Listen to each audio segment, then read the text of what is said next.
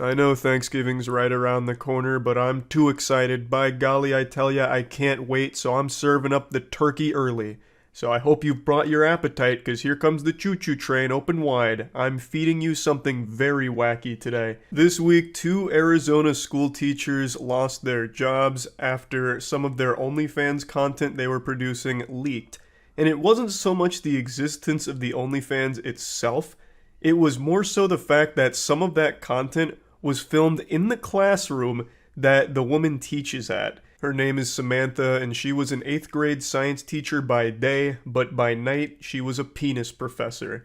And she filmed videos with her husband where he would just fuck her in the classroom that she teaches at, just reducing a holy dojo of education to a simple cum dumpster. Now, in response to all of this blowing up, she's come forward with another video, but this time she's not getting her ass spread open, she's spreading her side of the situation. So, she has this video that explains why she did all of this, as well as going over how everything unfolded, and I'd like to share that with you all, as well as going a bit deeper about the situation, because it's maybe even a bit more than wacky. This is starting to teeter on the edge of being pure silliness, even, I dare say. I created a content at the beginning of the summer in order to earn extra money on the side to help pay for our basic necessities that our salaries were no longer meeting. So she starts by explaining that teacher salary, especially in Arizona, is dog shit. And you'll get no argument from me there. Teachers get paid in popsicle sticks, basically. I think their salary is laughable compared to the work they're expected to do and how miserable the job can be. You make more money boosting League of Legends accounts every other weekend than you do as a full-time teacher. It's fucking ridiculous. I think it's just sad. And her husband is also a teacher, so a 2-teacher salary isn't exactly like hitting the jackpot. That's not an infinite money cheat code or anything. So she says that her and her husband started to struggle with being able to meet the basic requirements for their family and their children, which is why she looked for alternative income methods and chose OnlyFans. But then the question still exists of why do it in the fucking classroom that you teach your students at? It makes no sense whatsoever. I chose an anonymous name as well as blocking the entire state of Arizona on my OnlyFans so that it wasn't accessible to anyone living in the state. I didn't even know this was something you could do. I had no idea our technology was this advanced where you could just ban an entire state from checking out your OnlyFans. It makes sense that she'd tried this approach here, so that way no one in the immediate area would ever find it, but clearly something went awry. The technology must not be bulletproof because they still found it, and rather easily, it seems. Just listen to this. One student reportedly told his mother that his teacher was spread over his desk. What a crazy conversation that must have been. Just picture yourself being that kid.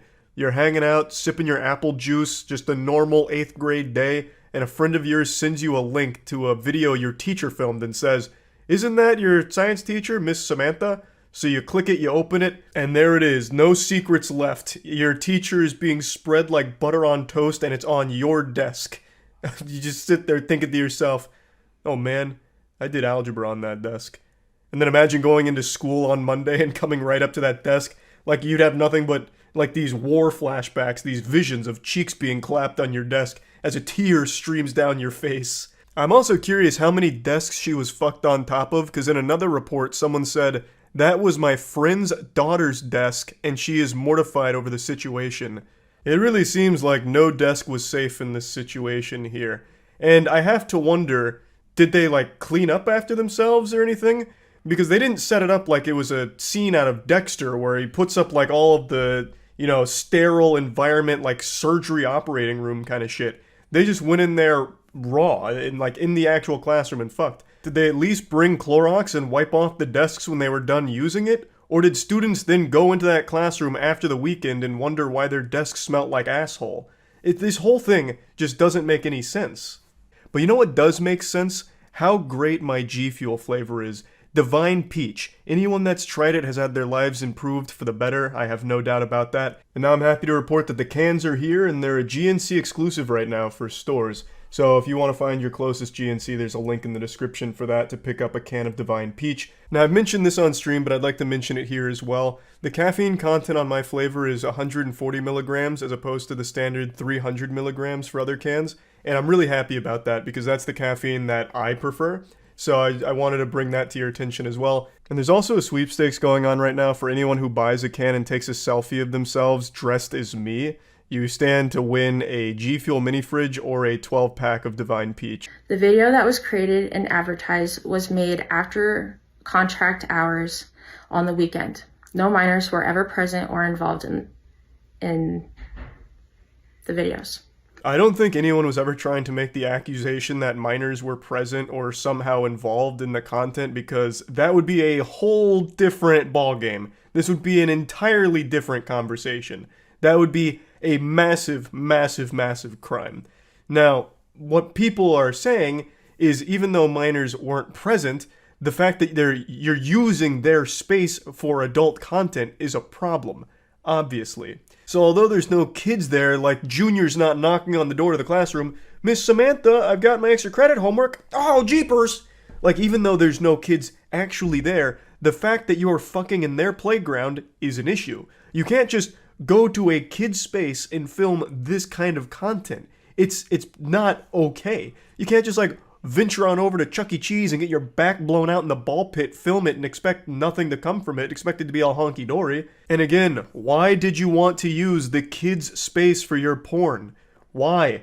It's not like that was your only option. You could have done your OnlyFans anywhere else, like at home. Why did you take it and film fucking porn in the space that you teach children? It is so fucked up and weird. And also, I'm sure all of you have realized this by now, but after school hours and on weekend doesn't necessarily mean there's no kids on the campus. I remember growing up, there were always club activities and shit that would go on weekends. So it was still very possible that there were kids in the nearby vicinity. It doesn't mean that there was no kids ever even close to their situation.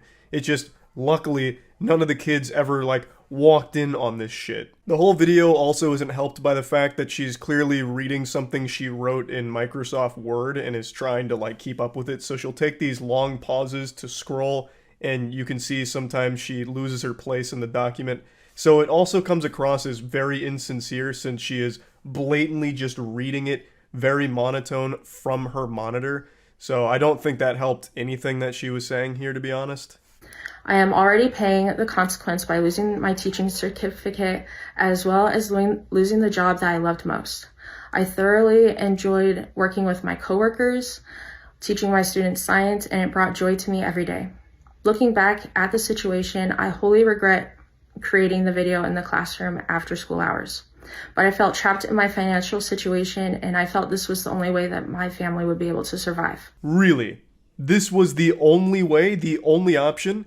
Having your husband give you the Big McThankies from McSpankies in the classroom you are a teacher of? That's the only way your family could survive?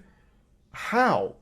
And why couldn't you just film yourself getting fucked by him at your house, in the safety and comfort of your own house, in private, away from everyone else, and certainly away from the area that kids go to learn? Jesus Christ, if the whole idea was to sell a fantasy to perverts about a school teacher being fucked on the job or whatever, why not just set that up at your house?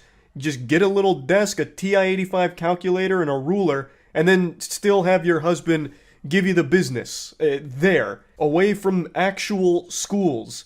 Like, it just seems like a no-brainer. So yeah, overall, a pretty wild and wacky situation. Again, I do understand teachers do not get a fair salary. Their pay is pathetic for what they do, and how important teachers are. They're, like, probably one of the most important jobs, and yet they make no money from it, basically. So I do understand the financial struggle, but that doesn't excuse what Samantha and her husband did here. All of their actions fucking in the classroom that they teach kids at is despicable and sick. So it's no excuse for their actions, but I do understand that the teacher salary is terrible. And yeah, that's about it. So yeah. There is no YouTuber more emulated than Mr. Beast. He has more impersonators than Elvis. If Mr. Beast was a Halloween costume, he'd be outselling Spider-Man and Batman combined. There are so many clones of Mr. Beast in these days. It's like he's done a shadow clone jutsu, but every shadow clone that exists is just a worse version of the original now. And they're getting more and more degenerate. Today we're about to talk about an Italian Mr. Beast clone who recently just did a stunt that ended up killing a 5-year-old child. Now, this isn't just one person emulating MrBeast, it's a group called The Borderline, and in their About section on YouTube, they even name drop MrBeast, saying how inspired they were by his content, and they want to have that level of success as well. So if you go to their channel, you'll immediately see the MrBeast influence. They do basically the exact same content, even copying the thumbnails pretty much, doing the classic MrBeast hand, the one where he's like coming out of the grave like this. Like, they even do that, you know, like Emperor Palpatine shooting lightning out of his fingertips for the thumbnail. Like, that kind of shit, they just immediately lifted from MrBeast in order to try and suckle on the bosom of his success. And it's working. MrBeast truly did figure out the online content creation formula. Copying MrBeast is a cheat code and fast pass to success.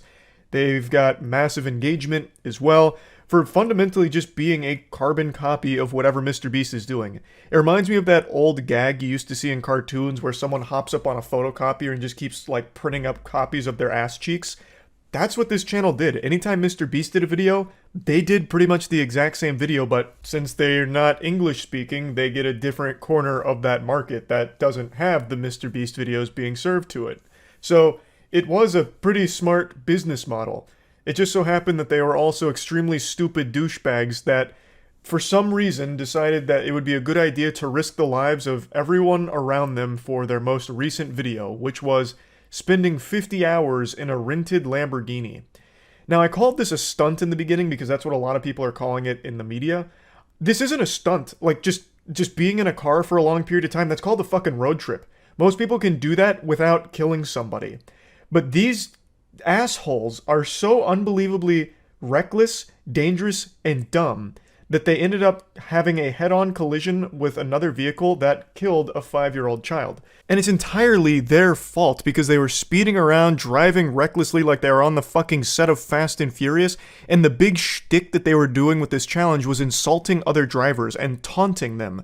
That was one of the big things. They would taunt other drivers during all of this and filming in the car. So it's pretty clear that they were distracted driving and were being extremely dangerous and careless on the road, which led to this fatal car accident. Now, this is the driver of the vehicle who was behind the wheel during the crash, but he was not the only one in the car. The rest of the crew was also present as well, and it seems like they were filming all of this garbage, which eventually led to this crash. So he was the one driving, but there is a video from one of the other members here right before they got into the Lamborghini for this challenge. Ah raga, sta macchina va più veloce di Saetta McQueen. Che cos'è una Lamborghini e c'è vinco la Piston Cup? Andiamoci sopra, Jessica! Ma questo con la smart che sta facendo? Ah bello, la macchina tua costa 300 euro usata al Conad, la mia costa 1 miliardo, vale quanto Amazon. I found this clip in Scott Schaefer's video, but I couldn't find the original upload of it anymore. So you can clearly see the attitude of what the video was supposed to convey. Just shitting on all of the other cars in the road because they're in an expensive luxury car for 50 hours. That was the whole video premise. Wow, what a banger. I too remember the classic MrBeast video where he went around calling everyone poor and making fun of them and spitting on them from the comfort of his luxury vehicle. That one's timeless. That's iconic MrBeast moment right there. I also find it impressive how he actually just looks like a douchebag. You don't even have to talk to him to know that he's extremely obnoxious.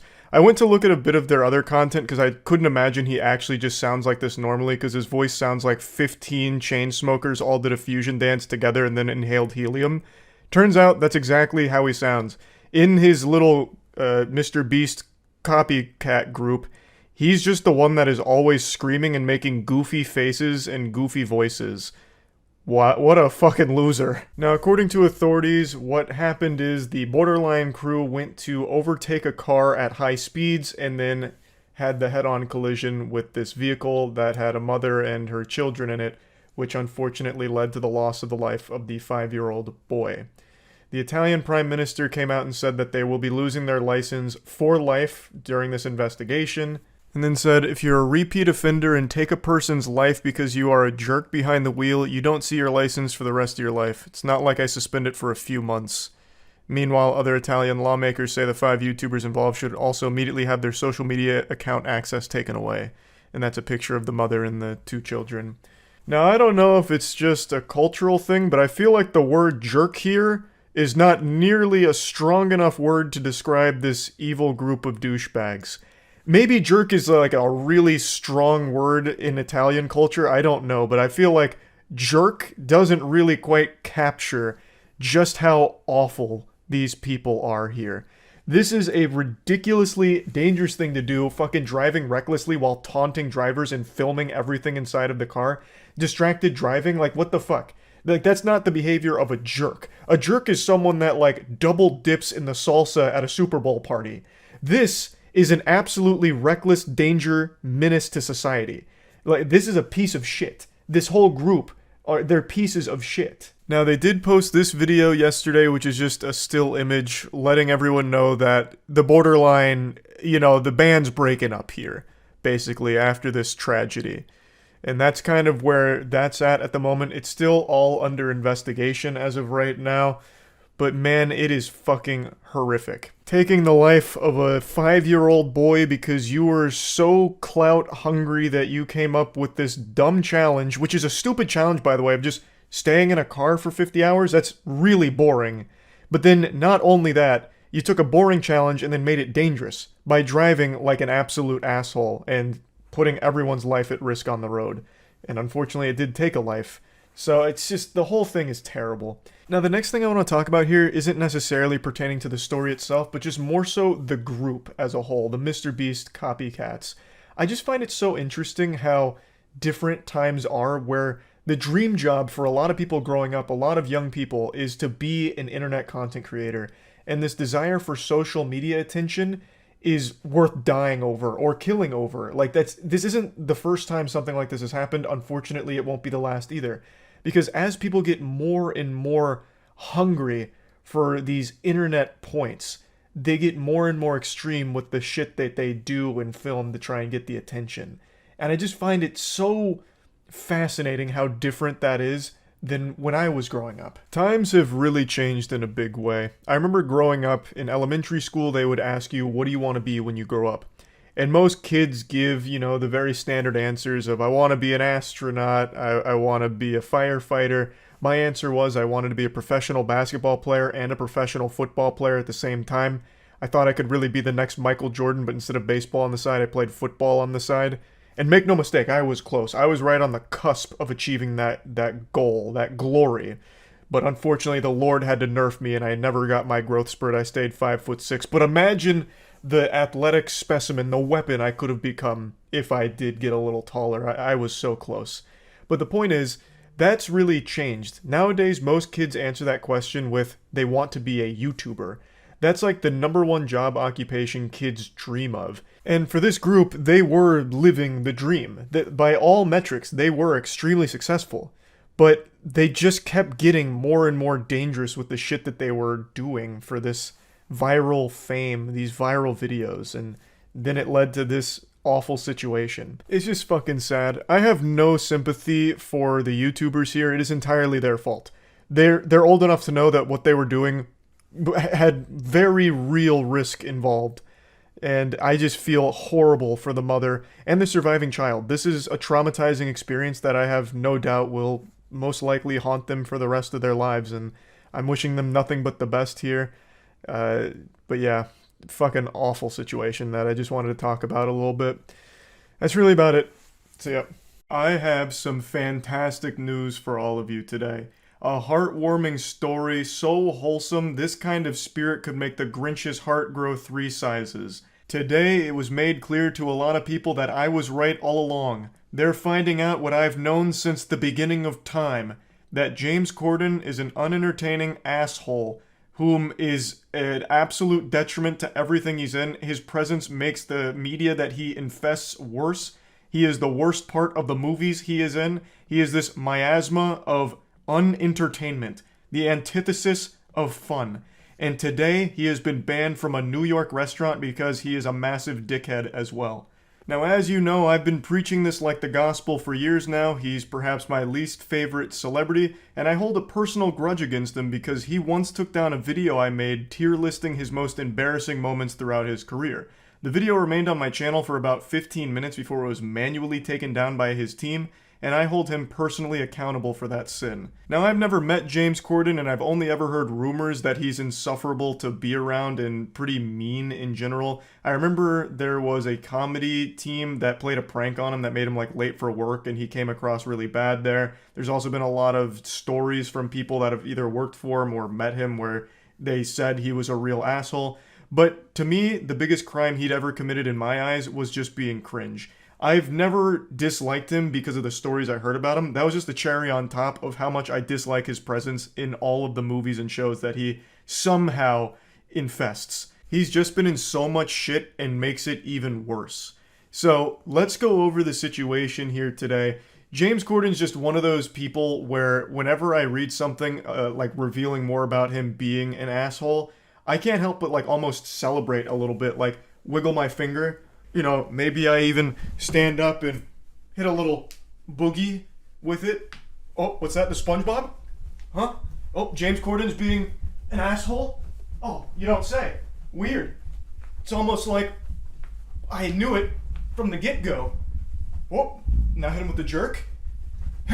Now, before showing the manager reports here, I need to make it known that this has been a confirmed true story. This isn't just pulled out of someone's ass. James Corden has apologized for his actions here, and the owner of the restaurant has accepted the apology and says that he's rescinding the ban on him and he's welcome to come back.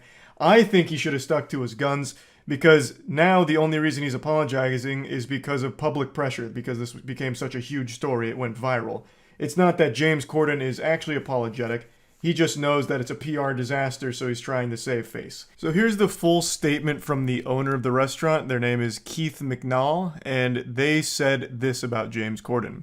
James Corden is a hugely gifted comedian. I'm going to stop you right there, Keith. We're not even a full sentence deep, and I've just got to make a quick correction here. He's not gifted, nor would he be considered a comedian by most people. He is like the most plain, boring person you could think of, like a default character in PC. But regardless, he continues, a hugely gifted comedian, but a tiny cretin of a man, and the most abusive customer to my Balthazar servers since the restaurant opened 25 years ago. I don't often 86 a customer, but today I 86'd Corden. It did not make me laugh. That statement does make me laugh, though. That's just so blunt, calling him a cretin and then 86ing him, saying it didn't make him laugh. Here's two examples of the funny man's treatment of my staff. Keith is coming in here with the claws. He's fuming, and rightfully so. I've said this a million times, I'll say it a million more, I'll scream it from the mountaintops. Anyone who is rude to anyone in the customer service industry, waitresses, waiters, cashiers, whatever, anyone who is a dick to them, a fucking douchebag to them, is a completely worthless piece of shit. Plain and simple. It takes a special kind of evil to mistreat someone in the service industry like that. I also haven't heard the term 86th since SpongeBob with 86 those patties, crabs. So that was kind of a cool throwback there. So let's look at manager report number 1. In June, James Corden was here on table 61. Although this is diabolical, it happens very occasionally in all restaurants. After eating his main course, Corden showed the hair to Balthazar's manager, G, who was very apologetic. Corden was extremely nasty to G and said, "Get us another round of drinks this second, and also take care of all our drinks so far. This way, I write any nasty reviews in Yelp or anything like that." So this sounds like a pretty big blow up over something pretty minor. Yeah, it's yucky finding a hair in your food. It happens. Most people just suck it up and move on. But I also don't think there's any shame in being like, hey, I found this hair in here, just was hoping I could maybe place another order or get this replaced. I don't think there's anything necessarily wrong with that. Just being respectful about it because, you know, accidents happen. It's something that just unfortunately happens from time to time. I'm a legitimate hypochondriac, and even I, when I find a hair in my food, pick it out and still finish it. But I do understand why someone wouldn't. I don't think there's anything necessarily wrong to be like, hey, can I, maybe just place another order? I think that's fine. There's no reason to call the manager over, yell at them, and then demand another round of drinks and threaten to leave a nasty review, right? Like, I think that's blowing it way out of proportion. Now let's move on to the second manager report. James Corden was at Balthazar with his wife on October 9th for brunch. He asked for a table outside. Brunch maitre d' Allie Walters took the party to table 301. Mr. Corden's wife ordered an egg yolk omelet with Gruyere cheese and salad. A few minutes after they received the food, James called the server, MK, and told her there was a little bit of egg white mixed with the egg yolk. MK informed the floor manager, G. The kitchen remade the dish, but unfortunately sent it with home fries instead of salad. That's when James Corden began yelling like crazy to the server, "You can't do your job. You can't do your job. Maybe I should go into the kitchen and cook the omelet myself." MK was very apologetic and brought G over to the table. He returned the dish, and after that, everything was fine. He gave them promo champagne glasses to smooth things out. G said that Corden was pleasant to him but nasty to the server. MK was very shaken, but professional that she is, continued to finish her shift. So this one I think is a little bit more indicative of the real personality of James Corden. If something is slightly not up to his standards, he loses his temper about it. I think that's very par for the course from all the stories I've read about him, from workers as well as people that have met him, as well as that brief segment where you can see him kind of blowing up in the comedy sketch at his expense. He just seems like the kind of person that is very entitled and feels like they're superior to just normal people around him. So in that entitlement, he fucking blows up at them. "Oh, I'll go back there and cook it then. You guys can't do your jobs. Disgusting. I spit on you fucking plebeians. This is disgraceful. You sent me a dish with house fries instead of a salad? Are you trying to kill me? This is poison." And the fact that he shamelessly has done this twice now, and this one apparently in front of his wife, blows my mind. How anyone can do this in front of other people, especially people they care about, is something that will never compute with me. How do you not get embarrassed? No, this isn't like a tough guy thing. This doesn't make you look alpha. This doesn't make you look like a strong man. This makes you look like a little bitch. You look like an absolute douchebag, weak little man. As Keith calls him, a tiny cretin of a man. Why are you getting so upset at the server who did nothing to slight you? They didn't insult you. Everything that happened wasn't on purpose. It wasn't an attack against you. Sending the dish with house fries instead of a salad is an easy solution. Just be like, I actually wanted the salad. And then bang, they'll go get you the salad, I imagine. They're not going to sit there and like challenge you to fisticuffs like, "I will not get you the salad, and I'm throwing the gauntlet down." Oh, put him up, Corden. Like, it's just such an easy thing to calmly handle. But I guess not for James Corden here. So these were the two manager reports. Now, of course, this isn't anything like crazy. James Corden didn't flip the table and throw water in the face of the server or anything. But even still, this kind of behavior I never have any tolerance for. There is just never an excuse to be rude, mean, nasty, yell and scream at anyone in the service industry. You know, for honest mistakes, you know, there's no excuse for it. Now, if the servers were coming up to him and slapping him around and telling him, "Hey, idiot, you're stupid, and I hate your talk show," you know, like, then maybe I'd understand him being like, "Hey, you know, that kind of hurts. I'm a little upset about that." But they're just doing their job, right? They're just doing their job and getting by. There's just never a reason to be mean to someone in the service industry. So yeah, I just wanted to talk about this a little bit because whenever James Corden fails and makes a fool of himself, I can't help but smile and just take it back from a distance as a spectator sport and be like, "Yep, that's James Corden for you. You guys are seeing this, right? So you know I was right." Even though I know most people agree that James Corden isn't entertaining. So it's a very cold take, but it's one that I just keep mentioning anytime that it's brought up. So really, that's about it. So yeah. Hello and welcome back to the People I Don't Like Corner. Today we have a special repeat guest joining us for the launch of the new season here, Phidias. You might remember Phidias from this iconic YouTube classic where he went to the world's poorest country and tried to turn it into some kind of spectacle. This is actually the original thumbnail from Pyrocynical's video. After the backlash, though, he changed it to his current one, which is this. The video is, "I spent 100 hours in the world's poorest country," and basically it boils down to him going, "Whoa, look at all these poor people. Glad I'm not poor." That's kind of the entire vibe of the video. He tries to put some kind of wholesome, almost altruistic spin on it, but it falls entirely flat when the actual content is him going, "Oh, you're poor? This is how you live? Oh, ew. Oh, There's even a fucking scene in there where he goes to one of the classrooms and he pulls out his phone and basically just flexes on him, saying like, I have the entire world's knowledge at my fingertips. They are not only from school, they are online from the phone. They can access all the clever minds. I said this because only 10% of the population has access to the internet. I left the class and felt inspired. This scene is a particular flavor of Goofy that you don't see that often. It's Goofy mixed with delusion, a very powerful alchemy. If you pay attention to the clip, you can see the teacher give him a really confused look as he pulls out his own smartphone, and Phidias like kind of blocks him with Elon Musk's head as the teacher approaches, and then he cuts to a different clip. And so I'm pretty sure the teacher felt a little insulted here because Phidias is treating everyone there like they're stupid, and it seems like the teacher approaches him with smartphone in hand to just let him know like, hey, we do have technology here, you don't need to act this way towards us. At least that's the impression I get. Anyway, I'm focusing too much on this video in particular. I'm just using this to showcase why I haven't liked Phidias even before what we're about to talk about today. So this video was labeled as poverty tourism, where Phidias went to this country in order to use everyone there as props for his content to make money off the back of all of it. Half the video is spent saying how cheap everything is to the people's faces. There's also scenes where he goes to where people live and he's noticeably disgusted.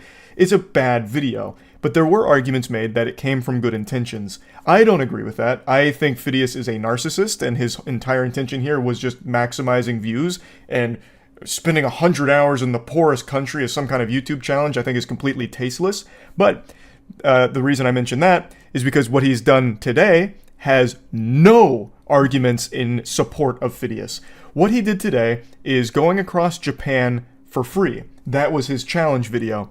And fundamentally, it's him just filming a series of crimes that he commits in order to go across Japan for free. I'm going to travel across Japan for free against these 3 YouTubers, and the winner gets $10,000. So I ask a stranger to give me some money.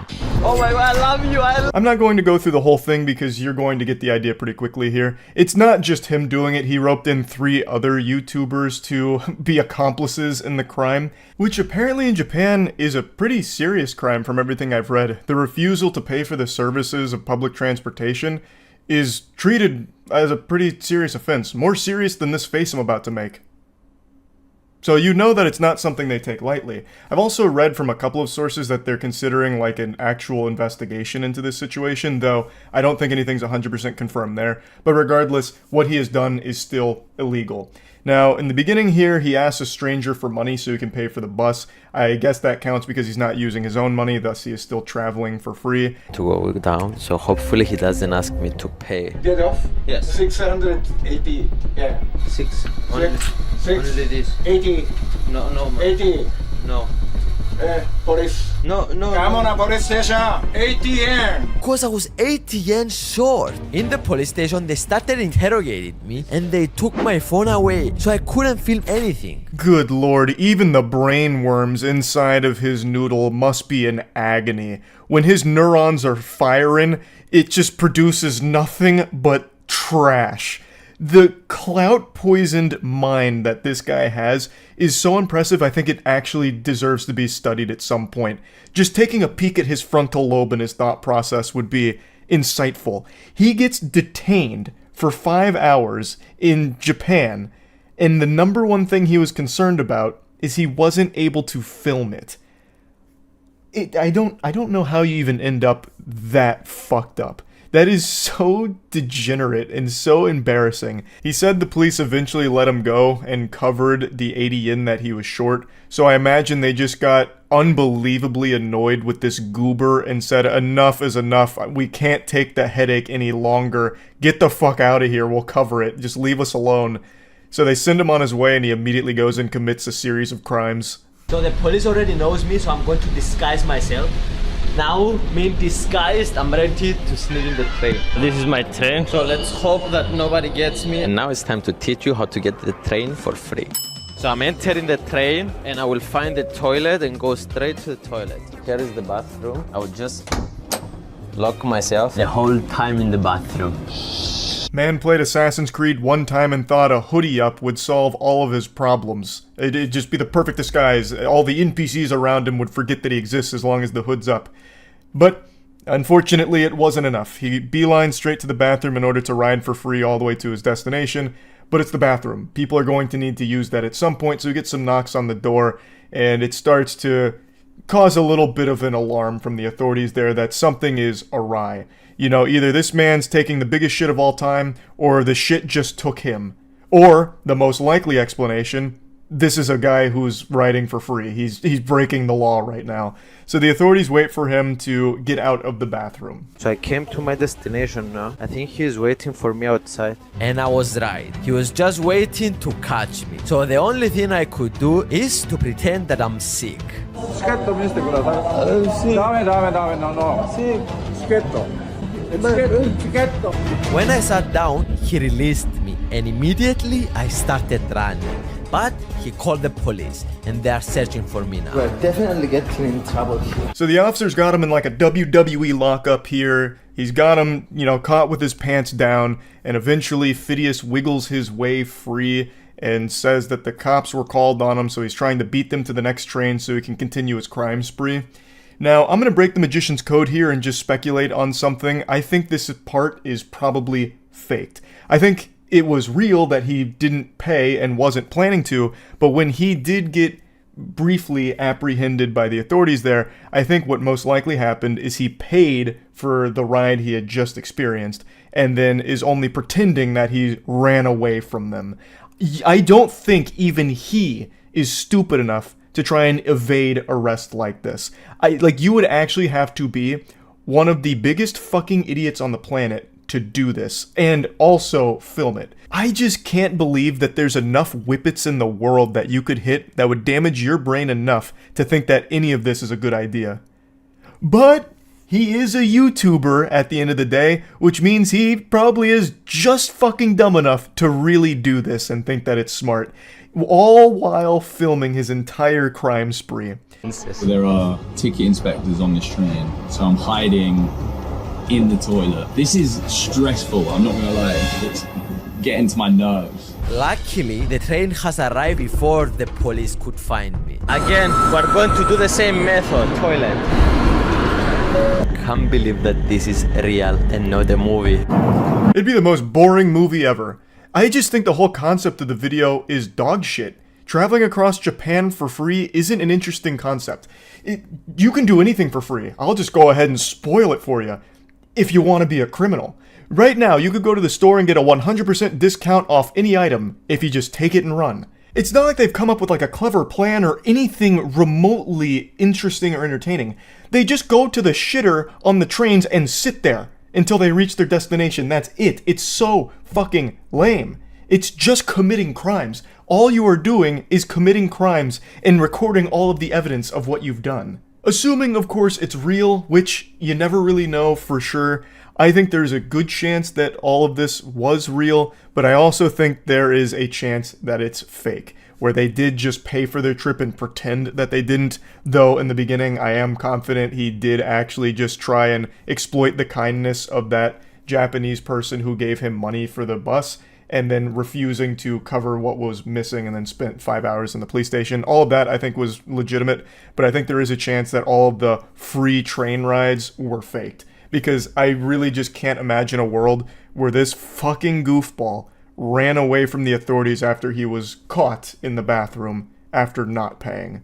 So that's just my working game theory there, but regardless, it sucks. This guy sucks. And speaking of exploiting kindness, I really just can't stand the way this guy interacts with the people around him. He treats all of them like they're NPCs. He really does. So a lot of the video is spent hitchhiking towards the end, where they're all getting like different rides from different strangers to where they need to go. And all of the people giving them the rides are absolute sweethearts. And Phidias in particular films all of it, of course, and just the way he talks to them makes it sound so condescending. Like he speaks to them like he thinks they're stupid. Like that's the impression he gives off, that everyone that he interacts with is beneath him because they are props to him. And I can't fucking stand it. He pinned a response to this whole thing by saying, "Hello, beautiful people. I apologize to the Japanese people if we made them feel bad. That was not our goal. From now on, I am going to make more research to the cultures we go to and try to prevent this from happening again. I love you all."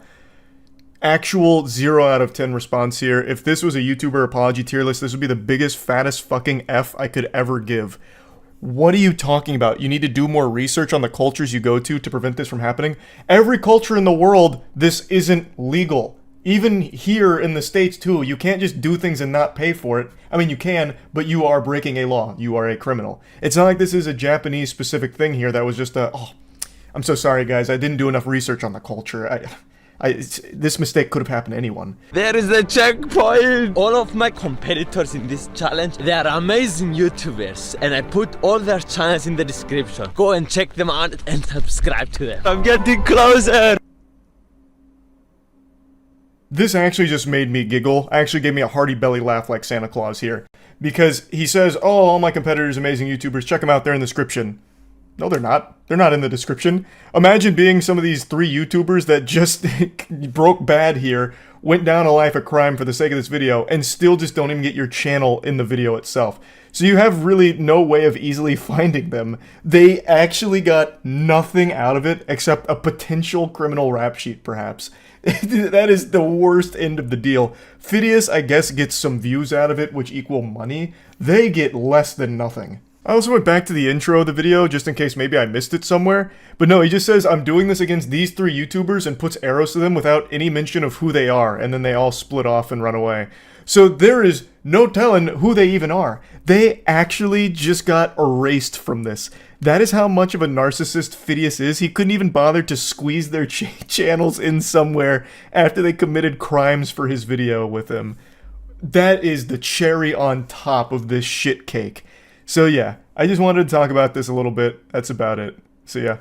Happy Thanksgiving, everybody. I hope you and your family have a wonderful time of festivities, food, and whatever else you may do to celebrate today. I'm starting my Thanksgiving festivities the way our forefathers intended, by reading through an unbelievably long list of accusations and allegations against a YouTuber named Dream. Massive YouTuber, I'm sure you're familiar with the channel. I don't know how he's celebrating Thanksgiving, but I'll tell you one thing I know he's not thankful for, and it's Twitter. There are at least 100,000 different threads attempting to chronicle every single allegation as well as like the supposed evidence to support all the claims. And this morning, I decided to finally just take the plunge, fucking cannonball into this cesspool and figure out what exactly he's even being accused of, what the evidence is, trying to make heads or tails of this wild web of things. And Jiminy Christmas, I'll just tell you, sports fans, I'm more confused than a caveman seeing fire for the first time.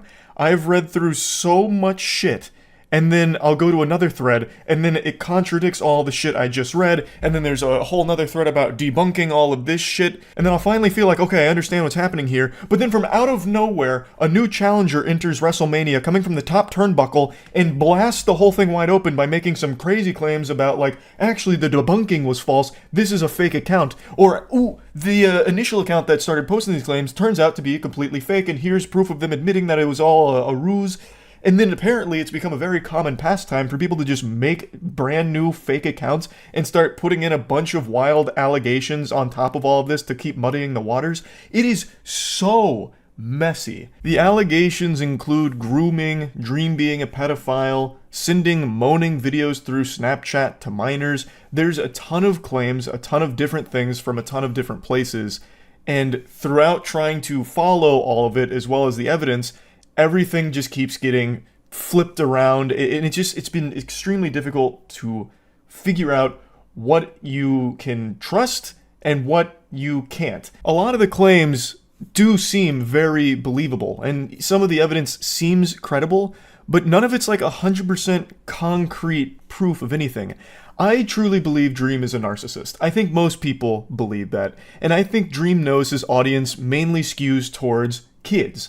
Dream's audience has always been on the younger side of things, and yet Dream constantly engages with them in very inappropriate ways, such as posting thirst traps, some of the things he says, all of that very public and very well documented. I think all of it's very creepy, and I've said that quite a bit in the past.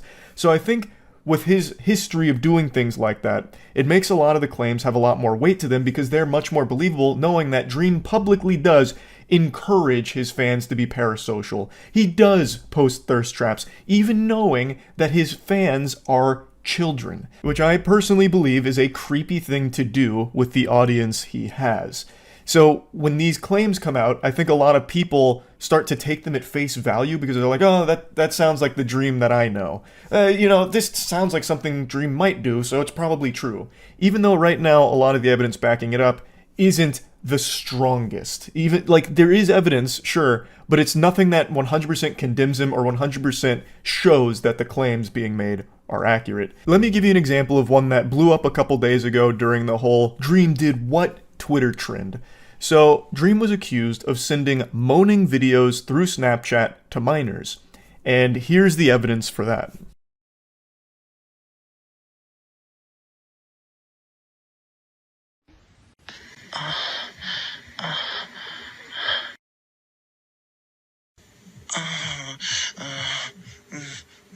This is allegedly Dream's Snapchat account, but there's nothing actually connecting this account to those videos whatsoever. You can easily just make a fake Dream Snapchat account.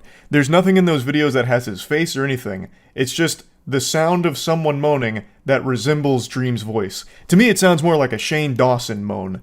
I don't listen to a lot of Dream, but when I heard that, I thought for sure this was leaked audio of Shane Dawson when he did that degenerate shit with his cat. These videos just aren't definitive proof of anything. It's a black screen with the sound of somebody moaning. Now, that's not to say that this can't be real. It could be Dream. I have no way of knowing for sure one way or the other. It's just right now with what is presented, it's not enough to convince me beyond a shadow of a doubt that this is Dream here. Anyone could be moaning there and just say, look, it's Dream, listen, it's definitely him, but it's just a complete random person doing it. If they really wanted to get wacky with it, they could have grabbed the audio from that classic meme where the guy passes a kidney stone while coming and is like screaming while orgasming. Like that, and then just say, it's Dream, look, and it was sent to a minor. Even though, again, there's also no proof of it being sent to a minor, at least nothing that I can find here for that. So the only proof here is the name, Dream, it's clearly his Snapchat, it must be. And listen to him moan and look at what he said. And then it's just some like really fucking cringe text that seems like it's straight out of the worst written erotica fanfic ever. I'd kiss your neck and tease the shit out of you, run my hand up your body. Your tits are so nice, what the fuck, I just want to fill you up, princess. Oh god. Sickening, vomit-inducing trash there. But I just don't see anything here that proves that this is Dream that sent it A, and Dream that sent it to a minor B. Like, and I also don't, just on a side note, I don't think anyone's ever been so terminally horny that they send a video of them moaning to somebody. That is just so conceptually baffling to me. I don't know if it's commonplace for a dude to do that, but I can't even imagine that. To just send a clip of you moaning to someone would be like the worst jump scare ever, just like, oh, are you feeling it now, babe? Like, did you like that one? Like, I can't even imagine that thought process. But again, there just isn't enough here for me to know what is true and what is false. As more and more evidence comes out, I'm sure it'll make it more and more clear, but so far, everything that keeps coming out has 1,000 other things that all try and, like, contradict it, and it just gets so hard to figure out what's real, what's fake. There is only one small chapter in this massive textbook here that I was able to confirm beyond a shadow of a doubt at least happened and is 100% real. And that's the entire saga of him versus Nicholas Cantu, the voice of Gumball. 10,000, 100,000 of them to take me down. So that's how minuscule you are to my size, right? My stature of intelligence, character, body, and reverence in the world. 1K is better for this pussy who doesn't want to give away his millions. Are you Jewish? No, man, because I'm gonna do movies, stand-up comedy, everything, all this shit. Music, whatever the fuck, e-commerce. You don't understand that you're talking to, like, a Michelangelo. So, in this anime arc here, for all of the Dream controversy, what happened is Nicholas Cantu and Dream got into a big verbal disagreement. Apparently, it even got physical with, like, Nicholas slapping Dream and this and that. Dream eventually filmed Nicholas in an Uber where he was drunk and high, so crossfaded. According to some of the claims, he was also going through a manic episode. In the video, he starts saying some awful shit. He starts saying slurs, too, towards Dream. And Dream captures this footage, eventually drops it online, and then goes over the situation. Both people catch a lot of shit here, Dream and Nicholas. However, the internet mainly rallied behind Nicholas against Dream. Dream is not a very well-liked person online for a variety of different reasons. In this case, they cited the fact that he filmed this and then tried to use it as a weapon as an extremely weird thing to do, especially when considering some of the other circumstances at play around this situation. I'm not here to get too deep into the weeds of the Gumball versus Dream stuff here. There's plenty of information out there about it if anyone's curious enough to look into it. The only reason I'm bringing it up here is because out of everything I've been reading so far, this seems to be the only one that I can confirm with 100% certainty this is a legitimate situation that happened as it was described and as it was claimed to have happened. Just like sand, you can see it, you can touch it, you can taste it, it's real, it's there. So there's a lot of proof around this one. This whole situation actually happened. Now, Dream has been anything but silent on this case. He's been engaging directly with all of the shit going on Twitter, and he made a statement saying that it's all false, it's all a lie, and he's making a huge comprehensive video going over each and every component of it.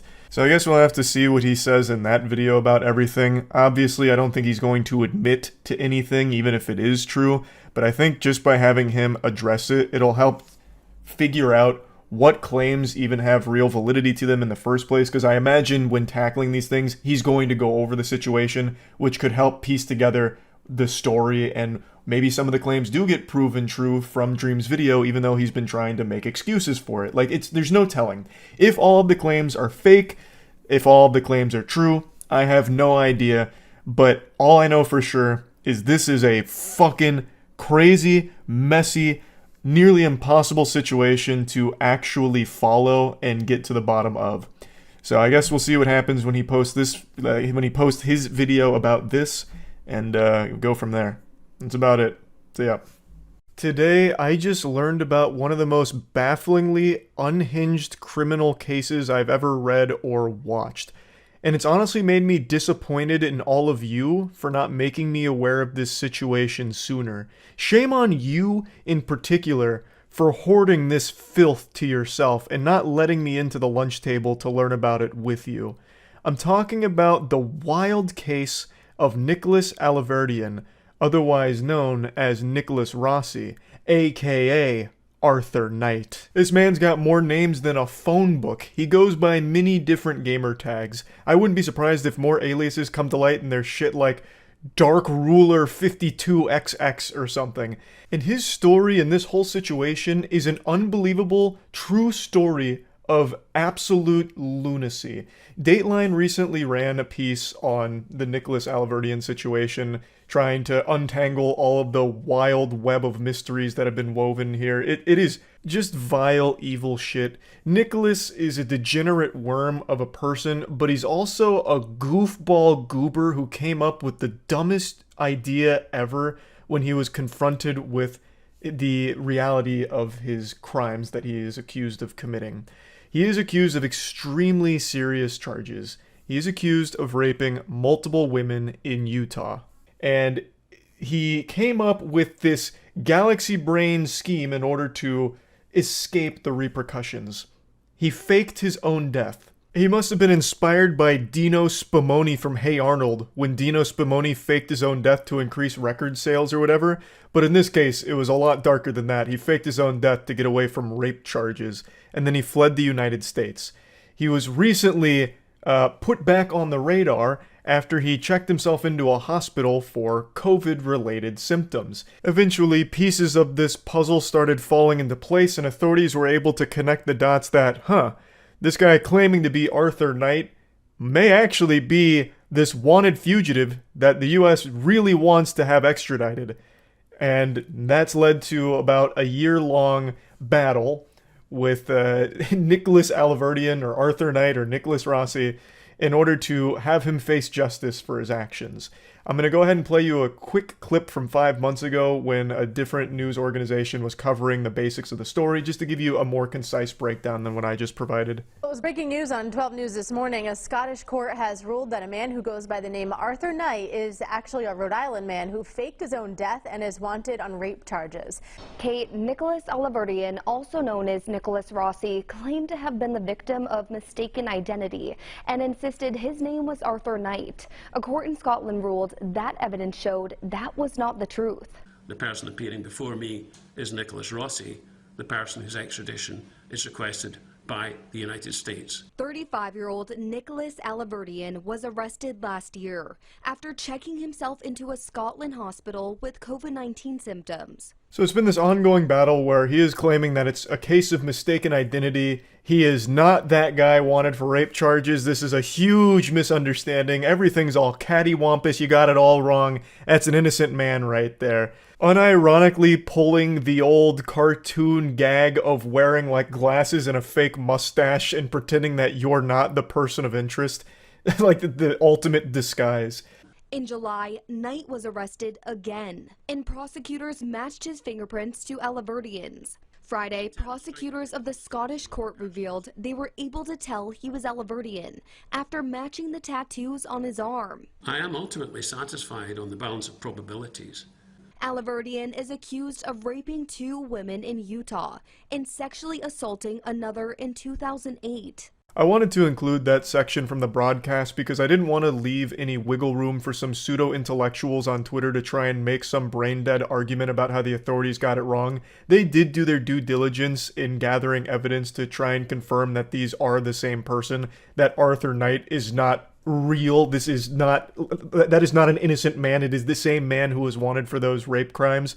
Like, it is not a case of, well, maybe they just didn't do enough. It's not like they just had one investigator, pounding cheeseburgers and wiping the grease on like some papers of Nicholas Alaverdian, and then he saw that after looking at a picture of Arthur Knight, and he's like, Eureka, it's the same person, they look similar. That wasn't the case. They have the fingerprint evidence, they also match tattoos, they do have a good bit on their side to lend validity to the claim that this is the same person. But if you're still not sold on that, maybe the interview will be enough to get you on the right side of history here, because they have an interview with Arthur Knight, and it is one of the wackiest clips I've ever seen in a criminal case in all my days. It is gold. It is absolutely fucking extravagant. This is like some thespian A-tier acting. We were once a normal family, but thanks to the media, our lives have been interrupted. And we'd like privacy, and I would like to go back to being a normal husband. But I can't, because I can't breathe, I can't walk. People say that's an act. Let me try to stand up. Let me try to stand up. Exactly, exactly.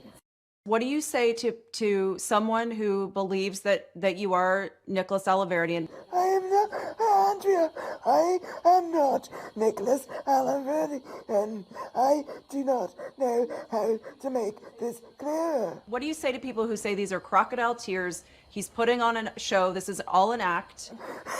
Oh, Andrea, no, that's a low blow. That's a right low blow. If this man isn't up for an Oscar this year, then the entire industry is dead and corrupt. Absolute unreal. That is a passionate performance. He is literally performing for his life right now. Like, this is high stakes. This clip is how I found the story, by the way. I thought what I was watching is James Corden's only entertaining piece of content ever. I thought it was James Corden playing a character. And I was like, wow, James Corden actually did a decent job. Like, this made me giggle a little bit, and I was like, holy shit, wait, this is real. Like, that whole segment where he's like, oh, you think it's fake that I can't breathe and can't walk? Well, then what do you say to this? As he, like, miraculously rises. He's like, well, watch this. Whoa! This whole thing really feels like a sketch from Whitest Kids You Know. The whole interview is unintentional brilliance. Also, hats off to his supporting actress here. She also does an amazing job. So, like, when he's going to stand up, she's like, oh god, no, don't do it, you're gonna die! You're just gonna kill him! Like he's about to explode from standing up. She's like, no! As he, like, slowly begins his ascent out of the chair to prove a point. Explain this then, science! Ah! It's so good. What do you say to someone who believes that you are Nicholas Alaverdian? I am not, Andrea, I am not Nicholas Alaverdian. I do not know how to make this clear. This segment is also fantastic, very reminiscent of SpongeBob Rock Bottom. I can't understand your accent. Except here it's gasps for air.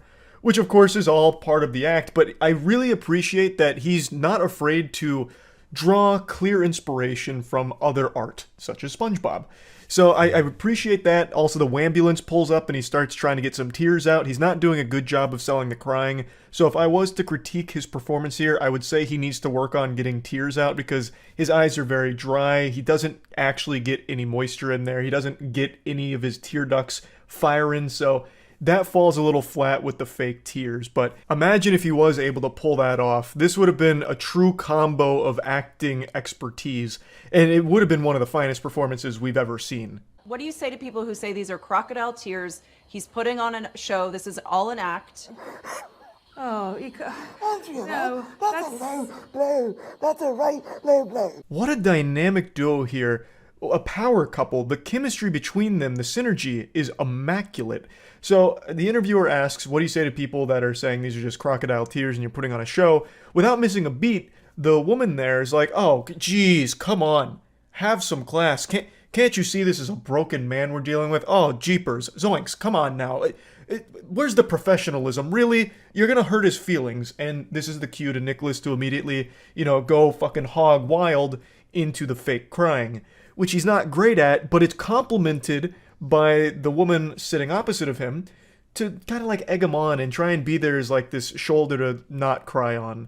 So really just a fucking fantastic team they make. What a great pair. Now, unsurprisingly, the great acting here wasn't enough to get him an official pardon or anything, so it's still not looking great for Nicholas Alverdian at the moment.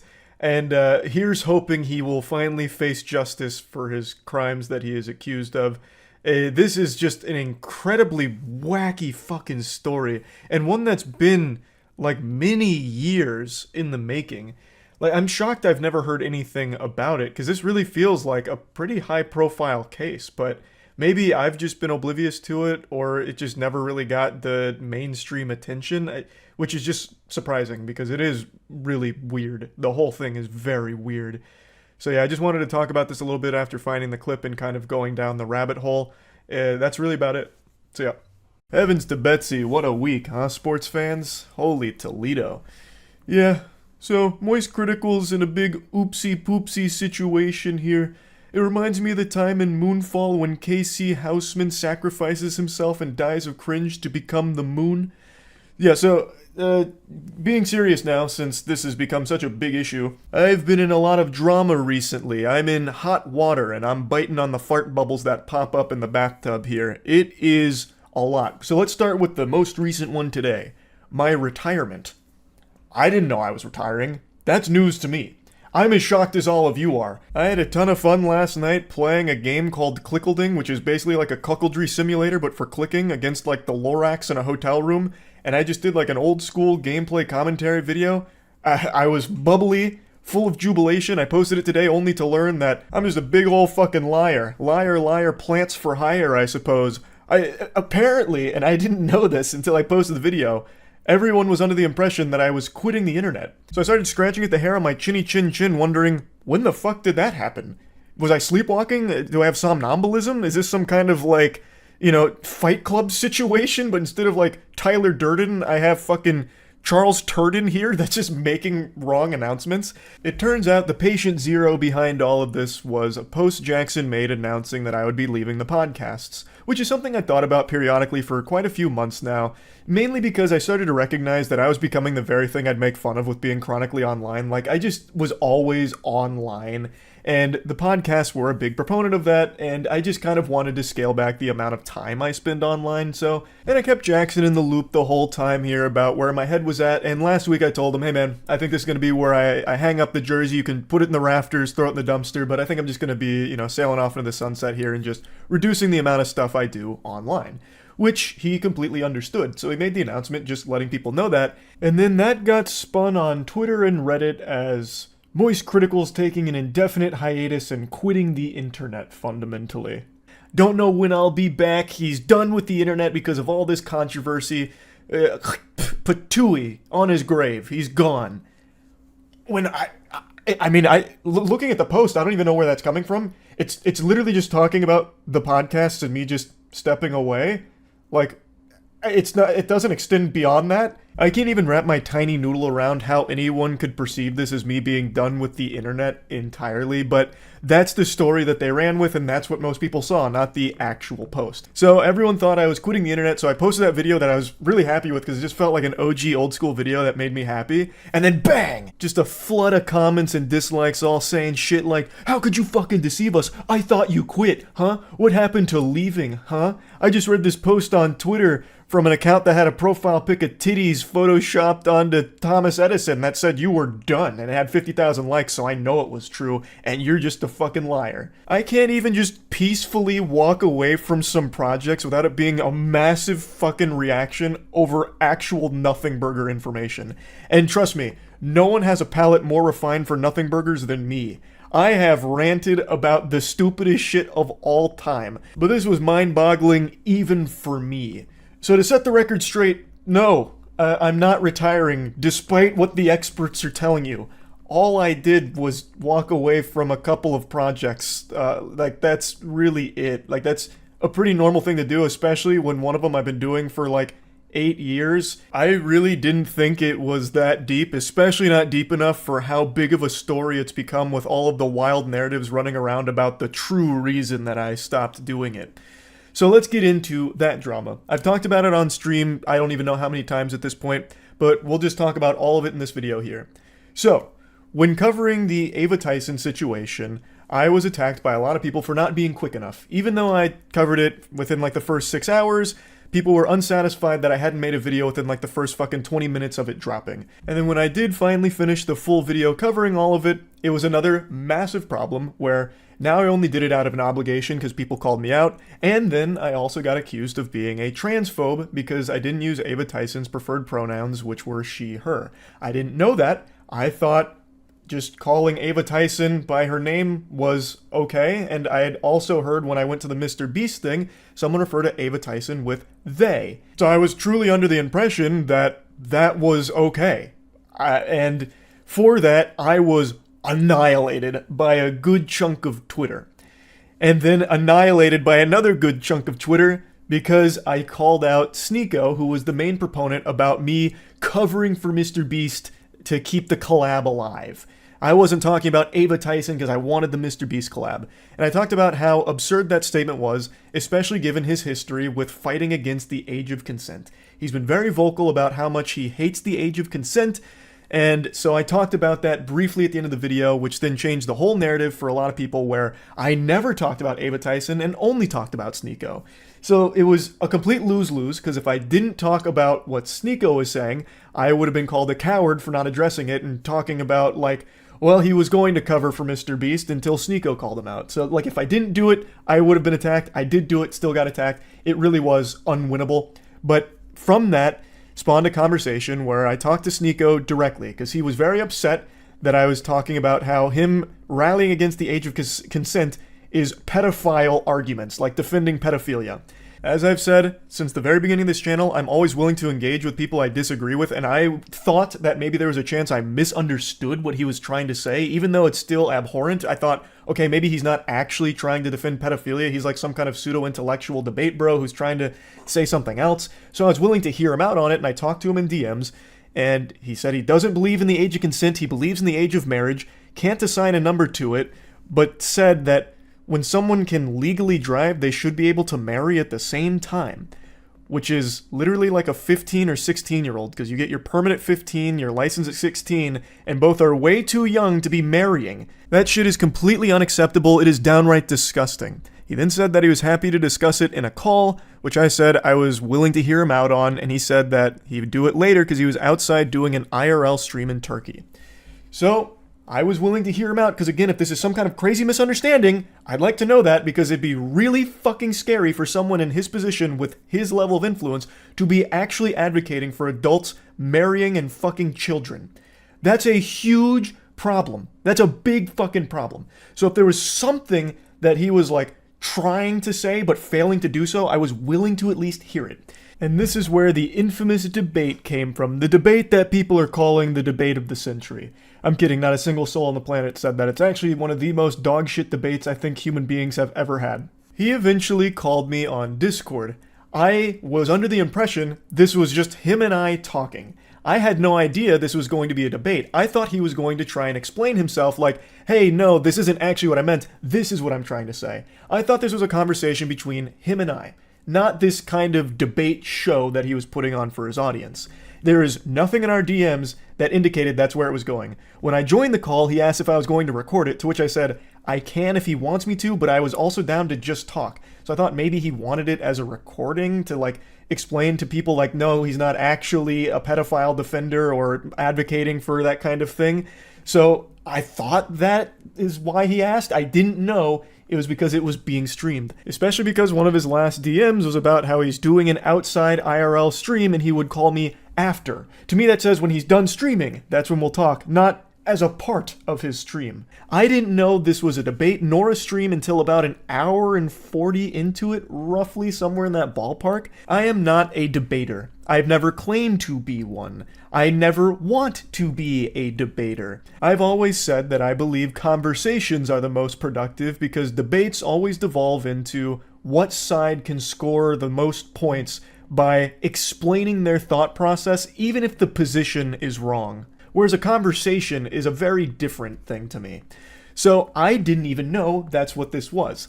So obviously, I was unprepared for a fucking debate. So I entered into the Thunderdome and we started talking. I made it clear that I found his statements on the age of consent and children marrying adults being fucking hideous. Absolutely revolting. And then he started arguing about, well, what is a child? We must define a child, you know. It's not actually being under 18. It's all a bunch of hooey. And I really think if you have to start arguing about, well, what technically is a child? You're already way too far gone. Like, that is so fucking weird. And in no uncertain terms, multiple times throughout the debate, Sneeko says that he is okay with people that are aged 12, 13, 14, 15, 16 marrying adults that are 18 or older. We're talking globally. Let's just talk globally. Like, do you think it is okay for, I'm not talking about just you specifically anymore, anyone. Do you think it's okay for anyone in their 20s, an adult, to marry a 15 or 16-year-old? A 21-year-old, if there was a marriage where the father consented and the daughter consented, and it was both good on both families and they wanted to do it, why am I going to get involved? Why should we get the government involved? Even get back a little bit. Do you think there's not a problem with a child being with an adult? Okay. We haven't even agreed upon what a child and an adult is. You keep saying that it's 18. Under 18 is child. And I'm telling you, that's not even the definition of the word. What is the number? It needs to be a number, or else you can do the same thing. I just told you there's not a number. Do you see why that's a problem? No. If there's no defined, so why can't a 12-year-old marry an 18-year-old? Because most 12-year-olds haven't gone through puberty yet. And most 12-year-olds... What if, as you just said, it changes. What if a 12-year-old went through puberty early, the parents consent, the 18-year-old and the parents consent? Can they do it? Most likely that's not going to happen. You know why? Because Islamically, if we're not talking most likely. Just say it. If the families have consented, the kid is mature, the kid is ready, why should I stop it? At 12 years old. At 12 years old. If the kid is physically mature, the parents consent, both parties are happy. A 12-year-old being physically mature. If that's the only line that actually makes sense.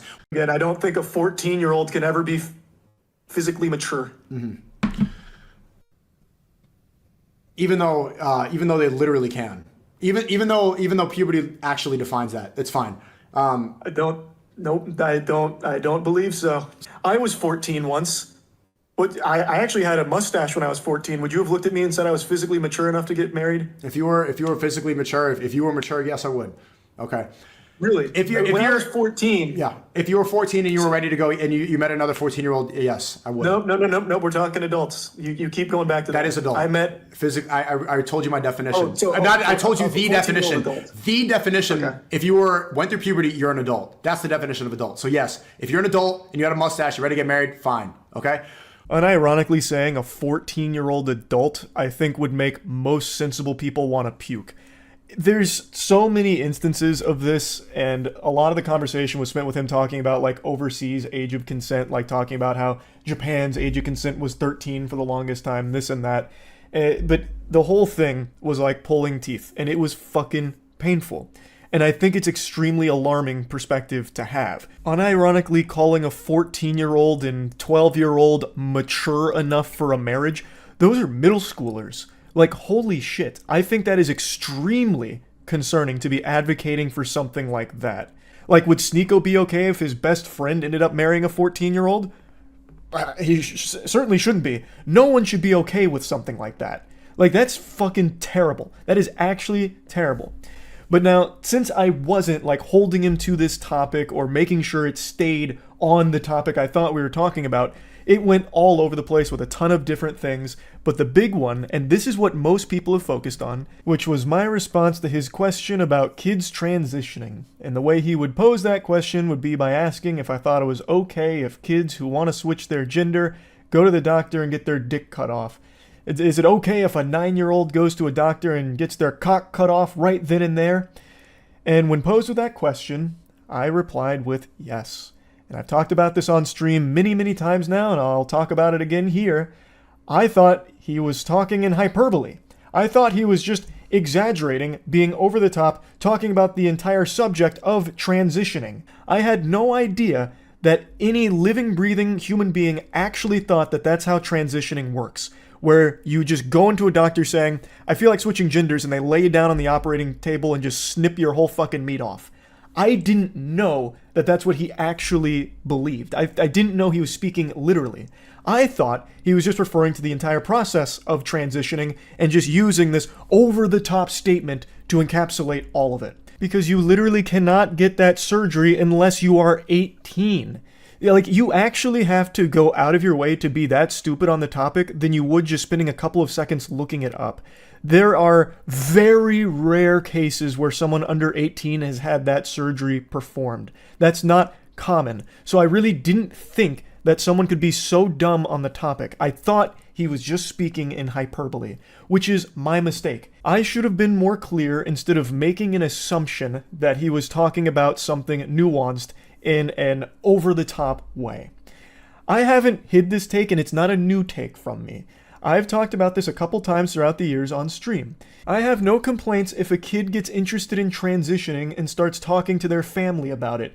So their parents start talking to doctors, the kid starts talking to doctors and therapists and all of this, because the process of transitioning is one that takes place over the course of many years. It's not something that just happens like that. And I'm also not afraid to admit that I am not the most educated when it comes to transitioning. I am not someone that has a ton of knowledge about the subject to be speaking on it in a really in-depth manner. But even I know these very surface level things that everyone has easy access to understand. It is a long process. And I have no problems at all if a kid gets interested in that process and starts going through that process with proper care.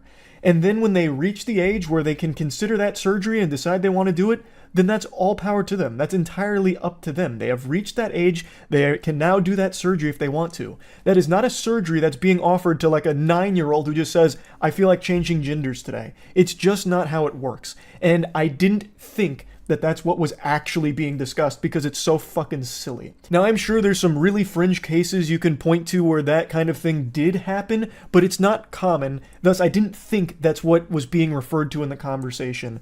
And it is, again, my mistake for not recognizing that at that moment, it was being spoken about literally. So all that shit that people keep dogpiling and spouting about me about how I want all kids to go out there and get their genitals chopped off is just fucked up. Like, it's so ridiculous. I recognize I did a horrible job of arguing in this debate, which isn't surprising considering I don't debate. This is not something that's in my skill set, which of course led to some embarrassingly dog shit arguments. Like the one I've seen people reference a couple times is when I briefly mentioned sports in this topic.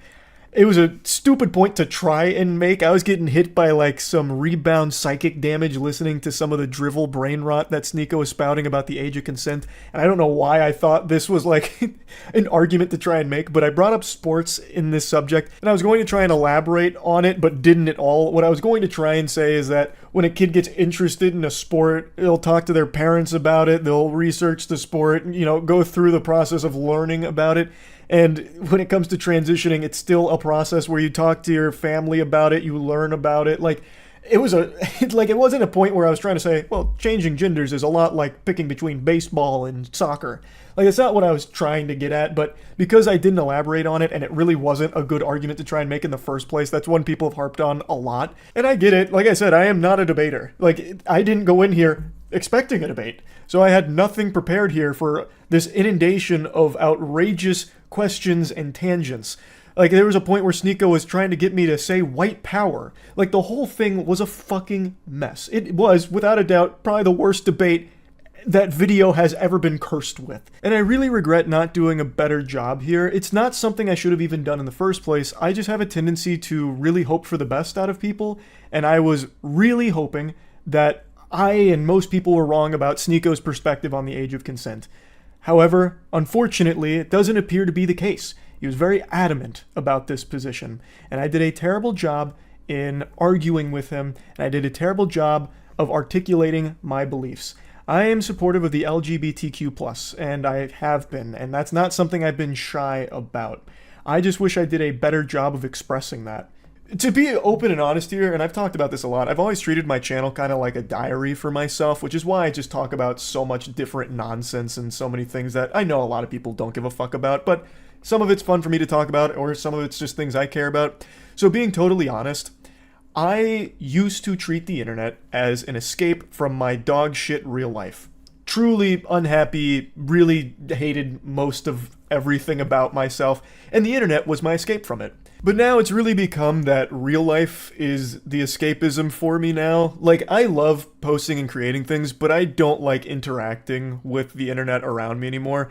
And it's something that I started to realize a couple months ago, and I've talked about it on stream a little bit, how because I've covered so many like drama stories and everything, it's pretty much all that I ever get told about when I'm streaming, and it's become such a massive headache, and it's just constant negativity that I'm fully flooded with, like at all hours. Like, I am in like this human centipede of eating someone's ass while having my ass eaten with even more things that I'm being demanded to like talk about, where everything just feels like a lose-lose, and it has been for like the last 6 or 8 months, I feel, where if I talk about something, it's a problem. Even if something is cut and dry as like Cody Ko having sex with a 17-year-old being bad, I caught a lot of shit for that too. I'm sure a lot of people probably didn't see that, but man, the amount of emails I got and a lot of the things I was seeing, even something as cut and dry as that was an issue when I talked about it. And then if I don't talk about something, or if I don't talk about something fast enough in the time that some people think is appropriate, I'm then accused of covering up for something for an ulterior evil motive. So it just really feels like a rock and a hard place where, regardless, it's just going to be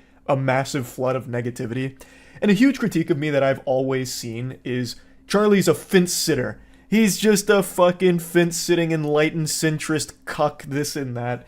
And I've always said for the entire time I've been on the internet, I'm not special. I'm literally just a normal guy who got very lucky. I just sit here, joke about shit, talk about my opinion on things, and nothing else. I don't have a unique perspective on things. I don't have deep insight into the vicissitudes of certain things. I am literally just a guy who yaps, has some fun, talks about shit, does some wacky stuff as well, and that's it. It's just not that deep. But because everything is so inflammatory and charged online, it's being perceived in the last, I'd say like the last 2 years, it's really popped off as me making deliberate attempts to appease both sides and play right down the middle to soak up as much as possible. Like it's all this like nefarious scheme where I'm doing this with my hands. And I just don't understand how it's become so incendiary, where that's apparently like a really bad thing now. My opinion is not special, and my opinion isn't one that's pandering to any sides or catering to anything. It's literally just whatever's up here. I sit down for like 30 to 45 minutes on like a topic or like a video that I'm joking around about, and I talk about it. I am legitimately just an average, well, below average height guy who's about to turn 30. I'm not just spitting hot takes out the wazoo here. I'm just being myself. That's all this channel ever has been. And now it's become super controversial to do that if it's not like, you know, picking sides on everything, it seems. And it's very frustrating. For the longest time, it was just me having fun. And for the most part, it still is. But I've started to recognize over the last few months that some of the things I do just really aren't fun for me to do, and I've been doing them out of obligation. Mainly internet drama. When I initially started covering drama so many years ago now, it was fun, because it wasn't as serious. Like, the stories were a lot, you know, more quirky. It was easy to get invested because it was kind of just like a soap opera, like a really dumb soap opera. But recently it's been much more serious, and I feel the need to talk about these things because a lot of them are extremely serious with very important topics to discuss. But it has become draining. As much as I never wanted to admit it, I've started to recognize that my mood is immediately impacted by whatever I read on Twitter in the morning. If that's some horrible stuff about a creator or what have you, it immediately affects my entire day and my whole outlook on the day. Now I know, call the wambulance, get some french fries, just fucking whining about having to talk about drama. What a stupid problem to be upset about. But I'm just trying to explain that it hasn't been as fun recently. It hasn't. And the main thing, if you've been around the channel for a while, is I've always wanted this to be fun and never feel like a job. And as hard as it is for me to admit this, a lot of this kind of stuff, it has just started to feel like less fun and more of, well, gotta do this because I'm expected to. Like anytime I go live, most of chat is just telling me about the latest in whatever's happening in the creator space or some other like extremely negative thing going on. And it's like, okay, well, I'm going to have to learn all about that once I turn stream off. So then I spend a few hours learning about these things, and it's all just really upsetting stuff. Like, it's not happy. It's all very sad, bad stuff. And it's been making me not happy. So I definitely think I'll be slowing down on covering internet-related drama or like drama in general. I'll still talk about like really wacky stories and shit like that, but I definitely think I'm gonna be pumping the brakes on like the kind of drama I have been covering recently. And instead, I'm gonna go back to focusing on the content that I'm most happy with. Like, if you ask me what content I'm most proud of throughout my entire time on this platform for the last like 17, 18 years, none of it would be drama coverage. It'd be things like Skynut. It'd be things like shooting a potato at a tennis racket to see if you can make french fries in midair by frying them in hot oil. It's shit like that. And I think I'm going to go back to that kind of stuff as opposed to the direction that I have been going recently. So, yeah, this was a lot to go over here, but I hope this has cleared everything up. And, yeah, that's really about it. So, yeah. I know a lot of people have made a hobby out of celebrating crypto bros taking L's, and this week they were eating good. Their bellies were stuffed because the largest L in cryptocurrency history, perhaps, just happened this week. FTX, the second largest cryptocurrency exchange, just went tits up and collapsed almost overnight, wiping out billions upon billions, which of course has financially ruined tons of normal people who never really understood anything about this shit in the first place and just were told how safe and smart it was to be in it. So they treat it like some kind of magical entity where, like the Tooth Fairy, they'll put money under their pillow and the FTX Fairy comes through and leaves a little extra under that pillow for them. But this time the Tooth Fairy came through and just burglarized them, and now that money has just been flushed down a toilet. Actually, it's even worse than that. It hasn't even been flushed down a toilet. It just vanished as if it never even existed in the first place. Now, a lot of people are looking back on this now with post-nut clarity, wondering how they could have ever ignored all the red flags about FTX, and more specifically, the man behind FTX, Sam. He went into an interview once and openly celebrated that it's a Ponzi scheme. Like, you're just like, well, I'm in the Ponzi business, and it's pretty good. And even after this, and him being very openly describing a Ponzi scheme, people continued to put tons and tons of money into FTX. And now, that's all just been vaporized. This seems to happen a lot in the crypto community. I think a lot of people are under the impression that everyone that has money is a genius, so they'll write this off as just Sam being quirky or something, until it all ends up with them losing all of their money. You know, I just feel like it may be a level of brainwashing, maybe a level of copium where they've already put money into this, so they just have to like fight tooth and nail for it and ignore blatant red flags, and just keep convincing themselves that this is eventually going to make them money, because they believe in the dream. And then most of the time it doesn't. This is like the 5th collapse of a massive crypto-based project in the last like 6 months. Well, while we're already here, I kind of want to see Atrioc pick up the FTX saga post-collapse. All right, I'm going to try and explain what's been going on with FTX, which is the largest crash in crypto history and probably the end of crypto. I'm going to try to do it as fast as I can. So here's this guy, Sam. I will say, off rip, I know he's exaggerating. Unfortunately, it won't be the end of crypto, but god damn it, is it a wonderful fucking dumpster fire in and of itself. Sam Bankman-Fried. He's like 30 years old, and he's been described as a wonder kid. He was put on the cover of Forbes as the next Warren Buffett, an investment god. He's also described as the most generous billionaire. Yeah, that's what I was saying. That's what I showed you. Next to me is the most generous billionaire in the world. Hi, my name is Sam, and this is my story. Sam has crazy hair. Sam It is crazy hair. In the Bahamas with Sam is 29 years old only, but Sam has $22 billion. Or so he did, because as of today, he is worth exactly zero and facing jail time. So let's get... Damn, I read that he had $22, but maybe they were just being nice. Yeah, I wasn't exaggerating. His net worth is legitimately non-existent right now. It's just wiped out. Also in the video, I don't know if Atriac's going to play much more of it. Big A probably won't let this one ride because it's a really stinky video. But when they're interviewing Sam, they ask him how he gets started. And I shit you not, he made it sound super easy that anyone could do it. He said, oh, well, you start with $10 million, and I noticed that Bitcoin was at $10,000 on a US exchange, but $11,000 on a Japan exchange. So I put my $10 million into Bitcoin at 10K, and then sold it for a 1K profit on the Japan exchange. And I did this every weekday, making $1 million a day. It's that easy. You just got to start with $10 million, and you too can be the next Sam. Literally, step one, start rich. That is almost every billionaire's story. It's a safe and easy way to get into crypto. God. I don't think so. And I'm never wrong about this stuff. And he never was. Don't be like Larry. Don't miss out on crypto, on NFTs, on the next big thing. God, that feels so good. Oh my lord. I don't remember that commercial like that, but that is beautiful. Larry was not wrong. That is correct. Man called it. Maybe we all need to be a little bit more like Larry. Safe. They know that crypto is becoming this big thing, but they don't really understand it. They're afraid of being called out of touch. That's one other thing that I've talked about a lot, but I can never understate the importance of it. I think the way these exchanges, as well as just like general NFTs and crypto, the way they present themselves and market themselves is so evil. They're very clearly targeting either older people or people with legitimate FOMO, fear of missing out.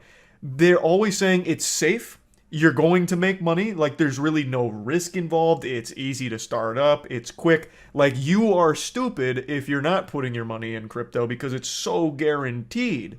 And it's fucking wild how effective that is. Now, of course, I did the same thing. Yeah, 100%. Like, when this shit was hitting hard, and it really wasn't crypto, it was GameStop stock, because I had such a bad, such a bad time. Like, I was so upset that I missed out on GameStop stock, because I got told about it really early. I was like, nah, it's fucking stupid. So then GameStop happened, and then immediately the crypto boom happened after I'd already been in crypto for like 3 years prior, but just never got serious about it. And I had such bad FOMO, I was like, fuck it, I'm going all in on like every crypto, and lost everything in crypto. In every department of crypto. Well, I guess I haven't lost it because I still have all of it, but it's all worthless now. It's completely worthless. Half of them are rug pulls anyway. But like the marketing targets people with my mental illness, where it's like, oh, you mean like it's guaranteed? Like a cheat code? Oh, like it's safe too? Oh shit. Okay, then I'm in. And just saying that it seems like a scam. So they start investing big money, but they want a safe option. And FTX, an exchange, almost like a bank, feels like a safe option. Here is an example. This is on Sequoia Capital, one of the most nice Enron hat too. That's a nice touch. In Silicon Valley. This is on their website. You can buy Bitcoin. You can send money in whatever currency to any friend anywhere in the world. You can buy a banana. Huge. Suddenly, the chat window on Sequoia's side of the Zoom lights up with partners freaking out. I love this founder, said one partner. I'm a 10 out of 10. Yes! Exclaimed a third. What is That's that? dumb enough. But then we find out. I am a 10 out of 10. Is that flirting? Like, I don't even understand what that means. Like a 10 out of 10 on the excitement scale? What the fuck is that even in reference to? You can buy a banana. I'm a 10 out of 10! Holy shit! From all the money coming in to pay you. And the only way this really will go bad is if they ran out of money. A major market downturn and everything. Okay? Yeah. That's how a regular bank works. Yeah, the way this goes bad is if the exact way FTX went bad. Hey, I want to withdraw my money. You can't. We can't cover that. You can't. We don't have the funds to cover your withdrawal. you know, there's definitely some risk here, but in general, it's okay, especially because in a real bank, all of your money is guaranteed up to $250,000. It's called the FDIC insurance. It doesn't matter if the bank goes out of business. The government will make you whole. Crypto has nothing like that. Understand that like there's a variety of things that can be in this basket here. So imagine if instead of buying a house, you're buying Yu-Gi-Oh real cards estate, or things that generally are stable and appreciate in value, what if they bought a holographic Charizard? Whoa, Bro, Big A and I are in the same fucking headspace here. Oh my god, we're mind melding. What the fuck? This is not pre-watched. Literally not pre-watched. My god. You say you give him $300,000. No, I swear to god it's not pre-watched. He uploaded this during my stream. All right. No, I swear, I promise. I'm not a fraud. I'm no SBF. I've been streaming for an hour 30. He uploaded this 49 minutes ago. The math vindicates me. It proves I'm innocent. So they have your money. They have more than what you've given them, but they don't have it liquid. So not in order real to give you money your money yet. back, if you're asking for it, they would have to sell the Charizard, collect their money, keep a little bit of profit, and give you your money back. Sell all of these Charizards at once without tanking the value of Charizards. Suddenly a Charizard God, is rest in very peace, cheap because they're Charizard. selling so many at once. Now imagine if instead of a Charizard, it was a dog shit crypto token. That So doesn't good. even have any basic value to begin with. What if So this ties back into the CoffeeZilla video, in case anyone was confused when we were going over that. They put it, apparently, it came out in the research, they were putting everyone's money into shit coins. So I believe they had like Solana in there. They had their own like native one, the FTT token. Fuck, what were the others? Shit. There was a couple more. Literally just taking this money and putting it into shitcoins. So when people had this bank run, they couldn't pay them back because they couldn't sell those coins or anything. They couldn't actually give money back. So that's how all of it just started to crumble and collapse. Ooh, little jump scare here. Wanted to further explain this just a little bit in case anyone's still a little confused. So when you were putting money into FTX, FTX was then taking your money and putting it into shitcoins like the FTT token. And when people started to all try and sell, withdraw, take their money out, they couldn't sell off all of the shitcoins because they didn't actually have that money you put in anymore since it was now locked up into those other shitcoins. It wasn't liquid, so they couldn't pay it back, which of course leads to the eventual collapse. And actually, eventual is not even the right word. The sudden collapse of FTX as a whole. Honestly, the way that my brain keeps processing this whole thing is that it feels like you fell for a RuneScape scam. Like it's 2006, you were hanging out in Varrock and a guy said, "I'm doubling your money." So you give him like 100k GP and he just runs away with it. And you just never get it back. That's the way I'm looking at this whole thing now. Now, of course, I never had money in FTX. I always found it to be a little shady, so I never put anything into that, so I haven't lost anything here. I, of course, feel bad for the people that have. But man, looking at this in hindsight from an outside perspective, it really feels like people just got fucking blasted by a RuneScape scam. who had something to say about Sam Bankman-Fried?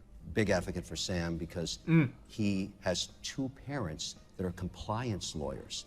If there's ever a place I could be that I'm not going to get in trouble, it's going to be at FTX. So, you know what they're doing right here is. Hey, this is Mr. Wonderful, the guy that said people living in poverty is great because it gives them something to work towards or whatever. Fuck, I'm misquoting him. It was even worse than that. God damn it, what did he say? Oh yeah, Kevin O'Leary says 3.5 billion people living in poverty is great news. This, according to Fantastic Oxfam, news. of the world's 85 richest people is equal to the 3.5 billion poorest people. It's fantastic. And this is a great thing because it inspires everybody, gets the motivation to look up to the 1% and say, I want to become one of those people. I'm going to fight hard to get up to the top. This is fantastic news, and of course I applaud it. I applaud the 3.5 billion people living in poverty. Wonderful news. Now you're all motivated, idiots. So if you're not a billionaire like Kevin, it's your own fault. Alameda Research, which is the other company that he owns, was making all of these terrible, terrible bets on crypto, with their CEO being a 28-year-old Harry Potter fan who also dated Sam Bankman-Fried. And I've seen interviews with her where it clearly shows she has no fucking idea what she's talking about when it comes to investment. Whatever weird, like, meta food things, I don't know. Meta foods? Yeah, I feel like I did manage to get. Starts taking money out of customer deposits at FTX and secretly funding Alameda Research illegally.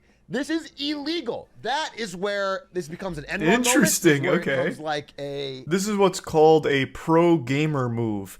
Sam taking money out of FTX to fund Alameda research is illegal and very big dicked. So big dick, in fact, that it might just land him an actual prison sentence. You're not allowed to. It's illegal.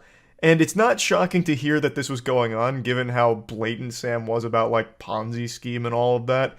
But man, is it wild to actually see it confirmed and come out. That almost all of the money on their books, it's just FTT token.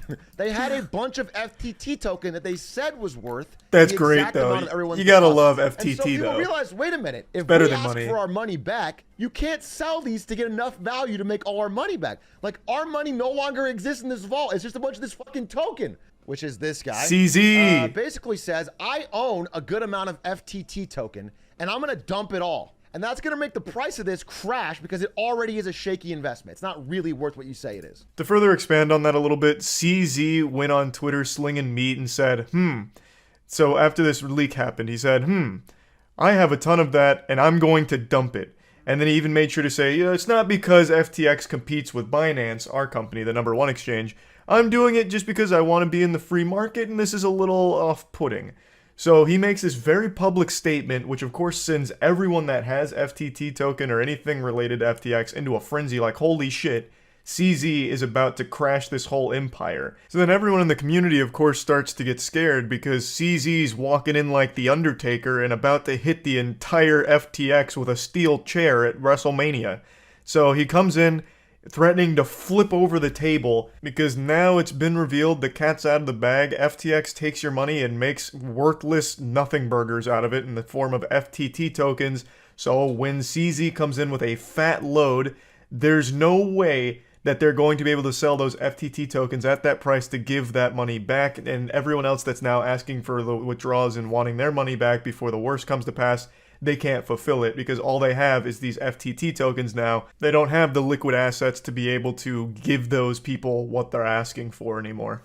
And so Binance originally offers... I do think, like, extending this further beyond FTX, I really feel like this is like something that could happen to any crypto exchange.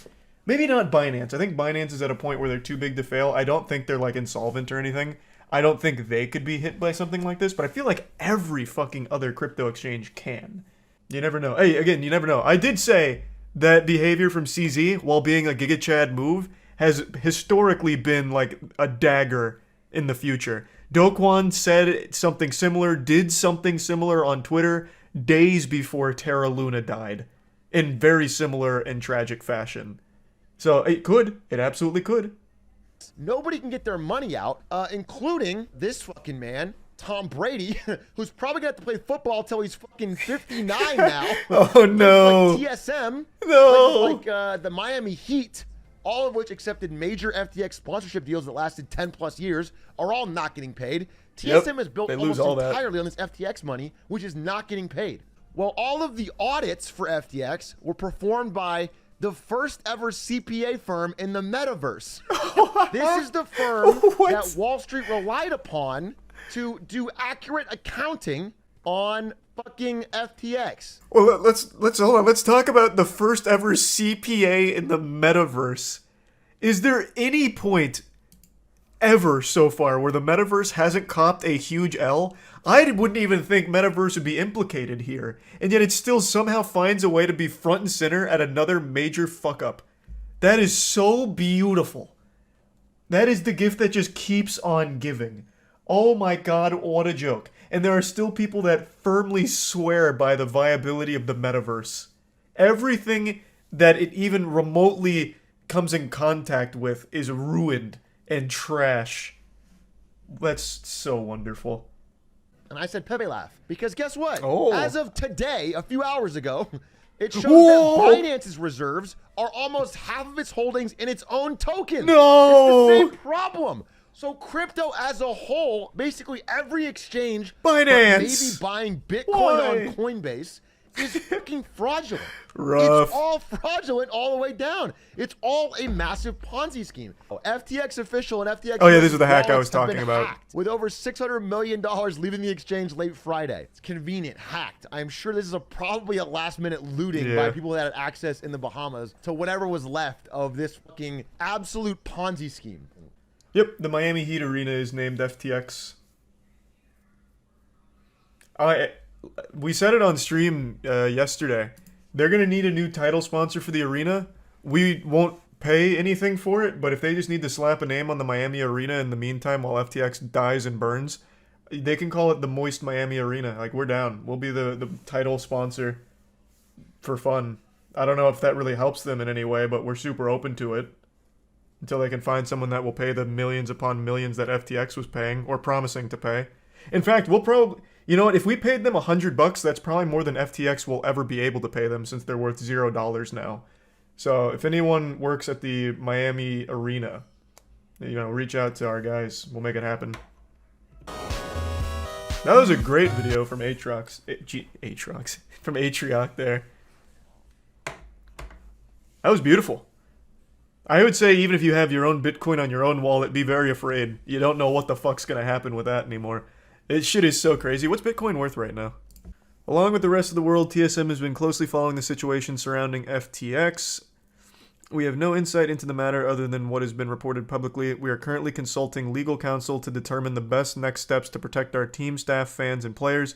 To be clear, TSM is built on a solid foundation. We are stable and profitable, and we continue to forecast profitability for this year, next year, and beyond. We look forward to a great year in 2023. They made it... Okay, so last year they claimed they finally had profit. Okay. And it was a $210 million deal, not $260. I'll just take their word for it. I have no reason to doubt it. Oh yeah, you know what time it is. It's time to roll on out of bed, get a good stretch, get some cereal in your system, sit down and see the latest in the Logan Paul CryptoZoo scam situation. I don't think there's any need for a Dragon Ball Z recap of what's happened up till this point. I think we all know, but I'll give you the briefest rundown. YouTuber CoffeeZilla exposed Logan Paul for a massive crypto scam he was running, telling the story of many victims who lost tons and tons of money on it. A lot of information came out about exactly how horrible this situation was. Logan Paul hiring literal criminals to run it with him who stole $7.7 million. And after CoffeeZilla released this series of investigative videos, Logan Paul responded with threats against CoffeeZilla, talking about taking him to court. He then made a podcast episode doubling down on everything he was saying. He never defended himself. He didn't attack any of the claims. He didn't provide any evidence to prove that he's innocent. He just kind of kicked in the door, walked up like the Undertaker. He's like, CoffeeZilla, he's a sham. He's a little man. And just like a little man does, he does little man things. And I'm a big boy, I'm Logan Paul. So fuck that guy. And that's it. Like, that's his whole thing. He just kept attacking CoffeeZilla's character without ever even addressing the evidence that he provided. So obviously the first two responses didn't go over well with anyone at all. Not a single soul on this planet. So after that happened, he released a third apology video where the attitude was very different. He was singing a completely different tune. He backpedaled on everything he said about CoffeeZilla, even thanked him for the investigation, said he's dropping the lawsuit, which is probably the smartest thing he's ever decided to do because his face would have been used as toilet paper to wipe everyone's ass in court if he actually went through with that defamation case idea. But anyway, after the apology video was posted by Logan, CoffeeZilla responded to it last night, going over some of the things that he talked about that are good, that are actually helping some victims that were affected by the scam, but also some things that really fell flat. So I think it's a very interesting breakdown, and I think it's a very fitting conclusion, and I still hope that more is done to help the victims of his massive scam, but this is definitely a step in the right direction. The gift that just keeps on giving. So this is the follow-up to everything. Logan Paul made his big statement talking about like that $1.3 million. Well, you know what? I'm sure CoffeeZilla will cover all of it here. Well, it's finally over. Logan Paul apologized. CoffeeZilla, your slimy. And we all forgave him. A lopsided journalist with an... Turns out it's actually on his secondary channel. That's why I couldn't find it. It's entitled Thank You CoffeeZilla. It's the third response from Logan Paul. I love this intro. CoffeeZilla's coming out here with the fangs out. He's got his claws drawn.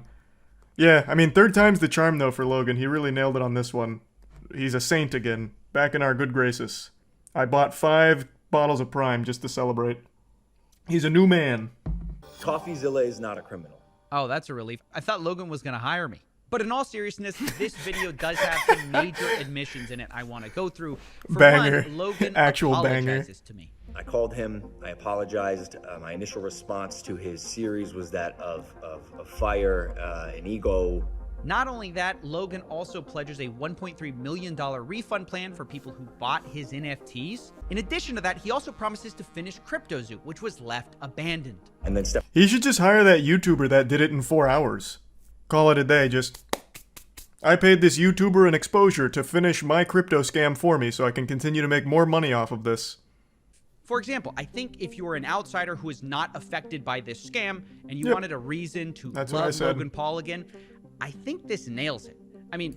That was one of the main things I said when he posted that. If you weren't affected by the scam, you don't know anyone that was affected by the scam, him posting this makes it very easy for you to be a fan again, kind of guilt-free. Like, oh... Okay, so some people got scammed, but look at how well he handled himself in this third apology video. So we can just move on past this. I'm not offended anymore, so I don't care if you guys are. I've forgiven him for you guys, so we're good. Flat, because he doesn't adequately address the real victims of CryptoZoo, which I think they're rightfully angry about. And I wanted to spend some time talking about that because, again, they've been the heartbeat of this whole story, and they feel very differently about this response than Logan's core audience does. Yeah, they don't feel that like sounds about right. And I want to talk about why. Starting with the $1.3 million repayment plan. It doesn't even apply to the holder of Zoo coins at all. You get nothing if you bought this in-game currency. This refund only applies to current egg holders. So they can cash out that NFT for the initial mint price in crypto, which matters sort of because crypto has crashed a lot. So even though people... Just to slide on in between your butt cheeks here, I'd like to further clarify on the repayment plan. It is good that there is something that victims can tap into to get some money back, but it's not all of it. It's not every victim, and it's actually only in specific cases for people that were affected by this. So with this $1.3 million repayment plan, it covers some losses for some people, but not all of it. And since crypto has crashed, the value of all of it's very different now. So people aren't going to be made whole, but at least it's something going back to some of the victims, which rarely happens in cases like this where a giant scam comes crumbling down. 9 times out of 10, it just results in the scammer being like, you entered the poop zone, you should have expected to get a little shitty. You know, and they just move on and just never talk about it again. So at least there is something coming back, but of course, it's not all of it. The Zoo coins were most of this scam. I mean, that's where most of the money was spent. It wasn't just on the NFTs. It was on this in-game currency, which Logan seems to have no intention of refunding. And his response for why is pretty bad. He responds to somebody who lost $80,000 who told him, I hope this isn't just doing what you have to do technically to not get sued. Oh, goodness gracious. Jinkies. 80K in Zoo shitties? Oh, Ruben. Oh, that is painful. Oh, goodness. Logan replies with a screenshot of his white paper and later explains to... Wait, hold on. Let me read that. Replying with just a picture from your terms of service or whatever is always just such a douchey thing. Because Zoo was created to support CryptoZoo and was not intended to be an investment vehicle, the contract doesn't include incentives for liquidity providing, although the largest... and then cuts off. Okay, so it's just, eat shit, loser. Should have read. Paper, and later explains to another member of the Discord, I believe there has been a misconception here. As outlined in the white paper, Zoo was created to support CryptoZoo and was not intended to be an investment vehicle. When you sold or bought is not my decision. And look, to be fair to him, there was a misconception that Zoo was an investment vehicle, but it's a misconception that he created. And he's also not wrong. You shouldn't have bought in the first place. Like, I don't know what drew you to it to begin with. You must really love a picture of eggs and a picture of some animals. Like, he is not wrong. He wasn't the one that forced you to buy in and waste 80,000 doubloons on it. But very douchey, considering you were the one that scammed him and got him to bite into it. Based strictly on the value of said investment vehicle. Quote, rules for selling. No Market selling manipulation. until a $200 million market cap.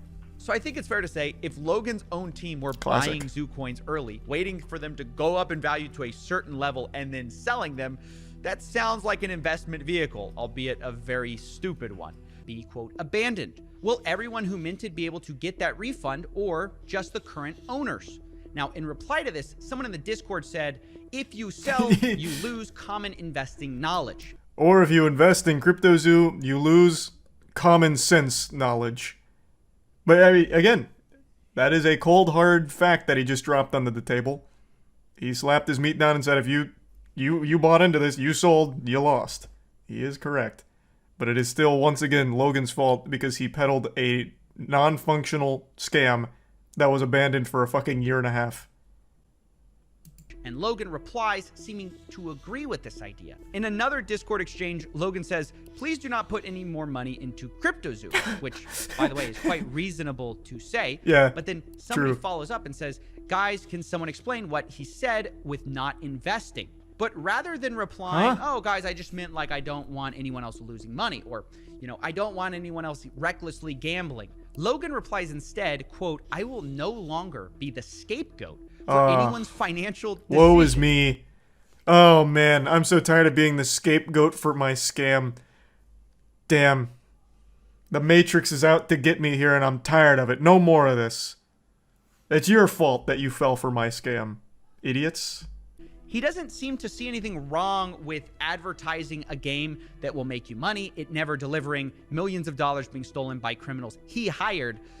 And then when all of those people want their money back, he feels like he's the scapegoat. Like, oh, these guys shouldn't have believed me when I advertised to them a fun game that will make you money. True. It just doesn't make any sense. How could these fools have played into my trap when it was so obvious that it was a fake garbage scam to begin with? Why should I feel empathy for these plebeians? I hired 3 criminals to run this and they stole from me. I'm the victim, not these pores that put money into my shit. So why should I be bothered to help them? Fuck you guys. I mean, Logan had a simple job to do. All he had to do was just come out, apologize, get as much money back for the victims as possible. But he himself can't help but play the victim here. In fact, I have a third example of how Logan might really feel, because Logan tweeted right before his response. He says, quote, shit was the awesome. Matrix is real. Pray you never become its target. Now, I guess he's trying to channel Andrew Tate here unsuccessfully, basically saying like, Andrew Tate even fucking I'm dunked on him for it. Not because I did anything wrong or scammed anyone. I'm just too much of a truth teller. I'm just an enemy of the system. That's why I must. He revealed too much. But if that's the case, we then have to wonder, who's the Matrix though, Logan? Like, is it your fans who got robbed? Who are the agents coming after you? I know it's not me. So I'll explain it.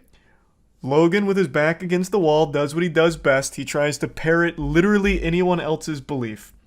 All he did was grift into something that he thought might be able to earn him some points to get out of it, so he went with the Matrix angle because it's such a hot button thing with Tate and all that. What he failed to realize is that literally no one is on his side, so that became even more of a goofy, delusional attempt at saving face. The guy scammed, point blank, hired 3 criminals, which he himself admits, and he still had the gall, the chutzpah, to try the Matrix angle, which even summoned the Matrix man himself, Andrew Tate, to shit on him for it publicly, further burying Logan's head in his ass. It's such a poetic disaster of PR. He couldn't make a good move. I actually still do believe Logan Paul doesn't have any thoughts of his own. I don't actually think he believes anything in his own mind. He just tries to pander. And he chooses any position that is the easiest and most potentially safe position to take. I didn't want to release it at the time because I thought there was a better chance at getting a good ending for the victims here if I was a bit more diplomatic with Logan at this critical juncture when he was deciding whether he was going to give money back or not. At the end of the day, the whole purpose behind this entire thing was telling the victim's story, so anything that could result in them getting their money back is the optimal outcome. That'd be a mission accomplished. Which, by the way, I think some of them are. In fact, I just saw a lawyer on YouTube, Attorney Tom. He's going to start the legal process going after Logan using stuff like the arbitration clause in your terms of service. So I just wanted to say, if you're a victim of CryptoZoo, it's your support that made all the difference and got the victims at least something. So that wraps it up. Thank you for watching. Imagine Logan comes out and just like, you know what? Fuck you guys. You didn't suck my dick hard enough for my benevolent actions here. I am going to sue CoffeeZilla. Fuck you. I feel like it'll happen. It won't. He knows there's no shot he can do that. He would lose even more should he decide to, for some reason, reignite the lawsuit. Just a bullying tactic he never intended to sue. Well, the tactic isn't the threat of a lawsuit. The bullying tactic is when people like that have a lot of money, they can take it to the next step and cost you money to defend yourself. That's the bullying. It's financial bullying through the lawsuit. So him just saying, I'm going to sue you, well, it doesn't really do anything. Now you just look like a weak bitch. You didn't. The tactic that's been used by other YouTubers like BritBoy is, I'm suing you, and then you take it to the next level where you actually do start putting in the paperwork. So then it adds not only a financial burden with getting a lawyer to represent you, which costs money, it then takes a mental toll because of the stress of having to defend yourself legally against someone like that. So that's where the actual bullying is. Or BitBoy Crypto. Sorry, not BritBoy. my bad. That's where that comes in. Oh, Carl is another great example. Billy Mitchell going after Carl. That's another example of that same tactic that's being used. Yeah, Billy Mitchell is notorious for using that. I don't think I've ever looked at an extremely wealthy person and thought to myself, damn, I feel bad for them. Until today. I found this absolutely pathetic turbo virgin douchebag on TikTok who apparently has a ton of money, but is extremely insecure, and it just comes across as the saddest shit I've seen in my life. And I thought I'd share at least a little bit of this guy with you. Alright, so since y'all keep talking shit, I'm going to rub more of my opulent lifestyle in your faces. This is an actual person, by the way. He looks like Gary Vee going through a phase. This guy looks like a GTA Online character that's being controlled by a 13-year-old, and his house looks exactly the same as that. Like it's an actual middle schooler's fantasy for shit they'd think is cool. He's trying so hard to make it look like he's not trying at all. He's doing that generic rich asshole thing where he just puts a gun out on a counter during his tour. Oh, whoops-a-daisy. How embarrassing. It looks like my AK-47's just sitting out in the open. Oh, goodness gracious. But that doesn't even look like a real AK-47. It looks like a prop. It looks like something he got out of Party City. Shit looks like it's made out of chocolate. It could be real, I suppose, but I think what's more likely there is he asked his mom if he could go buy a gun for his video, and he just went to the nearest Walmart and got whatever toy he could find. I'm going to give you a tour of just one room of my grandiose two-story penthouse in paradise. It's basically like Fifth Avenue with one of the best Caribbean Ocean views you'll ever see. What a lovely picture behind him. An American Psycho reference, obviously, but what an incredible photo shoot. His sister worked really hard that day to set that one up for him. Just to really give the impression to anyone that comes over that this guy has sex, but once you meet him, you'll know for sure he doesn't. Alright, and for those of you who say I rent my shit, yeah, I'm sure the guy that I rented my place from put these two $50,000 mirrors perfectly aligned on the wall so that I could put a 7-foot self-portrait of myself perfectly in between them. Yes, this guy's got thousands of fucking self-portraits of himself all over the place. That's his big thing. Just art of himself everywhere. I'm sure his toilet even has pictures of his face on it, so that way he's always eating your ass out. But the thing is, I can't find too much information about how he made his money, so I'm led to believe that he's just a trust fund kid who's grown up, but has never really experienced anything in the world, so this is what he thinks is cool. I don't know for sure, because I really thought going into this it was satire, but the more I've watched from this guy, the more I believe that this is just him. This is genuinely what he is and what he's become. Now, admittedly, I didn't look that hard into his background. I just watched his TikToks to laugh at them. So maybe he actually did make money somehow, like scamming through NFTs or crypto or something. It's possible, but I think what's most likely is his money just comes from his parents. Dumb f***.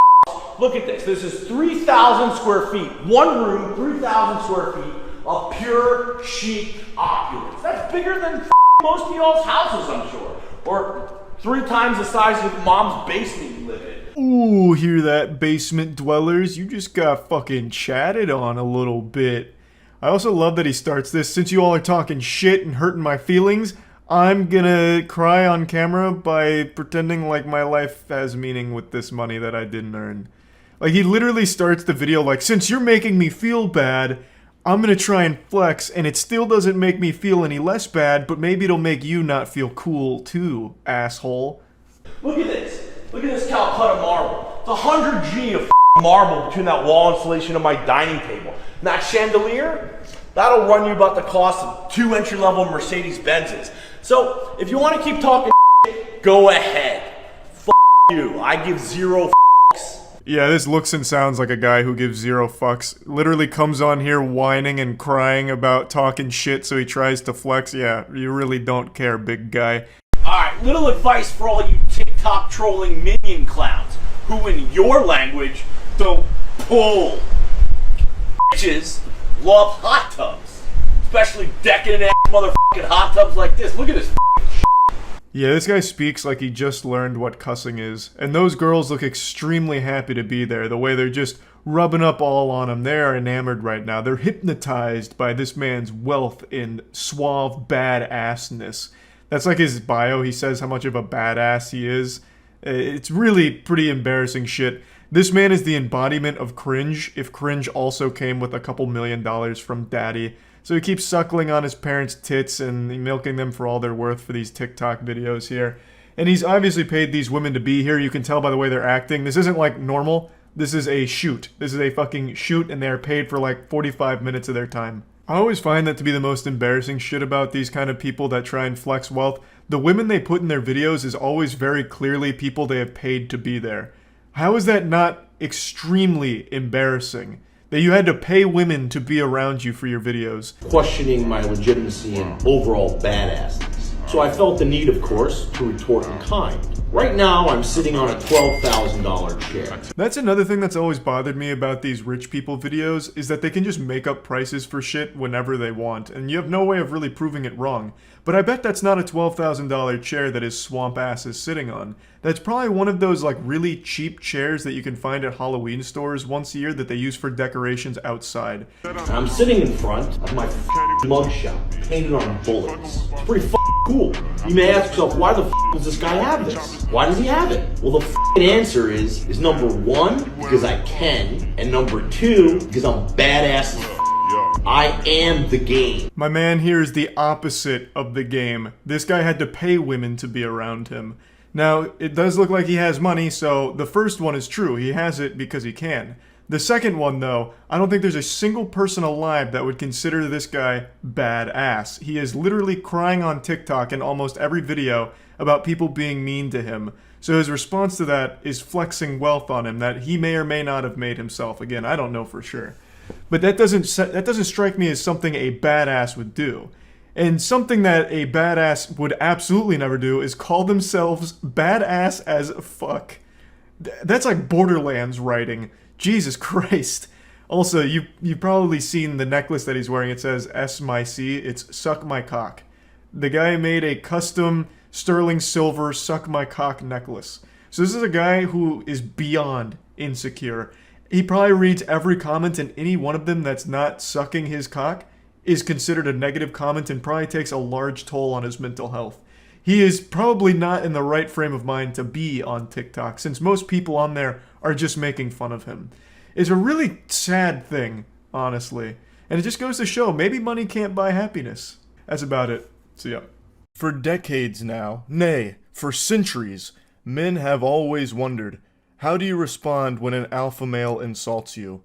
a question that has plagued the minds of the masculine brain for too long, and today I found the answers on a pickup artist forum page.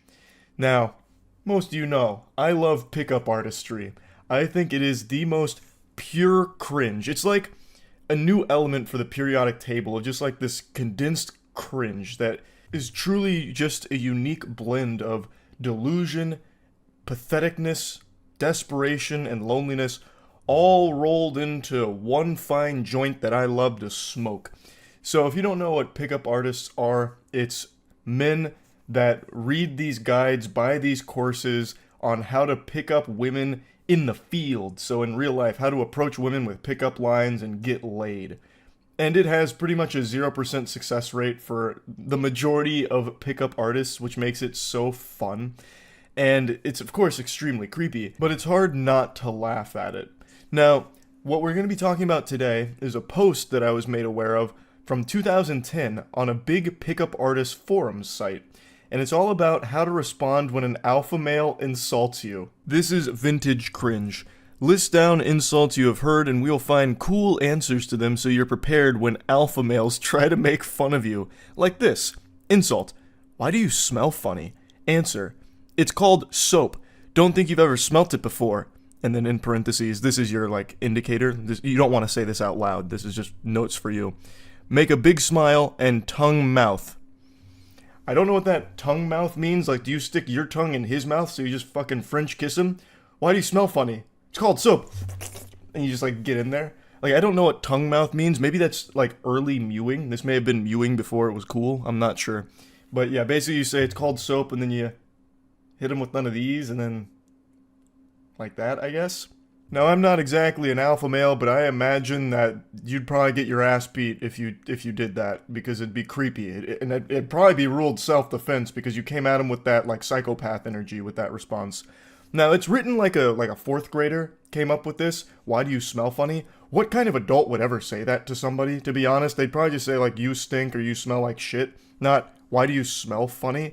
But you want to know what's wild is I know it's not a child that wrote this, because all of these pickup artists back in their heyday were early to mid 20s, sometimes early 30s. So this is a grown adult that came up with this. Dude's just stewing in his swamp ass in his room, coming up with these imaginary scenarios with insults and then theory crafting the optimal response to it. And he comes up with this zinger. It's called soap. God, that's lame. He was probably one of the lead writers on the new Saints Row game. That's that quality of writing. Continuing forward, insult. Wow, what an ugly t-shirt. Answer. Yeah, that can be fixed, but your face can't. Bang, bang. And then everyone that's in the vicinity just starts clapping, going, ooh. A male tries to make fun of you by saying something like, oh, you're so cool, or you look like insert funny man, creature, whatever. Good answers could be, I wish I could get even half as funny as you one day, and then ignore him. Or, aw, look at him trying to be funny. And now he takes his bow saying, bring him on, welcoming the rest of the pickup artist community to contribute some of their own insults and answers. These are pretty powerful, so I hope you've got your pen and paper out to be taking notes on these in case you ever need to unleash them. I don't know where these insults are coming from. These aren't insults I think anyone has said for the last 50 years to another human being. What kind of alpha male is going to say, wow, what an ugly t-shirt? I can't picture Chad Fuckhammer out of the blue walking down the street, seeing a pickup artist and being like, wow, what an ugly t-shirt. No, who does that? Where? In what fantasy? I just really don't think this is happening. There's not this secret war between the alpha chads and the pickup artists. But even in this fantasy land, the pickup artists are making themselves the losers there too. with the chads saying your shirt's ugly, or you look like weird creature, or whatever. It is actually sad, and I've said this before. Pickup artistry used to be a huge movement. Luckily, it's died out very much over the last few years. But back in the 2010s, so many young men bought into it, bought courses and all kinds of guides and shit. It was like the early looks maxing, but for getting laid through the worst advice and the creepiest lines you could ever possibly imagine. So I have no doubt that this guy here is one of those individuals that really like bought into it hook, line, and sinker. And hopefully 14 years later, they have realized that that was just a cringy period of their life and they have grown from it. That's what I'm praying for. Now, the rest of the comments don't really play into, like, here's an insult, here's an answer. They're mainly saying, like, if an alpha male insults you, just brush it off. You're better without that kind of stress anyway. But there are a couple that do give you some kind of insult and comeback, like this post. I agree with the others. You shouldn't feel the need to rage/give a comeback. Answer to the others, not him. If you have to, I would playfully correct the "you're fat" response. Again, what I'm reading here feels like it's out of like an old cartoon or something, with like a cartoonishly douchey bully that just all the time is shoving the main character into the locker saying, your shirt's ugly, fatso, or whatever. Get out of the hallway, stupid face. So that's the kind of energy here. I don't think any of this is happening to any of the posters. Hopefully not. I hope they're not getting bullied like this, and that's what's like the catalyst to these posts. But anyway, insult, you're fat, or whatever. Comeback, playfully, haha, well, you're ugly. I can lose weight. Small pause where you look serious, then break into a playful smile and loosen up. It's like stage directions in theater class. Maybe they're all like classically trained thespians, perhaps. I'm not really sure, but this is so interesting. Like, imagine you're trying to like recall these steps if someone says you're fat and you're like, you're ugly, I can lose weight. Oh, I forgot the small pause. Okay, then break out into a small, playful smile, loosen up. No, just kidding, dude. You're great. Pat on the shoulder to lower his social value, then turn to the group like nothing happened. How does patting someone on the shoulder lower their social value? Do you have the cheese touch? You just reach over, pat him on the shoulder, and he's like, no! My social value, no! Like, starts melting. I don't get what this means. Like, this whole scenario is very peculiar. So it's in a group setting, and someone in the group just points to you and says, you're fat? Who would do that? The group must hate that person. They must not be like a friend to the group. I couldn't really understand what this one meant, but I really like the way that it's worded. So it's quoting some other post in here.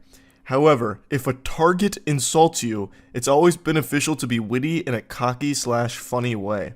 I like how they refer to the alpha male as a target, making it seem like it's an assassination mission or something, like this, like you're Agent 47. And this pickup artist, quote, responds to that message saying, unless it's a shit test, then you win by pretending you didn't hear.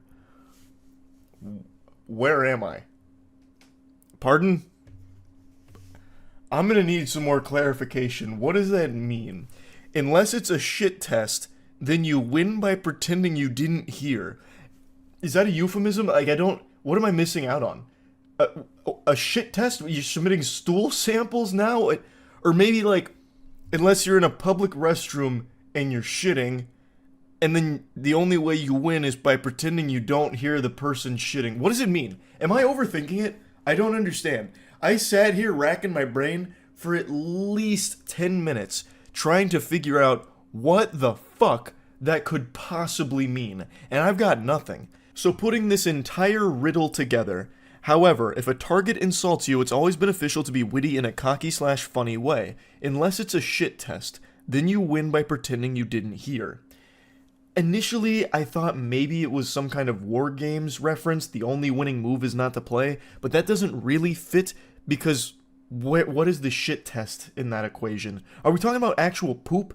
Like real feces poop? Like I don't know. I don't know what it means. I can't implement this one. The alpha males are going to eat me alive. I can't follow these directions. You know what else I can't follow? Is this fanfic. This is the most outrageous nonsense story ever constructed. This is in the same forum post about like the insults and the comebacks. They're giving an anecdote here. I was in the field today with a friend of mine because he's a pickup artist soldier on the front lines. We were sitting and these two girls are staring at us. After finishing my milkshake, we went over there. My friend said, "Hey, what do you think of my friend?" Me. "I know, totally wrong approach, but you can always try." Sunglass emoji.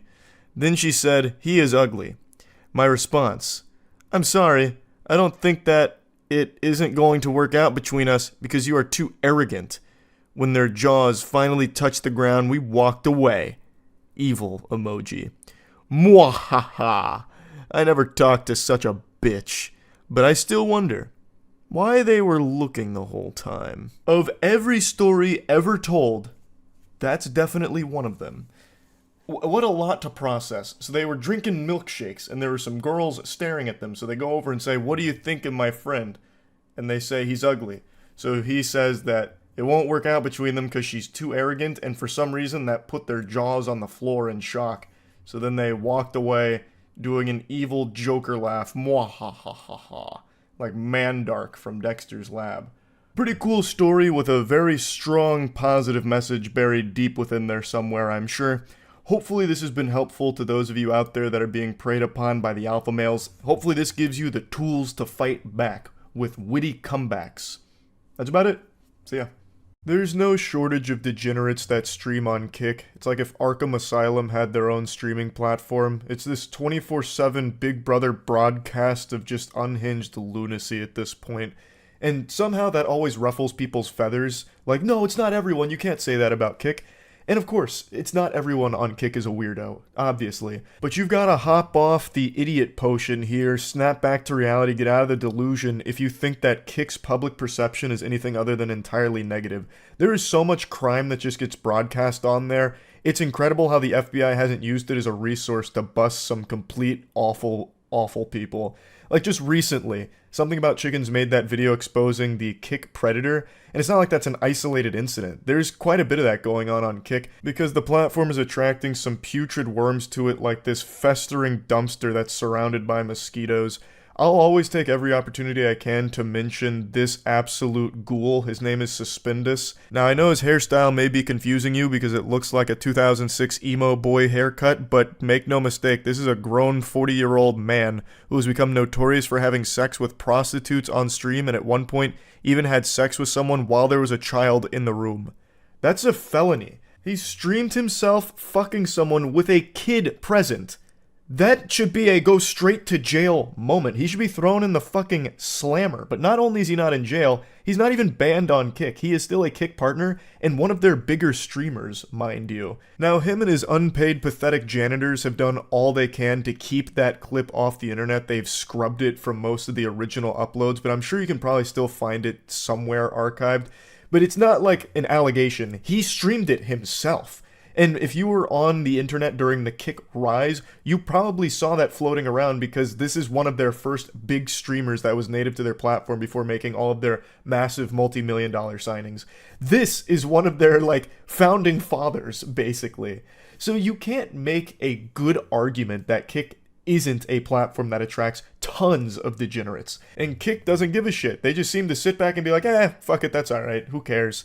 I understand they want to be more hands-off and allow more freedom on Kick, but not to be the Poindexter putting my glasses up and telling on the teacher here, but perhaps it would be sensible to start drawing the line in the sand at broadcasting crimes on your platform. Maybe that's when you should step in and put the kibosh on it and actually start issuing bans. And that brings me to what I want to discuss and why I'm even talking about this in the first place. When Kick does ban someone, it's extraordinarily rare, and when it happens, it shocks the internet, more so than if aliens had invaded the planet.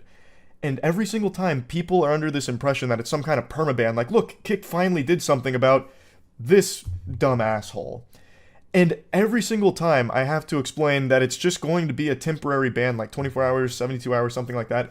Kick does not permanently ban anyone. There's only 2 streamers I can think of that were permanently banned, and one of them was the Kick Predator, but that was only after he himself took himself off of social media. He vanished. That man ordered a Hoover Max from the Breaking Bad universe and has never been seen again. So Kick got an easy PR win there by just saying, no, he's gone for good. He's not welcome back type of thing. And then the other one was someone who exposed how viewbotting is so easy on Kick. I think they're still permanently banned.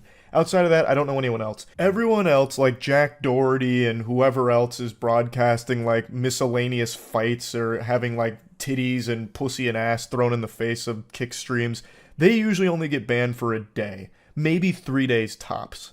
And somehow every single time they get banned, like Jack Doherty, everyone just assumes it's a permaban. Look, Jack Doherty's gone, the end of Jack Doherty, Jack Doherty's been destroyed, the evil has been vanquished, all that kind of shit. When that is never the case and likely never will be with this platform.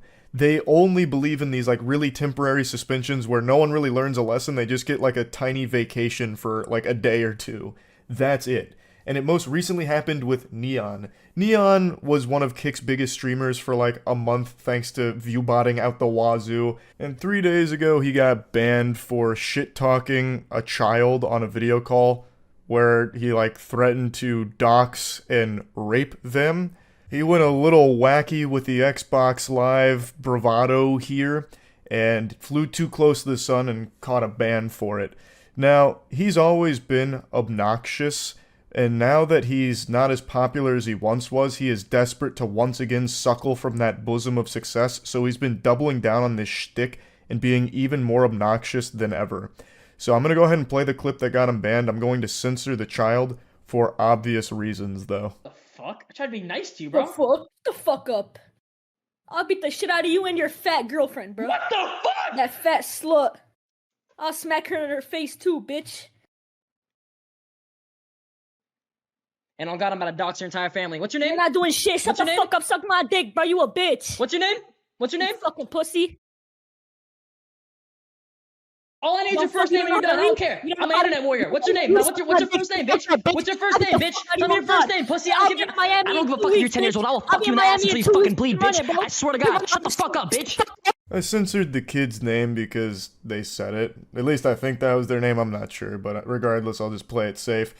Anyway, you can see Neon blow a gasket there and have a conniption, so he goes into this, like, shit-talking mode against someone who's clearly trolling him. It's also clear that it is legitimately a toddler. That kid is probably not older than 10. I think Neon hit the nail on the head. That is probably an actual 10-year-old he is saying those things to.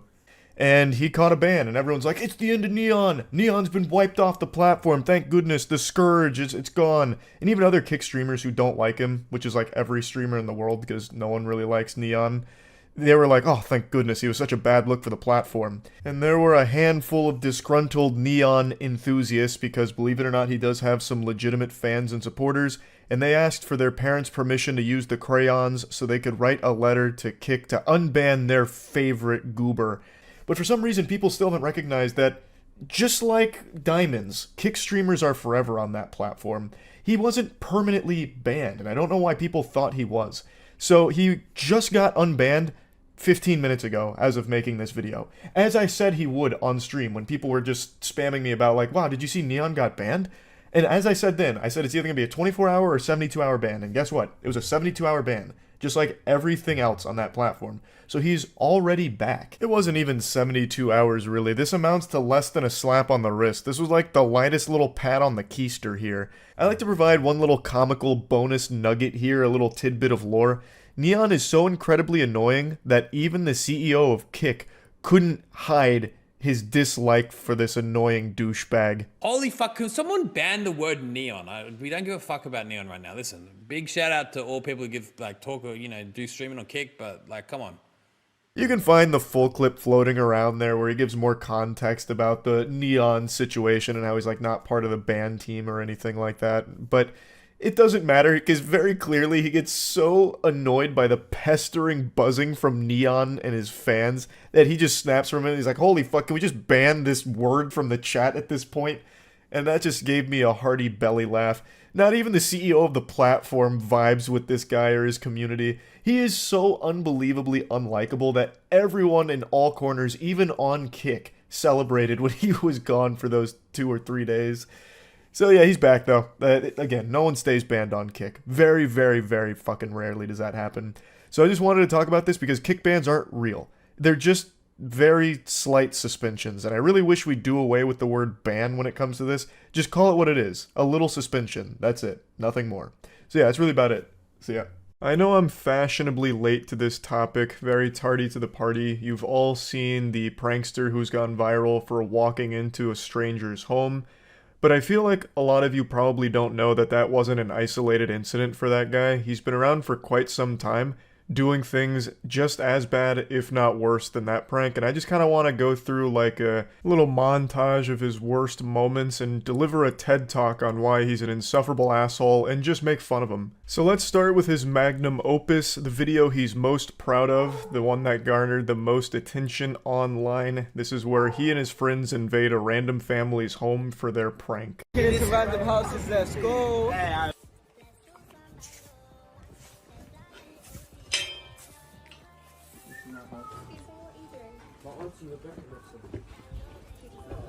James? Come to the front door right now, please. James? You man, come. Hello, James. We need to speak to James. James. So these dweebs just barge into a random family's home, like when the nematodes charge the Krusty Krab, but they're not looking for food, they're looking for clout. It's an epic joke, just going into a complete stranger's house and scaring the wife and the father while the kids are also home. James. Is this where the study group is? No. No. What door number is this? No. Study group.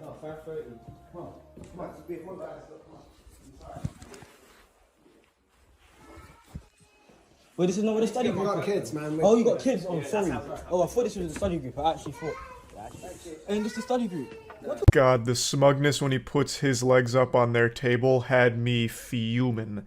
Obviously, they got very lucky here that James didn't come out with that baseball bat ready. Like, you know, there was just a chance James was trained in the ancient Bushido arts and charged them with a samurai sword to protect his family, and he would have been totally within his right to defend them. As everyone in the world pointed out, this couldn't happen in America. This prank would happen one time and never again because it'd be just a fucking pile of corpses. Just breaking into a random person's house is asking for a disaster. It's the stupidest prank I think I've ever seen try and become a trend. And make no mistake, this wasn't a one-off thing. They've actually done this a couple times. I'll show you one of their other home invasion pranks. Into random houses.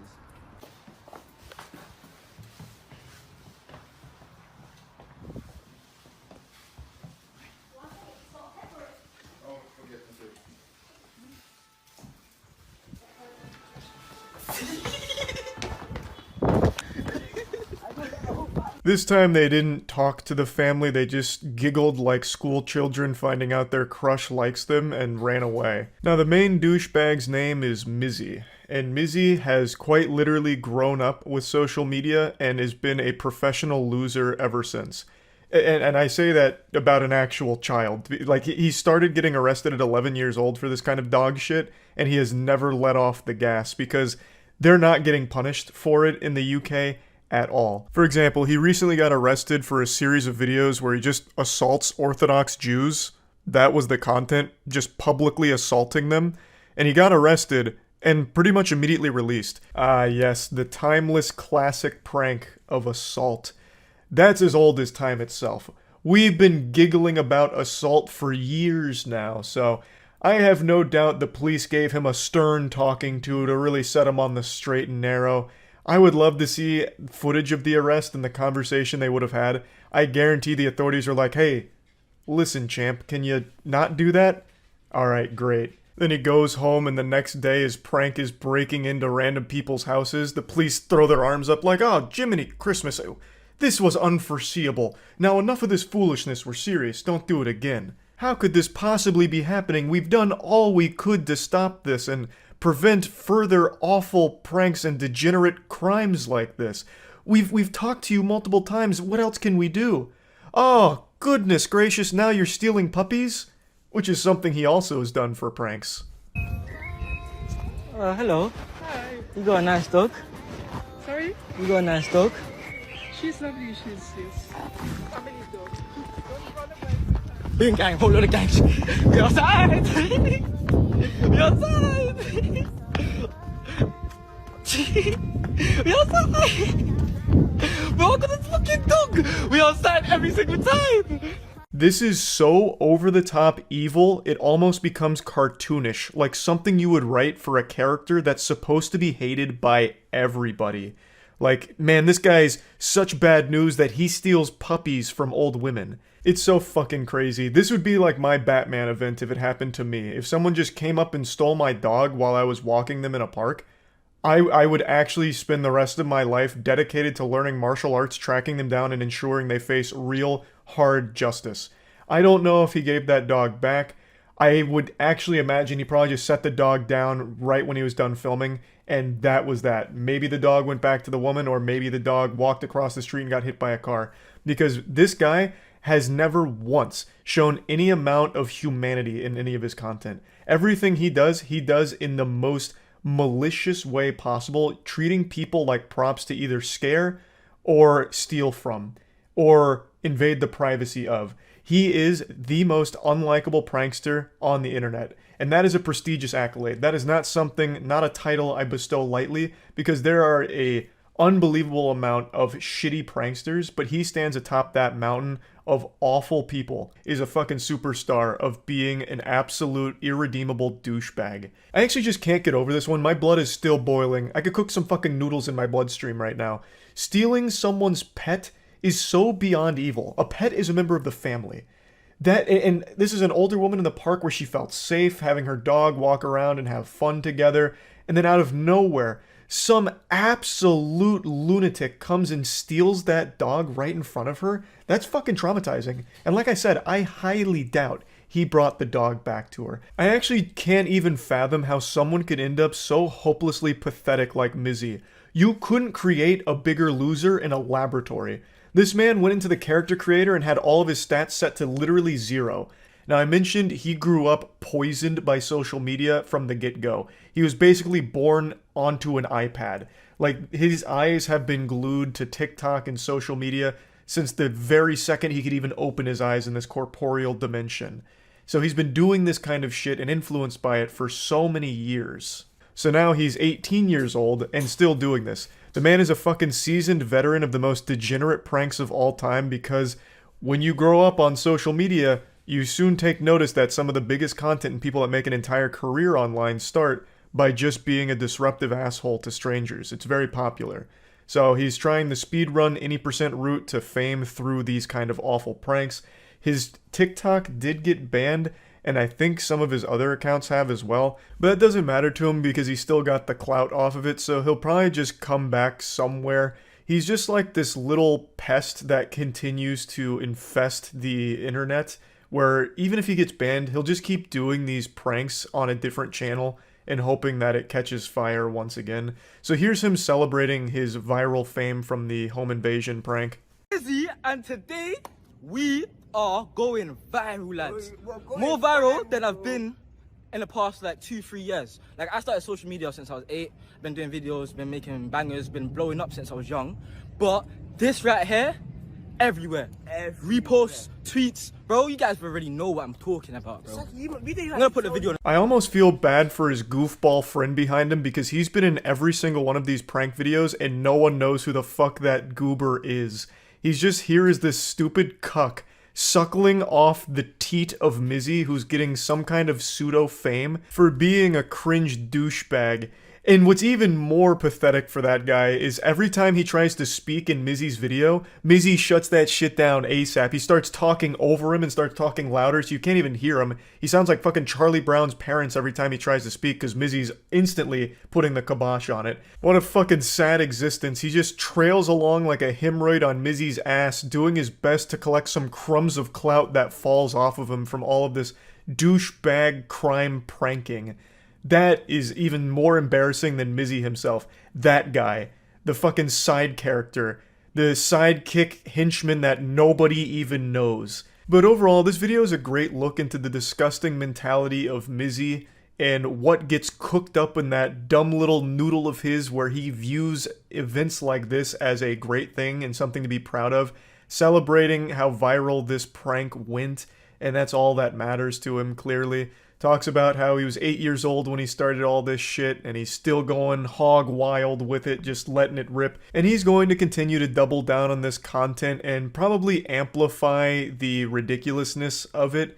The only thing that would stop it is if he gets arrested and actually faces jail time for it, or if people stop talking about him and he fades away into obscurity. That is absolutely his worst nightmare. People forget about him, they don't know his name, they don't know who he is anymore. That is his kryptonite. What? I saw you from over there. I like your hair still. You got some nice hair. It's nice and luscious. Are you okay? I'm perfectly fine. You're gonna die. Huh?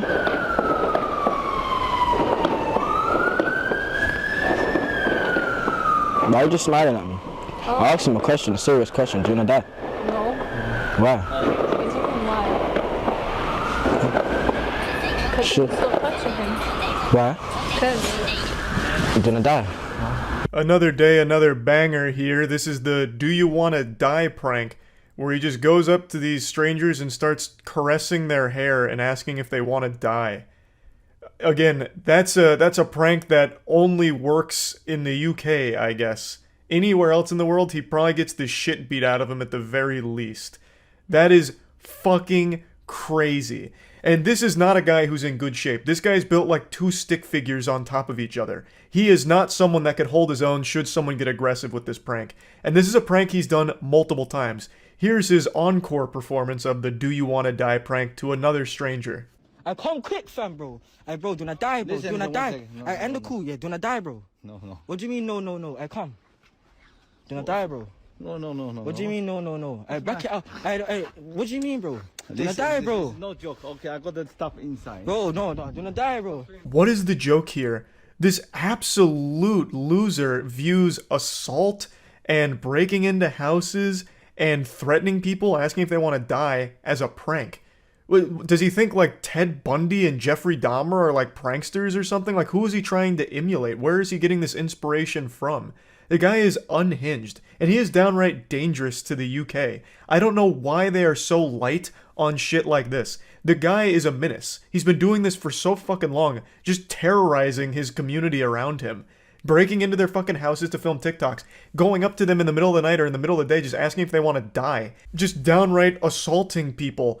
There's another one where he goes into a library and just starts ripping up the book, so destroying property as well. What does it take for him to face real consequences for his actions? I'm sorry. Come, let's go.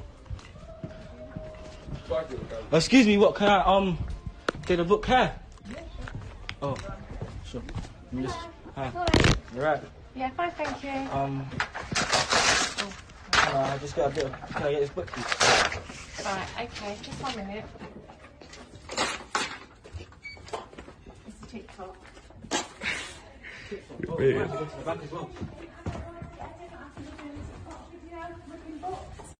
TikTok video ripping books, no? Excuse me, what's going on? You need to get out. This is what we did. Is that your book from home? No, it's not. Another outrageous, stinky prank here. It goes on and on and on, and it's not going to stop anytime soon. Again, all of this he's viewed as a great thing for his career. It's not really a career because I don't think he's monetized it in any way. He just likes that people now know his name a little bit more. That's actually all he cares about. That's worth more than gold to him, which is so fucking pathetic. But anyway, just wanted to talk about him a little bit because I don't think people realize just how long he's been doing this kind of shit for. It's pretty despicable. That's it. So yeah. Having a healthy family dynamic is extremely important in raising a child. Having a good relationship between parents and children is probably the most impactful thing to someone growing up. And that's not groundbreaking new information here. You know, this isn't like an episode of Rugrats where I'm coming at you like Dr. Lipschitz here, dropping all of this wisdom about raising children. Everyone knows this. If your parents come home from work every day and crack open a cold brewski, kick sand in your face and call you mean names like dweeb and tell you you're ugly, it's just not an optimal environment to be raised in. And you know what else is an awful environment to be raised in? The household of this Sopranos actress.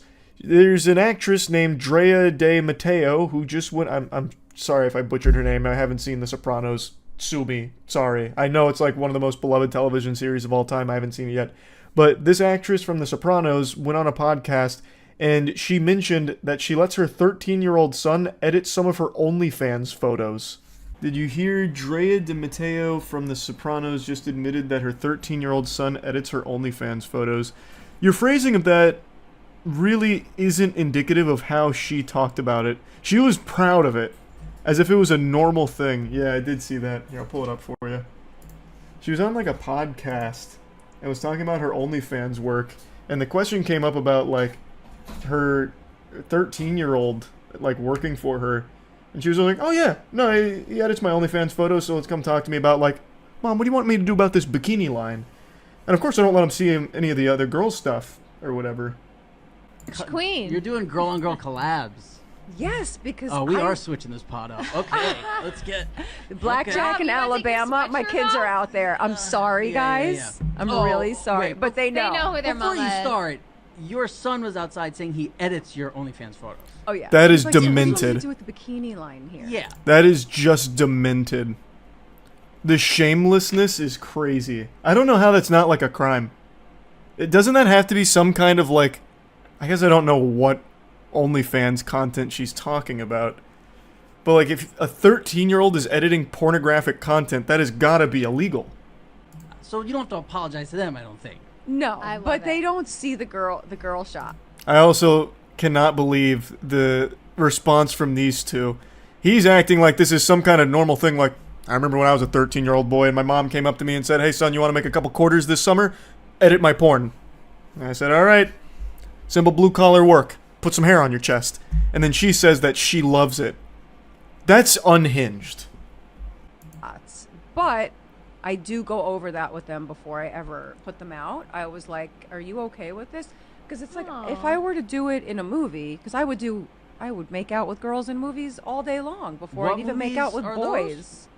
Names but really I think the same Download way, for the plane? The same way that you to have these conversations with your kids, I think you need to call me before you do it. Also, Torch Queen. So I haven't seen the full clip or anything. This guy seems kind of creepy. But this whole thing is absurd. So she's saying like, "Oh yeah, I'd make out with girls all the time in movies, you know." So I check with my son to make sure it's okay. Like, what? Having a 13-year-old edit your OnlyFans content has to be illegal. Like, I don't understand how in her rotted brain she thinks that those two things are comparable, where her making out with like other women on screen is somehow like even in the same ballpark as having your 13-year-old son edit your OnlyFans photos. Like, in those movies or whatever where you'd be making out with other actresses, your son is not on the director's staff telling you to do it or editing the content. It's fucking gross. I don't know anything about this lady at all. All I know is that's some shit that should earn you a one-way trip to the Slammer. I checked out her OnlyFans out of curiosity. She doesn't do nudes, but it's obviously still sexual content. Okay. Curiosity got the best of you. Did you pay for it? That's big investigative journalism. But it still doesn't change anything. Even if it's still not nude, editing sexual content is... having a 13-year-old edit your sexual content is absolutely foul.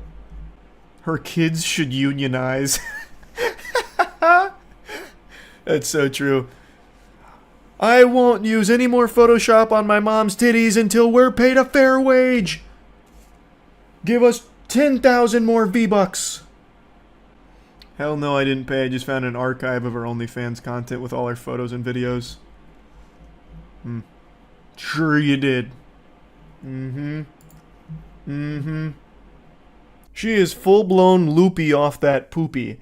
That is deranged. Even if she's not doing full nude content or full-blown porn, having a child edit any kind of sexual content is outrageous. I do not know how she is not in handcuffs from admitting that. I also decided to watch a little more of the podcast, and it doesn't really get touched on again. They kind of just gloss over that, even though that shit sticks out like a sore thumb. Like, I don't know how that wasn't pushed back on by the two other people there. They seemed very supportive of that statement, which is gross.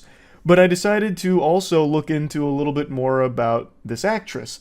And this is what she had to say about doing OnlyFans. According to her, she initially wanted to launch it as a podcast hosted with her boyfriend that focused on politics and current affairs, saying, quote, we wanted to do it there because it wouldn't be censored and everything was being censored. We have no freedom of speech anymore. And then she started doing steamy content, and even though she's not doing full frontal nudity or X-rated scenes, she has come to regard her OnlyFans work as a political statement. I had to give myself the narrative that this is the only way I can fight for my freedom right now, and that's basically to be naked. To be naked with my beliefs and my politics and what I want for my kids' future. And I think that people are so afraid right now to speak their minds. What kind of hullabaloo are you going on here? This is a buzzword after buzzword. What do you mean? To be naked with your beliefs and politics and what you want for your kids' future? Do you want your kids' future to be endlessly bullied? Like, your kid's future right now is a porn editor. Like, what the fuck are you talking about? Crazy lady, snap back to reality. You started OnlyFans because you stopped being able to land any kind of meaningful Hollywood roles.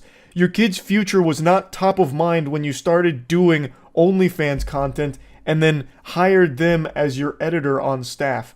And I'm using the word hire super loosely because I bet she doesn't pay the 13-year-old. Maybe she does. I don't know, some kind of allowance or some shit. I have no clue. But this is so disgusting. And what's even crazier is this isn't the only time I've heard of this. There was a video that went viral like a year and a half ago about a mother whose daughter was editing her OnlyFans content for her, and even directing and taking photos for the mother for her OnlyFans content. That's so fucked up. I don't know how it's happened not once but twice now.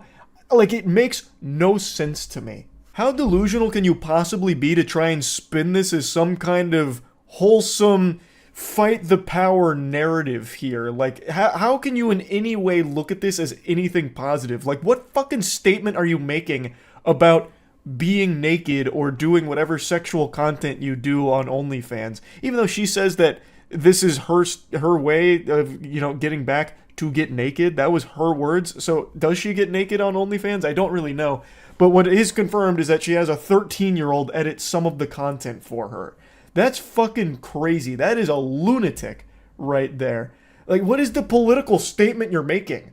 Child labor, 2 thumbs way up? Like, what? Children should be able to edit sexual content? Like, what statement are you making, weirdo? It's so fucking odd.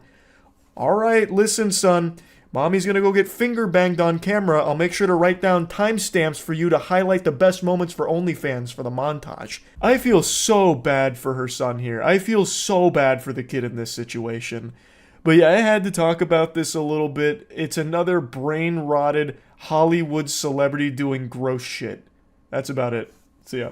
This guy has a smile like that old Momo creepypasta picture, and he has been blowing up online because he's become a public spittoon for people to just spit in. He's like a 5-foot basketball hoop that people just can't help but dunk on. His name is NFT Nick. They said Filecoin wasn't a buy at $5. They said D-Gods would get a $20,000 airdrop from Wormhole. They said Daniel Allegre is a great CEO. They said Bodogos isn't the top NFT project. Keep down. Look at us now. This was his first video that really blew up because it really tingles something deep inside the soul of every viewer that just makes them want to bully him because it looks like he really needs it. He's just like a knuckle sandwich magnet, but verbally. So everyone said their piece about him being a turbo cringe loser, and that was that. He then made it his entire identity to continue this persona. I truly believe NFT Nick is just playing a character. I think this is all just rage bait. It's not real. I'm pretty sure he's just engagement farming because that's become so prevalent on Twitter since you can monetize your hit tweets now if you get a lot of engagement. So I think NFT Nick is just leaning into this to continue to try and farm that engagement, and it is working. Yo, cheers to all the Twitter haters who said I don't own my Miami house. I'll have you know I had the staff load up my jet so I could fly out here to my New York City penthouse pied-à-terre. Anyways, while you're click-clacking on Twitter from your mom's basement, I'll be sitting here sipping from my $5,000 bottle of champagne. Remember, choose rich. I threw you into the deep end of the pool here of NFT Nick lore, but I thought it was important so you could see his more modern attitude here, where he's leaning into like the extraordinarily wealthy douchebag angle. He got community noted because the bottle of wine he showcased is not actually $5,000, it's less than $85. And his whole personality, I think, is just fake on purpose to manufacture outrage and try and capitalize off it and make money from it. Which I think is kind of pathetic, and I don't think it's worth it. Now, of course, I'm not Fuckface's PR guy. I'm not his dad. I can't tell him how to live his life. But I don't think it's worth just being constantly humiliated by every single human being on the planet. Because it's well known that Twitter engagements don't pay that well. You get pennies. You get less than pennies. You get fucking handfuls of dirt for millions of impressions. I don't know how much he made from all of this blatant engagement farming, but I have to imagine it wasn't a ton. Like, I bet he probably would have been able to make more money being a real birthday party clown as opposed to a Twitter NFT clown. It just doesn't seem like you're going to be making enough money for this to ever be worth the constant shame of this being your legacy. I chose rich every time. There's nothing more hilarious than a guy sitting next to "I chose rich every time" from a clearly rented house. He claims to own it, but his suitcase is right in the corner. So I guess he's gonna struggle to explain that one, why he hasn't unpacked in his own house. Coffeezilla was wrong there. He did not struggle to come up with an excuse. He said it was from his staff packing his bags about ready to go on his private jet. So he has been very much leaning into this and thriving off of the controversy. And he's far from the only one doing this shit. It's become the norm on Twitter now to either spam porn advertisements for OnlyFans through like those ad posts that they're constantly doing. If you've seen these leaks, you're not going to heaven. Anyone seen this full video? Who's got this video? The internet was so much better before this OnlyFans leak happened. All of that garbage. It's that and then blatant rage bait farming. That's the main content you see on Twitter now, because all of it is geared towards just monetizing this shit. And engagements right now are the easiest one, because you just post some incendiary remarks or just like really over the top statements and get people to dunk on you for it, to shit on you for it, and you make a little bit of money from that. And you just keep rinse and repeating that process. And I think that's the whole shtick behind NFT Nick. Make these posts, hope people keep insulting you so that way you can keep farming it. And I bet the happiest part of his day is when he gets notified that his post has been community noted, because then he gets follow-up content that has guaranteed eyes on it, because everyone wants to see how you defend yourself when you get community noted. And then he just doubles down on it again and gets community noted further and lets that cycle just continue, so he gets more and more impressions, which translates to more and more Twitter ad rev. That's my theory behind it. Though I guess it is entirely possible that he is genuinely just an insufferable asshole. Yo, shout out to the Twitter people praying for my downfall while saying my champagne ain't real. Keep questioning my life while you cry into your TV dinner, and my chauffeur brings me to $3,000 high tea service at Baccarat. Choose rich. This was his follow-up video to the previous one where he got community noted about the champagne. Community notes really came for his scalp there, triple fisting him, debunking like 3 of the things he said here. But again, all of it, I'm pretty sure he does on purpose. So first they point out that they never said the champagne was fake. Then they also point out that what he said about Baccarat is incorrect. And then they also mention that you can see the reflection of an Uber driver in his glasses. So he's not being chauffeured around or anything like that. And this was his response to that community note. The community note haters are in disbelief. I own a fleet of Ubers, but the poors wouldn't understand that concept. Felipe is my personal driver. Choose rich. So he adopted the choose rich as his slogan now, which is a pretty cool slogan, up there with the Lucky Charms one. They're magically delicious. But I think this post makes it painfully obvious that this is all satirical. It's so over the top, so outrageous, it can be nothing other than on purpose. Like, this isn't someone that's genuinely trying to convince people of their wealth or anything like that. This isn't their real attitude. It's all just a character they're playing. And I think the motive is obviously rage baiting for engagement, because he's being as abrasive as possible. He's being a huge douchebag, and everyone feels compelled to make fun of someone like that. And he makes a little bit of money when they do. So I think that's his whole hustle here. But again, I can openly admit that I could be totally wrong. He could actually just be an insufferable, delusional asshole. I don't know. But one thing I know for certain is he doesn't own a fleet of Ubers, because that would be fucking nonsensical. And also, he does not have a driver named Felipe. Now, it's entirely possible that Nick has a friend named Felipe who comes over for sleepovers occasionally, and they both giggle and touch each other's G-spot whenever they see the word blockchain mentioned in headlines. That could be real. Felipe could actually exist in Nick's life, but he is not his driver. That much is certain. Good morning, haters. Yo, so y'all trying to say that my chauffeur is an Uber driver? Y'all keep hating while I kick off my week screening Scarface from my private movie theater in my New York City pied-à-terre. Remember, choose rich. Nick's face makes him look like he's constantly on the verge of sneezing. It looks like he's just perpetually stuck looking at the sun and like scrunching his whole face in agony. But anyway, I figured I'd at least share his response to the Uber driver allegations. And for some reason, this video in particular, I can't get to load beyond this quality, so it looks like absolute dog shit. It looks like a YouTube video out of 2008. It's highly pixelated, and there's nothing I can do to change that, so I'm sorry about that, but I wanted to at least give you the complete Nick rundown here with that video response. Again, I'm almost 100% certain this is all just engagement farming, and, well, yeah, that's really about it. So yeah.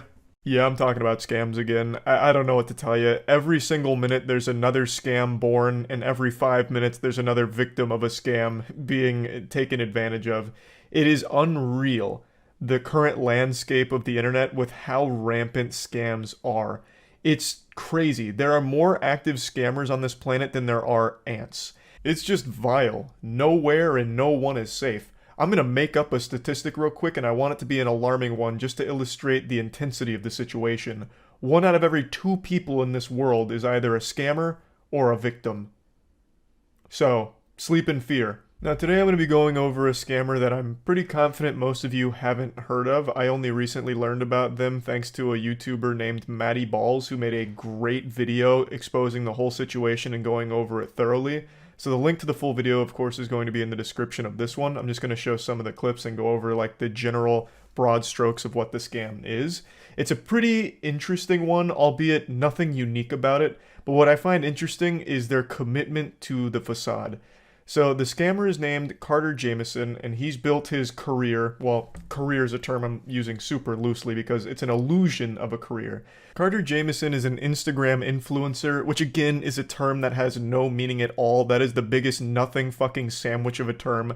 But he has 1 million followers on Instagram, almost all of which are botted, by the way. And he sells courses, which are like media packages in order to get you clout. The man is a literal clout vendor. He's an exposure goblin, and you pay him thousands of dollars for these packages to hopefully blow up your brand or increase your online presence. That's his whole hustle. He's a guru scammer. There's nothing unique there whatsoever. But what's impressive about Carter Jamison is his tenacity and persistence to prey on gullible kids and desperate adults. He seems to have been a born slimy weasel of a person because he's been scamming for quite some time now, and he's only 19 years old. This is a young man. He's like fresh out of high school and already a notorious scammer. In fact, he was one of the puppet masters behind Lana Rhoades' NFT scam from like 8 or 9 months ago, which I know a lot of you are probably familiar with because that was a huge scam. He was one of the people behind it that made off with $1.5 million in that rug pull. This was his first major scam, and I guess he must have really enjoyed the taste of shit in his mouth because he just continues to scam from here. It's only escalated. So not only does he do the press package shit where he like sells these $1,000 packages of like articles or whatever, he also does these very shady giveaways where I'm not entirely convinced people actually get the items they're supposed to receive from the giveaways. But even still, giveaways in and of themselves and the way that Carter Jamison does them are always sketchy because he's hiring rappers and pretending to be friends with them in order to promote the giveaway. So that way people start following the account and, you know, signing up, whatever, all that, under the idea that they're going to get this item, and also under the idea that the rapper that is there is a big supporter, so it must be legitimate, even though that's not exactly telling the whole story.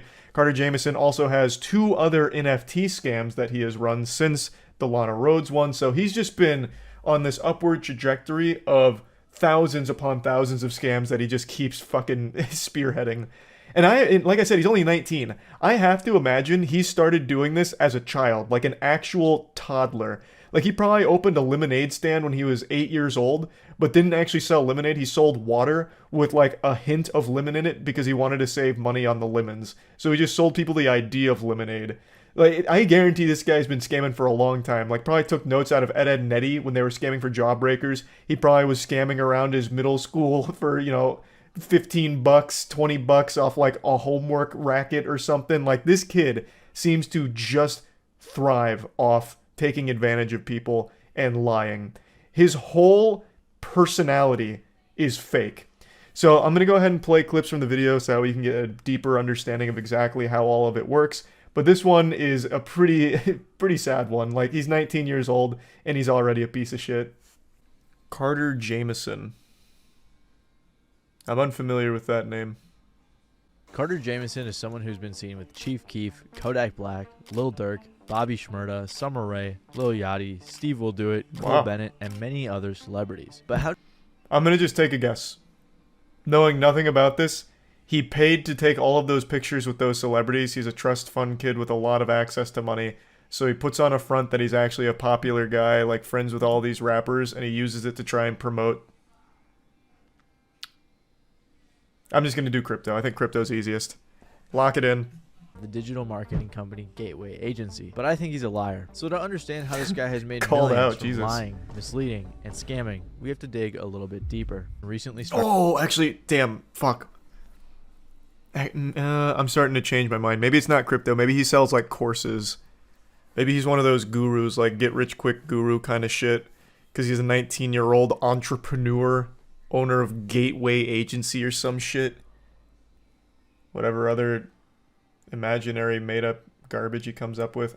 I'll stick it out on crypto. I won't backpedal. getting a ton. Is he really even a scammer? Well, I'm gonna go ahead and take a stab at it. He does not have all of these followers legitimately, 100% botted to a certain level. A lot of people on Instagram do that. How does this kid know all these people? He doesn't. He pays to be near them. And who is he? Just a kid with a lucky spawn, born to a wealthy family. So Carter Jamieson is another one of those social media gurus you see online, but instead of selling you a course, he's selling you popularity. You might notice he has decent engagement in relationships with one who promises to scale your digital footprint to the... My second guess was the right one. Son of a bitch. Yeah, maybe crypto's too outdated now. Everyone just immediately conflates anything meta, Web3, whatever with a scam. Rightfully so, by the way. Like, yeah, if he's a modern scammer, he would have had to adapt into the guru space, which is now the money maker. Actually proves his guiltiness. Botted engagement. Before his engagement Sounds increased about 100 right. times because of Juice WRLD That's fans Instagram. hate bombing him, he could be seen botting his account, as you can see from all these fake comments. And if that isn't proof enough, No, here's a this is picture of really him testing fire. out botted engagement Shit's on one of flames. his Twitter accounts. And here on his YouTube channel, you can see over 1,000 botted comments on one of his YouTube shorts that only has 600 likes. So it's Huge. safe to assume that he's botting likes and possibly followers. They're just too. very Then there's passionate. his They press. forgot to When like. I first saw on his website that he had a ton of articles and content, and another even says this story is paid for by an advertiser. Remember? I actually had no idea that that shit was there.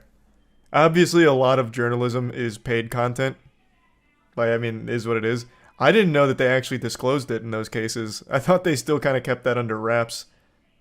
But I guess they also got hit by some new guidelines or something, or maybe I've just been oblivious to those notices.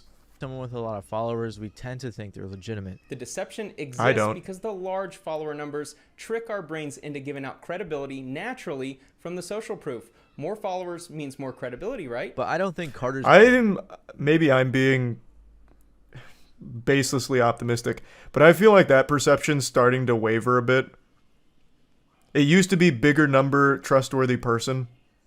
That used to be the rule, but I think with crypto and everything, it's kind of shaken everyone's faith in that concept. So I'm hoping that's changing, because it feels like it kind of is, slowly but surely. But maybe I'm just wrong in wanting to believe. I like how the YouTuber is basically milking this guy's downfall for views and content. Why does everyone have to have like some kind of weird contrarian perspective on everything? This guy even said at the beginning, like, he was a very generous guy about this whole thing. He's just telling the story, and that's exactly what he's doing. He's just telling the story about this guy's hustle, which is a scam. It's so weird. What goes on in your mind to want to immediately take some kind of weird combative stance on someone just literally exposing a scammer?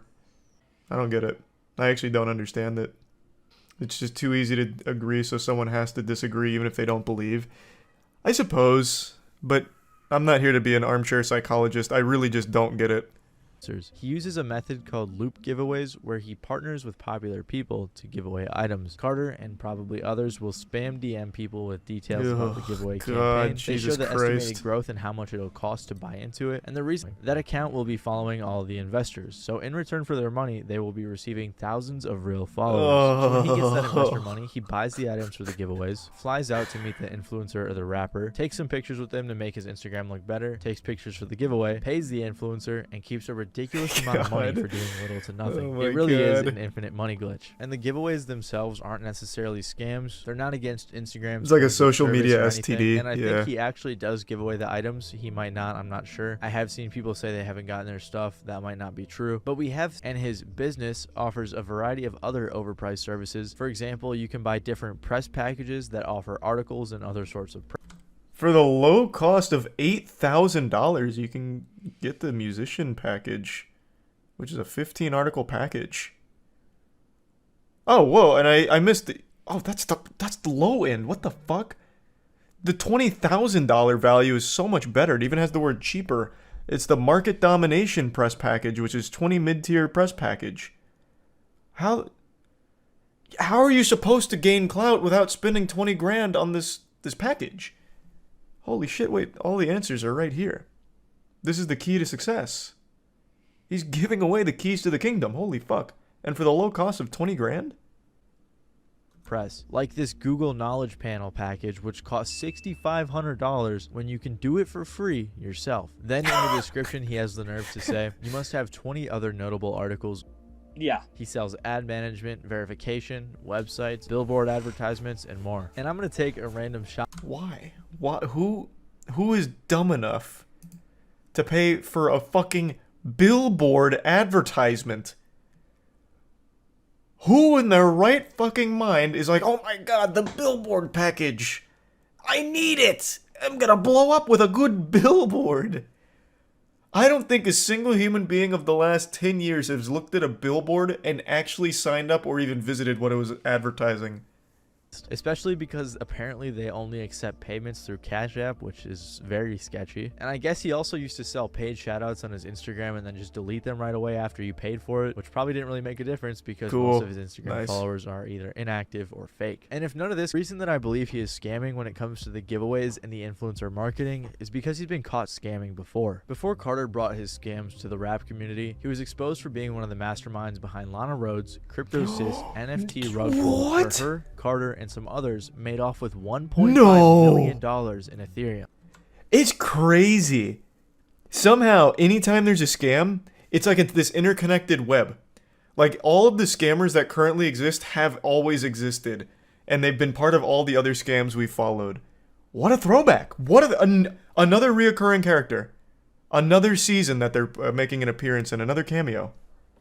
There were 6,069 awful looking NFTs that were being marketed as an investment, and investors were promised that this was a long... Unlike other pump and dump projects, we don't just plan on stopping after minting, so we actually have to be able to fund all that stuff. They were hyping it up so much to the point where multiple people even got tattoos of the NFT, and they were reposting it. Personally, I can't imagine knowingly scamming people, watching them get tattoos of the NFT, and reposting it. So they... I'll tell you one thing, I can absolutely imagine that. If you're one of those absolute bumbling idiots that buys into CryptoSys and you feel so strongly about it, you get a tattoo on your fucking thigh of the CryptoSys logo, you deserve to be laughed at. The scammer at that point, I'm on the scammer side. Laughing at you is like the least they can do. You've earned that shit. That's a fat fucking L. My god. Everything else I disagree with the scammer on, but laughing at people that do that, I actually completely agree. $1.6 million was drained out of this mint for the NFTs one day after they sold the collection. The reason that they did this is because apparently Lana's feelings got hurt by the negativity in the community, but obviously this was just an excuse to take the money. Tons of people in the community talked about this rug pull, so it's a pretty well-known scam, and somehow Carter still has a career. And this wasn't the first time that Lana... Right now, Carter has other NFT projects like Billionaire Butterfly Club, which I'm assuming is I was kind of right. He is doing crypto scams. Rug pull type of deal. But in this is the fraternity apes party. Guys, everybody in this is in the highest level frat of the real life.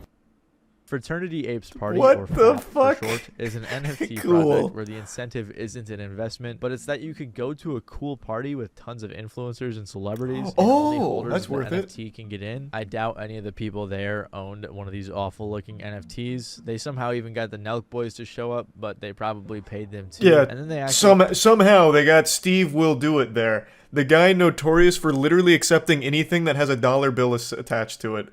It's a mystery to me how the fuck Nelk ended up there. This kid, I'll crack the code. I think I was right initially.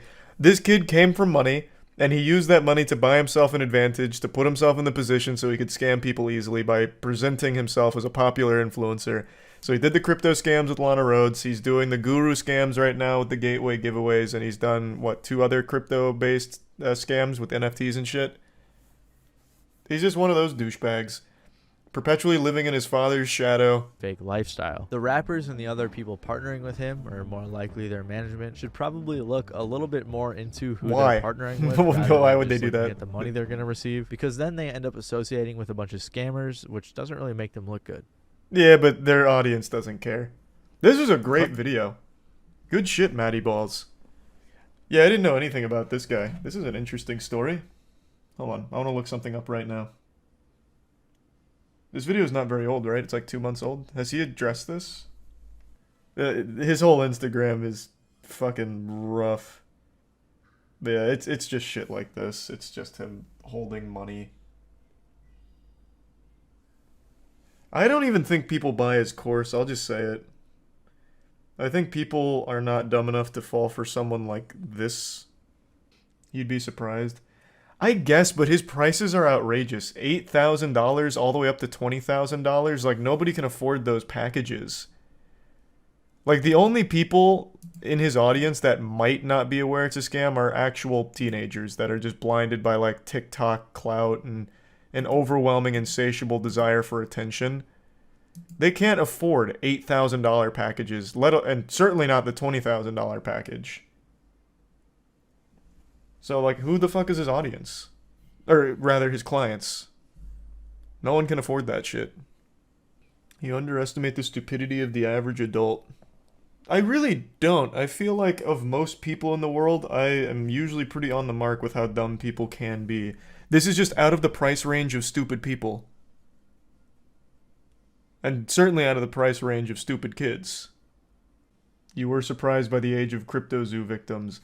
I was very surprised by that. You are correct. That one did catch me off guard. I wouldn't have expected adults to be in the Logan Paul audience, let alone falling for a Logan Paul NFT project. But that was a low barrier of entry for them. This is an extremely high barrier. Especially for very little return. Meet the 18-year-old who's the CEO of a successful social media agency. And then right underneath that, this is paid for by the advertiser. Ah, so it's trustworthy then, huh? Surely this will be an unbiased look at his story. Let's see.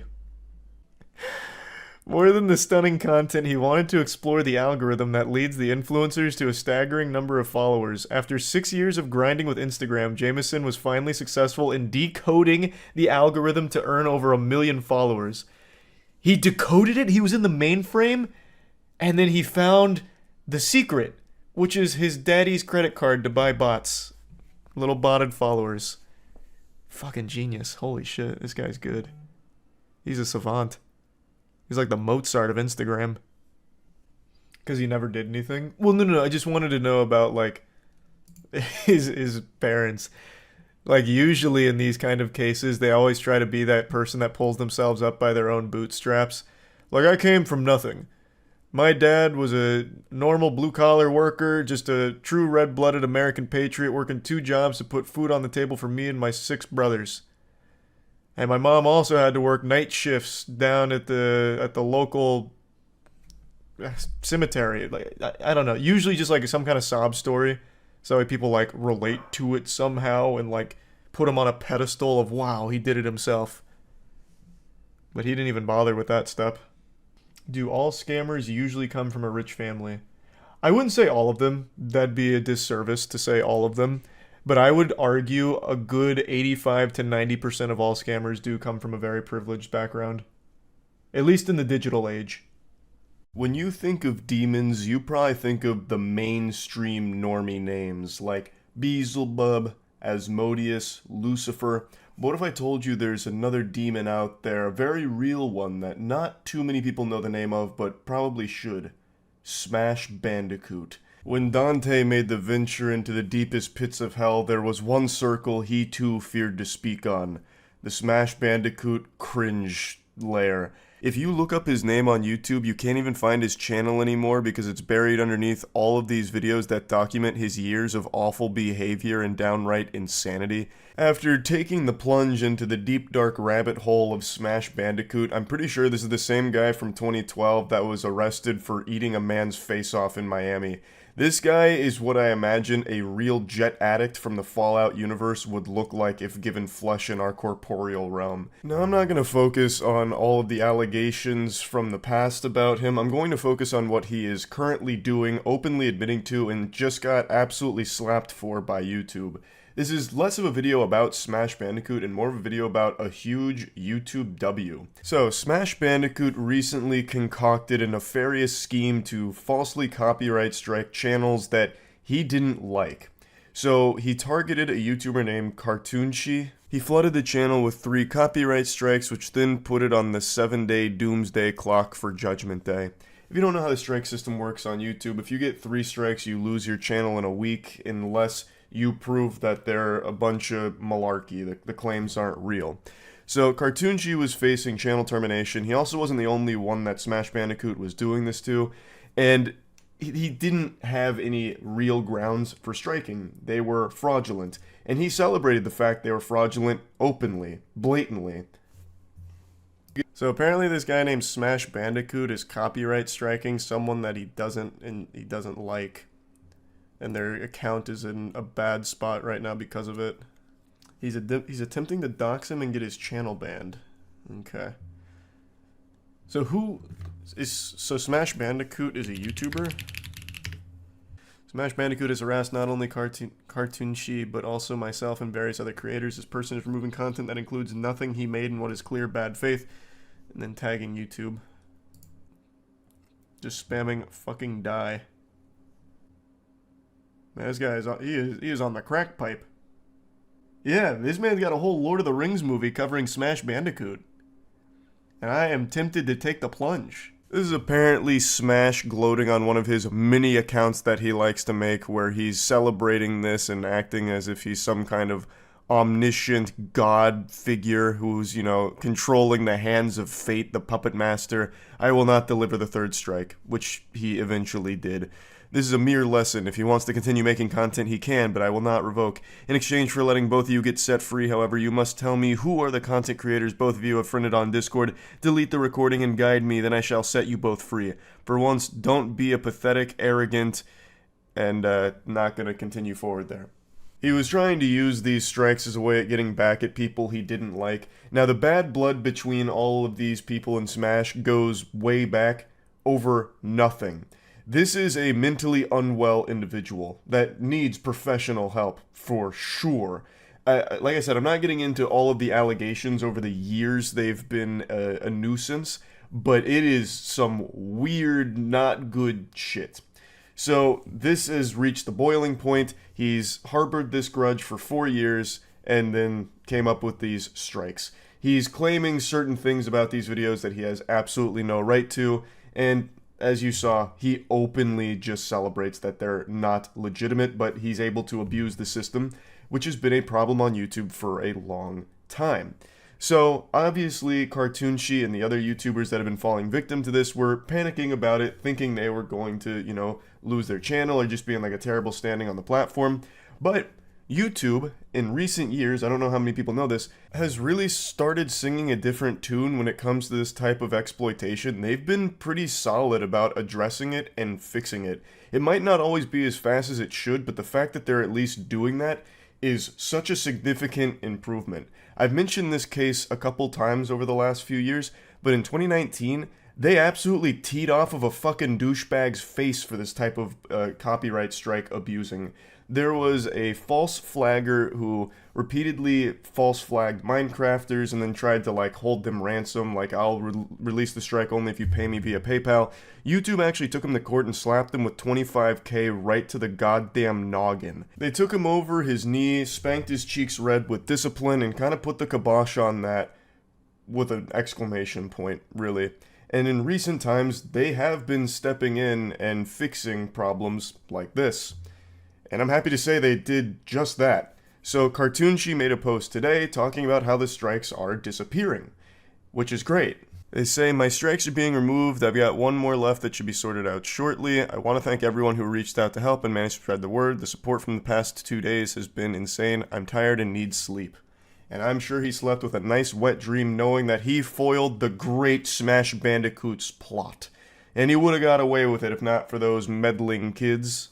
Now, if you're at all familiar with Smash Bandicoot, then may God have mercy on your soul. You'll know one of the things that they like to do is he likes to make a ton of different accounts for many types of sorted purposes. In fact, when I briefly covered this topic on stream 2 days ago, within 10 minutes, less than 10 minutes, he somehow went into my chat on multiple different accounts to spam gobbledygook, just actual gibberish that he was caps locking and screaming to the heavens. How he even knew I was talking about him is beyond me, because it had been less than 10 minutes since his name left my mouth. That is how online he is all of the time. He's like the fucking NSA. It's crazy. And he has tons of accounts that he uses these things for. So the question naturally becomes, what stops him from just doing this again and striking more channels? Well, that's another thing YouTube's also been pretty good about in recent years. There have been no shortage of weirdos like Smash Bandicoot that try this. And usually when they fail, that's the end of the discussion because YouTube actually swats these flies pretty effectively. So once they deem that all of this is a bunch of baloney, they make some kind of note in their system or something because obviously they have this guy's information. And clearly they've set the precedent of they're not afraid to go to court over these things and punish people legally, financially for it. So I'm guessing what happens is YouTube is somehow able to, I don't know, like blacklist them internally so that way they can't be submitting strike claims anymore. At least that's my little game theory on it. But usually you don't see them do this anymore. And I have to imagine that's something on YouTube's side for this kind of abuse. Which is, of course, a very good thing because pieces of shit like this should not be allowed to continue to do that. So, I just wanted to talk about this a little bit because it is one of those situations where it has a happy ending.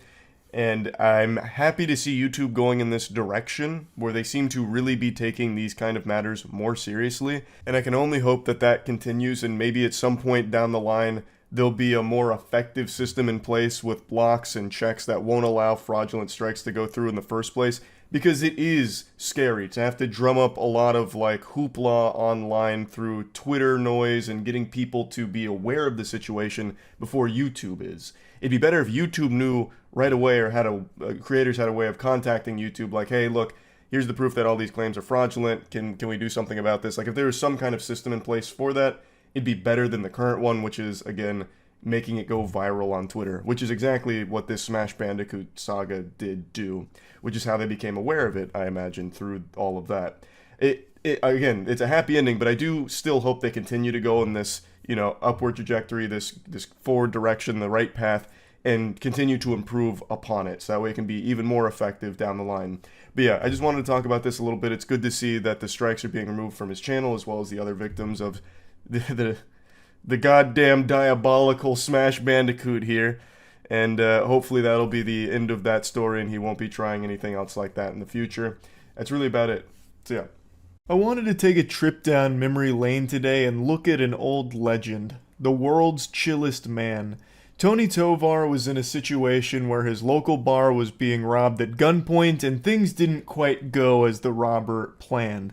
This happened in late 2019, and I think once COVID hit in 2020, a lot of people seem to have forgotten who the world's chillest man is, and I want this to serve as a reminder because the COVID era is like the Void Century from One Piece, and I haven't seen anyone mention Tony's name in a long time, and that's just not right. He's the guy who became a national sensation as the world's chillest man. Sometimes you just have to stand up to punks like that. Tony Tovar just nonchalantly sat there, lighting up his cigarette as his favorite neighborhood bar was robbed. I'll show you some clips from the full security camera footage in a moment because I don't think the Inside Edition supercut does it justice with how badass this is. He is the Zen master. Tony is cooler than the other side of the pillow. He's just got ice in his veins. I don't think his heart rate ever went above 70 BPM. And it's not like the robber came in here with like a handgun or anything. He blasted into the Thunderdome here with a fucking boomstick. He's got the lumber. And yet, Tony doesn't give a fuck. This guy entered his domain.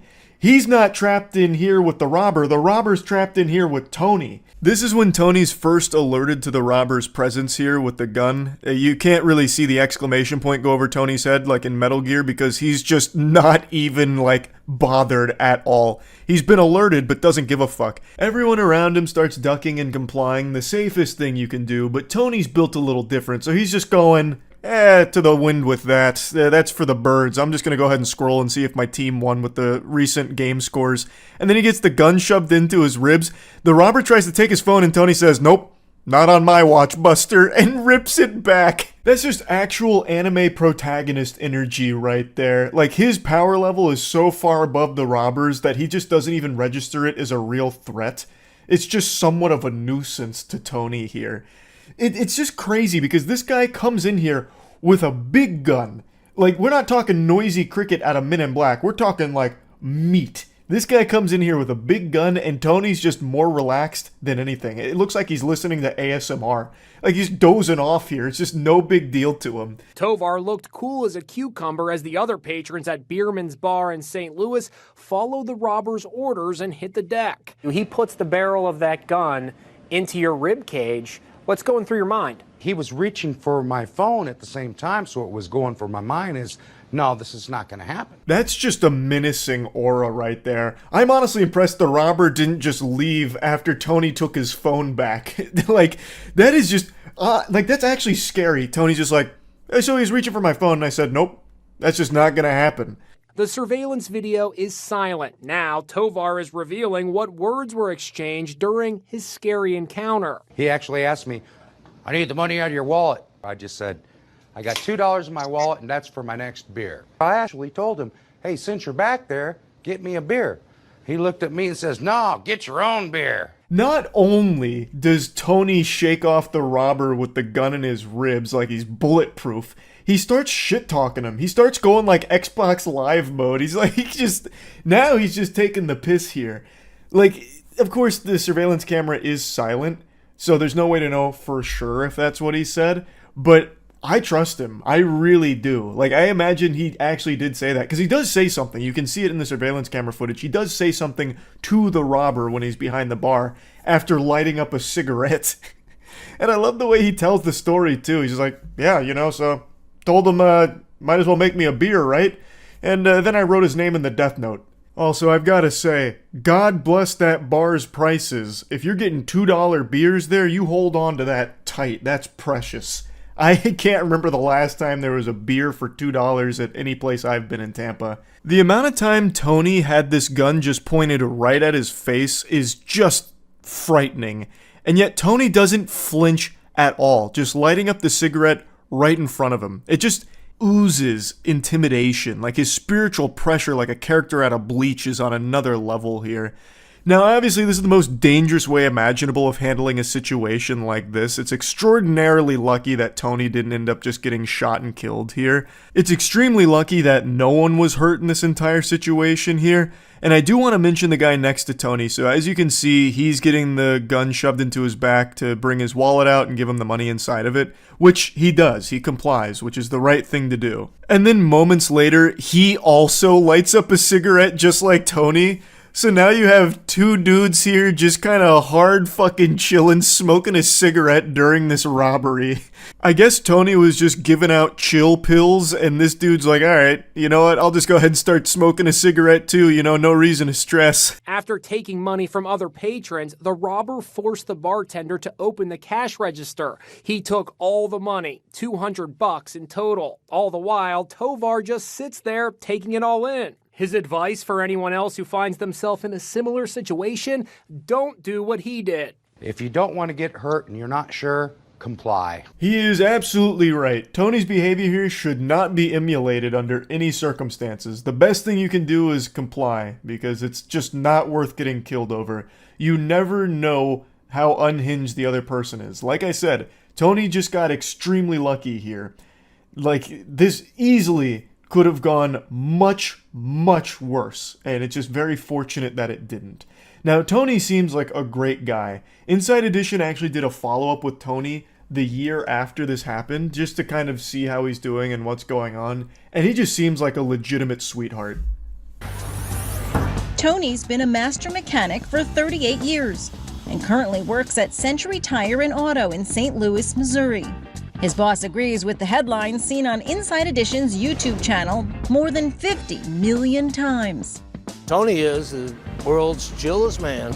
A master mechanic and a master at chilling. Even his boss seems like a super cool character. I love the way he comes in and says, "Tony is the world's chillest man." It reminds me of like an old radio show host. "Behold, the man who can chill under any circumstances, in a pool of sharks, in a pool of lava, in a pool. He can chill anywhere, in the face of bullets, the face of cannons. You can't stop him from chilling." I don't know, he just seems cool. Inside this bar behind me is a regular watering hole. I lived right there.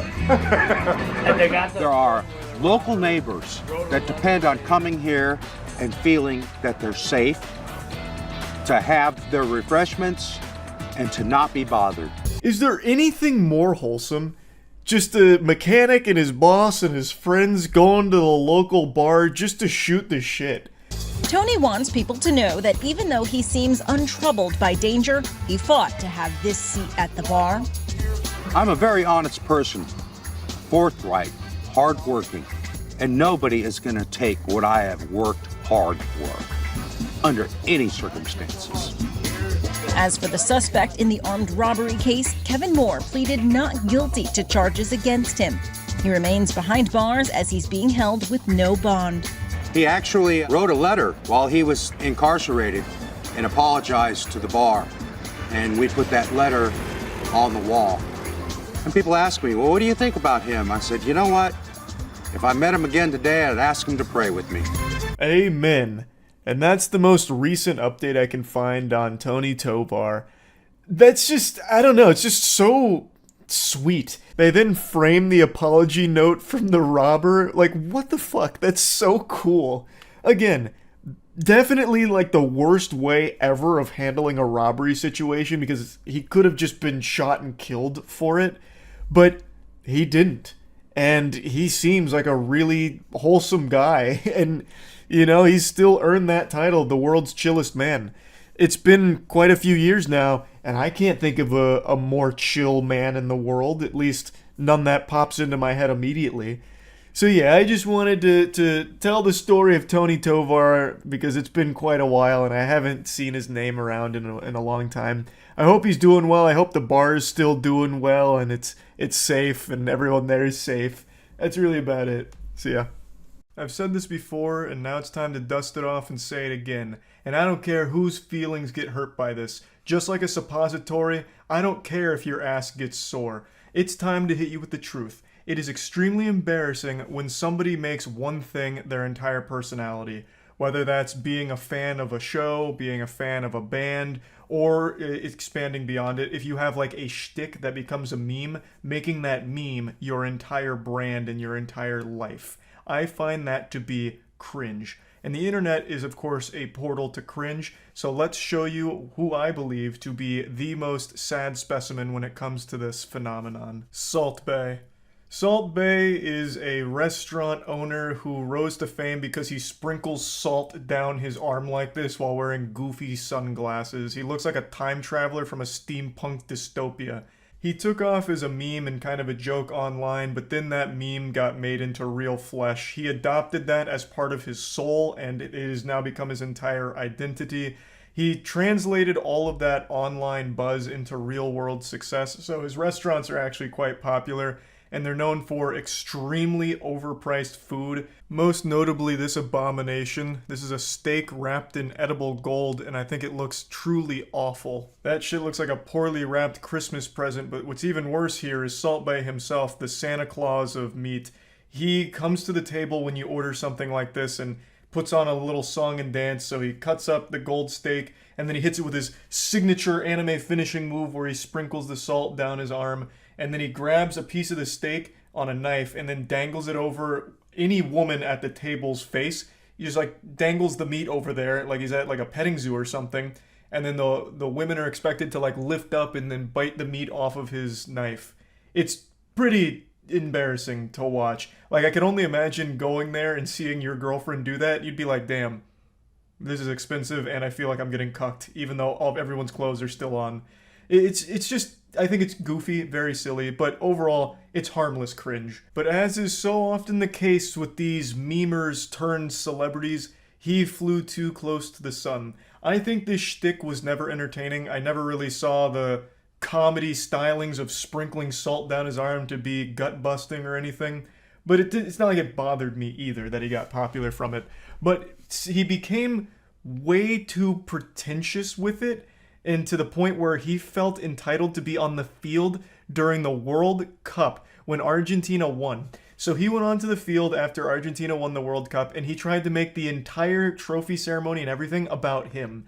If you go to his Instagram, it's so many pictures of him holding the World Cup, you'd think he was part of the team that won it, even though he had nothing to do with it. And then he also has that picture in the bottom right that looks like he actually fished a piece of poop out of a toilet at one of his restaurants and was playing with it. So he was rightfully getting dunked on by everyone on the internet for this shit, and I just want to show you some of his worst moments here because, man, it is so bad.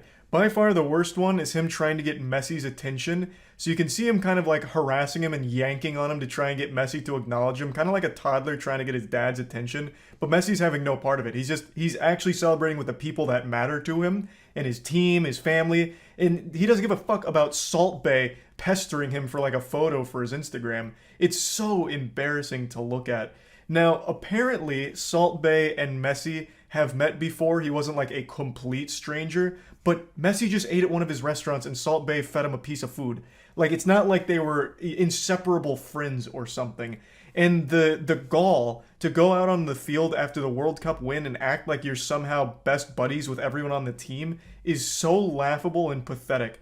It was so bad, in fact, that now FIFA is investigating how he even got on the field in the first place, because they're not entirely sure. The leading theory is that he was able to get on the field because he's somewhat friends with the FIFA commissioner, like the head of the FIFA org. So that's the leading theory, but even that's not 100% certain from what I've read. But yeah, let's take a peek at some of those videos he filmed because, man, they're classics.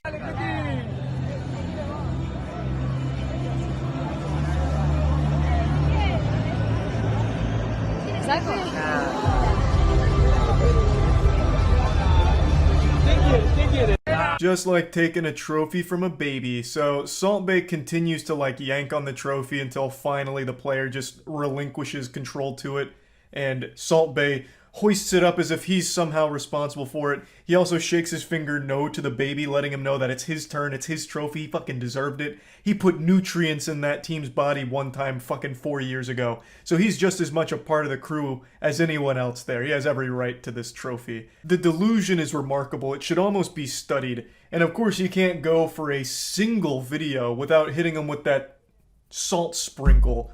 Because man, that's so good. It's so iconic even, man. You can't get enough of that one.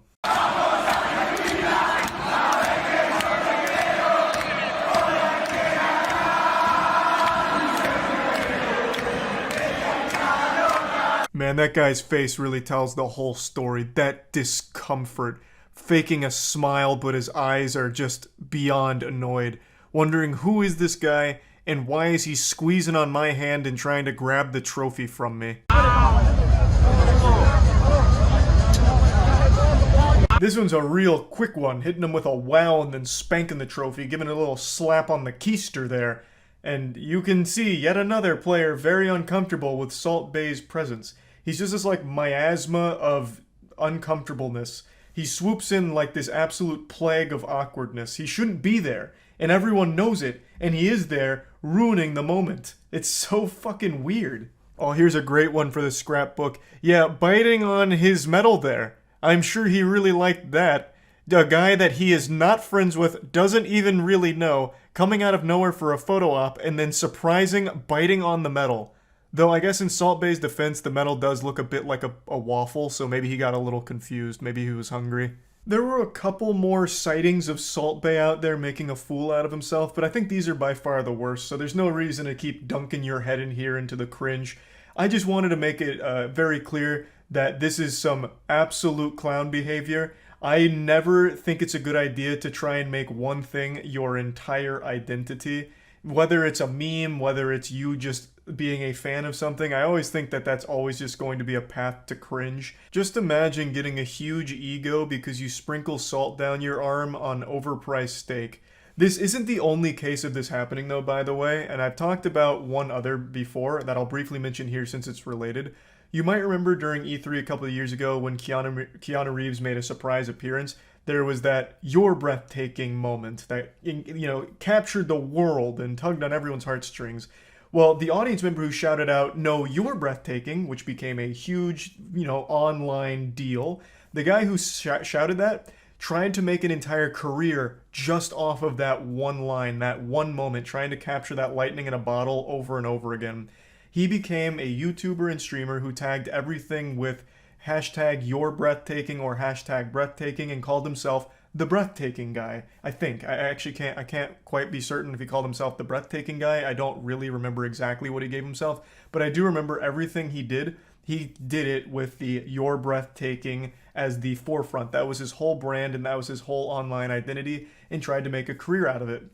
It didn't really work. It kind of worked in the beginning because it was still like a wholesome moment and it didn't seem like he was trying to clout chase off of just that one thing.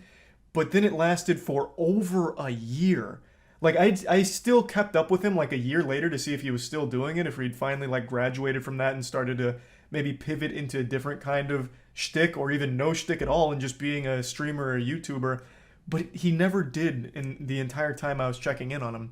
It was always going by the "you're breathtaking" moment to try and make that his thing. And it didn't pan out super well. Last I saw, he was streaming to about like 10 viewers at the time. And I just felt really bad for him because this is one of those moments where you have this huge blow up almost overnight because of one thing that you did that everyone loved. So you want to keep doing that because everyone loved it, but then you wear it out. It overstays its welcome. And then eventually you end up in a position like Salt Bae, where it's just kind of washed up, it's run its course, and now you just look silly for continuing to embrace it and continuing to try and sell that. So I just wanted to bring this up because I think Salt Bae is a bit of a loser, especially for this World Cup shit. That's about it. See ya. Yeah, unfortunately the title of the video is not misleading. Mr. Lonely himself, Akon, is behind a massive scam. If any of you watching grew up in the 90s or early 2000s, I'm sure that name rings a lot of bells because Akon is an artist who was responsible for some absolutely iconic boner jams back in the day. And a few years ago, he decided to pitch a city, Akon City, which would be powered by the blockchain and have their own form of currency called A-Coin.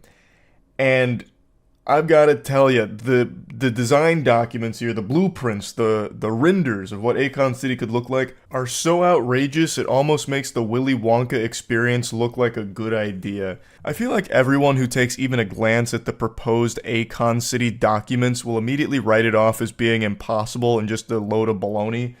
And they'd be 100% right in that assumption. This will never happen. This city looks like something out of Final Fantasy. It's just not really feasible. Yet, Akon, as well as other collaborators, are doing their best to try and make it a reality. Though after years of work, the only thing they have to show for it is a single welcome center that has a graffitied picture of Akon on the side. And it doesn't really welcome you to anything because there's nothing to show for it. It just welcomes you to something that's emptier than my colon after eating Greek yogurt first thing in the morning. It takes you to basically just an empty field. Though there is a single building skeleton there that has a staircase and that's it, and then just a bunch of cattle roaming freely.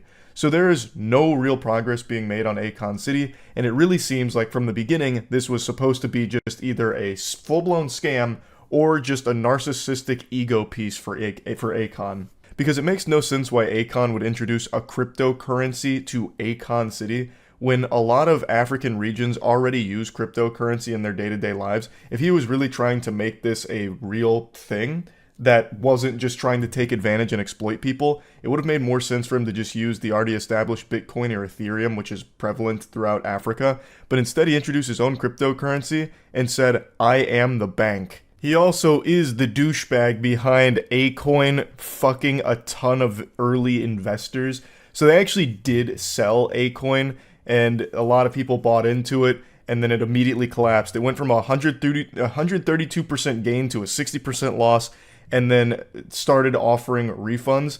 And all these investors, when trying to get their refund, basically just got cold-shouldered and never got their refunds for this. They basically just got rugged like everyone else with the crypto boom a few years ago. But anyway, I recommend checking out Patrick Cece's video for an in-depth look at a lot of what went on behind the scenes at Akon City and Akon himself here.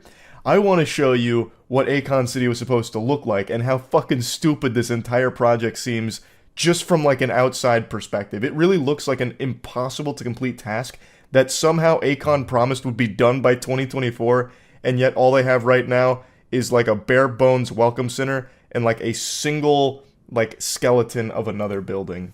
That's about as bad as the Soulja Boy Game Boy. Okay, show a little respect for the Soulja console. Also, Akon City is so much worse than just releasing a fraudulent game console. It is disgusting to compare the two. Akon's City is like the most egregious, over-the-top scam. Like, it's so much worse. Akon actually has a video showcasing it. Look up, this is Akon City. I don't think I ever saw this. I only ever read about Akon City. So here's the entertainment district. What are these? These aren't even buildings. This looks like when you go into Roller Coaster Tycoon and fuck up the terrain. Who's your architect? This is what it looks like when you like actually trip acid for the first time. It's even bad CG. Yeah. It's melted.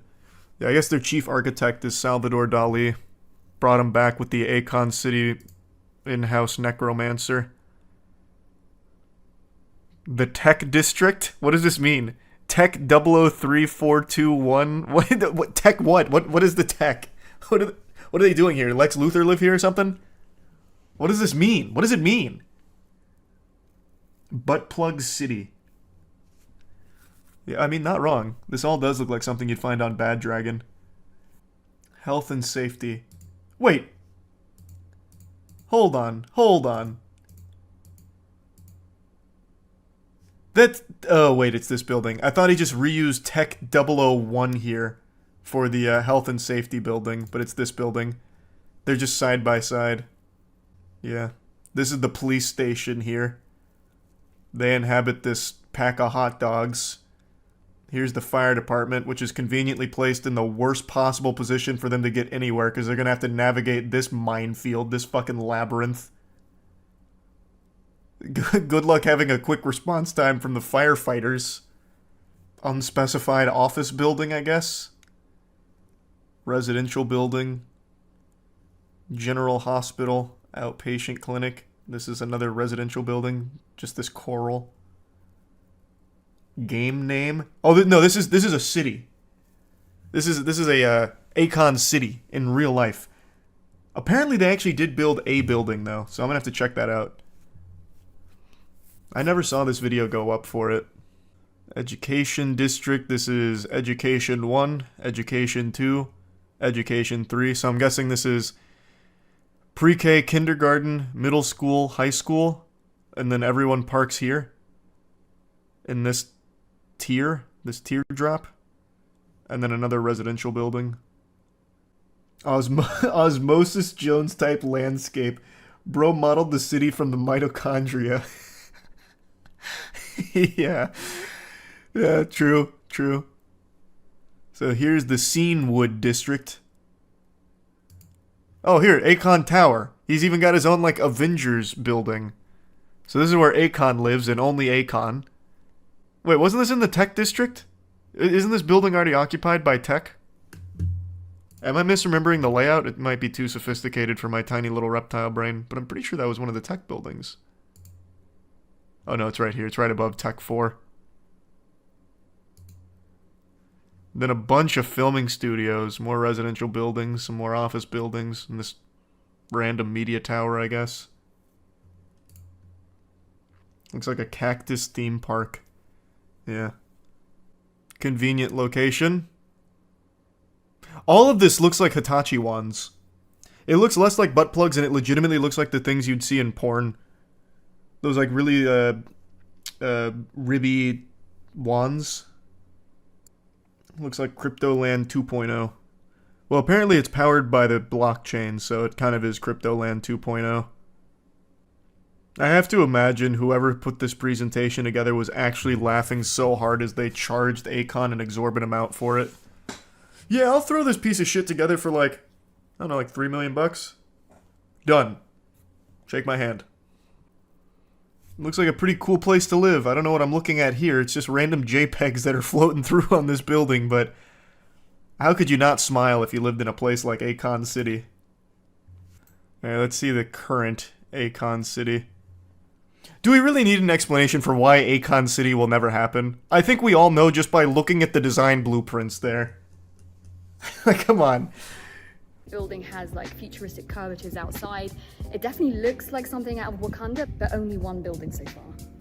Whoa, whoa, whoa, whoa, whoa, what was this? Wait, what? This is there right now. Also, you should probably have someone else come in and do the artwork on the side of your building. Why? That looks like extremely low poly. It's like a PS1 render of Akon.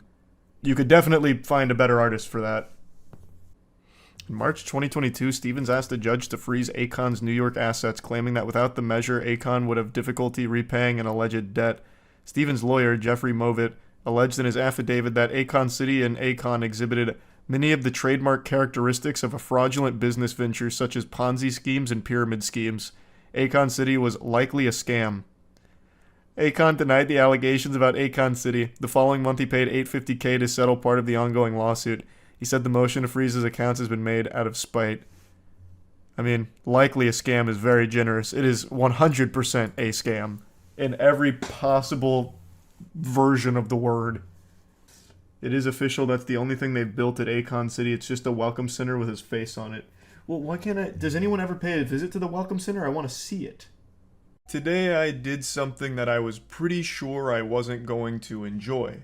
And I think taking these kind of risks is important for growth, where you step outside of your comfort zone and try something new, even if you're convinced you're not going to like it. I did that today. I cannonballed into the swimming pool of yuckiness and did something rather foul. Now, this isn't anything huge. It's not like I was some kind of brave, courageous warrior that really put it all on the line today to try something new. I didn't go hog wild and wacky like sticking my dick in a gas station glory hole or anything. I watched a show that I was very sure I was probably going to dislike. I asked myself, how bad could Netflix's lowest rated original be? And that show is The Witcher Blood Origin. Right now it has a 32% on Rotten Tomatoes with a 13% audience score. It was also lower in the critics side. It used to be down to like 16%, but then I guess some glowing reviews came scooting in there. Maybe even paid reviews. I have no idea. And it's not like I really put a whole lot of stock into Rotten Tomatoes scores, by the way. Rotten Tomatoes gives Big Mouth a 100% every single season except for one. And Big Mouth is the worst thing humanity's created since the Brazen Bull torture device. I swear, watching Big Mouth is up there with being waterboarded. It's just a cruel and unusual punishment, yet it gets rewarded every season on Rotten Tomatoes with a perfect score. It's mind-blowing. But now I'm getting off on a tangent. The point is, I don't put a whole lot of faith in Rotten Tomatoes as like a reviewing source, but The Witcher Blood Origin has been shit on across the board from everyone, and I wanted to see just how bad it was, because I wrote this off immediately, as did everyone else, because it proudly disregards the source material that it's supposed to be borrowing from. It uses the Witcher IP, and then wipes its ass with it. So this is a spin-off story. It's a prequel to The Witcher. It's set about 1200 years before the events of The Witcher, and it's not based on anything, and I don't typically get upset about that. I think it's fine if you want to take a universe and then tell your own original story in there. That's fine, but it always has to at least pay respect to the source material, something that Blood Origin fails to do on any level whatsoever. And it also has to at least fit and make sense in the universe, like justify its existence. Why is it there? And does it play by the universe's rules? Well, across the board here, the answer is pretty much no.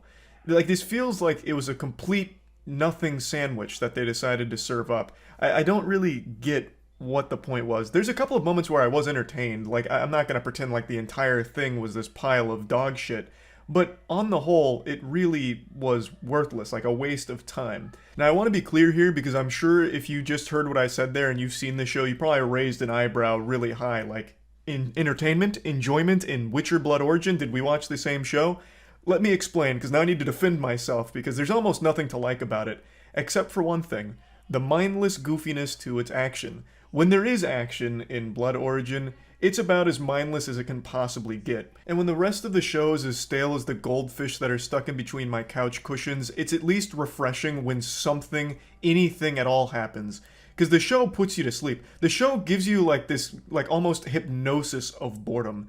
Like, I swear to God, half the time when I was watching this show, the generic nature of everything and the convolution of its messy plot would have me passing out like it was a drug overdose. And then they'd have their goofy action come on and it was like this little hit of Narcan. I'm not trying to defend the action sequences because I know they're not great. I'm sure there's plenty of critiques that exist for the choreography, or really lack thereof, to the action scenes. But for me, I could at least appreciate the unapologetic silliness of it, and those fleeting moments of ephemeral enjoyment were overshadowed by hours of boredom and nonsensical, messy garbage. Narratively, this thing is as messy as it gets. I actually have a conspiracy theory that originally this was supposed to be its own generic fantasy show that they started filming, and then they got halfway through the season and then they just ran out of budget or it got canceled. But they didn't want it to go to waste, so they had these like 4 episodes worth of content that they already poured money into, and they already had all the footage. So they knew they could probably sell and at least get eyes on it if they just slapped the Witcher IP on top of it, even though it had no real tie-in. So they did, like in an act of desperation, and then they like wrote in some loose Witcher lore to it, and it just doesn't work.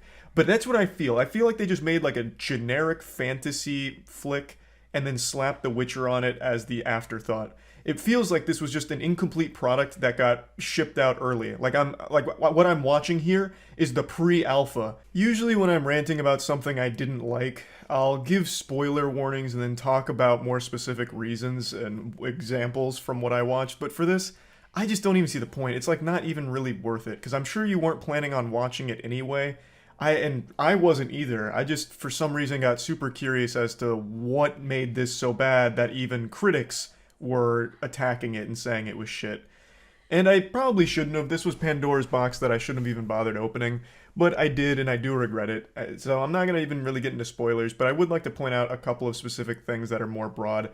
Almost every character in the show is an elf, yet that has absolutely no difference in how they behave, how they act, or anything. It's not even elves like you're used to seeing in The Witcher. They don't act the same or anything. They're basically just humans with little pointy ears in here. And the pointy ears look like something you could have found at Party City for some of the characters. It's just, what was even the point of making them elves at that level? Like, why? It doesn't do anything, it doesn't add anything, and it's not even like an important point to the show, really, because it's not explored or done super well. Like, it's not really weaved into the narrative in any other way aside from them just basically being humans with long ears. I don't even get what the point of that was. It seems like they didn't give much thought to anything in this show, and it also feels like they didn't have a budget to do anything in this show either. It doesn't even look good. I felt like I was watching a CW production sometimes. Everything just feels like cheap. I don't know if it's just me, but I thought the visuals were really, really lacking, especially for a Netflix original here. There's absolutely times where I thought I was watching a fan project, but then the writing kicked in and I realized this is absolutely not done by Witcher fans. That much is very clear. By far the worst part is its writing, no doubt, but more specifically the writing for the characters. This is literally the first line in the show, and that sets the tone for the writing for the rest of the series. It's just so laughably bad so often. And the characters will sometimes just point blank tell you, like, this is very important to me because this, and this is how I'm feeling, without ever spending the time to build up relationships or build up these things. A good writer would be able to convey that without just point blank telling you, like almost breaking the fourth wall, like, hey, viewer, this is what you don't know about me and how I'm feeling right now, so let me explain it to you. It's just bad. Maybe that's because it's only 4 episodes, so the time constraints, it was hard to build a relationship, but to me it just feels like just general laziness as opposed to like a limitation on the amount of time they were allotted. The whole thing is just sloppy. It has nothing to do with The Witcher. It doesn't try to. I don't get the point. And I don't want to just keep focusing in on The Witcher Blood Origin specifically. I, again, want to, zoom out the lens here and talk about the bigger thing, the trend of taking beloved property like The Witcher and then giving it to people that don't fucking care and even openly, proudly disrespect it most of the time. Like with Halo. I keep bringing up Halo because that is the gift that keeps on giving. It is applicable to so much here. And to me, that is still the most egregious example of people that hated the property they were working on, tried to do something that they deemed better, and made something that is unforgivable. Something unholy, just a downright sin. It is criminal how bad the Halo show was. And that's kind of where everything's going. You have the Last of Us showrunner coming out saying, death in the games were just kind of pixels, so it's going to be different in the show. And now you have Witcher Blood Origin furthering this, where it's like, The Witcher, who cares about that? We're just going to use that name and then tell our own generic fantasy story. What is the fucking point? This is like that episode of SpongeBob with how many times we have to teach you this lesson, old man. Stop giving these beloved IPs to people, showrunners, producers, heads of studios that clearly don't give a fuck about it. What do you hope to accomplish? You don't get the fans of the property. You immediately lose them. You make an enemy out of them. You also don't get the general audience because they don't care about the IP to begin with. It's not like strong enough to bring in new eyes. It doesn't have its own legs because it's relying on the safety of the IP's name, and you deliver something half-baked like this show. Who are you even targeting? Because with Blood Origin, it's not Witcher fans. It's not fantasy fans. It's what? People that have like autoplay on or something, like YouTube kids, they have an iPad and they just have random shit pop up. Like, who is this even geared towards? I don't get it. That's a question I asked with Halo because it wasn't geared towards Halo fans, and it wasn't geared towards just like general sci-fi fans either because it wasn't good enough. And now it's a question I'm asking here. Why? You have a dedicated audience with that IP. That franchise comes built in with eyeballs. So why not like make an ally out of them instead of an enemy? Show them that you actually care about it instead of bragging about not playing the games or not reading the stories that it comes from or whatever. Again, this is me talking about Halo, but I'm sure it applies to Blood Origin because clearly they have made a very public case of disrespecting the property. Henry Cavill's now no longer with The Witcher going forward after season 3. Again, why is this the norm to give this IP to people that don't like it to begin with? You're never going to get something good out of it. You just keep getting shit. More and more shit piled on top of itself in this giant septic tank of bad adaptations. And it doesn't have to be that way. It really doesn't. Like, you could absolutely just give it to people who do want to use it and make something great with it. I know it exists. So why do we keep doing this? It just doesn't make any sense to me. So yeah, I just wanted to rant a little bit today. That's really about it. So yeah. I just saw one of the most high-octane chases that's ever been captured on film. It involves someone being accused of being a predator, getting away in one of the most absurd vehicles I've ever laid my eyes upon. Sorry, what's your name again? Roger. Roger? Hey Roger, can I have a chat with you? Just a chat, man. I don't wanna call the police. I just wanna have a chat with you, okay? Yeah. So, why do you think it's okay, brother? And I'm just filming for our own protection, so you can't tell the police I touched you, okay? No, Roger, I just want to chat with you, Roger. Jesus Christ, just leaving him in the dust, engaging the afterburners, activated the NOS boosters there.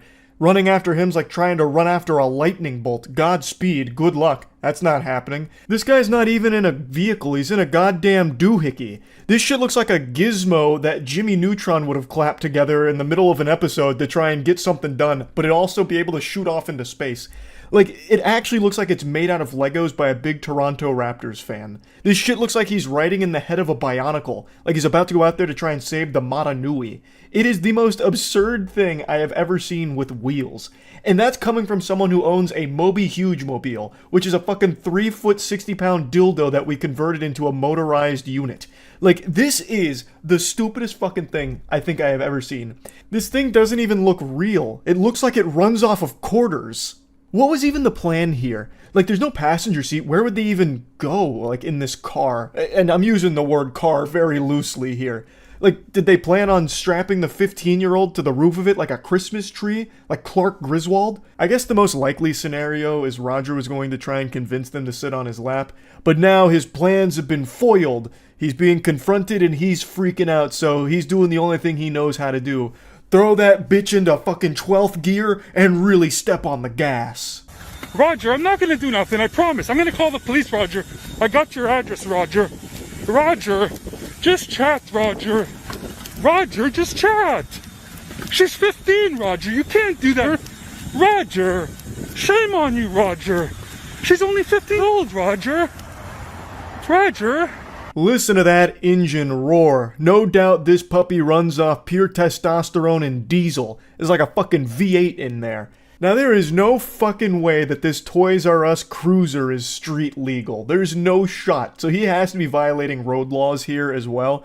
But I do love that the cameraman is just like power walking in order to keep up with it and just being like, Roger, Roger, come on, Roger, Roger.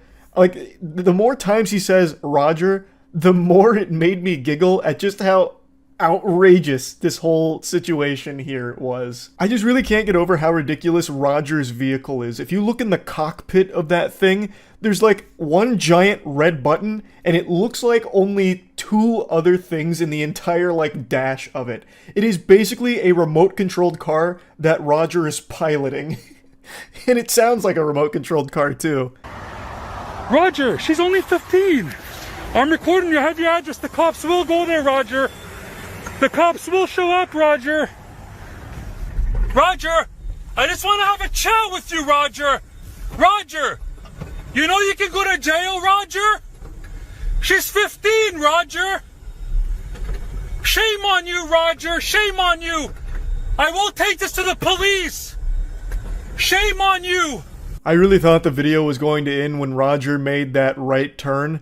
But I love that the reporter here, the boots on the ground journalist, like the detective, got in his car in order to catch up to Roger. I don't know how he was able to pull off a feat like that with how fast Roger was zooming around, but, you know, hats off to him for catching up and engaging in the slow speed pursuit. So he pulls up next to Roger and continues to just, like, talk at him. Like, Roger, let's have a chat. Like, he's Chris Hansen on the go right now.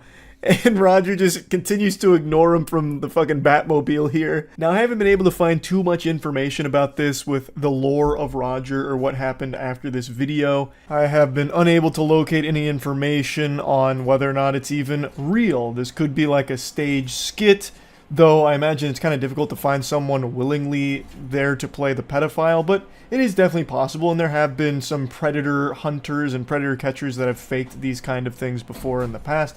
So I don't even know if it's 100% authentic or not. Roger might not even be a pedophile or anything at all right now. It's all allegations, and I can't find any information about this anymore. The original upload of the video on YouTube is taken down, so it's been very difficult to find more information about all of it.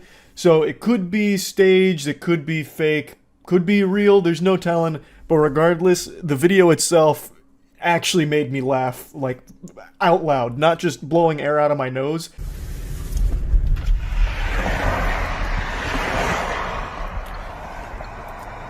Hey, Roger! Roger! Can we talk? Oh my god! That thing was small. We get yet another angle here of Roger zipping down the road in the fucking sexual predator parade float. And even the camera guy starts laughing about it, mentioning just how, like, tiny the car is. Like, it is, like, shockingly small. It looks like he's got a fucking roller coaster seat with wheels on it. It's like a motorized fucking photo booth. And he's driving it on normal public roads. Now, I did a little bit of digging, and there was actually a bunch of car people that were scratching their heads trying to figure out what this was a few years ago, and someone finally tracked it down. It's apparently like a shop rider cabin mobility scooter, and then they linked a similar model here, and it's $7,400. Over 7,000 clams for this is a pretty penny, and Roger, he even went the extra mile and customized it with some Toronto Raptors decorations. But anyway, I imagine Roger didn't face any legal repercussions for anything. If this was a real case that he was being investigated by this individual and he had evidence that he was going to meet a 15-year-old girl and he turned it over to the authorities, I imagine that the police still didn't act on it. That's extremely common, where if someone takes matters into their own hands and they don't work collaboratively with law enforcement, when they do present the evidence to the police just wipe their ass with it. They can't use it. Which is why whenever someone's doing predator hunting, most of the time the predators don't get any like actual jail time or anything, because the police don't use those investigations unless they collaboratively compiled it together. And in this case, it doesn't really seem like this was done with authorities. Like I would have thought if the authorities worked on this together and they're about to go in for the bust, you'd probably see a couple police cars, you know, scooting sideways or something, be like, "Get out of the fucking paddy wagon, Roger, get out!" But that didn't happen. Instead, Roger was being chased around saying, like, "Let's chat, Roger," and then he just declined to do so and continued to go for a joyride. It remains unknown if Roger still cruises around in the Toronto Raptors Shop Rider cabin mobility scooter deluxe turbo arcade edition vehicle that he was appearing in this video. But anyway, I just had to talk about this a little bit. It had me laughing. That's it. See ya. Hey, earlier today I uploaded a video about piracy that was mainly just a rant about my position on this blossoming debate that's unfolding every day about piracy, as well as me talking about the nincompoops at Nintendo shutting down one of the most popular emulators, Yuzu. And it was just this very passionate rant. So passionate, in fact, that some of you may have noticed something a bit awry. In the intro of that video, I said there was 2 topics I wanted to discuss, and only one of them was piracy. Just like Parmesan and a bowl of spaghetti and meatballs, I got too lost in the sauce and I only talked about piracy in that video. I completely omitted the second half of what I wanted to discuss, and it wasn't until after the video went live that I had that eureka, come to Jesus moment. Gee willikers, I completely forgot the second half of that. Scratching at the hairs on my chinny chin chin, I sat here stewing in my own filth and ultimately decided, fuck it, we'll do it live and I'll just make a dedicated video for this second topic, which is great shows ruining their own momentum by taking these long mid-season breaks where they stagger their release and absolutely butcher all the hype they built up. Invincible is the latest victim of this, but it's not exclusive to just Invincible. As all of you know, I'm a huge fan of this show. I thought the first season was a damn near masterpiece. And Season 2, Part 1, I really liked. And as you know, there was a break. The 4th episode of Season 2 ended in November of 2023, and now Part 2 just started yesterday. So there's this long gap in between that where all of the hype just peters out like a little wet fart and people forget about it because things don't stay in the public consciousness for very long. And when you end it in the middle of something, people usually don't let it like hang there for that long.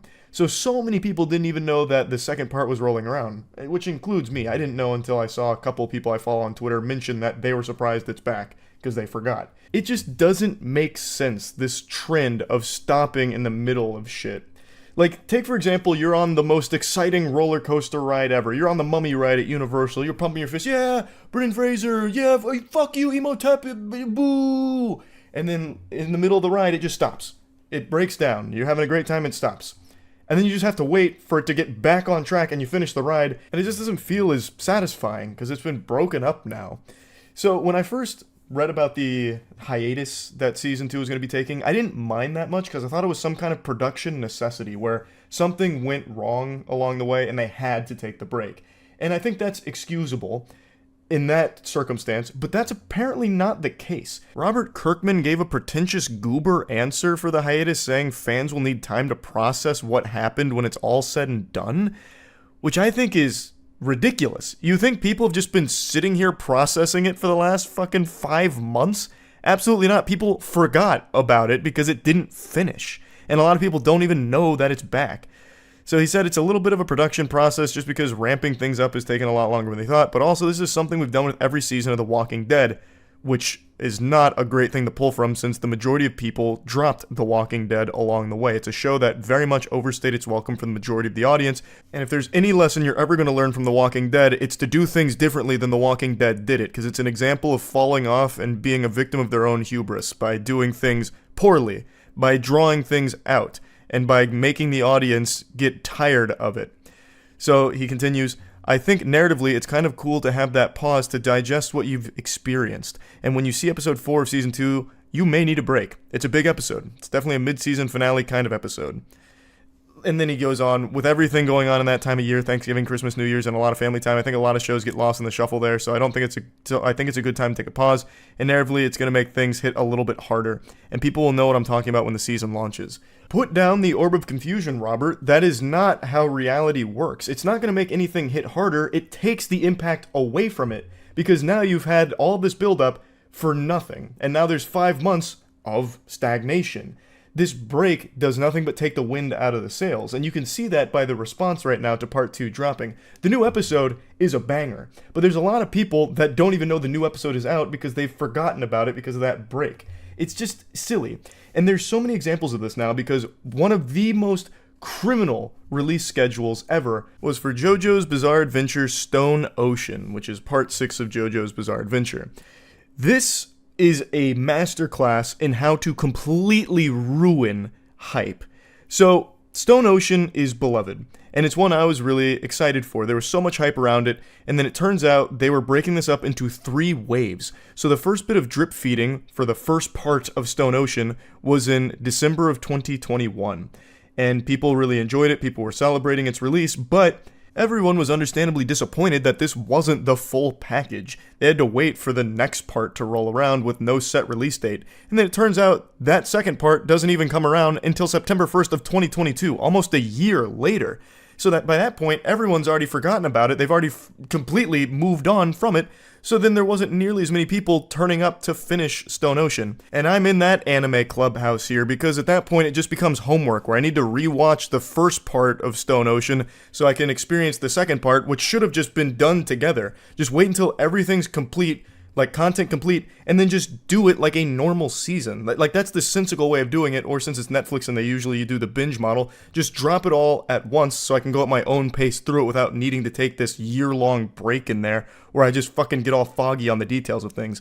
And to add insult to injury, that second part that came out in September still wasn't the end. They had to come back for a third release of Stone Ocean in December of that year. So there was another gap. Luckily that wasn't as long, but still the damage had been done, and so many people had already dropped it by that point and didn't finish Stone Ocean. I imagine if I asked for a show of hands who appreciates a break in the middle of something they're enjoying, there'd be no hands that fly up. That doesn't make any fucking sense. Like, who's gonna be watching Invincible during like a crucial moment and be like, whoa, stop, pump the brakes, Buster, wait a minute. I'm gonna need a few months to process what's going on here. Stop, I'm having too much fun. Please, stop, I need it to stop for now.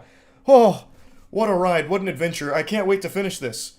3 months down the line, 4 months down the line. That's the optimal way of experiencing it. It just ruins the fun. No one wants to be doing something, having a great time, smile on their face, just for it to stop in the middle of it before it finishes. Like, you're jerking off and you don't want to just stop before you come, right? Well, I mean, I guess you could if you're like really into edging, I guess, but that's a small number of people compared to like the grand scheme of masturbatory practices. The point I'm making is, like, if you're in the middle of something and enjoying it, having it stop before it's done isn't satisfying, it's underwhelming. There's just nothing to really be gained with that. You're better off just waiting until everything is ready so you can avoid having these long pauses, this long hiatus in there, because again, all it does is fall out of people's attention, and it becomes kind of a nuisance where, damn, I was really enjoying that, now I have to wait 4 months just for it to pick up in the middle of where this story was. It's not like the season ended and you're just impatient waiting for season 3. This is season 2 that they split up into 2 parts for no real reason. At least not from how Robert Kirkman explains it. Maybe there was more to the production side, like they wanted to polish it off more, but even then, just wait till it's all ready then in that case. Don't bother releasing it in 2 parts. That was another thing Attack on Titan did that I didn't really like, and I talked about that a lot. I hated how Attack on Titan kept doing, like, final part 1 of part 2, but here's the final parts, part 1, 2, and 3, and then part 1, 2, and 2 of part 2 and 1 and 3. Like, you're doing all kinds of weird fucking arithmetic with these parts that make no sense. Just Wait until things are complete and make like normal comprehensible seasons without like breaks in between and like final parts and then the final chapters parts and all that. Like parts is becoming like this crazy buzzword that's associated for everything, where everything's like broken up into little parts.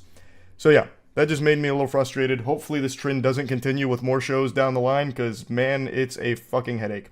That's about it. So yeah. YouTuber apology videos are always highly entertaining, but I've got something especially wacky for you today. It's not an apology, this is a YouTube response video from the head of a crypto company that recently found itself in some hot water after the iShowSpeed stream from earlier this week. For those that don't know, iShowSpeed is a huge YouTuber who did an entire stream earlier this week dedicated to shilling for a very shady crypto company called Paradox Metaverse. Since then, Speed has apologized, called it a big mistake, and wants to move on and learn from the experience. And I'm not here to tell you how to feel about all of that. That's up to you. I'm not Speed's PR manager or anything, and I'm not really here to talk about Speed. I'm here to talk about that company, because the head of it made a response to all of this, and he just pooped out the shittiest shit I've ever seen in my life. It is terrible. This grown-ass man sat down to whine and cry about all of the people calling it a scam just being trolls and bots. He blamed the entire thing on like a cyber terrorist attack from bots trying to bring down his company. Or if they weren't bots, they were trolls that were influenced by the bots calling it scam. And then he provides no evidence to prove that it's not a scam, and instead just says, if we were a scam, why are we still here? We wouldn't be here if it was still a scam. If this was a rug pull, why hasn't it been rugged yet? He then issues a Galaxy Brain challenge to everyone to find a part in that stream where he said it was a scam, where he admitted it was a scam. And since you can't find a spot where he said it's all a scam, then it can't be a scam, obviously. Checkmate. I'm not even kidding. This is actually points that he's making in his fucking response video. It is so embarrassing. Where's their response video, though? I don't see that anywhere on here. That'd also be a really bad idea for them to post that publicly. 43 minutes into the video, we had on average 40,000 viewers. That's just speed. Comments-wise, we had around 5 to 10,000 comments. We had 2 huge spikes. The first one being when we introduced fake Ronaldo into the stream. 3 minutes. What does it have to do with anything? He's going to make the claim that these 2 spikes... Fuck, where'd they go? He's going to make the claim that these 2 spikes were when bots came in to say scam. But what he fails to realize is the reason there's these spikes is because more people decided to type scam when they realized how shady, shitty, and dog shit this whole thing was. It's not bots. These clowns have been very vocal about it being bots that were saying scam. Nobody else, everyone else loved it. Like the actual people with a pulse, they loved it. Everyone saying that it was a scam is a bot. They can't wrap their head around, no, people just realized it was a fucking scam. We had 2 huge So that's why spikes. he's showing that, because he's going to make that claim. We are just as much of a fan of iShowSpeed. No comments suggesting that we are a scam. There was just W's in the chat all the way around. What happened next? That's just because of Speed. Again, the reason there are W's in the chat is because it was a Speed stream. And everyone spams W's in the chat for Speed. But the more that you went on about Paradox Metaverse, the more obvious it became that this is all just shilling for a dogshit crypto scam. So then people started saying, scam. You started making calls to action for Paradox Metaverse to go follow the Twitter account, playing the game. So it made people more aware of it, and then starting to type more for it. It's caught us all by surprise. This is when the first cyber attack happens. It's not a fucking cyber attack. Holy shit, this guy's talking like Jack Bauer at CTU. After the 4-minute attack, all the comments went down, as you can see here. Guys, this is very unusual. It's clear to see that he was botted. You know what else would cause a spike like this? Let's say Speed went on stream, everything's normal like this, and then he fucking beat a man to death in cold blood. There would be this huge spike then too, and it wouldn't be bots. It would people say, holy shit, what the fuck? Speed? Murder? Like, it'd have a spike then too. The reason the spike happened is because you had more egregious calls to action, like following the Twitter, so people started putting out that it is a fucking scam and this is shady. It's clear to see that he was botted. No, Christ. What they said. That anybody that was watching that live stream, they started falling for it. They started thinking, okay, somebody knows something we don't. So started pushing out the narrative that this is so embarrassing. Even as like a Paradox buyer, like the community for Paradox Meta, you have to see this and you have to be having your red flags go off. Like this has to trigger your own red flags to see that your CEO is so weak and so insecure that he's writing these things off as bots in pure delusion and cope, calling it an attack. Like in the crypto space, you have to be smarter than that. Like you would know the bare minimum about how shit works. What he should have done is just say the speed audience wasn't ready for it. They didn't see the vision, so they all thought it was a scam. And you know what? We missed the mark. Now they all think we're a scam, but we're not. But he's not doing that. Instead, he's placating. He's putting this on some invisible enemy that doesn't exist. It's not bots. Now he just looks really weak to even his own community. He looks so insecure. Actually decided, you know what? This is actually funny. Let's troll the person we look up to the most, that we tune into every single day. The guilt trip. Entertains us for free. A classic. Doesn't ask for anything in return. Guys, please listen very carefully. It's very important. Our crypto exchange is worth $40 billion and has sent us a picture saying, why is MoistCritikal comment saying scam coin? $40 billion. We spent $10 million on this project and every single person in the comment is saying scam coin because we are getting botted. Please do something. We're going to lose. Listen, Twitter giveaway. Guys, what you have just heard is the aftermath of being completely botted. Scam. $10 million of my hard-earned money that I've worked so hard for. What is that even supposed to prove? You still believing it's bots, refusing to accept the reality of things, that people see through this garbage. Like, this doesn't prove anything on your innocence. It doesn't. All this proves, and if you played it longer, is that you asked Speed to shut it down. You asked if he could disable the chat. So you're taking away the people's voice, which makes you look bad and goes against your fucking stances on things. Like, if you played it further. Like, it doesn't prove anything anyway, even if you take out that part. It is not evidence. It's nothing. It's literally nothing. Into this project, into this business. And the fact that I'm going to lose it all because everybody is labeling it a scam. Yeah, well, at least you still have your stupid fucking university. Like, you have plenty of other scams that you can hustle on too, man. Like, you don't need your sob story. 10 million to you is nothing. You made a whole video with money kicks showing off your rented car collection. Like, you have plenty of money. Like, you're got a ton of other ventures that I'm sure you can pull from. At no point did anyone say we are going to scam anyone. Anyone with half a brain cell can see this with their own eyes. Yeah, anyone with half a brain cell can see that just by looking at our product real quick and seeing all 7 of our companies that promise things like $500 a day and 10 to 100x returns. Oh, and also the same guy who can't follow through on his bet, where you bet that the Paradox Meta will open to at least like 20 or 30, and if it doesn't, you're changing your name to CoffeeZilla. It opened to 9 cents, and you didn't change your name to CoffeeZilla. But here, let's take a peek at the game that you were so proud of. Man, that really does look like something that is the future and has a lot of work put into it.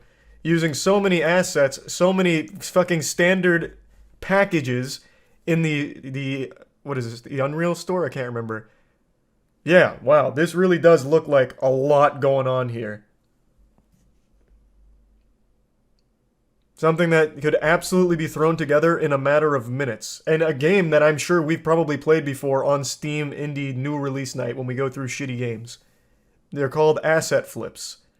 There's nothing here that screams, whole team, passion project, we're in it for the long haul with this project. And what was the label? I Show Speed promotes crypto scam. Yep. Guys. He did. Listen to the audio yourself.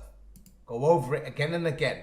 Mention to us once when we said we are going to scam people. That's such a non-point.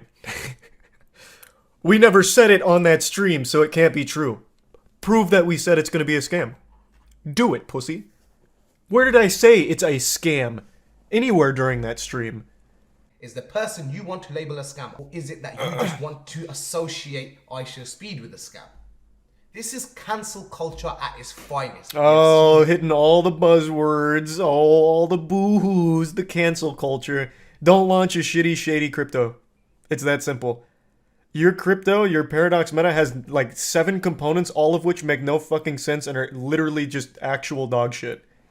He was not getting done. Everything that was getting done in front of your eyes, no one had an issue with up until we got spammed. That's actually not true. The smashing, like, you're already wrong. The smashing of the PlayStation 5's gotten a huge influx of L speeds. Chat immediately turned against him with the smashing of the PlayStation 5's. So, I mean, you're just not even right there either. It wasn't just L scam, it was L speed for smashing PlayStation 5's. There was no evidence. There was no substance. If we was a scam, why would we still be here? These are such non-points. If we were a scam, we'd be in jail right now. We wouldn't even be allowed here right now if we were a scam. How is this fair? There's a video. We're going to play the video. This video is him is it mine? Crying every single day, in tears every single day. But he still manages to continue with his live stream. Just to please his fans. And you guys took it upon yourselves to think it's funny to just troll people. You guys don't understand the stuff that comes after this trolling. On camera, everyone has to smile. Nobody can show other people their fears. Off camera, could you imagine what he's going through? Because we do. We know exactly what's going on. You're not his fucking friend. He already threw you to the wolves. Why are you still sucking his dick? Speed, like straight up said, yeah, this was a mistake. Like, he at the very least has moved on and said, yep, that was bad. Yeah, that was bad. And yet here you are like, oh, we are there. We are holding him in our laps as he is crying profusely, uncontrollably, because of what you guys have done to him. He is not ready for what the world is accusing him of. And he doesn't know how to respond. So I'm taking it upon myself to respond on his behalf. Oh, this is so sad now. You staked the rug pull on a 17-year-old's audience. It didn't pan out. He has now wiped his ass with your whole company, and you are still here begging for that audience to accept you by pretending like things are, like, close between you two. Yikes, that's embarrassing. Jesus Christ, man, have some shame. Please stop this hate. It takes very little to just be nice. Rather than just... Calling out a scam isn't just needless cancel culture hate. That's just not what it is. This is so sad. This is so fucking sad. This is a grown man. This is a very, very wealthy grown man. You can see, us as founders, we do not even have access to our own tokens. I literally don't think there's enough numbers that exist to show how many claims have been made exactly like that, only for them to get rugged. Everyone that bought in. That is the #1 claim that every crypto makes. No, founders are fully out there, very transparent. They don't even hold any. And they couldn't even get in there if they wanted to. In fact, we have protocols in place to prevent that from happening. And then bang, rug pull. Every single time. Like clockwork. Literally every single time. Still my favorite to this day, there was a Twitter account called War on Rugs, which was a Twitter account dedicated to showcasing and warning people of rug pulls in the crypto space. And then eventually, they rugged their own community. So they had their own coin as well. And eventually War on Rugs was like, yep, we're taking. So they made off with millions, and they made a post saying, you guys should stop blindly trusting people like this. And still, people buy into shit like that. It's crazy. That is a nothing claim. Everything he has said so far is actually nothing. He's provided no evidence to prove that it's not a scam. He has provided nothing other than trying to guilt people and saying that it's all just bad faith trolling. We'll make sure we'll see you guys on the moon. Nice, that's so huge. That was awful, holy fuck. That was a big one. What a masterclass in how to say absolutely nothing. Nah, part 2 might clear up everything. Even burning their founders' tokens they can't even cash out for a whole year. That shows passion and confidence in the project being 10,000, 100,000% legit. Oh, fuck me. I hope that's a bot. I hope that's not a real person. Yikes. Oh, fucking yikes. The comments aren't really on his side either. I really do wonder what the Paradox community thinks of a move like this. But I'm not going into their Discord to find out. Usually it's just a lot of people convincing themselves of absolute nonsense in order to believe that they can make money off of it. And then when it doesn't happen, they just pretend like, oh, they just got fooled by someone who was just too smart. even though the writing was on the wall right in front of their face the entire time. Everything he said is things thousands of scams in the space have said before him. He just copied their playbook. Today I experienced what it must have felt like for early human scholars like Aristotle when they'd sit and ponder the deep, complex issues plaguing society, as well as taking notice of things going on around them and trying to make sense of all of it. And today, my philosophical thought experiment was, why is every single new movie that's coming out flopping? With the exception of Spider-Man Across the Spider-Verse, most new movies that are coming out over the last few months are setting new records for how dog shit they're performing in the box office. These bad boys are flopping harder than LeBron James against the Denver Nuggets in the playoffs. It's getting rough. And I just read this headline here about a movie I didn't even know existed being DreamWorks' lowest opening for anything they've ever made, called Ruby Gillman Teenage Kraken. It brought in just $5.2 million so far on opening weekend. And this is a $70 million budget, and that doesn't account for any of the marketing costs. So this is looking like a historic bomb here. And this isn't alone. Elemental is still in theaters and is not performing well. It was Pixar's second lowest opening ever, I believe. Like, what's going on here? It was a question that I wanted an answer to, so I got deep into exploring the inner machinations of my mind in order to get an answer. I was nearly ready to draw a bath and really get after it, really exercise my noodle. And following this thought line to its natural conclusion, you reach two questions. Are movies just getting worse, which is why people don't really care to go see them? Or do people just not really have an interest in going to a movie theater anymore? Pretty much everything we do in our day-to-day lives has become extremely convenient, whether it's ordering food or just general entertainment. You can watch pretty much every show and movie from the comfort of your own home. And you don't have to pay individually for each movie you want to see because eventually they hit streaming platforms that you have a subscription to. So going to a movie theater is inconvenient. You have to drive to the theater. It's also expensive because the ticket prices just keep increasing exponentially. And God have mercy on your soul if you get a little appetite or a little thirsty and decide to buy something from the concession stand, because then you're out another $50 buster, because that shit is outrageously priced. It is downright criminal how expensive things are at a movie theater. I went to see a movie today. I saw the new Indiana Jones. I'll get to that in a moment, but it's what put this discussion top of mind for me. And I bought a water bottle. And not only did they have the gall, the fucking chutzpah, to sell me a Dasani water bottle, but they charged me $8 for the Dasani water bottle. That is sewage. Dasani is literally sewage in a bottle, and I paid $8 for the sludge. I really would have rather paid $8 for each employee there to spit into a cup and I'd drink that. Not only would it taste better than Dasani, but I'd feel less scammed. Point is, it's expensive going to a movie theater and it's inconvenient. So, is that the reason why a lot of people are choosing not to go, leading to so many box office disasters recently? It's a lot of questions that I've been looking at answers for the last few hours since coming back from the movie. And I wanted to just kind of talk about it because I find it so interesting. So let's dive into the first question. Are movies just getting worse? And is that the reason why people aren't bothering to go? Because it's not worth their time to see it?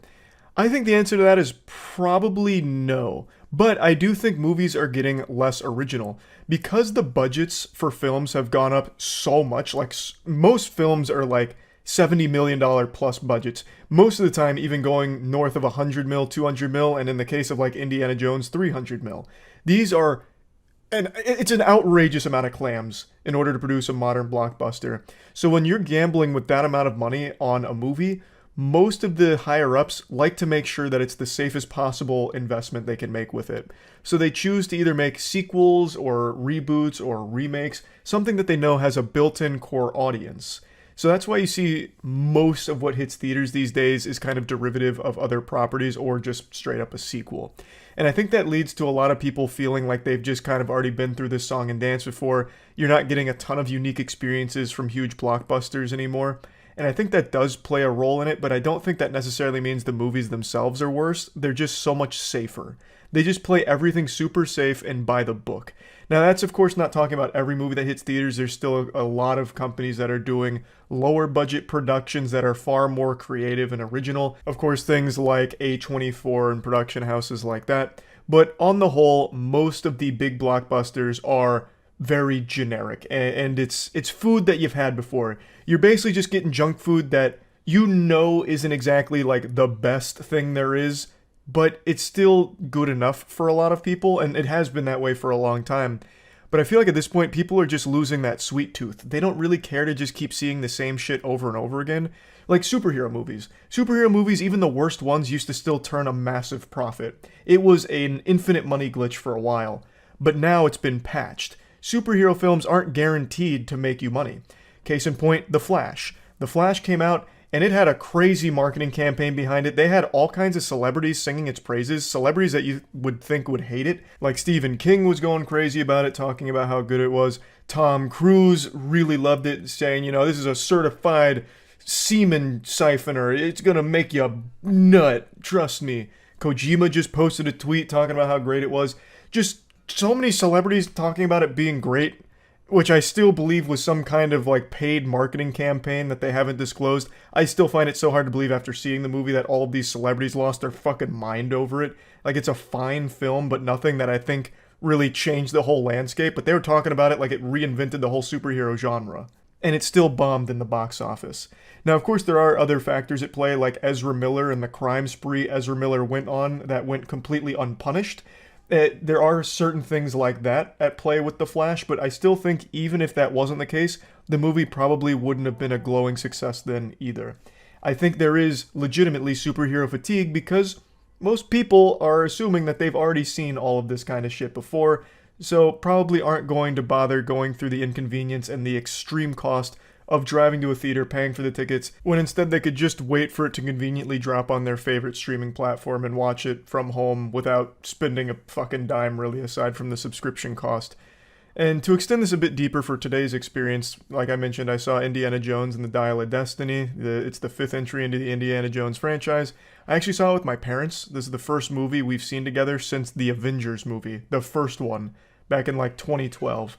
So we decided to go to the theater and see it together because we all really like Indiana Jones. And it turns out the film is really struggling a bit with a $60 million debut. Now, this isn't exactly like a hard turbo flop or anything, but it's opening to less than what Kingdom of the Crystal Skull opened to back in 2008. And for a lot of people, that movie is considered a legitimate abomination in the Indiana Jones franchise, so I think there is a chance that people just wrote off the franchise after that one and maybe didn't even bother giving this a chance. I'm really not sure.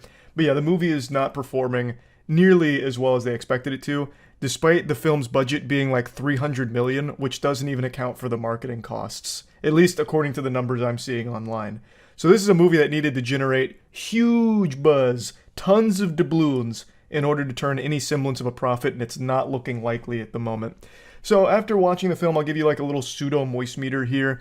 It's a fine movie. I don't think it's very good, but I don't think it's bad either. Like, I wouldn't say that this is an example of a movie that's so shitty that people probably just wouldn't bother going to a theater to see it. It's one of those movies where it doesn't really try to do anything interesting. It plays it very, very safe. You go there, you'll be entertained for the runtime, but it's not something that you'll really remember on the drive home. It's something that's easily forgotten. There's nothing wrong with it. I think there's a lot of goofy moments in it that don't make a whole lot of sense, as well as a couple of plot holes, but I'm not here to do a spoiler review for this. I'll just say overall, it's probably the second worst Indiana Jones movie. I still think it's probably a little bit better than Kingdom of the Crystal Skull, but not by much. It doesn't even come close to the original trilogy. But again, I don't think it's like, you know, an affront to God or anything. It's not horrible. So this wouldn't really be something that I would think would be an example of movies are just getting worse and that's why no one's going to see them. But I do think this is an example of this is a very safe, generic movie that most people probably wouldn't bother to see. In movie theaters, that is. This would be something you'd flip on when you're, you know, just perusing your streaming platform of choice. And you'd throw it on for, you know, some background noise. or if you need something to kill fucking like 3 hours. This movie is way too long. I'm not just gonna give a whole Indiana Jones review here, but point is, I don't think this is a movie that's so bad that it's scaring people away from going to see it. It's just, I do think it's not a movie that would get people excited to go. They tried to revive a beloved franchise again, and that bet is no longer working these days. Most people have seen through shameless cash grabs that just try and like piggyback off the goodwill of a great franchise that they knew and loved. And I think that's one of the big things that people are now just being kind of more conscientious of. Like, I know it's probably not going to be as good as the originals, so I'm not going to go out of my way to pay a ton of money for the tickets, and I'm certainly not going to pay a ton of money for the drinks and food, because I swear to God, with the prices the way they are, you'd have to choose between paying for a bottle of Dasani or paying for a handful of rare earth minerals. Like, there's going to be like the same cost of a diamond at some point for a fucking bottle of Dasani at a movie theater. But yeah. I don't think that the main deterrent for people going to a theater is movies getting shittier, but I do think them refusing to take big, like, blockbuster risks on new IP or, like, more bold creative projects is definitely something that is not doing them any favors. But I think by far the biggest contributing factor is it's pricing people out. And it's just not convenient anymore, whereas everything else in the world is just getting more and more convenient. Whereas going to a movie theater is going the opposite direction. It's getting less and less convenient and more expensive. So it's just one of those things where I think that's the biggest thing at play here for a lot of these flops that have been happening. Not necessarily that the projects are shittier. Like Ruby Gilman could be an absolute masterpiece. I have no fucking idea. But I don't feel like going to a theater to see it because it just doesn't really capture me as like worth the inconvenience of going there for it. Same with Elemental. Elemental just seems like a really kind of generic film. And that's not enough to get me like, in the car, and putting my ass in the seat in order to watch it just to see if it is generic or if it's like great. I don't really feel like bothering with that. And I feel like that's the way a lot of people feel because it's expensive and it's inconvenient. So that's kind of my guess for the flops. Just something I was thinking about today watching Indiana Jones and learning that it was not doing super hot in the box office, and I thought for sure Indiana Jones was going to be a shoo-in for profit, but clearly not. I think the age of being able to just kind of phone it in for movies and blockbusters and being able to make, tons of money off of very lazy writing or very generic storytelling and productions, I think that age is kind of behind us now. I think in order to stand out in the box office, it's being proven recently that you need a very strong, good movie. Like Spider-Man Across the Spider-Verse. That film is absolutely exploding. Another good example is Puss in Boots 2.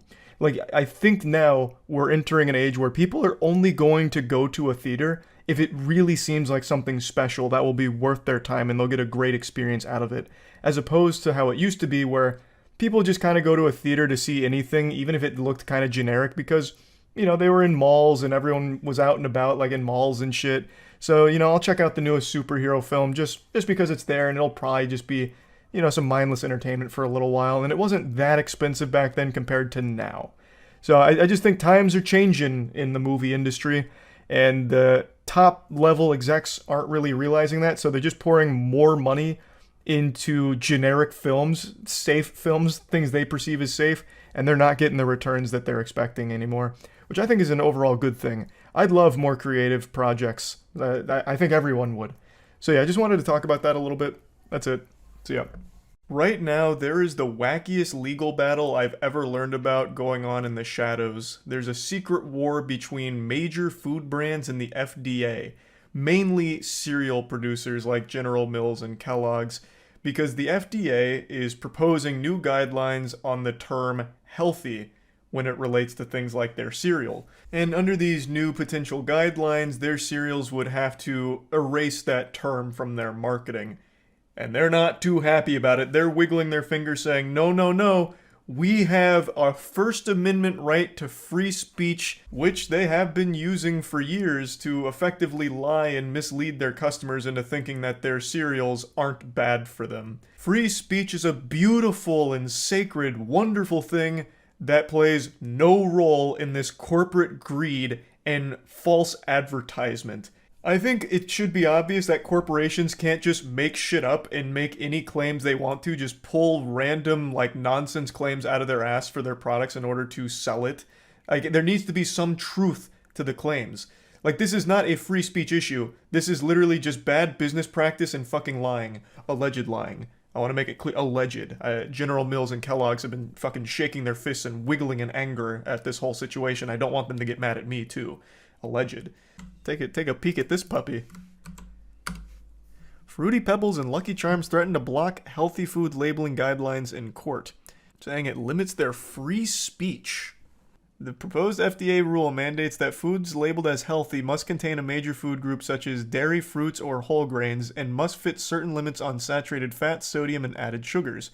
The rule limits cereals, for example, to no more than 2.5 grams of sugar per serving in order to be labeled healthy.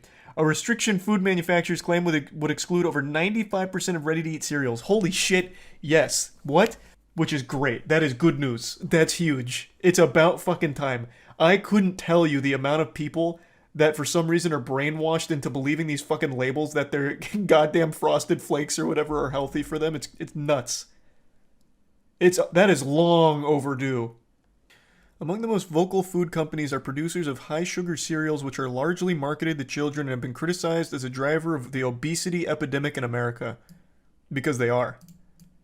In a joint filing made last month, the largest cereal producers in the country, General Mills, Kellogg's, and Post Consumer Brands, decried the proposed nutritional criteria and threatened to file a lawsuit challenging the guidelines as a violation of corporate free speech rights. You absolute slimy worms. Corporate free speech rights to lie to consumers. We have a right to say whatever we want to sell our product. And how dare you try and strip that from us, even though it's a blatant lie. Most cereal, like Captain Crunch, Frosted Flakes, Lucky Charms, Fruity Pebbles, are not healthy. And that it's a complete fucking sham and a joke that some of those boxes have that term plastered on there. In the cereal industry, the word healthy has less meaning than the word literally. It is completely devalued because they've been able to skirt these guidelines and get away with labeling things like fucking Lucky Charms as healthy when it's not. It's there for one purpose and one purpose only: to mislead customers into thinking that what they're purchasing isn't bad for them. Even though it's nothing but a giant fucking sugar bomb.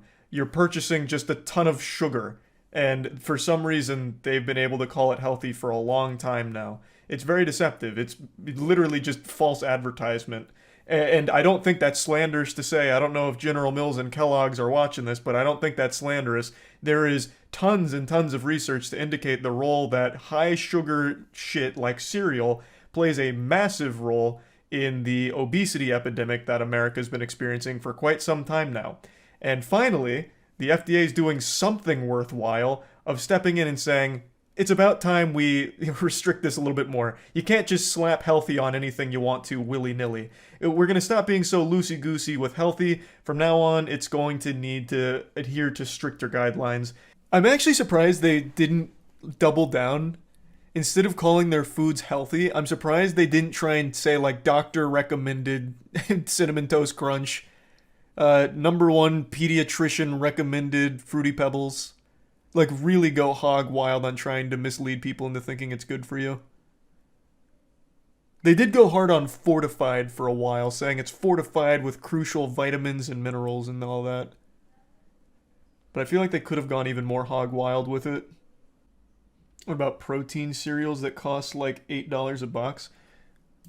You're getting into these really fringe cereals I don't know about. I can't tell you which are healthy and what aren't of the ones you're listing. All I'm saying is I'm agreeing that 95% of these cereals would absolutely be wiped from the healthy label because they're not. Like, they're straight up not. The sugar that's present there isn't like natural sugars either most of the time. So you can't even make it the argument that, like, oh no, but what about the cereal with 30 grams of sugar but it's all healthy sugars?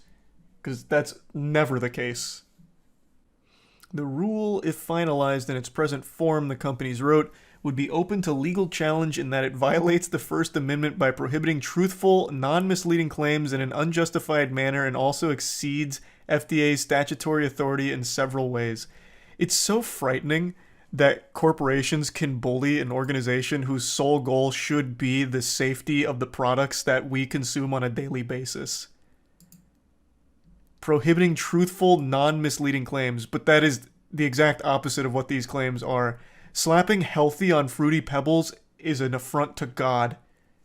The organization contend that the healthy labeling requirements are an unconstitutional overreach of government power. Food companies, the Washington Legal Foundation argued, have constitutionally protected commercial speech rights covering their ability to use the term healthy to describe their added sugar products. This is terrifying. This is just scary. What the fuck? Nobody should want a world where corporations can pull claims out of their ass without ever having to prove them or verify their authenticity or ensure that the claims are truthful. That is a horrifying world. They could literally be boxing up poison and selling it to you with a smile on their face and with the word healthy slapped on the box, and nothing would be done about it. They are fighting tooth and nail to defend their right to literally fucking lie to customers about how healthy their foods are. They are not, by any stretch of imagination, by any definition, healthy. And yet they've been able to get away with using that term for so long that they refuse to let it go. They've become so accustomed to lying to their consumers that they are now throwing this massive public hissy fit, this legal battle. The FDA, the Washington Legal Foundation, wrote in its brief, cannot explain why consumers cannot make their own healthy decisions based on nutritional labeling data. Rather, it seeks to limit the food company's speech. Oh my god, it's like listening to someone cry victim on Twitter, but from a corporation. What are you talking about, man? You're just blatantly lying on your products. Obesity's on like an absolute astronomical come up, and you're slapping healthy on some of the foods that are a big contributor of it. What are you talking about?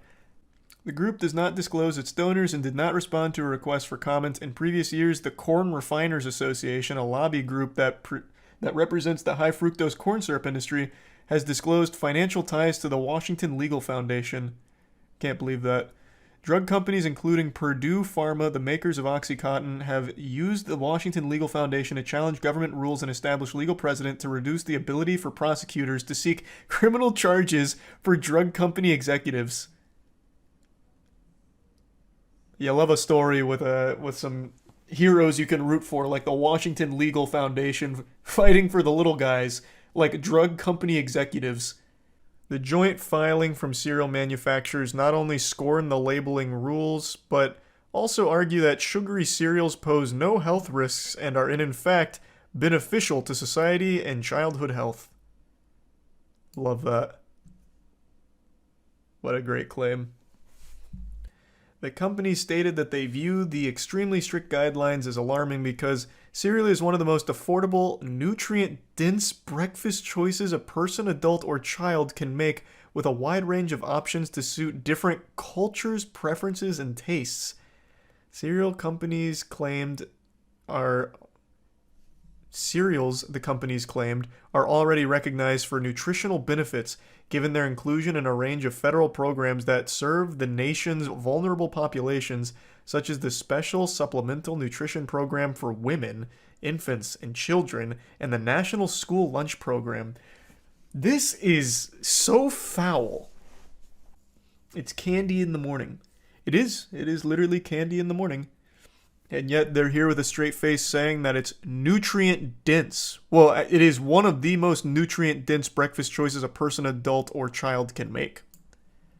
And saying that it poses no health risks and is actually beneficial to society and childhood health. That is so crazy. That is so crazy. Next, they're going to argue nutritional facts are unconstitutional.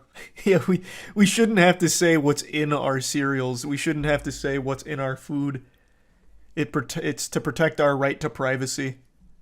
Oh man, this is so fucked. How does this just keep getting worse? The company's charged that cereal delivers on nutrition when eaten alone, but when consumed as part of a breakfast, it elevates the nutrition further, with cereal eaters exhibiting an overall higher diet quality. As evidence, the filing cites a 2019 study conducted by in-house researchers employed by General Mills, the maker of Lucky Charms, Cinnamon Toast Crunch, and Trix, among other brands. They're doing it again, right in front of our face. Do you guys remember and I've talked about it a lot, but some of you might also remember, there was a period of time, not that long ago, like 25, 30-ish years ago, where the entire America, all of America, vilified fat. They said the fat in our food is making us fat. This is why we're getting obese, because of fat in our food. And sugar was actually looked at as the good guy. Those studies were paid for by companies like this that were trying to placate their responsibility for the contribution they played to the obesity epidemic and put all of it on top of fat. And they're doing it again right here in 2019, trying to make arguments that eating cereal actually helps eaters exhibit an overall higher diet quality, I guess. That's so crazy. Oh! The agency, they wrote, should recognize the beneficial role of sugar. Sugar plays a role in foods beyond palatability. It controls water activity, creates texture, adds bulk, and also contributes to flavor complexity. We are literally going back in time. Literally going back in time. They're trying to make sugar a hero again. Sugar is actually really good for you. It is healthy to eat 30 grams of sugar in the morning with our cereal. Independent research, however, have found that diets high in processed foods and sugar intake are linked to obesity, diabetes, higher risk of stroke, obesity-related cancers, hypertension, and dental diseases. You don't say. You're telling me that the research that wasn't paid for by the actual sugar-producing cereal company said something totally different? That I just can't believe. Anyone remember the rise of Sigma males? While many of you may have forgotten about them, they haven't gone quietly into the night. There's still a very active community of Sigma males that continue to post content reaffirming that they are the best, the top of the food chain. And sometimes I'll occasionally peek my curious little head in there and see what's going on in the Sigma male community. And there's a channel that does a lot of it, and they recently posted a video called Why Sigma Males Are Seriously Dangerous. And it's the same standard shit where it just spouts a bunch of nonsense that's supposed to sound hard. Like, the Sigma male community treats each other like they're all secretly James Bond. Number 5. Why a Sigma male is seriously dangerous? Well, he'll pour a bowl of cereal without ever adding the milk, because the milk is a hindrance to his cold, calculating mind. His slight lactose intolerance isn't a weakness, it's a strength that he uses to get the best of his enemies, and they never see it coming. That kind of stuff. And there's nothing overly interesting about the video itself. I'll just go ahead and play like a couple clips real fast. What I want to focus on is actually the comments. Many people mistake the Sigma male as the shy guy, thinking he knows nothing. Little do they know that this is how he wants it to be perceived. He is not shy, he just doesn't want to be seen. He knows exactly what he's doing and is not one to be underestimated. He is the quiet one who absorbs everything. It's just 13 minutes of this with footage from a bunch of popular movies, and it sounds like they're either describing a stalker or Batman. And what's really weird to me is it's not really motivational. If I was someone who self-identified as a Sigma, hearing this stuff would make me feel really bad about it, actually. While the Sigma man may seem like a harmless introvert, he is actually a dangerous opponent you don't want to mess with. He may not have big muscles or a loud voice, but his sharp mind and strategy are his most valuable weapons. I just don't really get what kind of fantasy world this is trying to appeal to, where everyone is trying to pick on and kill the Sigma male or something. So this is like talking about, well, you don't want to do that. You don't want to poke the sleeping bear that is the Sigma male. They act like Sigma males are being hunted, rounded up in the streets, piles of corpses of Sigma males. Like, I don't know why all of this Sigma male stuff is always about, like, opponents. Like, you don't want to mess with a Sigma male. Very difficult to deal with opponents. And it's all spoken as if it's some kind of nature documentary from the BBC with David Attenborough commentating it. Some people's unpredictability can really put you on edge, especially when you push them too far. It's like walking on a tightrope with no safety net. It's not just the fact that Sigma men are unpredictable. It's the way they make you feel when you can't anticipate their reactions. This can be seriously risky, especially if you're in a confrontational situation with a Sigma. I won't bother showing you any more clips from the video itself. I think you get it. It's 13 minutes of this. Here's why the Sigma male's so dangerous and so badass. Sigma male's unpredictability makes him the most fearsome foe imaginable. It's like playing a game of chess against a Sigma, but he can see your moves, and you can't see his. But then it turns out the Sigma is actually playing a game of checkers the entire time, and you fell right for his trap. King me. But don't, because the Sigma male doesn't want to be king. He'd rather pull the strings from the shadows like the puppet master he is. It's 13 minutes of that. And for some reason I don't fully understand, this kind of stuff is exactly what the Sigma male community loves to hear and endlessly consume like some junk food. So in the comments section, it's a bunch of people telling each other their Sigma stories as well as giving a TED talk on the beauty of being a Sigma male. It is amazing. So right now this is one of the top comments. You don't need to fear Sigma males. Which immediately to me seems like it should be a red flag if people are afraid of you in general. Like maybe there's some self-reflection that should be done to not make people feel on edge around you. That would be my perception of it. But again, I think it's kind of just diving into like playing this Sigma character. I don't know if people fully believe in it. I think it's just kind of a for fun thing. It's just that if you harass him, be it on the workplace, the neighborhood, verbally or physically, he is likely to knock you down in one way or another and when you least expect it. Normal people will usually interpret him as being a little shy, while aggressive, dominant people will take him for being an easy prey, and they won't even know what hit them. It may take them a considerable amount of time to put the pieces together and figure out what actually happened. Sigma males are not some kind of dangerous James Bond people. They are first and foremost characterized by going their own way, and as a consequence, dominant, aggressive people will seriously underestimate them. This is what I'm talking about, though, where a lot of them seem to be living in this world where they feel as though everyone's out to get them. So then they retreat into these corners where they, like, prop each other up like they're underestimating us. And that's their biggest mistake. Sigmas will rise and grind to the very top, and then they'll all rue the day they underestimated us, and they won't even see it coming. Now, if I was to cosplay a psychologist, I have noticed a common thread throughout all of the Sigma content and comments over the years, which is always being misunderstood, being underestimated or neglected by society, and then a lot of what they talk about is getting revenge for that and just kind of taking that power back for themselves. And I'm not just trying to shit on Sigma males. I actually find it somewhat sad because I feel like a lot of it stems from things not going the way they wanted it to while growing up, and now at this point they've kind of pushed themselves into a bubble where they're surrounded by people that also haven't had the best time. So they've now made it into this Sigma bubble for which that gives them a level of comfort knowing other people there, and they push everyone else away. So it's just, I don't know, the whole situation with this Sigma shit, like alphas versus Sigmas versus Omega males, like that whole, grand cosmic war has just been so weird to watch unfold on the internet as more and more people lock themselves away inside. But anyway, let's just read some more Sigma comments, I suppose. I can recall many times in my life that people were very surprised at me. One person said, "I didn't know you hated in you." I think it meant had it in you. At another time, someone said, "How did you do that? He is much bigger than you." I wrote some poems one time and recited them in front of a large group of people that knew me well. No one expected that of me. Not the most specific description of Sigma male activities here, but it makes me curious for more knowledge on that. What is the "how did you do that? He's much bigger than you"? Is it referring to a fight?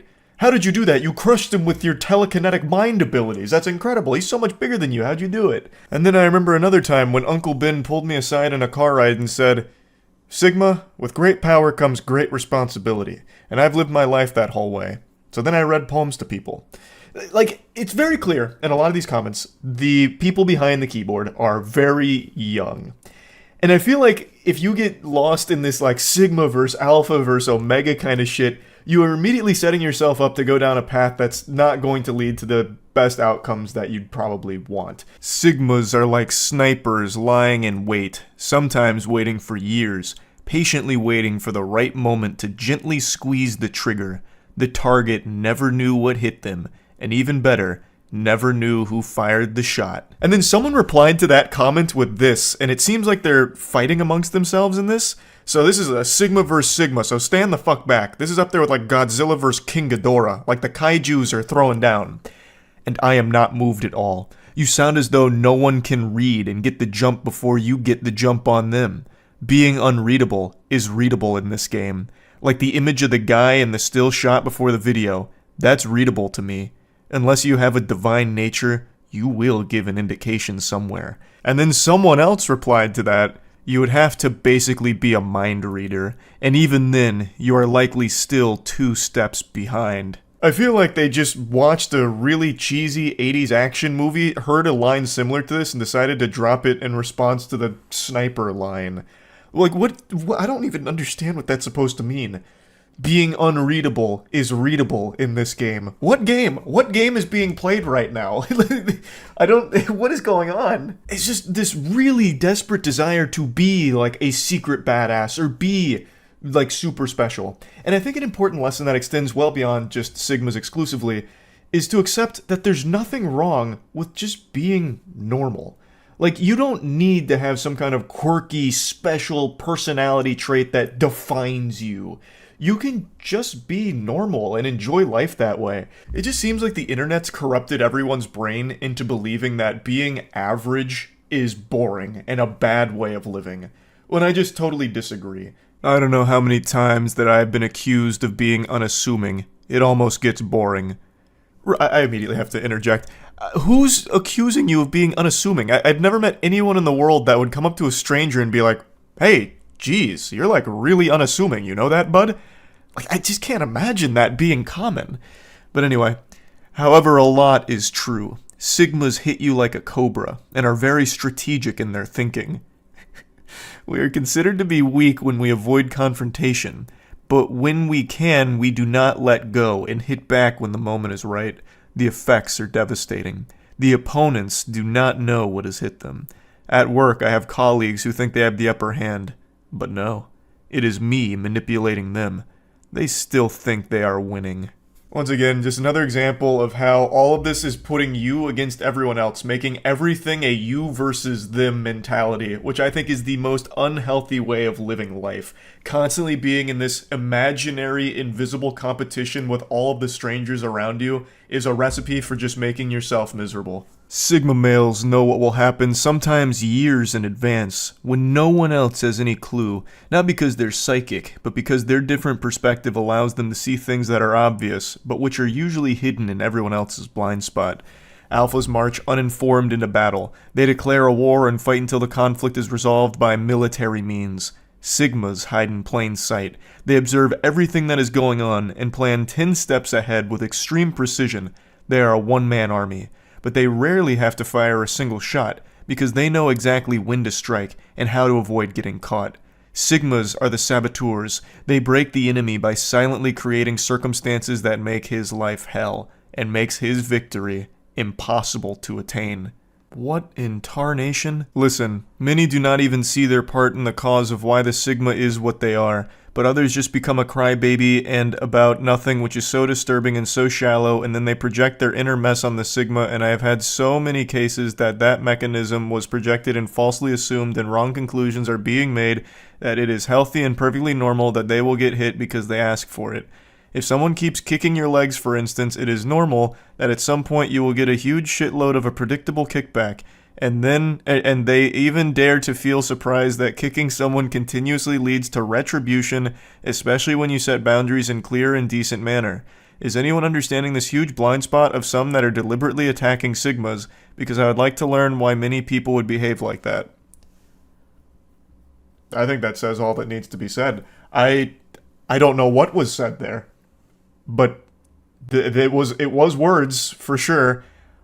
I don't know who's attacking Sigmas. Maybe like making jokes occasionally, but like a lot of what they describe feels like they're about to commit an act of violence or something in the comment section. Like some of it feels genuinely a bit unhinged. Anyway, though, again, there is nothing wrong with being quiet or anything like that. You don't need to be like lashing out for that or trying to find reasons for why you might be quiet. Well, it's actually because I'm a secret badass who's always cold and calculating, planning my next move to overthrow the alphas.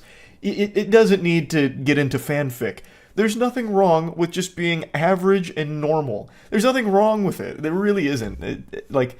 just calm down. There's not this big war with alphas against omegas versus betas versus sigmas and all of this. It's just not that deep. But, you know, I just wanted to talk about this a little bit because I've been back on that sigma rabbit hole, and it's getting weirder than it was like a year or two ago. So that's really about it. See ya. The only thing more pathetic than a guy who calls himself an alpha male is a guy who calls himself an alpha male and then tries to sell advice to desperate, lonely men. Hey guys, your boy Fresh Prince CEO, and today we're going to talk about all my W's. Stay tuned for it. I love intros like these. You get some like wacky wubby dubstep kind of shit going on there with a dumb intro. It is so nostalgic, takes me right back to 2011. Anyway, this is the Fresh and Fit podcast. The entire purpose of this show is to bring women on to insult and belittle them to their face, while also preaching that men should have the right to cheat on their significant other as many times as they want, whereas their significant other isn't even allowed to look at other men. They have to go in public with like fucking horse blinders on, and if they even so much as glance at a dude, you need to kick them to the streets immediately because they're a fucking disgusting, worthless whore. It's a lot of horrible, abhorrent shit that they talk about, and I'm sure you've heard of them or seen them before because I've had so many viral clips over the last year of them getting dunked on by the guests they bring on. I'm pretty sure the two of them have a humiliation fetish, which is the reason they keep this show running. But they're also kind of like the Voldemort of YouTube, at least they were for a little bit. They used to copyright claim and copyright strike anyone that would make fun of them or joke about them, saying that it was damaging their brand or making them look silly, even though they themselves are the clowns in their own circus. They're making themselves look fucking stupid. They never actually won any of their strikes or claims or anything like that. They all got overturned. But still just absolutely cowardly pussy behavior from people that claim to be alpha males. But anyway, I'm not here to talk about Fresh and Fit as a whole or the entire production of it. I want to focus on one video they posted in particular, one that I still think back on with a little wet spot in my trousers. It's one of the most delusional things I've ever seen from a YouTube channel. It's one of the hosts that is telling a story that is completely made up, just obviously fiction. He is literally making up fanfic on par with My Immortal, in a way that makes him look like he constantly fucks. Even though I'm pretty convinced that the shorter guy here is a virgin, yet he still makes these crazy claims and stories like the one I'm about to show you. Alright guys, so you heard my L's, marrying a single mom, getting left out in the cold, basically in the car, never came downstairs. But today we're going to talk about my W in terms of having 3 women in one day. Let me stop you right there. I already don't believe you. It's super hard to think that anything they say is real when they constantly make stupid fucking claims like this one. Not to mention they've both shown themselves to be frauds time and time again. You know, we're both triple-digit notch count. He's in the quadruples. There is no reality in the entirety of the fucking multiverse where this man has slept with one woman, let alone over 1,000 of them. Doctor Strange could peer into an endless multiverse and never find one where this guy slept with 1,000 women. They just say a whole bunch of made-up bullshit constantly. But I met this guy at a pool party. He's an NBA player. I won't say his name for some reasons, but you know, he's a pretty top-tier guy, high-value guy, right? I'm at the bar ordering drinks for my friends, and he says, "Yo, bro, what's a good spot to go party at tonight?" I told him, "Look, bro, you can go downtown, you can go to Brickell, Wynwood, doesn't really matter, but I'm going to downtown because it's a really good spot." And then he's like, "Yo, bro, are you on Instagram?" And then he added me on Instagram, we became best friends, he got me a tryout with his NBA team, which I absolutely crushed and became a starter on the squad, setting NBA world records. He invited me to Thanksgiving at his parents' house, I fucked his mom, and then the whole family clapped. That would be more believable than the story he's about to tell from here. I was like, perfect, yeah, I am. So I gave him my Instagram, and lo and behold, he followed me, he said, "Wait, you know this chick?" So he pulls up this girl's profile, because you can see who's following someone that you just added from like the following list. I was like, "Yeah, I know her, bro. I used to like do her back in the day." He's like, "Damn, that's my shorty want to come in town." So basically, we were smashing the same chick. No, you weren't. The only thing you've been smashing is your meat into your hand, you liar. This story's already got more plot holes in it than Kingdom Hearts. Why would an NBA player go up to a random guy at a pool party to ask for a party later? He's clearly already connected, he found out about the pool party, so why would he go up to a complete stranger at a bar to ask for further advice on partying, and then going a step further to add him on Instagram? That just doesn't make any sense. Unless Fresh and Fit dropped to the floor and sucked his dick raw at the bar in front of everyone, why would this NBA player care to add him on Instagram?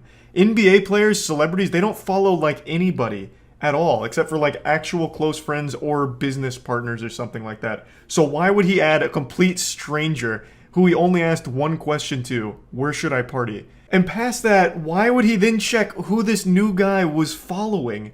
Hey, pardon me, I couldn't help but notice that this girl that I'm piping is being followed by you. Are you that creepy stalker she has a restraining order against? Or like, what's the deal there? Are you guys friends?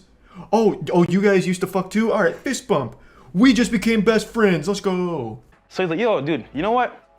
I'm having a mansion party, like, the next day. Come through, I got you. All this time, you know, we linked up the same night at the party spot I was going to. We connected, and funny enough, we dated the same girls, like a bunch of them. It was crazy, you know? Like we always say, me and Myron, a lot of these girls share the same high-value men, and they're around in the same circles, right? You have the gall, the chutzpah, to sit here and insult not only the intelligence of your viewers, but insult God himself with the claim that you and the NBA player were having sex with the same women. Do you honestly expect anyone in the world to believe that? And then to have the audacity to make the claim that women go for the same high-value males?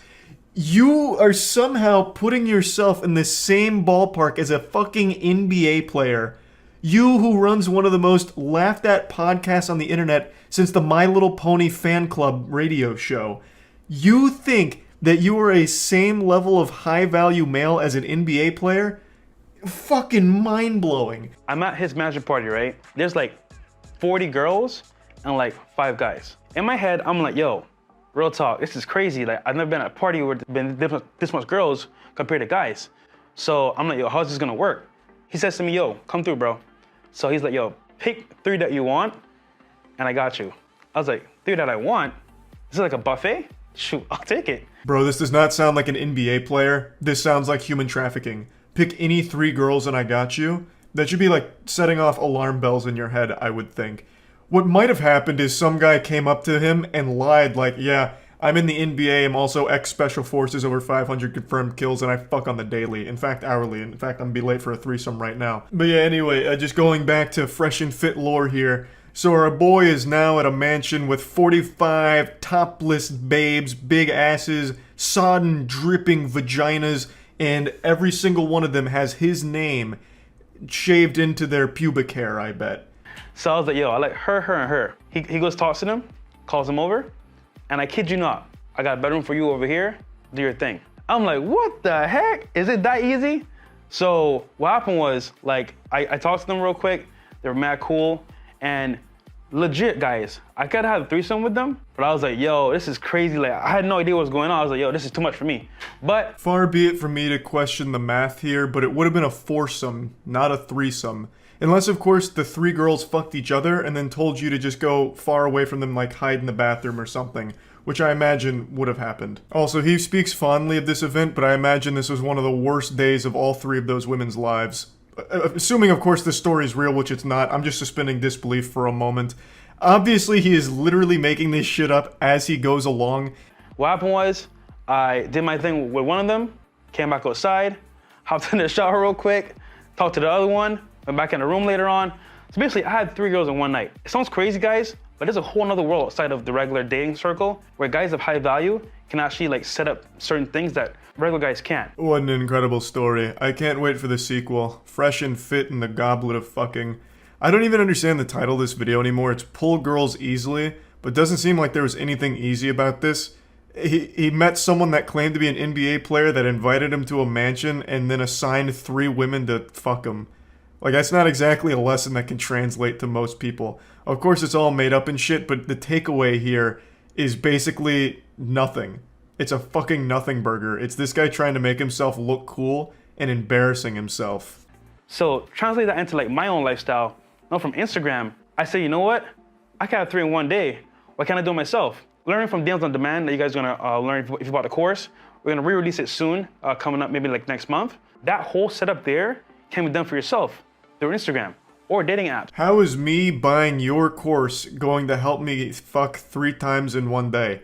Is the course just that NBA player's phone number for his mansion of sex?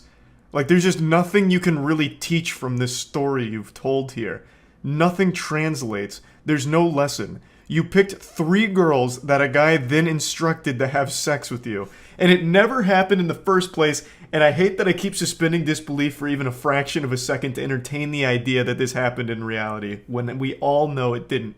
But even still, what is the takeaway? There is nothing that happened in this whole video that could help some lonely guy at all. You can take L's all your life, you can take W's, but the point here is that like, you can have whatever you want in this life. You made that choice. So for me, I was at a point where 3 a day was easily done through Instagram, and that's what I did. But even in this fantasy, that's not what you did. You didn't set up 3 girls in one day through Instagram or anything like that.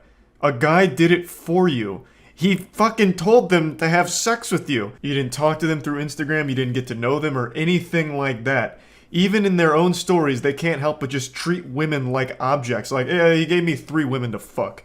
And that's why I'm the king of Instagram dating. Like, what are you talking about? It's so fucking wild. It's incredibly embarrassing. I don't know how they can post things like this and not feel any amount of shame. But anyway, I just wanted to talk about this one, and that's about it. So yeah. It's shameful to admit this, but it's the unfortunate truth that just by looking at me, you probably couldn't guess that I have been active in the gym for about a decade now. In fact, my college degree is in human science with a concentration in exercise physiology. But I'm on a 5'6" frame and I keep myself lean so no one even knows that I'm ripped until I do like a flex and it ends up being a jump scare. I keep hyping myself up in the mirror and telling myself that today's the day I finally start wearing tighter clothing so people stop asking if I even go to the gym because it hurts my soul every time. Or maybe I just need to be shirtless more often so that way it's pretty obvious. But regardless, the reason I'm even mentioning this is because I've noticed over the last maybe 6 months, not even that long, but like the last 6 to 8 months, the gym has gone from being a place of like working on yourself, gains, you know, focusing on improving your overall health, to a place where people go to compete for viral TikTok videos of them being a victim. Usually the content revolves around them filming themselves working out and then catching somebody looking at them and being a creep and a weirdo staring at them. Staring's a word I'm using very loosely here. And then sometimes, God forbid, that person comes over and asks them a question in between their sets. Normal human interaction has become fucking outlawed in the world of TikTok for some people. Now, I'm not saying this isn't a real thing. I'm not saying everyone that goes to the gym is an angel that can do no wrong. There definitely are creepy people that go there. I've certainly seen my fair share of weirdos in my days. In fact, one that always lives in my head rent-free is 2 years ago. A security guard at a private gym kept going over and sniffing a woman's ass as she was doing rows. I can't show the video, I don't think, because it might be against YouTube's new terms, but here's just a quick screenshot of his 4th ass sniffing attempt where he's just like huffing her fumes. He eventually does get caught and fired for it. The point is, there are weird people at the gym, but what's going on right now is everyone is filming themselves at the gym, which I already think is kind of weird. There's also like this fucking perpetual surveillance here with people making fucking TikToks everywhere. But while filming, they're not catching weird people doing weird things or harassing them. They're catching very normal gym goers doing normal things and then publicly shaming them and embarrassing them for doing nothing wrong. Now I'm going to show you the biggest one that I really think started really blowing this trend up and led to me finding out how large this has become and how big of a problem it's become. This is how to not approach girls at the gym. I hate this. I hate when there's sweeties. It makes me so uncomfortable. Feral, like fucking feral. You can immediately see a problem here. She's making a stare counter every time the guy even glances in her general direction. What do you expect people to do at the gym? Just turn around and stare at a wall when they're done with their set like it's the fucking Blair Witch? Like, what are you expecting? The guy is in between his sets, so he's just looking around. He's not even staring at her. Now, if he was staring at her, then I could see being a little uncomfortable if he's just over there, like, you know, fucking staring a hole through with, like, goddamn, like, laser beams almost firing out. Like, I'd get that being weird. But this guy is just, like, glancing near her, and he's still getting just attacked for it by her. The 5 adds £5. And these are the rates. Somehow the stare counter's at 5. I guess she's counting every time he's in between blinks now. And then she starts getting fearful because he's walking near her and wondering, questioning, why would he be doing that? Kind of like it's a scene out of a horror movie, like the boogeyman's, you know, jingling keys trying to get in the door or something. But she immediately answers why he's walking over. It's because he's grabbing a sanitary wipe, showing good gym etiquette to go wipe down the machine he was just using. Excuse me? You don't have to do that. It's okay. No, it's okay. I got it. Thank you, though. Unfortunately, this guy made a big blunder here. He committed a cardinal sin. He tried to be helpful. So he offered to try and, you know, help out here because it looked like she was struggling, which she even mentioned she was hesitant to put the weight on, so he probably interpreted that as like, oh, okay, maybe I could be helpful here. Just being a genuinely nice person, I believe. And she even responds positively to it and then turns around and says this kind of shit. What if I just ripped his pee-pee out of its socket so he could never reproduce again? Totally normal, not alarming thing to say. This is why I don't want kids. Natural selection better take the weirdos out. He's going to jail for staring at an underage 21-year-old. Where have we all gone wrong? What's happened to the world where that is a statement said earnestly? He's going to jail for staring at an underage 21-year-old. There's more to unpack there than a fucking 2-week vacation suitcase. I could unpack this shit for hours. He wasn't staring. There's no such thing as an underage 21-year-old. 21 years old? You're not a kid at all. You can legally butt-chug Budweiser now. Unless this is some kind of weird self-own kind of thing where she has the mentality of a child, thus this guy should go to jail for what she perceives as staring at her. I don't know. Like, I can't even, like, remotely figure out what she was even trying to say with that last statement. But anyway, I'm not going to keep going too deep on this one because everyone has already dunked on it. She's issued an apology about everything. But I want to give a quick shout out to Joey Swole. He's a very prominent figure in the community and he's been doing a lot of good work calling out these kind of videos. Now here's another stinky video here. So this guy gets called out because he walks across the track she's about to do lunges on and looks at her on the way by. Then she says that she catches him still staring. There's no way, I'm so uncomfortable right now. And then the caption even says, in quotes, it's because of your outfit. I don't know if she's accusing him of saying that, like he shouts it at her across the room. Excuse me, m'lady. I looked at you because of your outfit. You drew my eyes to you. It's your fault. Or if she's just saying that as like a way of calling out behavior. I'm really not sure. But Joey Swole, when he talked about this video, pointed out something that I think everyone who's ever been to the gym will recognize. That not only is the guy not staring, again, the reason why he'd look at her while walking by is because he's going by her path on the track. So perhaps he was looking at her to make sure he wasn't getting in her way since she was about to start lunges. I feel like that's the most obvious explanation here, but regardless, he doesn't do anything creepy or weird. He looks at her while he's walking by, and once he's through, he continues going forward. Like, I don't understand where this is coming from. To me, it feels like this lady has recorded every single one of her gym sessions for the last week or so after noticing that this kind of content was blowing up, praying that someone would be weird and creepy to her, but she didn't get that. So she just decided to go with the one that's almost somewhat different, where a guy looks at her when he walks by, and chose that one for some clicks. Because nothing bad happens here. There's not a weirdo here. And according to Joey Swole, a lot of members of the gym, both men and women, said that this man is very kind and is actually loved at the gym. He's a regular here. So it is pretty fucked up and shitty for her to make this video trying to shame him for doing nothing wrong. This guy.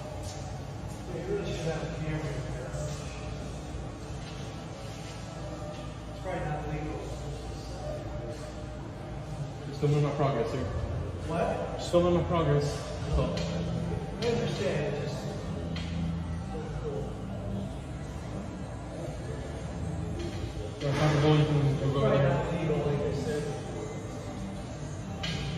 This isn't a trend that only women are doing, men are doing the same thing. This fucking douchebag is filming in the locker room, flexing to show his progress. The guy in the back that he's calling a schmuck is 100% right.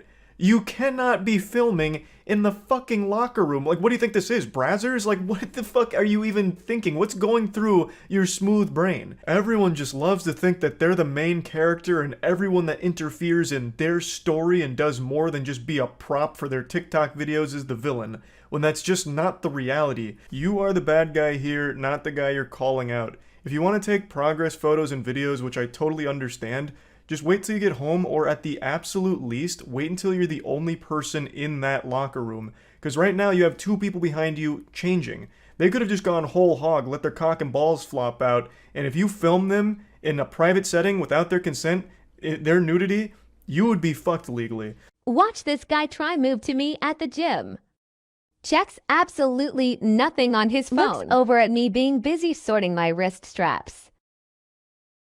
These fucking straps taking up too much time. I don't know what constitutes a stare anymore. Like, this guy, again, just glances in her direction, briefly looks at his phone and puts it away, and apparently that's getting called out for being weird, saying he checks nothing on his phone. He could have just been checking the time. He could have been checking literally anything that's quick to get at a glance, like, what time is it? Or if he had a timer set up for, like, how much rest he has between sets, how much time do I have left on my rest?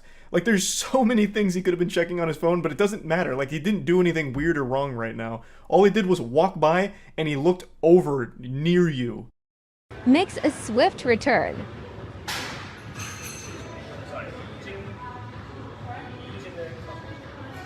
Sad lip.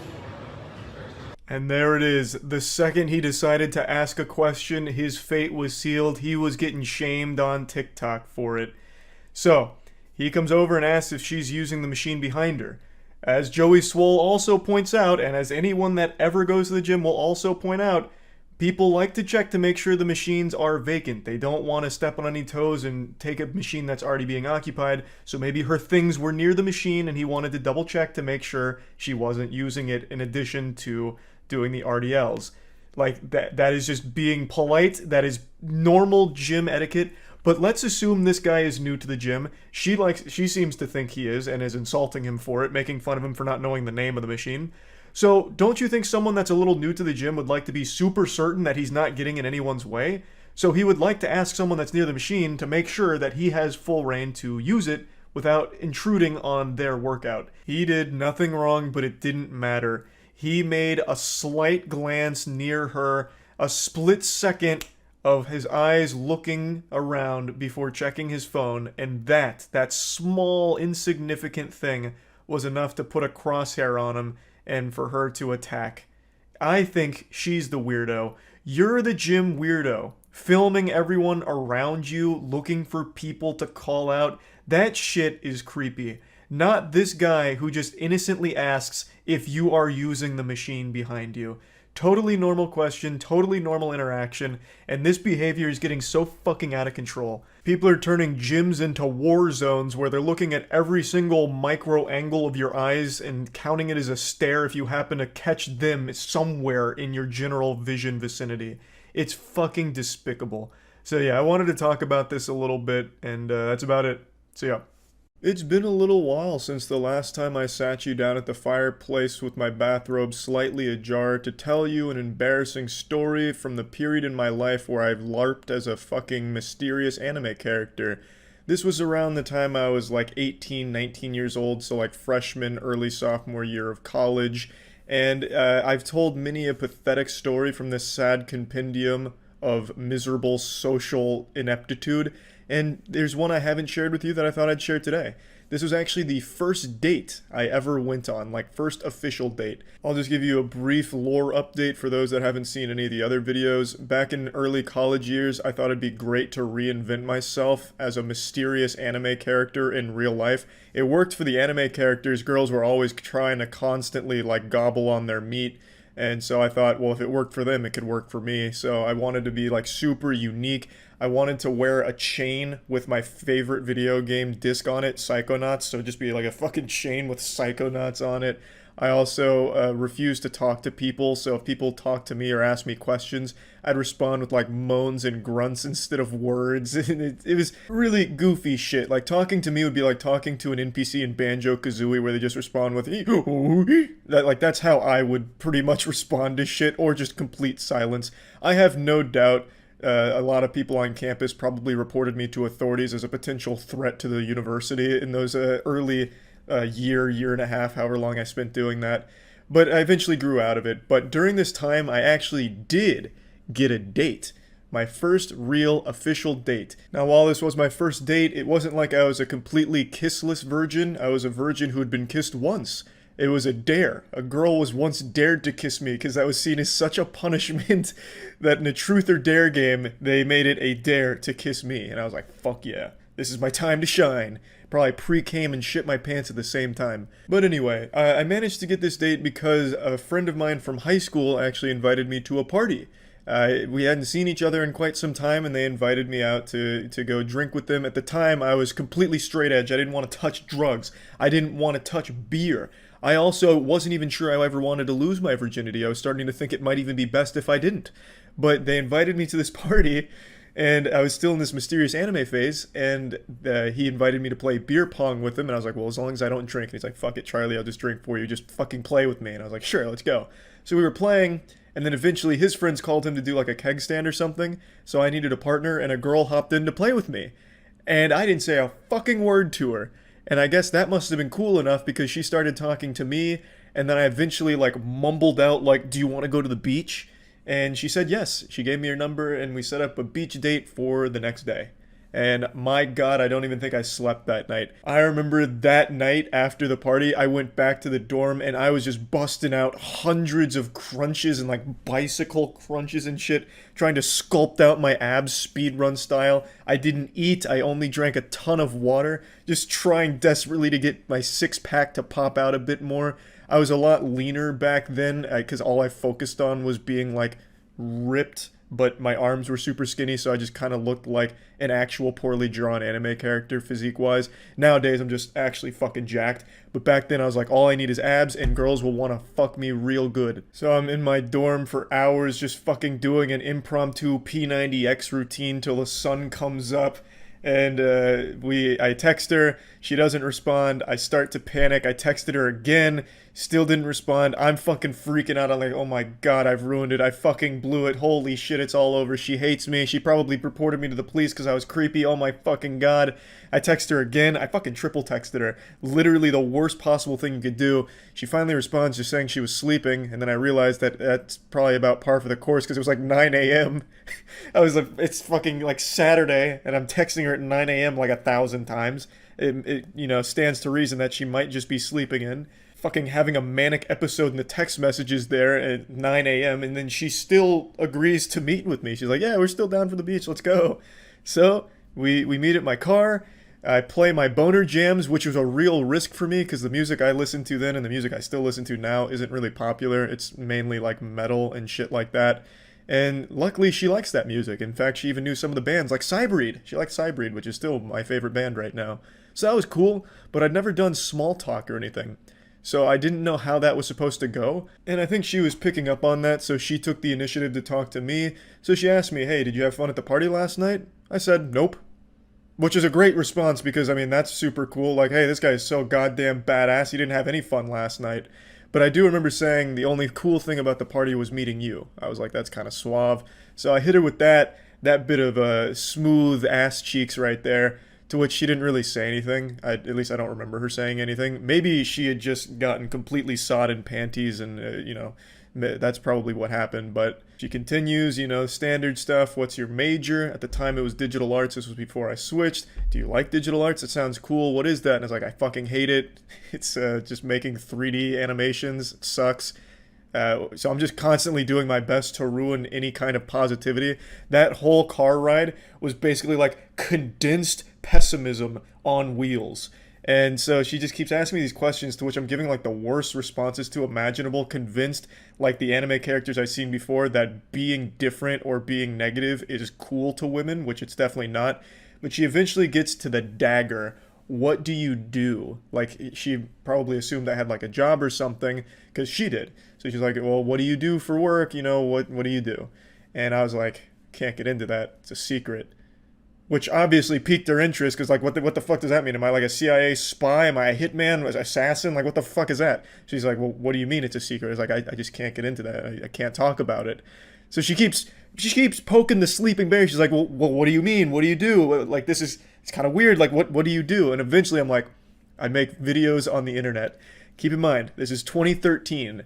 The idea of being a YouTuber was a foreign concept back then. I'd also never told anyone about this. I never said out loud that I made videos online. I always kept that like my biggest top secret. I never ever talked about it, but in this instance, I was fucking desperate. I was pulling out all the stops. I was emptying my pockets of all the possible fucking spaghetti I could fill on the floor, vomiting anything that might help my chances of getting me laid. I would have told her I was Santa Claus if I thought it would help my chances of getting my cock wet.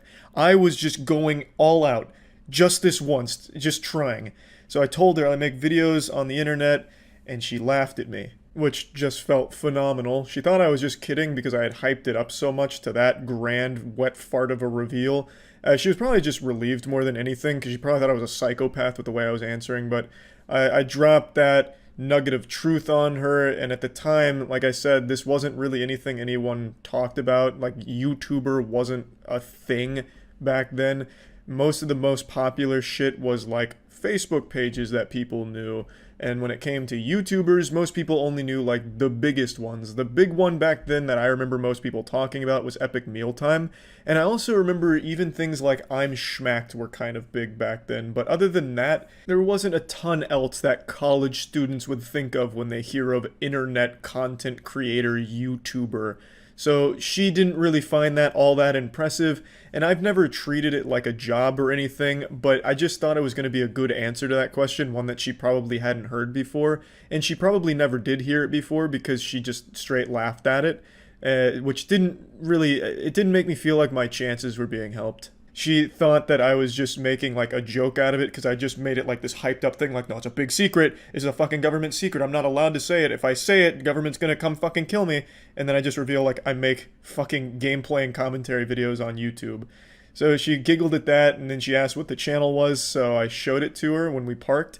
I brought up the channel, and at the time, the channel video that would autoplay was my titty simulator game, which of course was a kind of weird look, so I bring that up. At the time I had like 800,000 subscribers, which is a fucking ton, and she was impressed by the number, but the content itself I don't think she was too fond of, because it was titty simulator, with me talking about fucking honkin' milkers being dragged around by their nipple, and then some of the other related ones were other weird games like don't shit your pants and things. So she didn't really want to stay on the channel that long, but she said congratulations to me, and I was like, oh, okay, it didn't really work very well now, did it? So we finally arrive at the beach. Confidence is shot. I can tell that this mysterious anime character facade's not doing me any favors. So we end up just going to like a pretty crowded area on the beach at Clearwater, and just laying down, and she played music with her earbuds in, and I just kind of laid there, you know, pretending like this was productive, like, yeah, I'd always wanted a tan, I'll just fucking lay here with my ass cheeks hanging out, I guess, why not? And just fucking sit there doing nothing while she's listening to music at the beach. At the end of it, I just kind of felt like I was an Uber driver who stayed a little too long. Like, she requested a ride, but then I had nothing else to do, so I also just went to the same destination. So we just kind of stayed there for like an hour, and then she's like, all right, I'm ready to head back. I'm kind of hungry. I didn't even bother asking if she wanted to get food with me, because I could already just pick up on the vibe here that it wasn't really going anywhere. So we go back, and then she hugged me, and I was like, fuck, it was all worth it. I got a hug. Let's go. Woo! So I got a hug out of it, which means I was a champion that day, but we never talked again, surprisingly. And that's how my first date went. So overall, pretty successful. Got off to a great start, really, in the whole romance world. And yeah, I just wanted to share that with you. I also think it's a pretty interesting look at how things have changed recently, because back then, YouTuber wasn't even a word in anyone's vernacular. No one had ever really like heard of that before. It wasn't really an explored concept, just kind of like this emerging hobby that some people would pick up on. But nowadays, I think it's like 60% of kids want to grow up to be like a YouTuber or internet creator, which is wild. So in less than a decade, it has completely changed. But back then, yeah, that shit was not looked at too positively. But anyway, I just wanted to share this story because I haven't done this one before, and I thought it was worth sharing. That's about it. See ya. Wow. Zoinks. Goodness gracious. Jinkies. We may be in the midst of one of the wackiest moments in internet content creation history. If these reports are accurate, and I can't speak to the authenticity myself, I haven't had my team of analysts really dive into the weeds of it and get down into the meat here, but there are reports that XQC just signed a 2-year, $100 million streaming deal with Kick, and it's not even exclusive to Kick. If that number is accurate, that would make it the 12th largest sports contract ever signed. Now, of course, you'd have to be huffing some very serious glue to try and conflate streaming with professional athletes, but it just goes to show you the value of the contract here and just how many doubloons we're talking. I came into this world as a little baby kicking, screaming, shit in my diapers, and now I'm kicking, screaming, shit in my diapers all over again because I can't believe what we're seeing here. I have been tapped into the mainframe of internet wackiness for over a decade now. I'm like Charles Xavier in this throne here, in Cerebro, just looking at all of the goofiness happening across the web. And I've been doing that for so long, and I could have never foreseen something like this happening. A 9-figure deal for a streamer to stream on a different platform. And not even exclusively, mind you. This is a non-exclusive contract for 2 years, meaning XQC gets to have his cake, eat it too, and fuck the baker. So he can stream on Kick and then still stream on Twitch all the same. He did make a Twitch stream earlier today, kind of to go over the announcement as well as the plan going forward. He's saying he's going to be streaming on Kick quite a bit, obviously, but he can still have the freedom to stream on Twitch when he wants to. I'm going to go ahead and rip the band-aid off and throw a little cold water in the face of all the juicers here that are under the impression he'll probably still be active on Twitch. I don't think he will. He legitimately has no incentive to stream on Twitch. Twitch is a platform that has banned XQC like 5 times. It is also a platform that has no real contracts for top streamers anymore, as well as the lowest sub-revenue split among any streaming platform available. Whereas Kick has the highest sub-revenue split, a 95.5. And I would swear on a stack of Bibles with a high level of confidence that XQC not only has that $100 million for 2 years, but also gets to keep 100% of the sub-revenue he earns, which is 95.5 split. So why the fuck would he stream on Twitch often at all? He'll probably use it as just a booster, a signal booster to get the juicers on Twitch over to Kick, letting them know like, hey, this was a fun stream on Twitch for the last 20 minutes. I'm going to finish the rest on Kick. I'll see you there. Just to, filter viewers over to Kick. That's my guess. But again, I'm just a dumb little fucking caveman here speculating from the armchair. Now, if you ask me, this is bad news for Twitch. This just drove a wooden stake right through the vampire's heart and then shoved garlic in its face. This is a big poach here. Now, I've mentioned this a few times in the past, but Twitch is a very top-heavy site where the top 1% of streamers on the platform account for a very large chunk of the overall watch time on the platform. So when you take the biggest streamer off of the site, you do make an impact on Twitch as a whole, really. And over the last year or so, Twitch has been continuously hurting itself in confusion.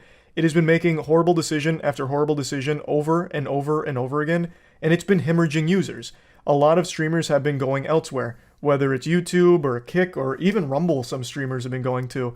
It is taking streamers from Twitch and going elsewhere. The 50-50 sub split on Twitch isn't enough to be competitive anymore. The over-reliance on intrusive ads isn't enough to keep small streamers on there because it's ruining the experience for their communities, which makes it hard for them to continue to thrive on the platform, so they go elsewhere like YouTube. Plus, the exclusivity on Twitch makes it hard for streamers to want to stay when they could stream on other platforms not exclusive. So they could do a stream on YouTube and then a stream on Kick or, this and that. Twitch has just been a platform that has been struggling to maintain its, dominance on the streaming space because it's been constantly losing its footing through bad decisions. Now, yesterday, Twitch did announce that it's taking the tiniest little baby step in the right direction. They announced that they're offering the Partner Plus program where if you reach a certain threshold, which is like 350 reoccurring subs, so not gift subs or anything, that's tier 1s, 2s, and 3s. If you reach that threshold, you unlock 70-30 sub split for a year.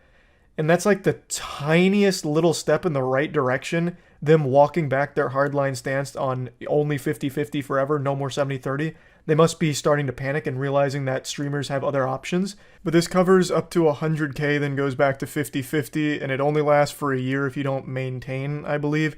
So it's also very strict. 350 reoccurring paid subs, no gift subs or anything like that, is not an easy number to hit. That is a lot. That is a ton. So this isn't exactly super helpful for smaller streamers. And even a lot of medium streamers don't have that level of sub engagement. That's still a ton. So it really is, once again, just like the smallest boost for the bigger streamers on the platform, only up to a certain level. It's not amazing. Like, this is like the weakest possible implementation of a decent idea you could do. Like, it is, like I said, a very, very small baby step in the right direction of a good change. Twitch is a victim of its own hubris here. It got complacent at the top and it got greedy. So it is crumbling its own empire from its greed. That's why all of these other streaming platforms are growing so quickly, and why so many people are abandoning the sinking ship of Twitch. That's just the reality of it. They are out of touch. They lost direction on what to do with the platform, so they just keep rolling out bad choices. And even when they do have a good idea, they're too afraid to actually just commit to a good idea. So yeah, it's very frustrating. Now, I've seen the obvious comparison being drawn with Mixer, because you might remember Mixer actually was able to steal away Ninja from Twitch back when Mixer still existed. And I'm sure all of you have forgotten that name. That's like an ancient relic on the internet, even though it hasn't been that long in the grand scheme of things. But it died so quickly and with such like a sad wet fart of a swan song that most people have forgotten it ever even existed. Mixer stole Ninja. They paid a ton of money. They shelled out many clams to get Ninja, as well as Shroud and King Athalion, but Ninja was the #1 streamer on Twitch, and Mixer got him. And it didn't work for them. The site still inevitably crumbled, and it never got popular. It always remained kind of this pitiful little joke of a service. However, I don't really think Kick is following that same blueprint. I don't think its fate is set in stone the same way Mixer's was. I made a video about this on my second channel talking about the streaming wars. Kick is accomplishing something that Mixer never did. It's having people organically sign up and choose to stream there as a first option. I read a report the other day, take it with a grain of salt, I don't know how accurate these numbers are, but only a week ago, Kick had an influx of 1.2 million users sign up to the platform. Mixer probably never even saw 1.2 million people go to their site across the entire time it was alive. That was 1.2 million users signing up to the platform, according to the reports. So Kick is actually just getting users to go there, which is something Mixer never had happen. That was a pipe dream for that platform. Now, Kick blew up because it kind of got the reputation of like the detention class, right? Like all of the banned streamers went to Kick. Like Aiden Ross, which immediately blasted the platform off, and a lot of other like controversial streamers went to Kick after they were banned on Twitch and shit like that. And then a lot of controversial things happened, like the whole streaming of the Super Bowl and all that shit. So it really had a very bad reputation, and still does for many reasons. But it's started to shake that a little bit because a lot of streamers that aren't banned on Twitch have decided to move over to Kick even without a contract, just because the sub split is so much better than the 50-50 you get on Twitch. You don't need as many viewers on Kick to make a living because you don't need as many subs to make a living.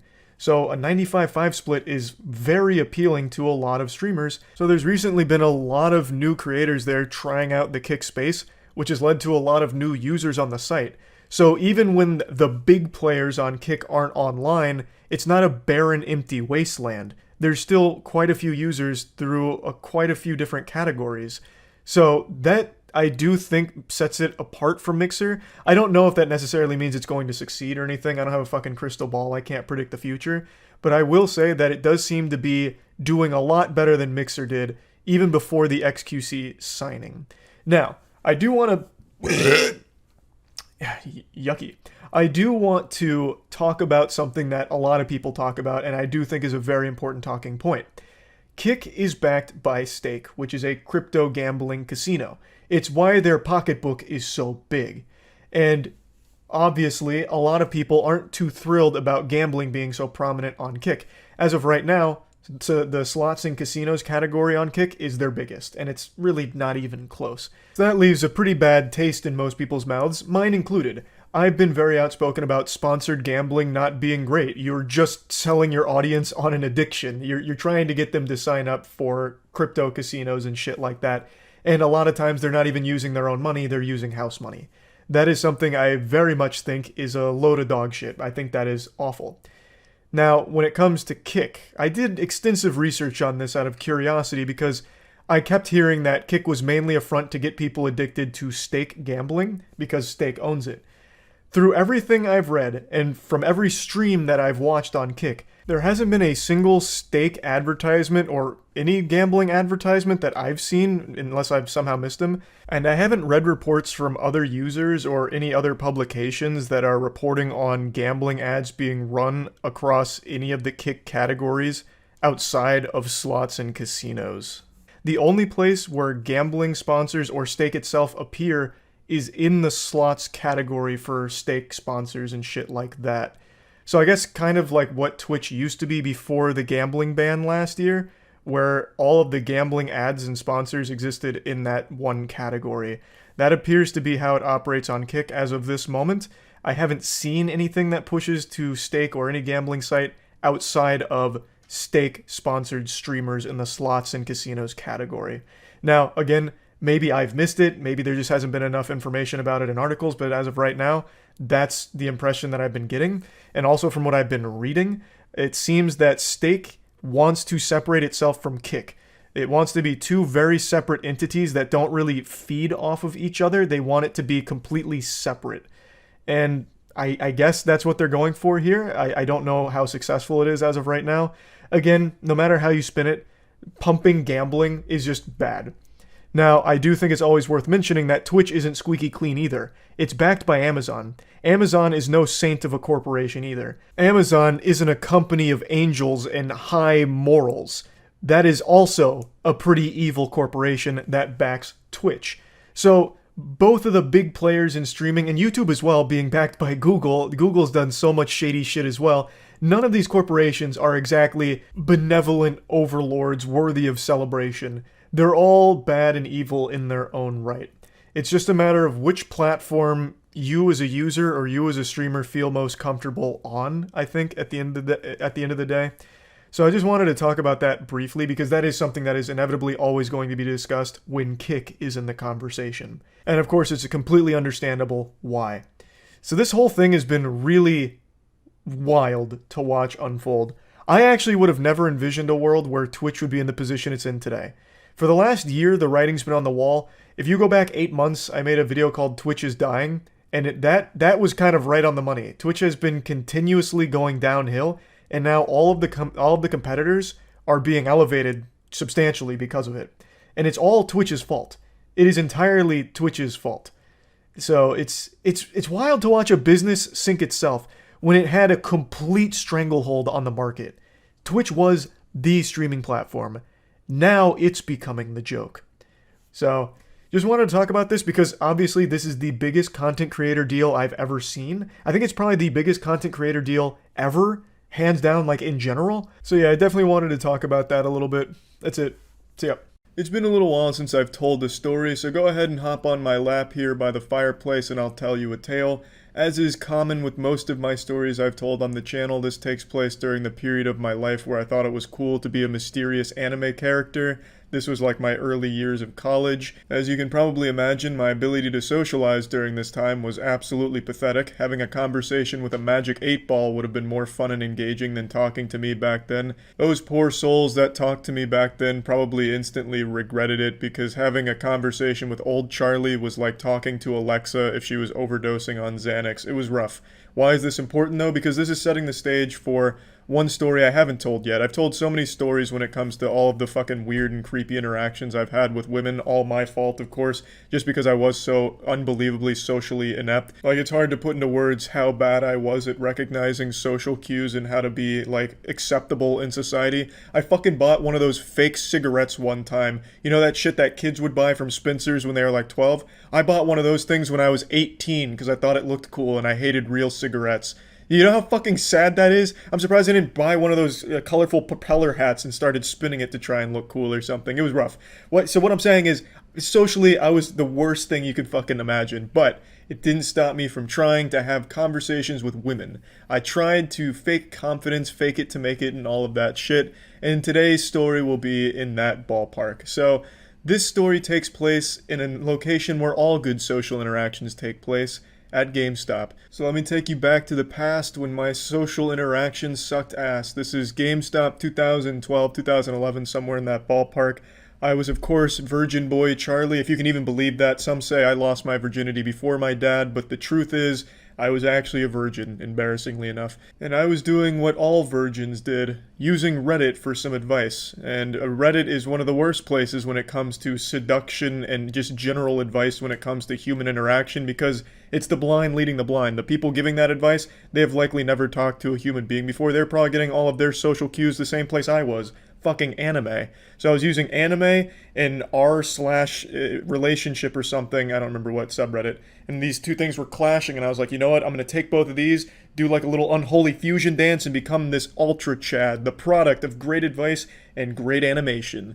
And I was going to channel this and show that, you know, I'm becoming more confident in myself by flirting with girls in public.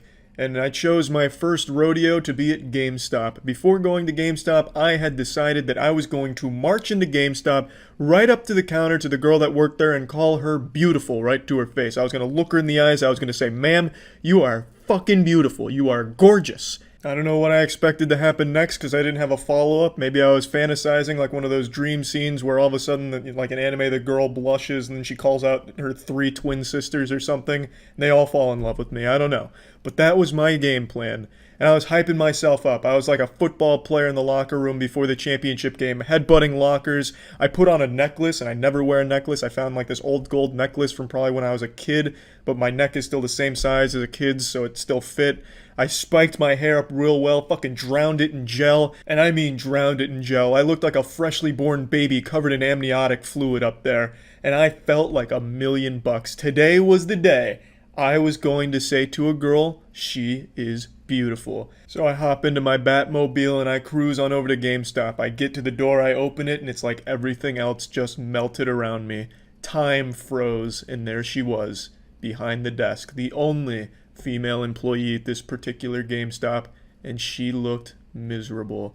Probably because she's working at a fucking GameStop, but I was going to make her day better by being the only man in GameStop history with the confidence to say that she was beautiful. You know, I'm sure she doesn't hear that every day from other socially inept fucking slime balls, so I was going to be the first, the trendsetter. Truly a pioneer. So I meandered around a little bit, just making sure I was building up enough confidence, going over the lines in my head. The line I was going to use was when she was done ringing me up, I was going to say, "Thank you, beautiful," and then wait to see her response, see what she says to this, hoping that she wouldn't call the police or have security come tackle me. So, I finally pick out a game, some used game I'm sure, because I was big into used games for a long time. I slam that shit on the counter because I'm ready. She starts by asking me a couple questions. Am I a member of GameStop Power Plus Ultra program? Well, no, I'm not. She's going off script. I wasn't accounting for this. It's freeform now. The dialogue has been all fucked up. I'm getting a little jumbled in my head. I'm getting nervous. I wasn't expecting to be interrogated by her today. I'm not a member of this GameStop program. Would I like to be? Well, shit, would it help my chances with you? I don't know. I'm going through all kinds of scenarios in my head. It's like a visual novel. There's a bunch of different branching paths I could choose from. I'm panicking. I'm breaking down a bit. My composure is starting to falter. There's sweat on my brow and a tickle in my sack. I was not prepared for this at all. She then asked me, do I want my receipt? Another question I wasn't anticipating. Do I say, "Thank you, beautiful," now? No, that wouldn't make sense because she asked me a question. I can't just respond with I have to answer the question. Everything's all falling apart at once. It's like Salvador Dali's painting where the clocks are melting. I'm running out of time. I don't know when to say this line. And no, I don't really want this receipt. What am I going to do? Wipe my ass with it? I paid $3 for some garbage used game. I tell her, no, thank you. You keep the receipt. And that's when she says it. A sentence that could dampen the pants of any man, even the strongest men. She says, "Thank you for shopping at GameStop."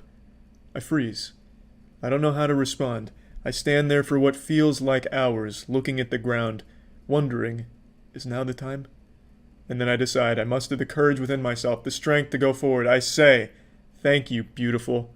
I'm still looking at the ground when I say this, because I haven't earned the right to look my GameStop queen in the eyes yet. And then I do what any sane man would do. I ran away. I fucking jogged away. Before she could even, like, actually respond, I started jogging away with the bag in my hand like I just stole the game from GameStop. But I did hear her say, "Oh." I know for a fact she said, "Oh," as I turned my back to run away. I ran all the way to my car, hearing that "oh" in my head the entire way there, got in, slammed the door, and I thought to myself, Charlie, you did it. We just made that employee extremely uncomfortable, and man, do I feel like shit about it. It was a good lesson to learn. That was probably already like the 5th or 6th time that lady had been hit on that day by fucking weirdos like me. She probably just up and quit that day. That was probably the last straw right there. I don't know, because I never went back. I was just so goddamn embarrassed about this whole thing, but I do imagine she quit that day. But yeah, I tell you this story in the hopes that people will learn from it. Don't make the same mistakes I did. Don't be a fucking weirdo, and don't, yeah, that's basically it, really. That's about it. So yeah. I think at this point it's safe to say Activision Blizzard is the most evil video game company ever. And not because their games are shitty, they made Overwatch and that's a crime against humanity, sure. But a couple months ago, it was revealed of the horrifying workplace culture and the absolutely revolting things that happened there, including rapes, sexual assaults, and a suicide, which was directly attributed to the employees sharing nudes of that individual around the office.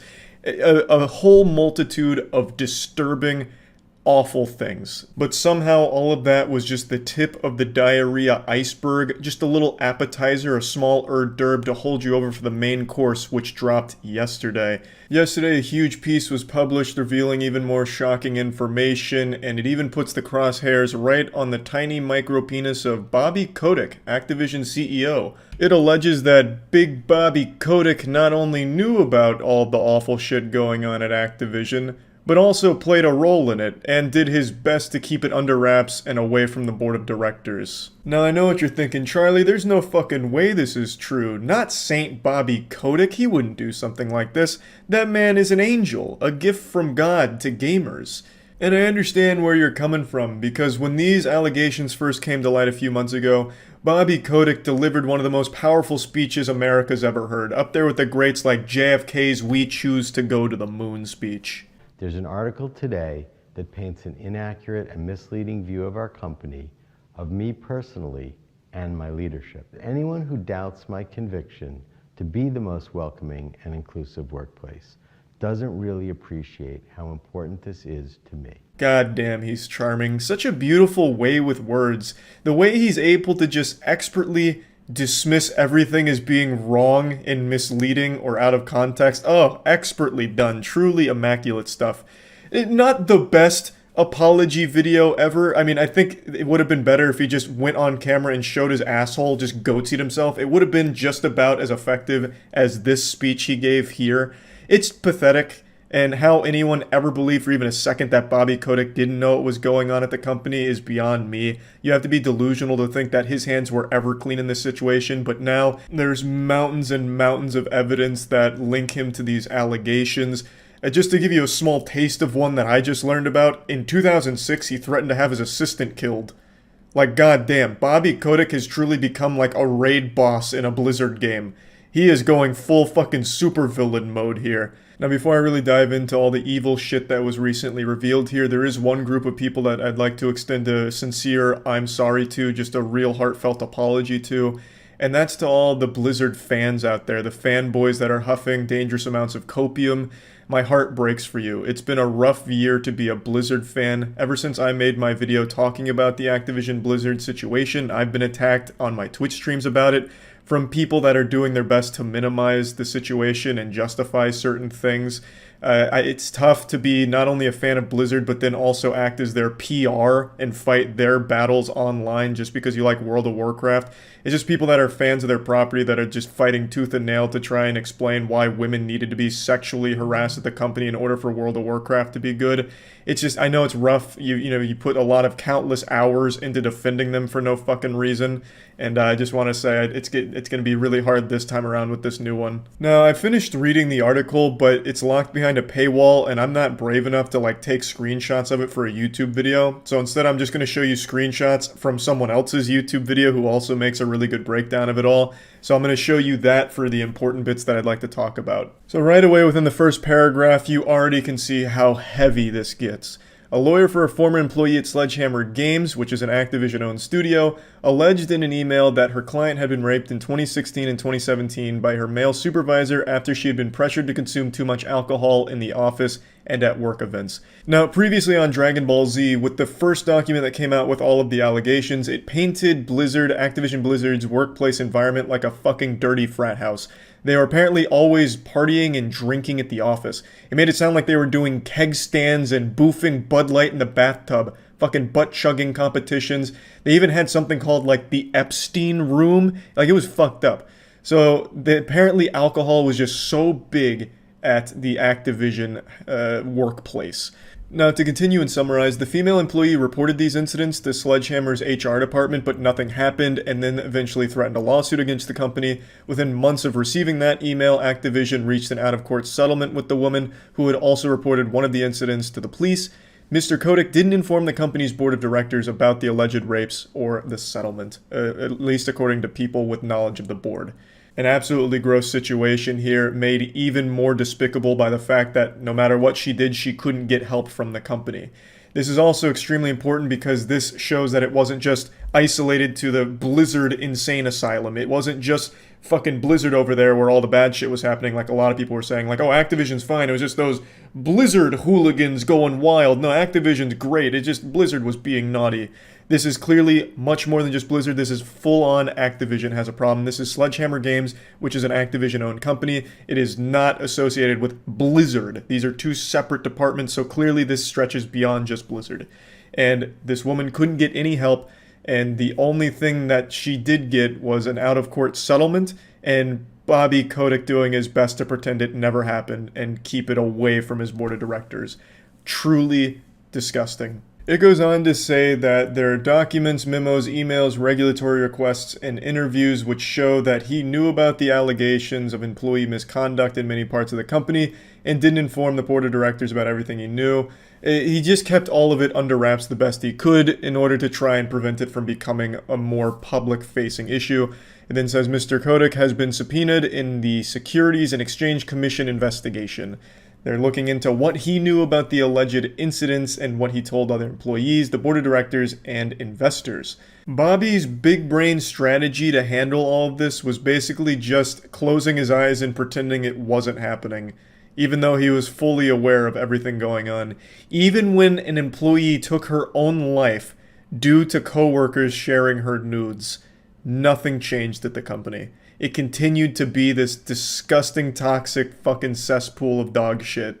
Since the California lawsuit, Activision has received more than 500 reports from current and former employees alleging harassment, sexual assault, bullying, and pay disparities and other issues. This is also not surprising at all, and I imagine that number is only going to continue to grow. Towards the bottom of the page, there's another thing I'd like to mention here. In August, Activision named a longtime employee, Jennifer O'Neill, to be Blizzard's co-head.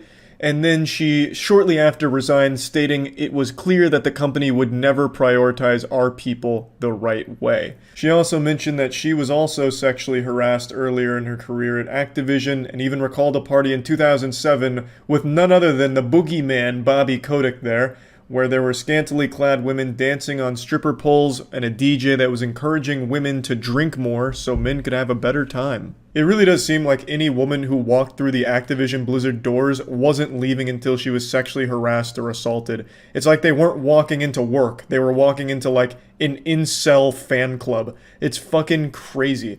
All of these stories all have so much in common with each other, so it seems super normalized at Activision Blizzard. And again, they have done nothing over the years to fix it, except Bobby Kotick doing his best to sweep it under the rug. Now, there is a massive employee walkout happening right now at Activision Blizzard that is demanding that Bobby Kotick resign. Now, you'd think the board of directors would also be pissed at Bobby Kotick, considering he withheld crucial information from them, swept extremely important company problems under the rug, and didn't share any of this information with the board of directors. You'd think they'd be fucking fuming, literally pissing in their britches, ready to fucking blast him in the ass.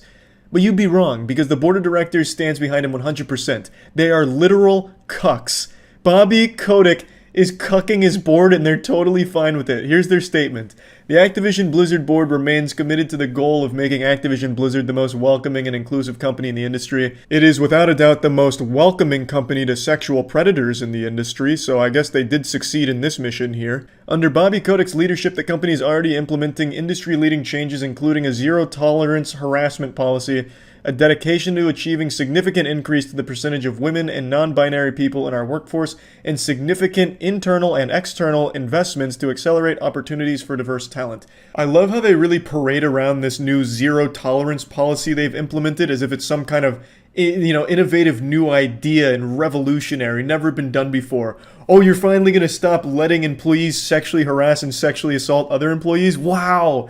20 years later, oh my god, you guys are fucking heroes. Whoa, you're really breaking new ground. It's never been done before. You're not going to allow them to sexually assault each other? Oh my god, how, are you sure? They then go on to state that they're hiring more women and more non-binary people in their workforce in order to improve the amount of diverse talent that they have. But what does that have to do with anything here? Like, why does this seem like a good thing to them? Like, after all of these women have come forward about how awful they were treated at the company, this honestly just sounds like more of a threat. Like, hey, Activision Blizzard is hiring more women, come on ladies, so we can grope you. We need some fresh meat to sexually harass over here at Activision Blizzard. Hiring more women, don't forget ladies, come on in. Like, this makes no sense. Like, there's no one that's going to read this after all of these things came out about all of these women who have been sexually assaulted at that company and, like, start pumping their fists like, oh, good, this company's hiring. I can't wait to apply. And I love this last sentence here, a nice little cherry on top of the poopy cake. The board remains confident that Bobby Kotick appropriately addressed workplace issues brought to his attention when it was revealed over a lot of multiple sources that he withheld all of the information from this very board that is now sucking his small cock. Oh my god, that just feels amazing to read. They're actual cucks. The goals we have set for ourselves are both critical and ambitious. The board remains confident in Bobby Kotick's leadership, commitment, and ability to achieve these goals. Oh yes, Bobby Senpai, lead us to more money, please!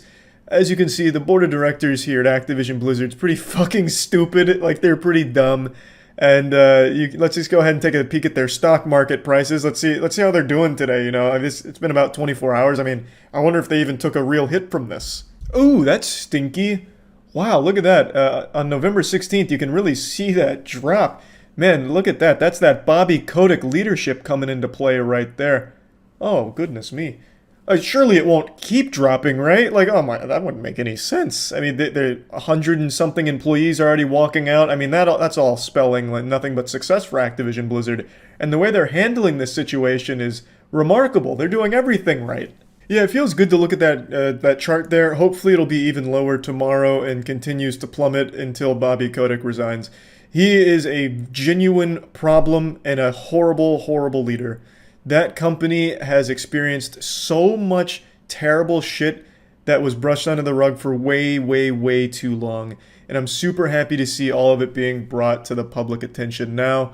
Like I said, it's the easiest boycott in the world not to buy Blizzard games because they don't make anything good at all. And that extends to Activision as well. I already regretted buying Call of Duty Vanguard, and I regret it 20 times more now than I did having played through that insufferable shit experience. It's awful. And I don't know how people can continue to defend this company. I understand if you like their games, you don't want to recognize how awful the people behind the games are, but Jesus Christ, at least stop trying to defend it and make excuses for them. They're not paying you to be their damage control or their PR, so stop doing it. This is awful, indefensible stuff. And I really do hope for a good conclusion for everyone that was involved in this situation and all of the victims at Activision Blizzard. I wish them the best. Yeah, that's about it. So yeah. There's a Kick streamer whose name I've treated like Voldemort over the last year or so. I've never bothered talking about her because that's the only thing she cares about is her name leaving people's lips, no matter how negative it is. She exists for one sole purpose, to make everyone around her angry at her. It's in her delusional mind, the brain parasites tell her that that's a good thing. So I've just never bothered insulting her or making fun of her because that's like having sex with a cuck's wife. It's exactly what they want. But today she did something particularly heinous. Right? No. No. All right. You know why I wasn't going to? Because my feet were getting You should hot. just jump in right now. But I'm gonna jump in with my shoes on. Okay. Ready? Yeah. Ready? Oh! Wait, what the fuck? I love how she's somehow surprised that the lady jumped in after she spent the better part of 15 minutes trying to convince her to jump in and even tried to bribe her with $20 to do so. And now all of a sudden she's fucking soy-facing, shocked that the lady actually did it. So I went back and I watched most of the stream, which was... I wouldn't wish that upon my worst enemy. Now, she's gone viral in the past for other degenerate activity, such as wearing painted-on pants at a gym, or doing a kidnapping children prank and faking a ton of shit around all of her other work to try and cause as much controversy as possible to farm clout off of it. But this one is a little bit different. So, the lady she had jump in is someone who apparently cannot swim. She said that she can only float and can't swim. And I initially thought that this was just more staged, phony baloney, garbage. But from a couple of the articles I read, they're reporting that the fire department in the area really did pull a woman out of that lake on this day. So it does seem like it's real. Yeah, do you want to have a play date? You want to jump in with me? Yeah. Okay, then I'll do it with you. I'd rather go skinny dipping with you if I'm being honest. Yeah, let's do it. Really? Yeah. Yeah. Come on. Yes. Yeah, well, I'll do Chad, it. They're all saying you're sexy and shit. Really? Yeah, they're all saying W woman, she's thick as fuck. You should What? jump in the water to find it for me. Well, why don't you jump in with me? I'll give you $20.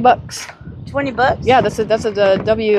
No, come That's on, a good deal. jump in with me. $20. Hot. Yeah, so you go in. No, you gotta go in. You with go me. in. You try to find the You scanner. said you're gonna jump in with me. I'll jump in after you.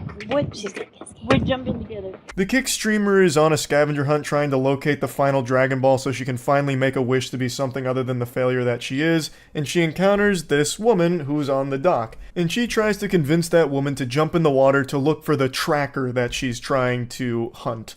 So she's putting on a fucking Shark Tank pitch here, saying that she'll give the lady $20 to jump in, and that, she'll follow once she jumps in, this and that, and then basically he's just trying to farm her for content so that way the stream can laugh at this lady jumping in the water when the streamer never had any plans of doing so. And their interaction lasts like 10-ish minutes before the lady jumps in the water, and it seems as though she's quite vulnerable. So it's extremely fucking sad to see her being exploited by this Kick degenerate here and put into a position that's life-threatening because allegedly she can't swim, which is why the fire department eventually got called, which you do see on stream a bit later. Did you see her ass? What? Oh, You said it was okay. You said you wanted to swim. You told me to jump in. I didn't tell you to jump in. Yes, you did. Just You said you were gonna Thank you guys. We're gonna have you guys get off the stop. Wait, who is that? The fuck is going on? I don't even... I can't swim. I can only float. Oh, she might literally die. No, stop. Seriously, don't stop. Please, you're actually freaking me out. No, please. You can really see the concern wash over each of their smiling faces as they're confronted with the very real possibility that that woman might drown and die because of the streamer's actions. I really wish this streamer had stuck with her OnlyFans as opposed to trying to pivot her career into just being an absolute insufferable piece of shit. I know her OnlyFans was flopping harder than Morbius, but by God, I mean, it might save lives if she had just stuck with it. The butterfly effect you can never fully comprehend until it's too late. So anyway, the woman that she has prodded into jumping in the water is now saying that she can't swim, and they're laughing about it because she might die, and to them that's hilarious. They can't stop giggling like someone's over there tickling their armpits. It's craziness. Like, the dude comes over and he's like, She might die. Fucking the camera goober over here is so excited. Like he's like zooming in, trying to get like the last moments of like the air that she'll get from the surface before she goes under, praying that maybe this is the moment that he's able to bond close enough to the streamer where she might give him a peck on the cheek and thank him for his service. Like, she is surrounded by these henchmen that orbit her, just swarm her like mosquitoes on a pile of dog shit. And this is something that was prevalent throughout the entire stream. They're literally just there to try and have sex with her, is what it seems like. No one enjoys being around her. They don't like her company, from what I can tell. Yeah, we have like phones and stuff, so that would friggin' suck. Would you be able to hold this for 1 minute? No. Is it because you're afraid of getting called a simp? Yeah, I don't like it. They're saying you're alpha male. You're not a simp. Not. Yes, they are. They're saying alpha. Absolutely. Everybody's fan alpha male. Alpha male. Okay. Sorry to say, brother, but I've got to diagnose you with a very severe case of simp. You might not like it, but it's a tough pill to swallow. That is literally what you are. Textbook definition. All of the insects that are around her fall into that category. When I went through and watched the stream, all of them seemed like perpetually annoyed by her, but were trying their best to hide it. And they're used as punching bags by her and her community to laugh at them and insult them. Like, how could, like, it's so pathetic. It's not just her that's pathetic. It's the people that surround her, too. Please, God. No, she's floating. Drowning. I'm gonna fucking kill myself. She says she's drowning. Oh, this is bad. Dude, Natalie. Sorry, I didn't know. We leave. Oh, this is bad. Invaluable assistance provided by her and her team of dweebs. They just read chat messages and laughed at it, which obviously is helping her get to safety. She's out there drowning, but luckily all of the chat messages that the streamer and her team were reading were helping lift her to the surface and carry her to shore. They just fucking left. They recognized what was going on. They recognized the very real possibility that this woman might die, and they just said, alright, I'm outski. Time to bounce. We're gonna scram now. Good luck. And they just leave her there. That's fucking insanity. And they laugh about it because people like her don't treat the other human beings around them as if they're real people. To her, everyone else is just an NPC, a prop that she can use for content and nothing else. That's the extent of their presence in her world. And once they've outlived their usefulness, she doesn't care about them, which is why she clearly doesn't give a fuck that that woman might drown out there, because she doesn't even view them as a person. That was just a piece of content for her, so she has no qualms about just leaving. She says she's drowning. She says she's drowning. I think you literally just murdered a lady. No, I didn't. I swear. I think you No, I didn't. Let's go. There, she's drowning in the lake. God, there's a fire truck. Nah, this is bad. Like I said, I was initially skeptical when I saw this clip blowing up on Twitter because she has a history of faking shit. So I thought this might be another scripted thing just to get some, like, rage clicks to her stream, which I always think is a dumb fucking business decision. But when I went back and watched all of this happen as it unfolded on the stream, this does seem very real, because that fire truck does show up at, like, a very quick time from the second that she gets in the water and other people are, you know, catching on to what just happened, to them telling the streamer and her friends to leave. The fire truck pulls up only a matter of minutes later, so I'm guessing they must have called 911. They sent out the emergency response team to save this lady who can't swim. So it all does seem real. This doesn't seem like it's all just a bunch of fucking smoke and mirrors here as some kind of, you know, ingenious supervillain play from this kick streamer to try and get a couple extra viewers. She is just a piece of shit. She actually would have killed that woman if there weren't others around to call 911. That's unfathomable to me. Not only did she not do anything to help, but the dudes that are with her did nothing to help. All they did was laugh at the situation where someone's life was actually in danger. That's so fucked up. That is, I did not know she was mentally ill. I thought she was just trying to have fun. I thought she was drunk or something. I don't know what you guys are talking about. What? Wait, why is she just here though? If she's like mentally ill, does she just like roam around the like area? Of course this happens like what? 30 minutes of my stream? Like, I spent time convincing someone to jump. See, now she's just floating in the water. I think she's on drugs. I just had to toss this little turd nugget in here as a little bonus clip. This is after she convinces the woman to jump in the water and she leaves the dock. She tries to like play the victim here where she's like, oh, of course this happens 30 minutes into my stream. This selfish, mentally ill woman comes up to me and, well, I have to try and exploit her for content, so I convince her to jump in the water, and it turns out she's mentally ill. What's she doing here? You know, getting me in potential trouble 30 minutes into my stream. Oh my goodness gracious. Playing the victim is her bread and butter, by the way. That's her signature anime finishing move.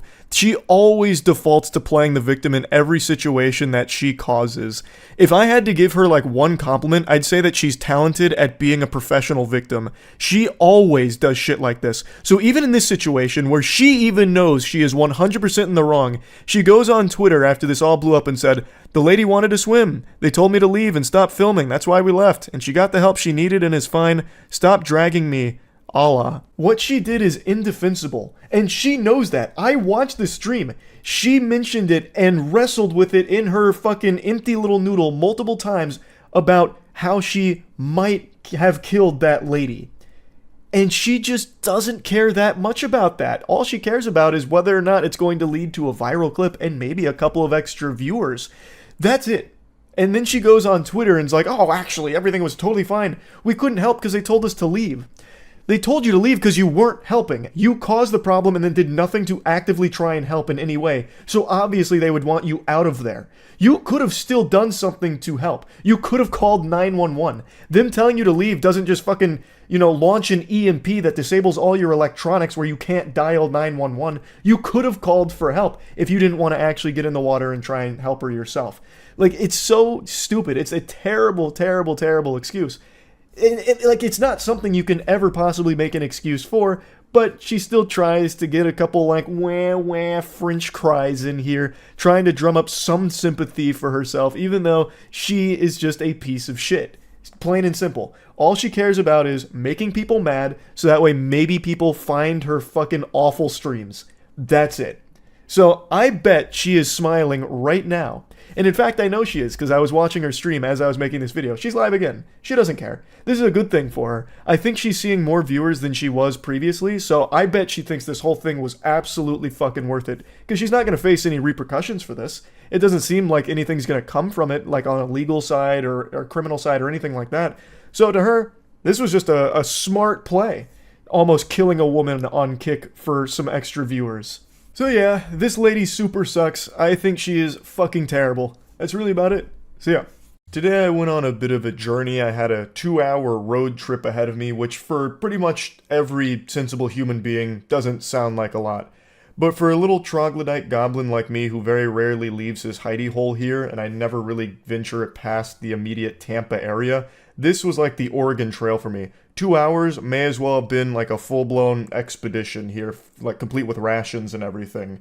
And at the beginning of that 2-hour trip, I saw this video floating around on Twitter about a streamer having an argument with his girlfriend over something really confusingly silly. Even when we got to our destination and finished our task, completed the quest, and drove back, I still had it like in the back of my noodle here, just kind of jumbling around in my noggin because it's so baffling that this argument ever even happened in the first place. Like, if this was written into a movie's plot, I'd say that's AI-generated gobbledygook because no one would ever argue about something so stupid. Hey guys, it's Riley. Oh my god. Riley never told me about this, bro. She never told me about this. This is news to me right now. It's Riley. I'm doing a little talk show. Damn, she hiding stuff from me? Bro, she never told me about this. I'm surprised. I'm like, what the fuck? I never heard about it. I thought she would tell me something like this. But why though? It's a totally innocent YouTube video she made 10 years ago with her friends in high school. It's not like he just stumbled across something important. It's not like he learned some life-ruining information about his significant other here where he found out that her secret identity is Jack the Ripper and she's some kind of serial killer. It's not like he even stumbled across something like she is a former adult film star that she hid from him. Like, he found her hidden OnlyFans where she was casting forbidden jutsu with her butthole for $5 on OnlyFans or whatever. It was nothing like that. It's literally just like a single YouTube video she made with her friends in high school that was seen by like 300 people. I think it had like 300 views, but I imagine a lot of that came from his community going over to it. Realistically, it was probably seen by only like 2 or 3 people in the immediate friend circle of that group, and then left to die, just buried in the YouTube dusty library of videos that never ever see the light of day again. But somehow, someone in chat, like an archaeologist, cleaned off this fossil and submitted it to him as like a, brother, look at this. Did you know she made a YouTube video 10 years ago? And he seems so disturbed by it. And the chat starts enabling this insecurity, saying, damn, she's hiding things from you. Like, what do you mean? This is like the most innocent YouTube video ever. We're in a day and age where pretty much everyone you interact with on a daily basis has a digital footprint. Everyone is filming themselves in every aspect of their life all the time and uploading it. It'd be more uncommon to find someone that's just off the grid and has no Instagram videos or YouTube videos, TikTok videos, something like that in their past. She was on a YouTube video? She never told me this? I'm finna crash out. This is wild. Yeah, bro, she never told me this. Yeah, how are you not gonna tell me you did? Oh, so convenient. You're on speaker. You're on speaker now, by the way. But that's weird. That's weird that you never told me this. I literally forgot about that. I don't know how they found that. I totally forgot about that. It's more weird that you would want to know that. It's totally understandable that you would forget filming a single YouTube video, even a couple of YouTube videos, 10 fucking years ago if it never took off.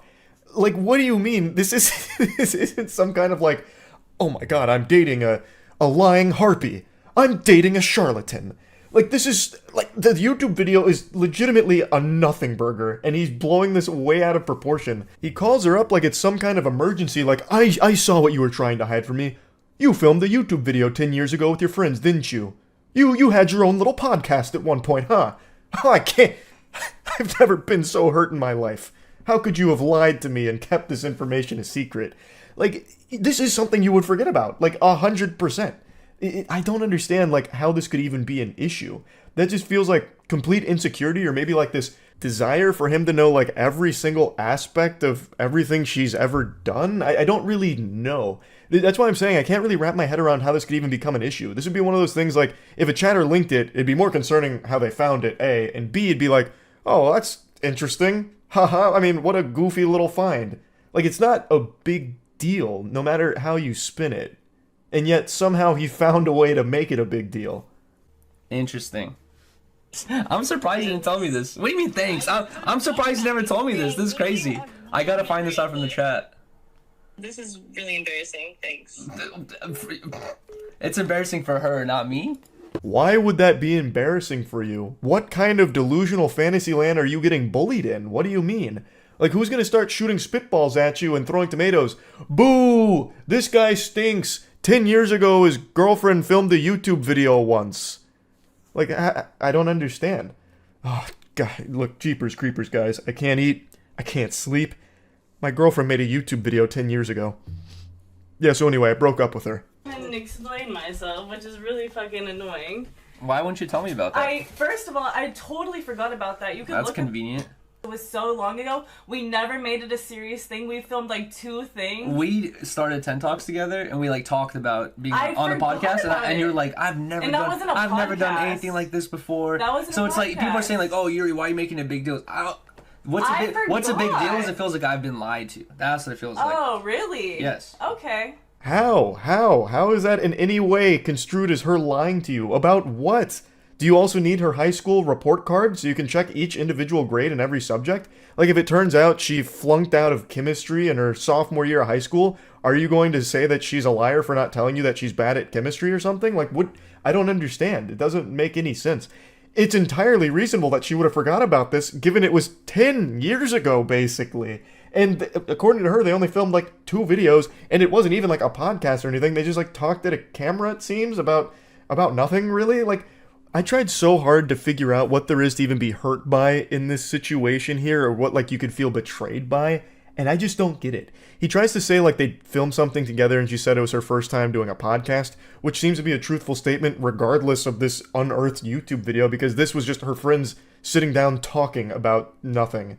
And it's very understandable that that's something that would have 100% slipped their mind, since they never made a series out of it. They never did anything with it past like 1 or 2 videos 10 years ago, a decade ago. I wasn't lying to you. I genuinely forgot about it because it was never a serious thing.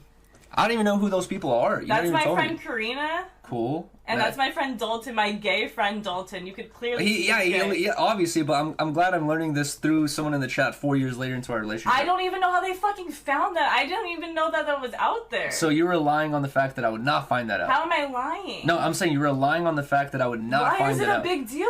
It's not. But you're stupid video. But you're like, oh, I can't believe you found that out. You should have never seen that. When did I ever say that? Yeah, now he's really reaching deep into his asshole to pull things out to be upset about. He's fighting ghosts. He's having an argument with an imaginary enemy in his own mind here. Like, it's not like she was relying on the fact that you'd never find this. This is something that she would never be thinking about in the first place, because it is absolutely just not a big deal. And the fact that you did see it is not a big deal either. Like, at all. I don't know why he starts, like, questioning her, like, I don't even know who those people are. It's like, well, yeah, you probably don't. It was 10 years ago, and I'm guessing they're not friends 10 years after high school, right? Like, it's just not that deep. Like, it's not hiding something from you. It's just, like, who cares about it? Like, why is that something she'd ever think to bring up? Like, sitting you down, listen, we need to have a serious talk. I made a YouTube video 10 years ago. No, there was nothing, like, bad about it. We just actually talked about nothing, but I needed you to know. I filmed a YouTube video once. Like, what's the conversation even supposed to look like there? It's it's a profound nothing sandwich here. There is nothing to be upset about. And yet he is still going on and on about it. I won't show you too much more. I'll just go ahead and show you how it ends, where he just decides to end stream in a bad mood about it, mad at her. I don't understand how, like, you like just don't remember, like, oh yeah, we did this thing before. I'm not thinking it's not about like, it wasn't a series. I was never on a podcast. I was never doing YouTube like that. I made a video before on YouTube. Bruh. I'm just gonna end the stream, guys. That's so stupid. Everyone, have a good night. Peace. No. She's absolutely right. That is so stupid. I couldn't believe the argument that I had listened to here, so I just had to talk about it. That's really about it. So yeah. This is a video that is long overdue. I am so tardy to this party. I've been sitting on this topic for so long it's got squatters' rights. This is like when they made Zoolander 2 15 years after Zoolander 1 and nobody cared about it. But I still just feel the need to finally mention the Illuminati situation. For most of 2023, Illuminati has been this constant source of agony. There was an unreal amount of information that has come out and continues to come out about Illuminati, all of which is very bad. And as a result, her career as a YouTuber has reached a screeching halt. Now, I'm sure a lot of you have kept up with it, at least to some capacity, because it's been a huge story for so long now, but I'll give you like the most basic rundown. Illuminati was a YouTube channel, well, is a YouTube channel. She continues to post even through this apocalyptic career destruction. Her channel is dedicated to making video essays, mainly on like a variety of topics. She was known for how quickly she gets out the video essays, and also them being pretty high quality still. She grew pretty quickly and got very big. I think at her peak she had around 1.7 million subscribers, and things were smooth sailing. She was popping off, constantly recommended in the algorithm to people. And then in April of this year, her ego got the best of her, a victim of her own hubris. She made a call-out tweet against Legal Eagle, a very well-respected YouTuber and a fucking lawyer too, by the way, claiming that Legal Eagle's team had stolen her editing style. So, not Legal Eagle editors broaching my editors to take my video style when they didn't give up the info, they literally copied it, and by the way, I have the messages from my editors and found an email from them too. Just changed the color from purple to blue, huh? Interesting. So this is her trying to accuse Legal Eagle of stealing her editing techniques, which is an outrageous claim to make. And she didn't realize she brought piss to a poop fight. Legal Eagle was easily able to dismiss this shit and dunk on it, which really ruffled her feathers and forced her into a panic. So she tried desperately to backpedal, making an apology statement, claiming she should have reached out to hash it out privately, but it was too late. This set in motion what would be her YouTube career demise, because after this, the holes in the ship started to show, and it began to sink. She was then faced with numerous other allegations ranging from abusive behavior, mistreating employees, just being an absolute menace to work with. Multiple victims of her came forward to showcase what Illuminati was like behind the scenes and some of the things she was doing in real life to make them miserable. Like, so much, I don't even know where to start. You could fill an entire fucking library section with just textbooks on this Illuminati lore.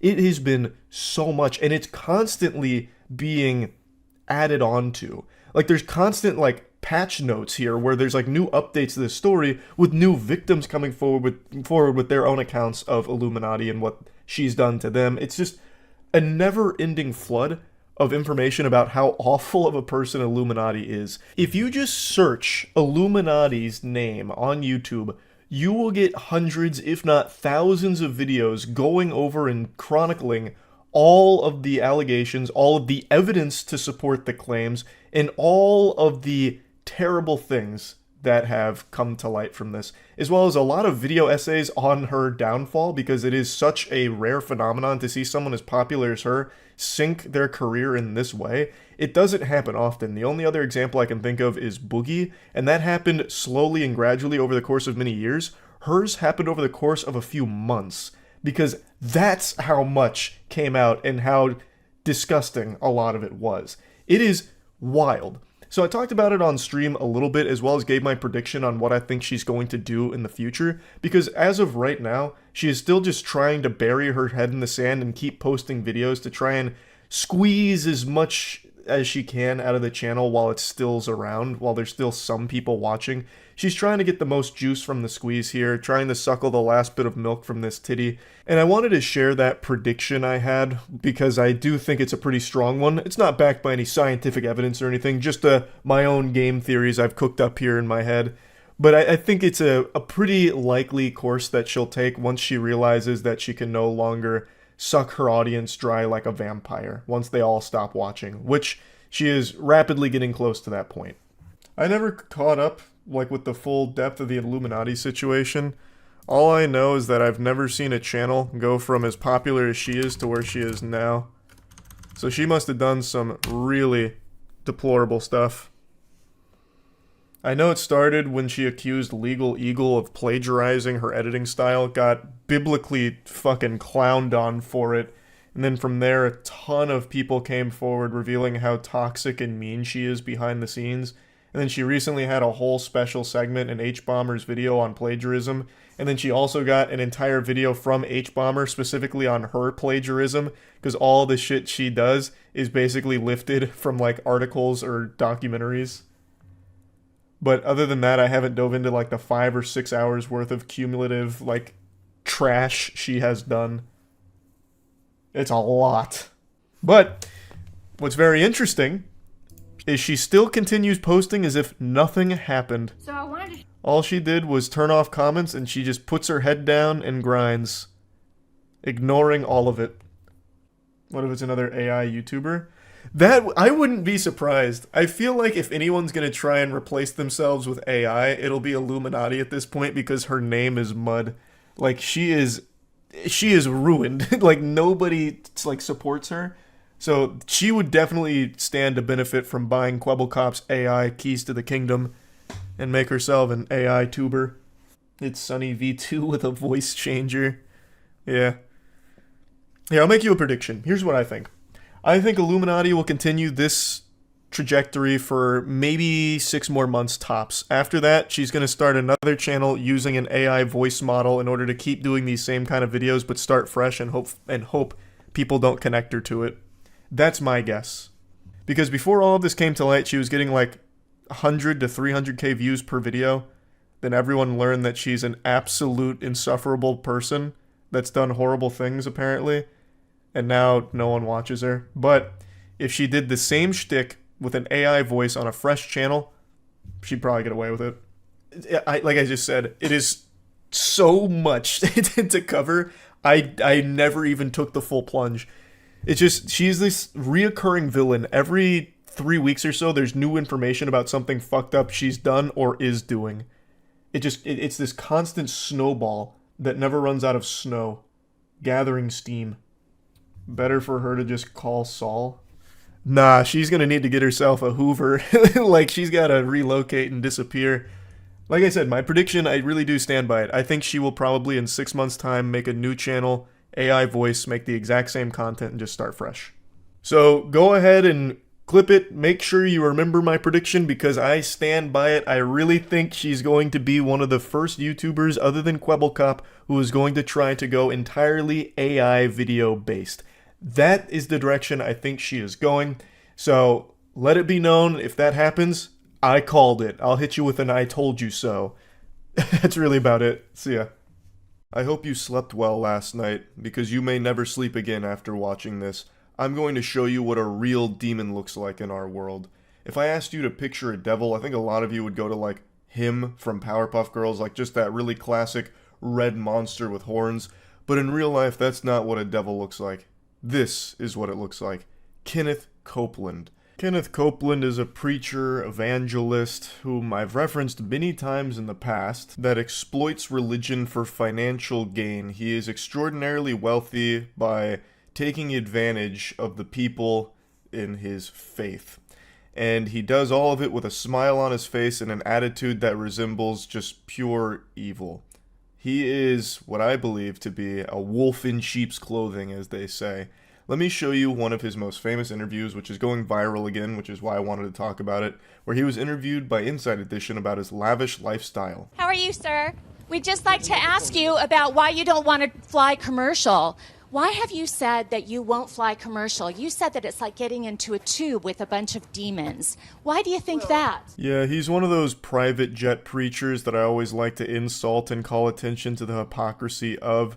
People like him, these evangelists or heads of mega churches that live a life of outrageous luxury financed off the backs of those in their congregation who are donating under the guise that it's going to help further their faith or help the church or something like that, when really all it's doing is enabling them to live a lavish lifestyle. It always just makes me sick to my stomach. It runs so counter to the Bible that I have no doubt in my mind they will likely be going to hell without God even giving them a consideration of entering the pearly fucking gates up there. It is deplorable. It is just diabolical stuff. And yet it is so common. I just recently talked about an online pastor who blamed his cryptocurrency scam on God, saying that God made him make a shitcoin to scam the people that follow him, which has to be one of the most blasphemous things you can ever say as a pastor, but he had the gall, the fucking chutzpah, to blame the crypto scam on the Lord. And you're going to see this a lot throughout this interview, and if you ever dive into this rabbit hole of corrupt pastors, they always use their connection with God as the excuse. Well, God actually wants me to have a whole fleet of private jets. It's actually very Christian to be wealthy. And it's just a complete bastardization of what the Bible's supposed to teach. No, listen to me just a second. Not the people. The main reason is because of the need. If I flew commercial, I'd have to stop 65% of what I'm doing. Baloney. What a load of horseradish. You wouldn't have to stop 65% of what you're doing if you flew commercial. You can fly commercial and still reach all of the same places. There are more planes in the sky right now than there is poop in my butt. And trust me, there's a lot of poop in there, because I haven't taken my morning shit yet. You can fly commercial and still do all of the same work you've been doing. And it's not like you're doing important work, Kenneth. All you do is you're basically like this Dementor who sucks money out of everywhere he goes. That's not important work. You're just perverting Christianity to fit your own agenda of making as much doubloons as you possibly can accrue in this lifetime. Isn't it true that you want to fly commercial so that you can fly in luxury? How much money did you pay for Tyler Perry's Gulfstream jet, for example? Well, for example, that's really none of your business, but... Isn't it the business of your donors? Listen, I paid. You kind of caught me off guard here, okay? Certainly. Well, if you'd like to come out here, I'd like to give you a chance to catch your breath and... He's floundering here because he knows there's really no way of justifying this when actually confronted with the question. He usually relies on the Bible as a shield from criticism, so all the people in his faith, if they question him, he says, oh, well, you're questioning God. But now he's actually getting interviewed by someone who's done their research and is actually talking to him about how his lifestyle is the complete opposite of what the Bible talks about. And he doesn't really know how to defend it, because there's no way of doing that. It's also very telling the way he views all the people around him by calling them demons in a tube when talking about flying commercial and why he just won't do it. Because he can't stand to be around people in general. He just wants to use them for his own financial gain. It's a fucking sickening perspective. And his mannerisms, the way that he does these like creepy smiles and his gestures, all of it is so menacing. And have a conversation. We don't want to catch you off guard. I love Inside Edition. You got to get this now. Hey, you listening to me? My wife thinks Inside Edition is, oh yeah. Now, that'll send a shiver down your spine. The way he acts and the way he sounds, all of it is what I imagine it would look and sound like if a demon was ever made flesh on this planet. He is what I would picture the Antichrist looking and acting like. Oh, it's just like disturbing listening to him speak. My wife thinks Inside Edition is, oh yeah. What does that even mean? Like he's clearly trying his best to like suck their cock. Like, Inside Edition is incredible. I can't believe you guys would do this to me when I'm such a fan of yours. It's just weird. It's so off-putting. Everything about him feels so fake and sinister. Thank you, Lord. Help me. Let me pray this thing. Well, let me just ask you a really simple question. A lot of people think it's unbecoming for a preacher to live a life of luxury and to fly around in private jets.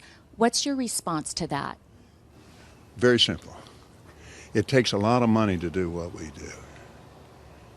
We have brought over 100, let's see, the latest figures just came out, 122 million people to the Lord Jesus Christ. Can you show me the Carfax on that? I'd really like to see the data to support that claim. What I think happened is you brought in $122 million. That's not necessarily bringing people to the faith, you know what I mean? That's more like bringing the clams to the bank, is what it seems more to me. I really appreciate the Inside Edition interviewer not pulling any punches, just playing hardball here. She is absolutely cooking Kenneth. She is slapping his cheeks on the grill and whipping up a fine ass patty here at the barbecue today. Watching Kenneth squirm is priceless, and you're going to see his defense mechanism, as it is for a lot of these corrupt pastors, is always like, I need to pray, hold on, wait a minute, I'm getting a message from God, it's a transmission into my cerebral cortex, hold on a minute. And then he's like, oh Lord, I'd pray, wait, hold on a second, Inside Edition, shit, I'm getting overcome with the faith again. He said I need another private jet. Oh, yeah. Like, it's one of those things where in the middle of being confronted with an indefensible statement or an indefensible act, they desperately cling to, hold on, I gotta pray real quick. Like, no, I'm a good person because God's talking to me and I gotta pray. I'm so overcome with it. I've gotta pray. And you see that time and time again when it comes to this. It's pathetic. And it's honestly an affront to God, I would imagine, to try and use him as your get-out-of-jail-free card. That shit, again, that's got to be blasphemous. It's got to be. Without the airplane that we have, that I bought from Tyler Perry, and I didn't pay anywhere. Tyler's one of the greatest guys. He made that airplane so cheap for me, I couldn't help but buy it. Case closed. It was such a good deal, he was losing people's money by not investing it in that private jet. Man, thank God for Tyler. I have no doubt the good Lord put Tyler in the position he's in today just so he could give Kenneth Copeland a private jet at a great deal to continue to spread the good word and the gospel. Well, my question then, okay, all right, but I want to get to the demons because people are very concerned about that comment. Give me a chance here, Inside Edition. Okay. I love your eyes. And I don't know what all this was here. It was like a cat playing with a toy. He was just like swatting at her or something to get her to stop. And then he gives her a random compliment out of nowhere, just like a rogue statement. You have great eyes. What the fuck is that? Why are you so unhinged? He's all over the place here. Here's what happened. We flew in 21 days, 70 hours, 40,000 miles, touched 5 continents, and preached face to face personally with 125,000 people. Do you ever... What in the fuck are you yapping about? Huh? What are you blabbering on about? That has nothing to do with your statement about the demons in the tube from commercial airlines you can't be caught dead around.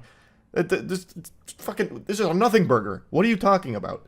This is, again, dodging it and just putting it on like, oh, we do great work that can only be accomplished through the use of a private jet. We couldn't reach all of these places commercial. It wouldn't make any sense. It's got to be a private jet, a very luxurious one, so I can be closer to God up there in heaven. It's fucking ridiculous. Do you ever use your private jets to go visit your vacation homes, for example? Yes, I do. Okay. Again, getting back to the comment, you said that you don't like to fly commercial because you don't want to get into a tube with a bunch of demons. Do you really believe that human beings are demons? No, I do not. And don't you ever say I did. We wrestle not with flesh and blood, but principalities and powers. He was so close to letting the mask slip off his face right there in that moment. I really thought he was about to reach over and start strangling her like Homer Simpson to Bart. Like, he gets the finger out and he gets really stern and serious. That look that he gives her, that would strike fear in the hearts of anyone. His facial expressions are so exaggerated, he's like a Pixar character. The way that he's able to constantly have these wide range of emotions that he conveys like that. The way he flips from infuriated to like smiling at her in the creepiest way possible, it's alarming. Everything about this guy should be sending you into a fight or flight response. As opposed to just throwing money at him, it should be running away from him. Can you explain what you meant by that term then? Just explain, because it's really simple. You said you didn't want to get into a tube with a bunch of demons. What did you mean? Well, let me ask you. Do you think that people that fly commercial are demons? If you give me a chance to talk, sweetheart, I'll explain this to you. But it's a biblical thing. It's a spiritual thing. It doesn't have anything to do with people. People, I love people. Jesus loves people. That's probably the first truthful thing he's ever said in his life. I have no doubt that Kenneth Copeland loves people. Because people are the ones that finance his lavish lifestyle. They pay for his private jet vacations that he goes on all the fucking time out the wazoo. So I know he loves people. I'd argue there's only one thing Kenneth Copeland loves more than people. Wallets. And sticking his dick in there and just fucking them raw. Taking as much money out of it as he can possibly find. Through misleading them through the faith. And exploiting them. And taking advantage of them. That's the only thing that he loves more than just people in general would be my bet. So again, he will not just answer the question of what he meant by being in a tube with a bunch of demons on it, and the Inside Edition interviewer continues to press that, which I really appreciate. He continues to just tiptoe around it. Oh, let me ask you a question. No, goofball, just answer it yourself. Just say what you meant. Say it with your whole chest. But people get pushed in alcohol.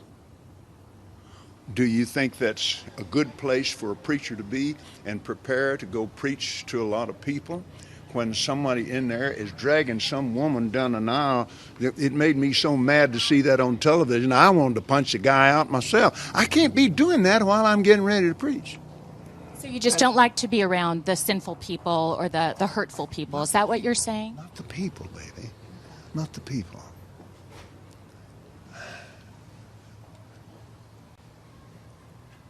Back during the days that we couldn't do anything else, we had to travel commercial.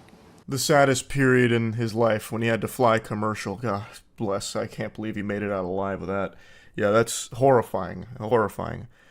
But again, Kenneth, you're directly referencing people when you're talking about this. You gave an example of a man dragging someone down the aisle. Like, what? You're literally talking about people and you're like, no, not the people. What the fuck are you talking about? And he brings up, like, alcohol? I can't be around alcohol in commercial. That's not a good place for a preacher. What the fuck?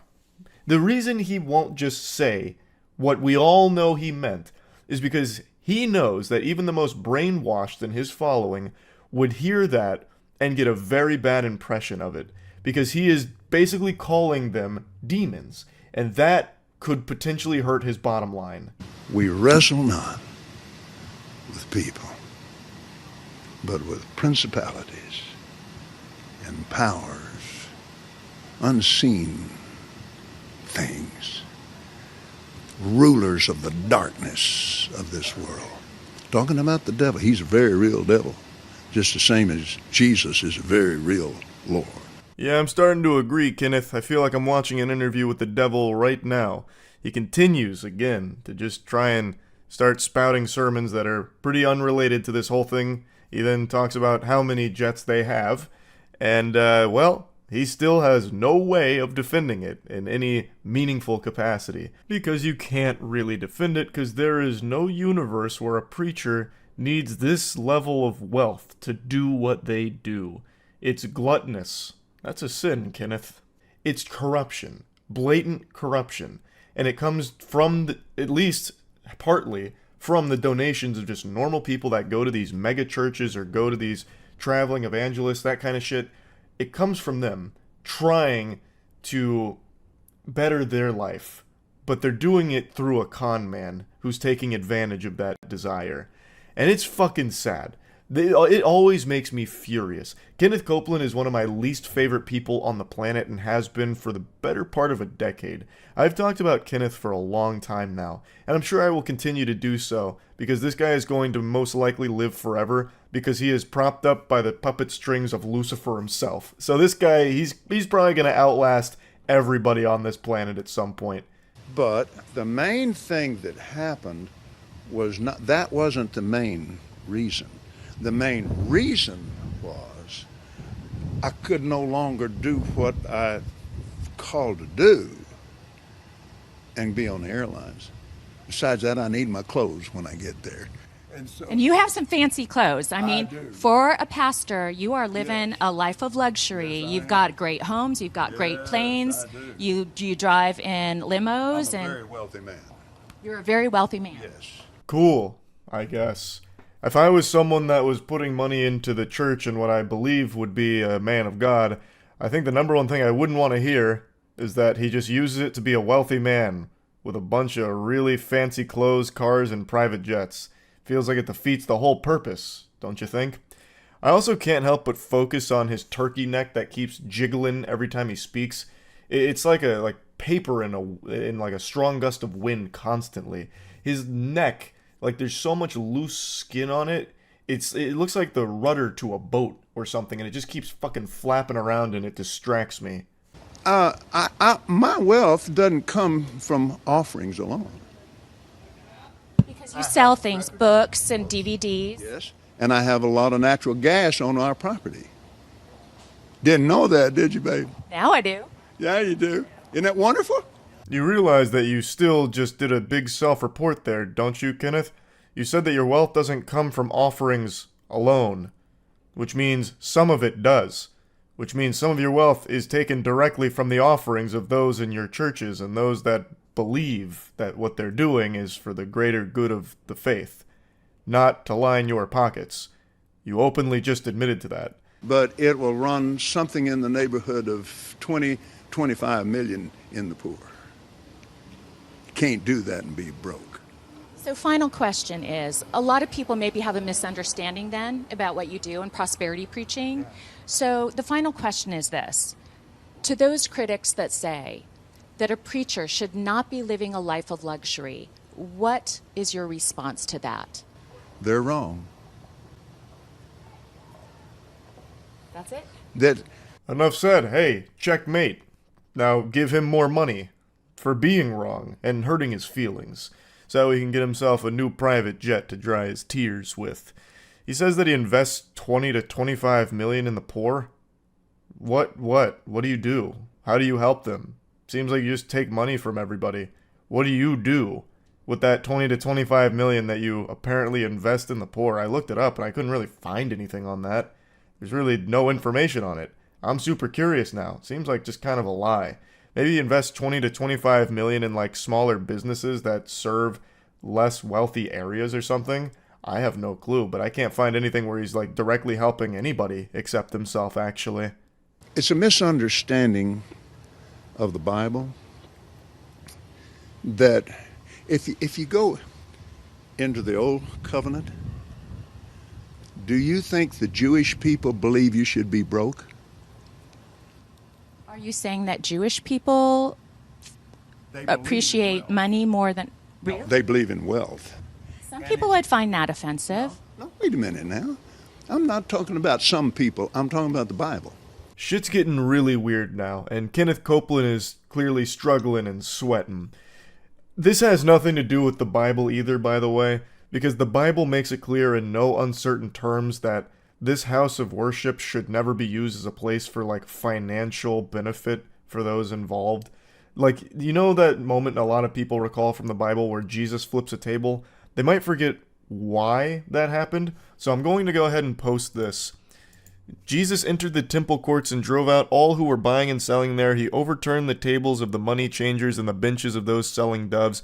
It is written, he said to them, my house will be called a house of prayer, but you are making it a den of robbers. This has been brought up before, and I have seen a lot of slimy excuses and really weird interpretations of that to still justify taking a ton of money from people in the church. But the way I always interpreted that, and really the way I was kind of taught when I was still very religious back when I was growing up, like I mentioned, I actually got baptized twice in case the Lord slept through the first one, like if his alarm didn't go off to watch it. I did it twice just to ensure.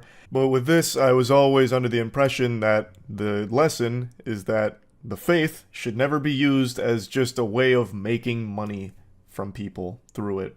The Bible also says that it's more difficult for a rich man to get into heaven than it is for a camel to get through the eye of a needle, correct? The rest of the scripture.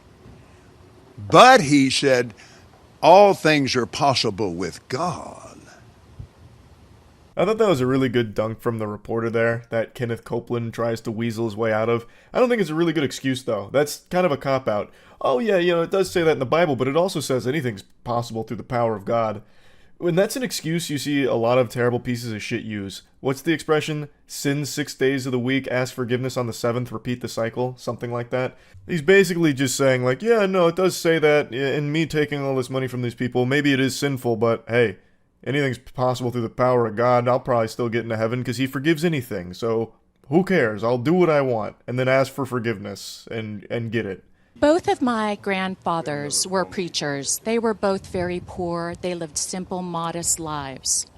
They were extremely offended by men that made money like you do, preaching like you do. What would your response be to people that think that preachers shouldn't live this kind of a lifestyle? Folks like both my grandfathers. And I understand that. And I love them with all my heart. It's your grandfathers that we're standing on their shoulders. Not exactly an inspiring thing to say.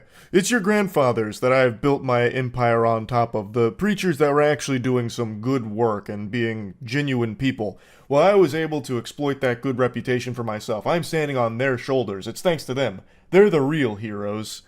Like, oh my god, they're turning over in their grave right now hearing that statement. That is abhorrent.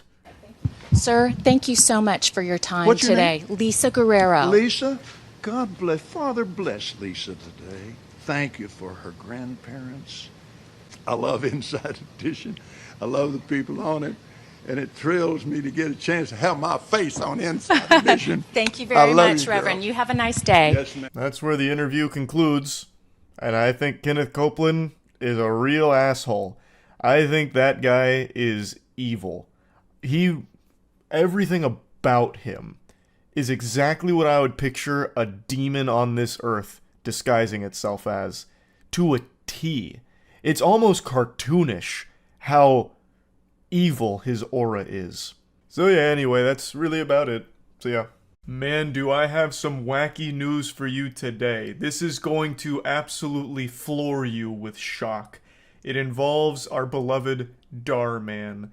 I'm sure all of you know Darman. He has his own little extended universe, the DMCU, the Darman Cinematic Universe. Even if you've never subjected yourself to the torture of watching a Darman video, I'm confident you've at least heard of them or seen them, because he pioneered an entire genre of telling the most basic stories and teaching the most basic lessons you learned as an 8-year-old. It was my guilty pleasure to watch them because I was so confused by their existence and their popularity. These things have like 50 million views sometimes. And it's literally things like, be nice, don't be mean, don't cheat, don't judge a book by its cover. Like, it feels like he's making these things as like this repository of human emotion to teach to aliens that are trying to study us. It's crazy, and what's crazier is how popular they were. And the titles, they legitimately were a massive smashing success that other channels have emulated. Things like Tall Girl Dumps Short Guy and Lives to Regret It, Man Cheats on Wife, Lives to Regret It, Employee Spits in Boss's Burrito, Lives to Regret It, or Kid Tries to Cheat on Math Test, What Happens Next is Shocking. Woman works 3 jobs to put food on the table for her kids, What Happens Next is Shocking. That kind of thing. Darman started that. And he's also the one who always says that they're not just telling stories, they're changing lives. But this week, a lot of allegations came out against Darman, and it seems like they're not just telling stories, they're changing the lives of their actors in a much worse way. According to a lot of beloved actors that I know and love, such as Steve, our boy Steve, I've made a lot of content around Darman, and Steve's been one of my favorites. He has corroborated a lot of these claims that they just don't get paid, like, at all. He says that the majority of the actors can't even afford rent when they're contracted by Darman Studios. So it's a pretty big deal. Essentially, as an actor at Darman Studios, I am just a contract player. I have no employment there. I am just sort of called every now and then, as are all the other actors. And it just is not sustainable. One of the main issues is that not a single actor that works at Darman Studios can afford rent. Hearing shit like that absolutely blows my mind because every single actor in the Darman cinematic universe has like 1,000 roles. Like Steve, his name's not Steve, but he'll always be Steve to me, damn it. His real name is Colin. Colin accounts for probably like 40% of total screen time in Darman's videos, and he's not getting paid enough to afford rent? That's outrageous. And I went into the comments because I wanted to see what people were saying about all of this, and usually when you go into the comments you expect to see some absolutely wild shit, like, Darman's a bad guy, he showed me his butthole in one of my dreams once. Or you'll find jokes like one of the top comments was, the PS5s changed Darman, which made me giggle. It's talking about Darman's obsession with giving away PS5s in the videos. But then one comment made an extremely good point that's pretty alarming to think about. A lot of the actors in Darman's videos are children, and if he's this comfortable exploiting industry veterans like Colin has been in Better Call Saul, had minor roles in other huge productions, he has been in the industry for a long time outside of the Darman Studios universe. If Darman's exploiting people like Colin and other adult actors with horrible pay, is he even paying the children at all, I have to wonder. Like, I can only imagine how messy that could potentially be. Like, does he just like, write clout into their contracts? Like, hey, Junior, I'm making my 48th video on not judging a book by its cover. I need you to play the principal role. I'll give you 1,000 exposure dollars. My YouTube channel has 17.8 million subs. This is going to be great for your Instagram and your TikTok, so just sign here. No, you're not getting pay. I mean, I can give you like some sticks of gum, but that's about it. It's very concerning because if all of these allegations are true, and every single actor I've seen in the Darman cinematic universe has come out corroborating each other, and they are out there protesting right now outside of Darman Studios, if all of those are true, it's very worrying to think about if he's also doing the same to the children actors in his content. Because those kids are not industry veterans, and their parents likely aren't familiar with the industry either. They might not know what fair pay is, or if there even is pay for the work. Like, there's just so much messiness to all of that that could potentially be going on if all of the allegations are true. One of his big lessons is what happens in the dark always comes to the light.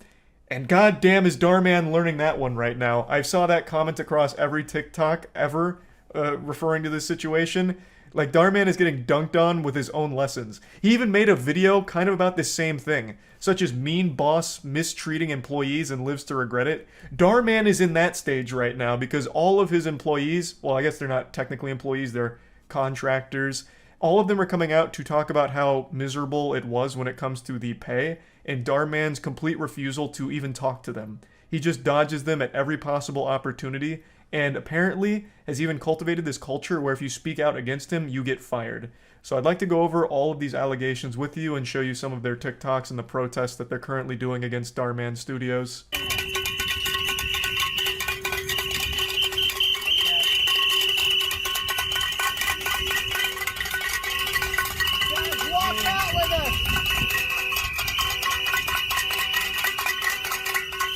Get more There's a ton of footage of their protest, and I recognize every single person in it. I also love the shirts some of them are wearing that says, "What happens next is shocking." That's just beautiful. So even though Darman appears to want to teach lessons of positivity to everyone else, it's rules for thee and not for me.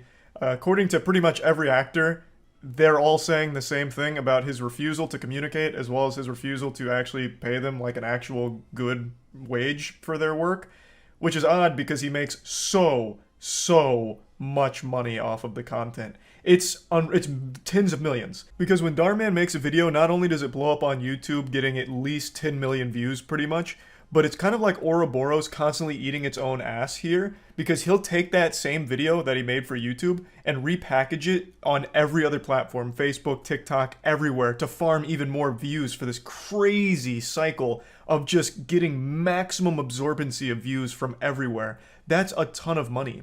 But even aside from the money he's generating on the content itself, he was already an extremely successful and extremely wealthy businessman. He had a very successful cosmetics line, and I think even before Darman Studios blew up for him, he was worth right around $50 million. This is a guy that could easily afford to pay his actors well, and I would have expected him to do that, because I always got the impression that he was just like a genuinely good guy who just wanted to tell basic positive messages. But according to all the actors, he's a wolf in sheep's clothing, which is extremely sad, and I feel terrible for all the actors in this situation, because it really did play out like a Darman video. Aspiring up-and-coming actors thought they had landed a great gig with a great guy. What happens next will shock you. We are protesting why we are out there right now. We've been talking to a lot of actors. It's the same, everybody feels the same across the board. The trouble is, there's a culture at the studio of if you talk, you're out. It seems the moral mastermind Darman is ruling his company with an iron fist of fear, where if people speak out against him, I guess they're fired, at least according to the actors. I'm only showing you Colin's statement here, but there are so many others. You can find all of it by just looking up the Darman protests. All of the main actors that you're used to seeing in Darman's videos have come out against him. And they're not being greedy, by the way. Like, all of them are just saying, we just want, like, moderately decent pay for the work. Like, all of them are proud of the work they've done with Darman. Colin concludes the video by talking about how much all of it has meant to him. But if they can't afford rent, there's a huge problem. They're not looking to be paid fucking 6 figures per production or anything. They're just looking for fair pay for the work that they've done and are continuing to do for you. And the least you can do is at least hear them out, go to a meeting. But Colin and all of the other actors talk about how Darman continuously avoids talking to them. He refuses to actually sit down and have a conversation. I'll let Colin explain that situation. So we decided to come together as a group and talk collectively with our boss, Darman. We sent a letter to him, a hard copy and an email. The email was CC'd to the head of production as well, so that we made sure that Dar got it, but it was addressed to Dar. It was delivered to Dar. We were contacted, said we could have a meeting to discuss our issues. That meeting was pushed several times, changed on us.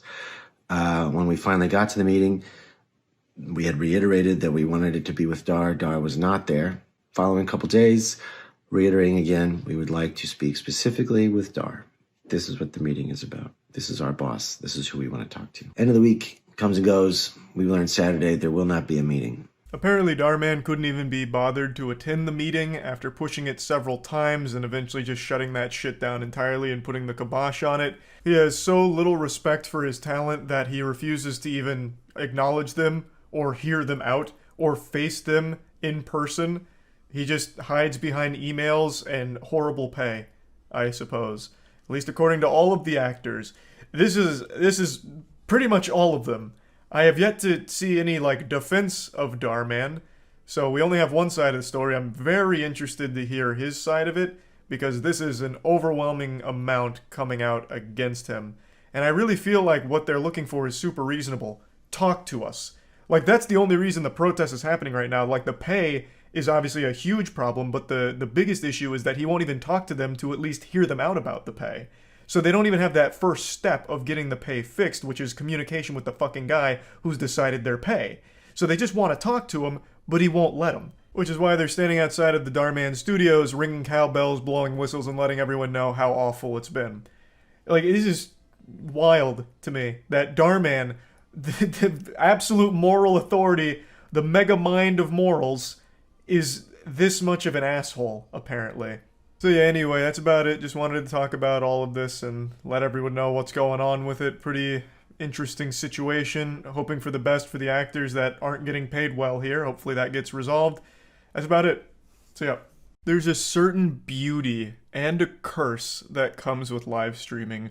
If you make a mistake, there's no undo button. You can't just cut it out. If it's there on a live stream, it's there forever. And we've seen time and time again that one simple, single blunder, one little split-second mistake can cost people their entire online career, whether that's from something they say or something they do. In fact, we actually just saw this very phenomenon happen a month ago, where a big streamer named Atrioc was live and alt-tabbed, which for a literal fucking nanosecond flashed his deepfake porn on stream, and that cost him everything. Years upon years of work undone in an instant because he jump scared everyone with his deepfake porn, which revealed a lot of awful things about the whole situation and everything that was going on there. Point is, on live streams, there's no going back, and we've seen time and time again this lead to the downfall of an entire career. And we almost saw it again last night with Linus Tech Tips. Linus has built an empire online. He is an incredible creator who has done amazing work for so long now. And last night he almost wiped his ass with the entire fucking thing.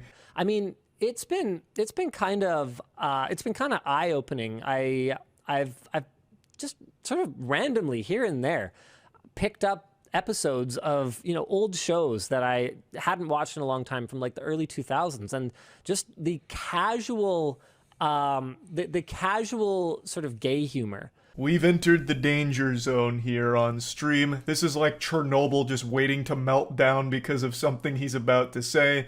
But to paint the picture, what he's talking about here is how not that long ago, things were more acceptable in content and media that aren't acceptable today. He's talking about how things have changed, and in particular, he's mentioning how, like, some shows would have casual gay humor, where back in the earlier 2000s, that was a very common thing. Calling something gay was used pretty much everywhere for everything. If someone got a cheeseburger that didn't have enough cheese on it, they'd say, "That's gay." If you were walking down the stairs and you missed a step and you started to tumble down the stairs, you'd be screaming, "This is gay!"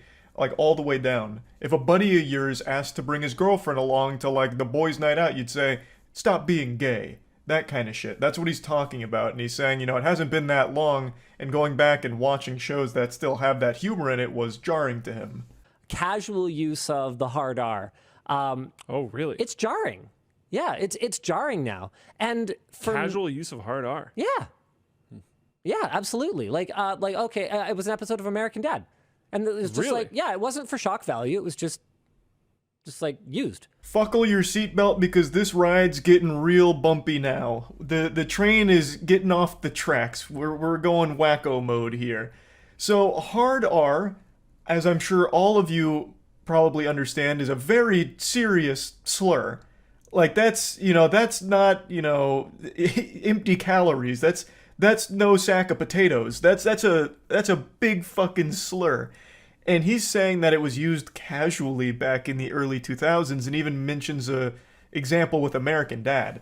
Now, with my hand on a stack of Bibles, I'll just tell you, I'm not the biggest American Dad fan. I'll just be honest with you. I haven't watched a ton of it. I'm not the biggest spectator of the show, so maybe this episode he's talking about flew under the radar. I never heard of it, never watched it, but that took me by surprise. And I really love Luke's reaction, his co-host here, because you can see him like, hard R, excuse me, what kind of fantasy land are you living in, Linus, where hard R's were casual? Because I and Luke and probably everyone else in the world can't really recall a time where normal TV shows were dropping racist slurs casually like that. Whoa. Right, well, I mean, here's the thing, right? That was in 2003 or something, like 2002. Yeah.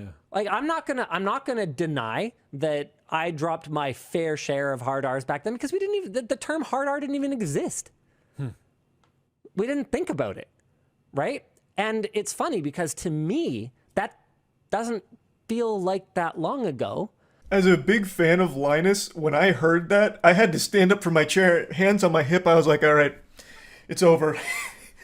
I felt like a coach who had just watched his team lose the championship ball game. Like, you take my hat off, put it over my chest and say a prayer for him, because I was like, God rest his soul, this is the end of Linus. And you can see Luke, like, he shakes his head, like, in disbelief, and then he's just looking down. And I already know, during this moment where Linus is, like, admitting to using hard R's casually, he's processing this as like, yep, back to the old grind. This is where it all ends, huh? This is the end of our run. He was just seeing all the walls around him starting to crumble, the empire burning to a crisp, all because Linus is just freely loosey-goosey admitting to using the hard R casually often. But do not despair, because not all is as it seems here. But to my kids... Are you talking like N-word hard R? What? No. Okay. I'm pretty sure that's how people use that term. No. I think that's so. That's the N-word. What are you guys talking about? Am I mistaken? I think so. No, the one with the for mental disability. I'm pretty sure people use hard R in a very different way than you just used it. Oh. Okay, either way. Hard R means ending I understand. the N-word I with understand. a hard R. I understand what you mean. No, I'm not talking about that. You can feel life be breathed back into the room. Like, once Linus elaborates that he wasn't talking about the N-word, he was talking about the word used with mental disabilities, and collectively all at once the whole room comes back to life. This reminds me of a very famous quote from the late great Uncle Ben, God rest his soul, when he sat down Peter Parker in that car and he said, "With great power comes great responsibility." In this case, it's with great power comes great fucking blunders. This was an amazing disaster to watch unfold with, like, the wackiest plot twist of an ending. I have never once heard the hard R refer to anything other than the racist slur. So when he just started willy-nilly admitting to using it casually, I couldn't believe my goddamn ears, and I know every coworker was panicked texting each other saying like, hey, really enjoyed our time together, it's fucking over, tune into the stream. Like, I have no doubt that was probably the scariest moment of their careers, listening to Linus just for some reason admit to using the hard R often. And then, of course, the grand reveal where he wasn't actually talking about racist shit, he was referring to something different entirely, and then this is the aftermath of that. Okay, cool. So I'm glad that I'm we have freaking cleared that up. Neo over here, dude. We're dodging bullets. That was bad. Okay, yes. All right. Right. I forgot about the part where I said, yeah, I just like used it. Yeah, no, actually. We can breathe. Everything's okay. Cool. So right. I hope everyone likes not having a job anymore on Monday, because apparently I'm a giant racist. We didn't lose our money in the bank crash. Bank run. In the audience run. What a journey we went on for about 2 minutes there with this whole section. Yeah, I just wanted to talk about this because this was the closest I've seen to someone just committing career suicide with a smile on their face during it. Big misunderstanding here, I suppose. And yeah, I just wanted to talk about it a little bit. That's really about it. So yeah. Mr. Beast just dropped a new video where I compete in a big old game, but that's playing second fiddle to the drama it just spawned with me in the center of this singularity here. It sent Twitter into a piranha-feeding frenzy here, with me getting spaghettified in the middle of this black hole of drama. So, let's make like a package and address it. It's this clip right here. What's up, bro? Hey, nice How to are meet you, dude? I like your videos, dude. I appreciate it. I know you've talked some shit, but... Everybody hates Logan Paul. Is everyone around Logan just a f***ing idiot? I'm always super happy that people don't take it personally, man. I don't. Okay, I don't. Thank God. I understand I'm a and I appear to be a bro. It's good to see you, bro. And also, Prime's pretty fire. Thanks, I'm not bro. allowed to say it on camera. I get it, bro. I get it, bro. Fuck, bro. Good luck today, all right? Yeah, likewise, bro. Likewise. People are already lining up with the pitchforks, lit torches, and spit out apple juice about how fake I am and how I folded in front of Logan Paul in person, cowering in fear, piddling my little britches. For some reason, the biggest part about that is what I said about Prime, which is like, oh, Charlie's super fake, he shits on Prime online, but in person, behind the scenes with the mask off, he actually loves it. I'm not sure if this is people maliciously lying about me, like Pinocchio, or if they just genuinely don't know, or maybe heard something that was wrong, but I've never shit on Prime. I've actually only ever talked positively about it on stream or in videos. Me saying it's pretty fire, but I can't say it on camera is literally the simplest joke ever, like a water cooler joke at work. I've talked about it on camera numerous times. Anytime I've ever been asked about it or have made a video where it's been a subject, I've always mentioned that I actually think Prime's pretty good. Like, here's a quick example from a video I made a year ago when there was those like wakey wine scams or whatever about Prime. All just to get their hands on some Prime. I've had it before because in the States it's not rare, it's not hard to come by. I could walk outside right now and find like an unopened pallet of Prime. It's really just in the UK that this hysteria is sweeping the entire nation. It's going absolutely crazy there. So I've tried it. I think it's good. I have no complaints. But I certainly wouldn't be beating some ass and being that desperate to get my hands on a bottle. And I still wouldn't. You wouldn't catch me running around like a fucking Frankenstein's monster trying to hunt down a pallet of Prime. But it's good. And I've always said that on streams and in videos, so I don't know where this narrative is that I've shit on it publicly, but behind the scenes I'm actually like an addict injecting it into my veins or lying to Logan Paul about it. I've always consistently said I actually like Prime. I think it's pretty fire. So I don't know why that's something that's sticking. Like, I prefer gamer sups, obviously, but that doesn't mean every other drink that's a competitor is bad. It's not. But now let's get to that second part where Logan Paul's spiritual pressures sent me to the floor like it was right out of the Bleach anime and I was just trembling in fear to confront him directly. So, this was filmed a month or so ago, a little over a month ago now. Since then, he is now apparently suing CoffeeZilla. Either Logan or someone on his team is suing CoffeeZilla, which is a massive fucking L. That is brain dead activity for sure. But when this was filmed, that wasn't happening. What was happening was he was publicly trying to make amends with the victims of his CryptoZoo scam that he butt-fucked them all with, and as far as I know, he has been paying some people back, and at the time was still in the process of paying people back through whatever, like, program he set up for it. But there was none of this lawsuit going on, and one of the first things that he said was that he actually deserved all of the shit that he got for it, for all of the mistakes that he made. Ludwig was also there, someone else who was shit on Logan Paul, and Logan was saying something to a similar effect there as well, from what I recall. So at the time, he was in the process of trying to fix all the dog shit that he put innocent people through. And when I talked about this on stream and in the videos about CryptoZoo and what was going on with it with the updates, I had always said, as long as the victims are made whole again and they get their money back, that's a happy ending. But Logan is still a scumbag for ever doing it in the first place, which is something that he also said he deserved everything he got from doing that. So, I have always said as well that I never harbor hatred for someone who will actually change. There's nothing to gain with just holding a grudge forever. That's childish. If someone is actually willing to learn and grow from things, I'm more than willing to break bread with them. Logan Paul was very respectful of not only all the other competitors, but all of the staff at the event as well. So when he reached out to say hi, I was more than willing to be receptive and mature about the situation. He immediately opened up about all of the problems that he had caused and how regretful he was. So what would be the point in me getting there and just spitting on him if he's actually going to start being less of a piece of shit? That's the whole goal of calling someone out, so that way they can learn from it and not be that insufferable asshole anymore. Of course, fast forward to the current episode of Dragon Ball Z, and apparently he's suing CoffeeZilla, or someone on his team is, which brings me to that other statement that's floating around that video where I called everyone around Logan a fucking idiot.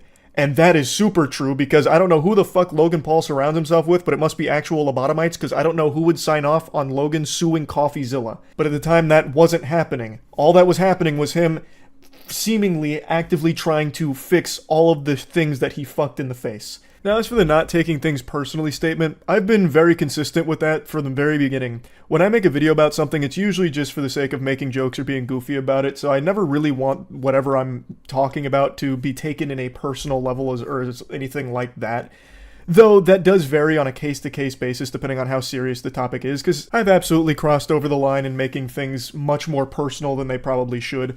But usually I try and just keep it more surface stuff about why something is bad or whatever happened, whatever they did is fucking stupid or whatever.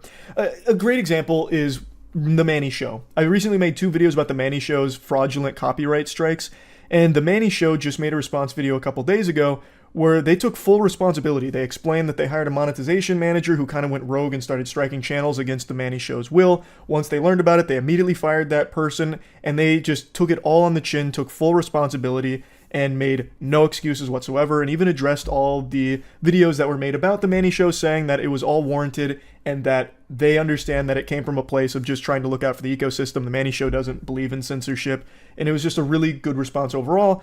And The Manny Show didn't take it personally, even though what I was saying was very mean, for sure. Like, it definitely wasn't nice. I didn't exactly have the soccer boppers on. I was going fucking bare knuckle with some of the things I said about The Manny Show. They still didn't take it to a, like, personal offense or anything. Another great example is FaZe Rug. FaZe Rug was in this competition as well. FaZe Rug, I've also made a couple videos on making fun of. Absolutely. And FaZe Rug actually reached out like a year ago to talk about, like, you know, hey, I hope you don't hate me, Charlie. Like, I've watched your videos on me as well, and I want you to know, like, they actually made me laugh. And in person, FaZe Rug kept that same energy. He was a super nice guy who was talking about, like, yeah, that shit was kind of cringe, and the things you were saying made me giggle about it.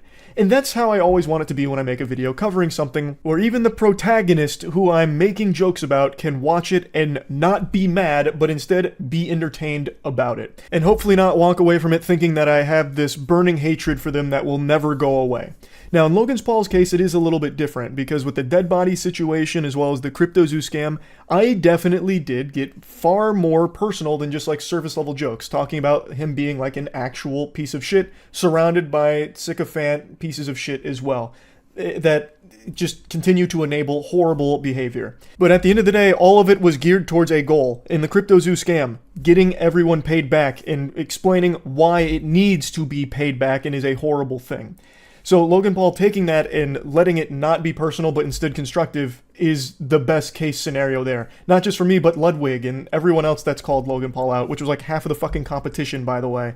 So it's just, I don't see why this ended up being a huge drama thing, because all of it's consistent with all of the shit that I've said on stream for like the last 6 months with Logan Paul. Since CoffeeZilla's last update on Logan Paul and CryptoZoo with the refunds, like where's the refund and where's all the money, following that and talking about it, I have maintained that as long as people are paid back, that's what matters. And as far as I knew, there were measures being taken place that were getting people their money back. That's a good thing, and hopefully Logan Paul can learn from this and this kind of shit won't happen again. All of this should really be nothing new.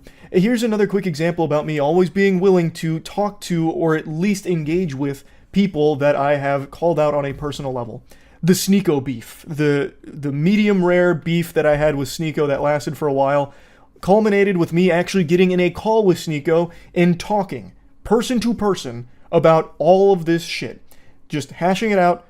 Well, not face to face, because, I mean, obviously it's through the internet, it's the fucking cyberspace, it's not face to face, but it's the same thing. We directly talk to each other. So meeting Logan in person and him wanting to talk about this, I was more than willing to do, and he was very respectful, took full responsibility and accountability in person, so I was more than willing to be mature about this and talk to him as a human being. I don't see why in any circumstances this would be perceived as being two-faced. I did this most recently with Sneeko. Before him, it was that person that was calling me a deep state, new world order chill or whatever, brought him on the podcast to talk it all out. Like, it's something I've always done and always will be willing to do. I think it's very childish to just plug your ears and say, boo, boo, boo, boo, boo, boo, not listening to you, whatever, and not engage with someone that you have an issue with. And again, this was filmed over a month ago when I wasn't privy to any new dogshit behavior from Logan. This lawsuit with CoffeeZilla is new, so I couldn't call him out on it or anything like that. So I don't know what else to tell you other than this isn't anything new. I've always been more than willing to talk to and be mature with people that I have called out and had grievances with in the past, as long as they are willing to engage with me and be mature about it as well. And Logan was. So yeah, overall, great Mr. Beast video. I lost and also got thrown into a ton of drama, so that was pretty fire. That's about it. See ya. About a month ago, I covered a situation around a massive YouTuber named Quebblecop. If you don't know who that is, probably just sounds like Rick and Morty gibberish to you. I'll give you a brief rundown. He was once a beloved YouTube Let's Player. His content mainly was geared towards a younger audience. He'd have videos like first to poop in Grand Theft Auto, gets a diamond sword, you know, that kind of thing. And eventually, over the last year or so, made a hard pivot going all in on AI technology in order to fully replace him. So he wants to phase out the cringe organic meat machine that is a human being and replace it entirely with AI. AI doing the scripting, AI doing the voice recording, AI doing the face cam, all of that. And I made a video going over it, kind of just taking a victory lap, wiggling my fingers saying I told you so, because that is a pleasure more satisfying than sex. I had been preaching like a crazy person that the flesh was limited, like our days were numbered, AI was going to swoop in and nothing was safe. And people pushed back and fought me on it, saying like it can't really replace a personality, no one's going to sit around and be entertained by AI online or anything like that as like a streamer or a YouTuber. And I had said, you know, that's a bunch of horseradish. That's absolutely in the cards. That is very possible because you wouldn't know it's AI. And that's exactly what Kwebbelkop's been trying to do. He rolled this abomination out where it's an AI voice modeled after him, as well as this fucking Nick Jr. looking caricature of himself up on the top left that does all of the face cam and all of like the pog faces and all of that shit. And it wasn't received super well. And I was just kind of talking about how it's very primitive right now, but in another couple of years, you're not going to know it's AI behind it. And that brings us to today, where Kwebbelkop released a tweet that said it was the end of Kwebbelkop AI. And I got tagged in this hundreds of times by people saying, look, he's giving up on it. See, you were wrong. AI will never work here. So let me splash a little cold water on you. You didn't watch the video. This is not surprising, very par for the course for the modern internet. It was clickbait. He played you like a fiddle, you bunch of fools. If you had just turned on that video, underneath the caption, you would have seen that he is not quitting AI, he is actually rolling out an improved version of it. People keep saying, did you hear Kwebbelkop's getting rid of his AI? That is just proof that you only read the headline. In the video itself, he even says, it makes it very clear that not only is that video AI, it is his AI speaking the whole time, but that the only thing that he's regretful of is that he let it go out while it was still too primitive. He's not getting rid of AI. He's going even harder on it. All encompassing, we'll cover this, he is not stopping. Since no one likes to actually watch the video that the headline was for, we'll do it together. 11 years ago, I started my YouTube journey. My one and only goal was to entertain as many people. If you even watched it for a second, by the way, if you even went past the headline for 5 seconds into the video, you would immediately notice that something is awry, because it's not synced. The voice and lip sync is completely off. And I wouldn't trade this in for anything in the world. But even a dream job, OMG, it's like a dub anime. It's not, okay, it's not that off. This is not something I'll be able to do for the rest of my life. There will always be a point where I'll end up quitting. That might be now, that might be 10 years from now. But anyway, he goes through this whole spiel and then makes it very clear he is not quitting. That was just an attention-grabbing headline for the video and the Twitter post. Here. That's why we decided to train a brand new Kwebbelkop 2.0 model with every bit of feedback we've received. And the Kwebbelkop 2.0, baby. Bigger than Cyberpunk 2.0. He is not stopping AI. Please, just fucking watch the thing that the headline is for. Every second you've been watching of this video so far has been completely AI generated. The Kwebbelkop you're seeing on the screen right now, I can't believe it. Really me. I hope this video provides a better glimpse and a future in which influencers can use AI to enhance their storytelling, lower the barriers of entry. That is, when I heard him say that the first time, it made me really upset. There has never been a lower barrier of entry to any job position in the world quite like content creation. Anybody, pretty much, even if you don't have a computer, can start firing up content creation thanks to built-in content creation tools on like a console. There has never been something with a lower barrier of entry. Completely talentless, completely effortless. You can do it right now. It's all at your fingertips. There is no benefit to using AI as some kind of lower barrier of entry. In fact, it's only a higher one because you have to pay Kwebbelkop for it. That's baloney. That's fucking dirty barnacles. Regardless of any disability they may have. So please consider subscribing and enjoy the story the real Kwebbelkop wants to tell. The story of Kwebbelkop AI. Thank you. Huge. So please, just watch the thing that the headline is for. So many people think that he's actually getting rid of AI. He is not. This was all announcing Kwebbelkop 2.0. He is only going harder. Your stance on AI is cap? What? What stance on AI? That YouTubers using it are just to make it even easier to pump out content forever? AI is not an enhancement tool for a YouTuber. Or, sorry, a content enhancing tool for a YouTuber. It's a more minimal effort tool. Just have AI do it for you. Then you don't even have to be there. There is no benefit to YouTubers using AI for their content. At least, okay, I can see a use case for certain branches. For example, he did mention something that is true. It would be helpful for anyone with like a disability. That is a legitimate use for using AI tools. But for like a goofball Let's Player, there is no benefit to just having all of the footage be recorded by someone that's not you, and all of the audio recording and the face cam and all of that be recorded by AI. It's just more laziness is all. Just makes it even more mindless.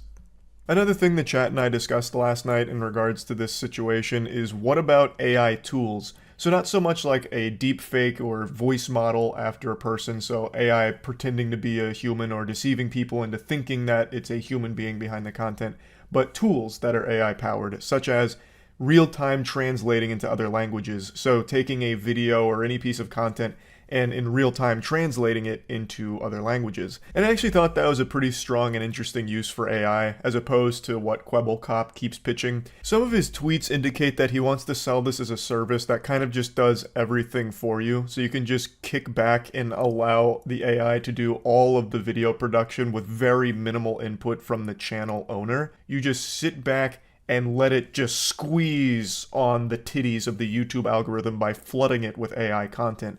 Not too dissimilar from back in the Finger Family era, if many of you remember the Dark Ages, God rest your soul.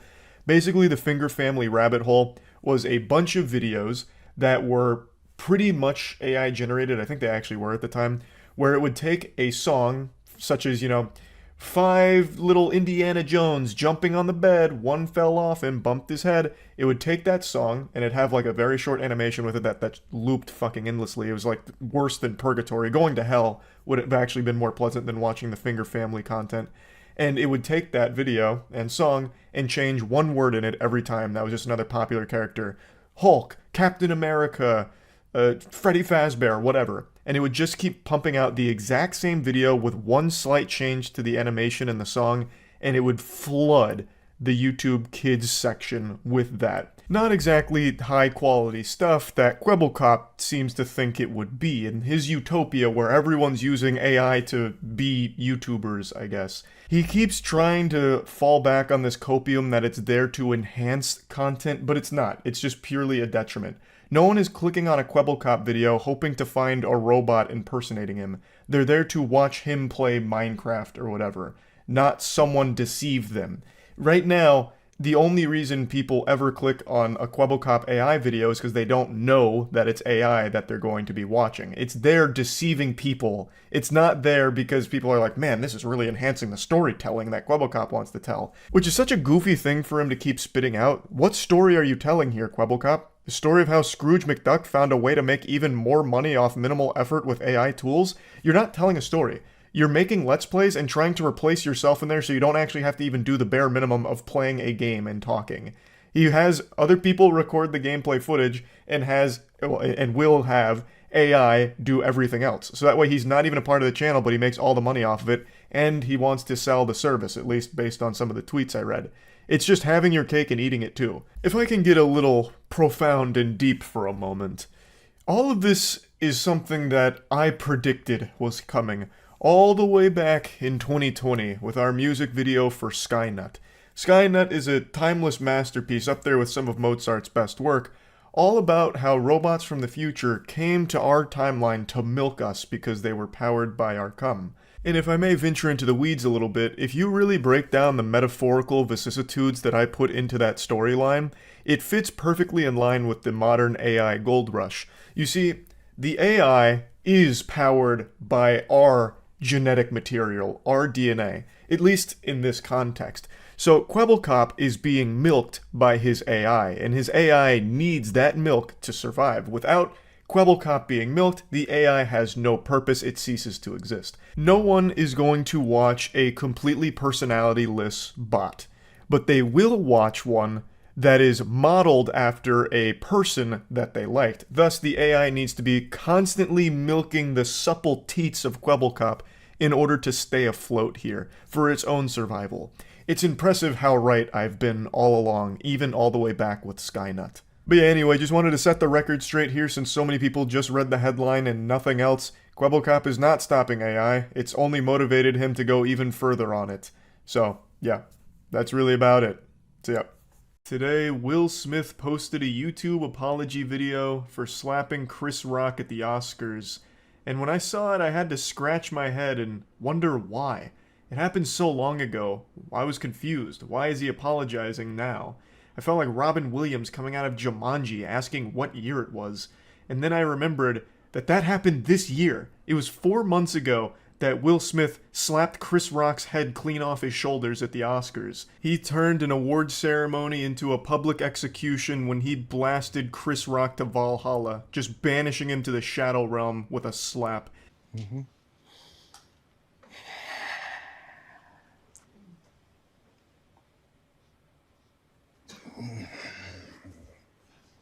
Oh baby, that's right. He starts this with the most generic YouTuber apology intro imaginable.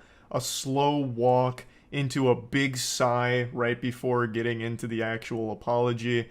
Textbook. He's clearly been trained by some of the YouTuber apology greats like Logan Paul, Laura Lee, Tati. I mean, this is perfection here. Every box of YouTuber apology cliche gets ticked immediately except for one. He didn't bring his dog into it. A lot of YouTubers like to bring in an animal in order to, you know, deflect some of the criticism with cuteness with the animal. Will Smith, unfortunately, must have forgot that prop this time around, but everything else he nails. Why didn't you apologize to Chris in your acceptance speech? I was fogged out by that point. It's all fuzzy. So the main thing he's doing in the apology video here is answering questions that people have asked over the last 4 months. And again, I have to wonder why even bother. It's been 4 months on internet time. That's basically ancient history. Like, that's back there with like Y2K now. Most people have moved on and forgotten about it. So it's a little weird to be this tardy to the party with addressing these things. Now, of course, I understand this was like a career-ruining moment for him, so he wants to do his best to be perceived positively again, both by movie execs as well as the general public. So if he really did feel strongly enough that he wants to apologize, then all power to him. But anyway, the first question that he addresses here is one that I don't think anyone with half a brain ever asked in the first place. Why didn't you apologize to Chris during your acceptance speech? The answer should be pretty obvious if you have eyes. It's because he was still mad. He was still fuming. Of course he wasn't going to apologize for it. Literally 15 minutes before he accepted that award, he had just charged the stage like The Undertaker during WrestleMania going into the ring and clobbered Chris. So of course he's not going to immediately like fold and be like, man, sorry Chris, that was out of line. He was still upset. That's why he didn't apologize. I don't really understand his excuse of I was still, you know, in a fog. It was all still fuzzy. Like in the moment that makes sense, but over the last 4 months, what, you've just been in a perpetual fog? You've been in like the upside down or something? Like, what do you mean? You've had 4 months if you wanted to publicly apologize to Chris and you didn't. And even to be fair here, you still don't. He says I'm sorry to a lot of people, but the one person he doesn't say the words I'm sorry to is Chris.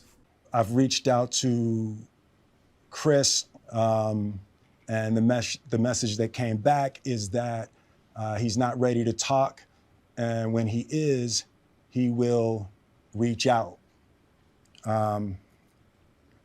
So I will say to you, Chris, I apologize to you. My behavior was unacceptable, and I'm here whenever you're ready to talk. That almost sounds like a trap, like, hey, I'm here whenever you're ready to talk. And it turns out Will's been training for the last 4 months with slap boxing, so he's been like slapping brick walls until they collapse, so he's ready to really get him with like a double whammy, get him with that encore performance. There's a big difference between saying, I apologize to you, and I'm sorry. I don't think people really understand the value of just saying, I'm sorry. I think it's the most important thing to say during an apology, which he does say later on to other people, but never Chris. To Chris, he just says, I apologize, and the action was unacceptable.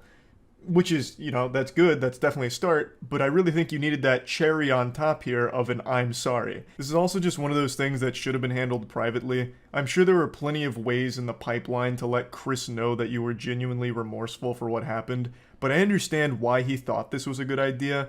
I'm gonna make a video coming forward, publicly apologizing and owning up to my mistakes, letting people see how horrible I feel and what I'm doing to change and be better. The thought process makes sense. You know, let people see a vulnerable side of you and let them know that you made a mistake and you know that. And that, it again, does make sense to anyone who's never been on the internet.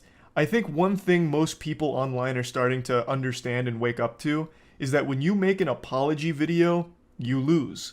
It's like what war games taught us. The only winning move is not to play. When you make an apology video, it is a lose-lose situation for you. You're either going to have people that don't believe that you're actually sorry, or they're going to have people that think that you didn't need to apologize in the first place, so now you look stupid. You look like a pussy.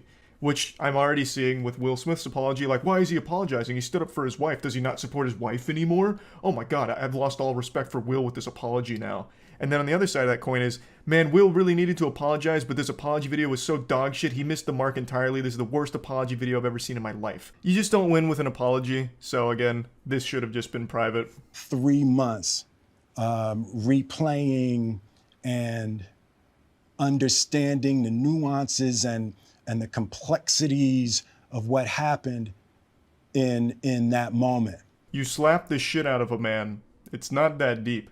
Talking about it like it's the most complex situation of all time, like this slap was somehow, you know, like a Cold War or something here. It was a simple act that affected a decent chunk of people. Chris, most notably, I would say, was physically affected by the slap, but Will's career was also hurt by it. Chris's family was probably pretty upset by it. Like, yes, of course, people were affected by it, but it's not like there needs to be like 4 months spent of just digesting this giant web that all spawned from a slap. Because, again, at the end of the day, it's really not that deep. After Jada rolled her eyes, did she tell you to do something? No. It's like, you know, I made a choice on my own, from my own experiences, from my history with Chris. Jada had nothing to do with it. Jada was behind the camera with a teleprompter and a gun, making sure this question was addressed properly. Of course, I'm kidding. You know, Jada just has very odd moments publicly with Will that I think are very tasteless in the things she says to and about Will.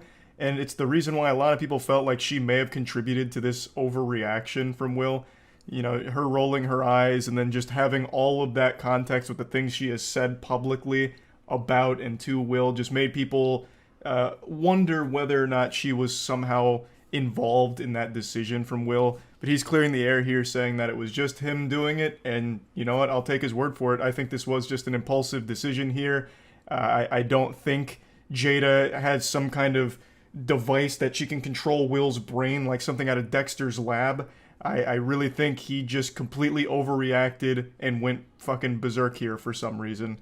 And I don't think Jada is necessarily guilty of that, but I do think she is guilty of being a very toxic partner. I know that sounds parasocial to say, but the amount of clips and videos of Jada just shitting on Will to his face is baffling. Like the time where she was just talking about cheating right to him and how much she like enjoyed it or whatever during their red table talk. Oh my god, it's so hard to sit through. As Will's like in tears about it and she's just joking. Oh man, it's fucking brutal. And so now Will looks like a cuck. I mean, I'm just not a big Jada fan. I'll say it. I don't think she's that nice. What would you say to the people who looked up to you before the slap, or people who expressed that you let them down? Let me just stop you right there. You don't have to apologize to me. I found this whole thing to be highly entertaining. I thought this was extremely goofy, and no one seriously got injured or anything like that. This was just an absolute fucking wild moment. And honestly, for this section, he should have just said, "You're welcome." You know, to the journalist that wouldn't stop fucking writing about it, like a million articles all going deep into it for no fucking reason, talking about how this is setting a bad precedent and how in the next Oscars, all of a sudden people might be showing up there with battle axes to attack their critics, how journalists are no longer safe, you know, this and that. Like, he honestly should have just said, "You're welcome," for the 2 weeks of just articles and videos about it. Now, of course, there were super fans of Will that were disappointed to see this, and I think it's cute that he said that he was sorry for it and letting them down. He apologized to Chris's family, his family, for the negative backlash they've faced. He apologized to pretty much everyone that was directly impacted by it. And now in this section, he's talking about how horrible he feels when he doesn't live up to people's image of him. And I will say he does seem pretty sincere for the most part. But again, it's been 4 months. Most people have moved on. This was pretty unnecessary. Though I'm sure a lot of people that did feel like really disappointed appreciate the gesture. Disappointing people is my central trauma. I hate when I let people down. It hurts me psychologically and emotionally to know I didn't live up to people's image and impression of me. Deeply remorseful. And I'm trying to be remorseful without being ashamed of myself, right? I'm human. And I made a mistake. But yeah, he finishes it off by saying that he is remorseful and he's, you know, working on being better. And if you stick with him, you can all be friends again. And that's basically where it concludes. Overall, I don't think it's like the worst apology ever, especially in the tier list of YouTuber apologies. I think this one was one of the more sincere ones, at least from everything I've seen from it, unless I've been deceived by his great acting, I couldn't tell you. But this is just one of those situations that is so wild to me. Why do this 4 months later? If he had done this like a day, 2 days, even a week after this happened, I think the reception to it would have been much better than it currently is. Yes, it still has, I think, a pretty positive reception overall from like his actual like dedicated fans.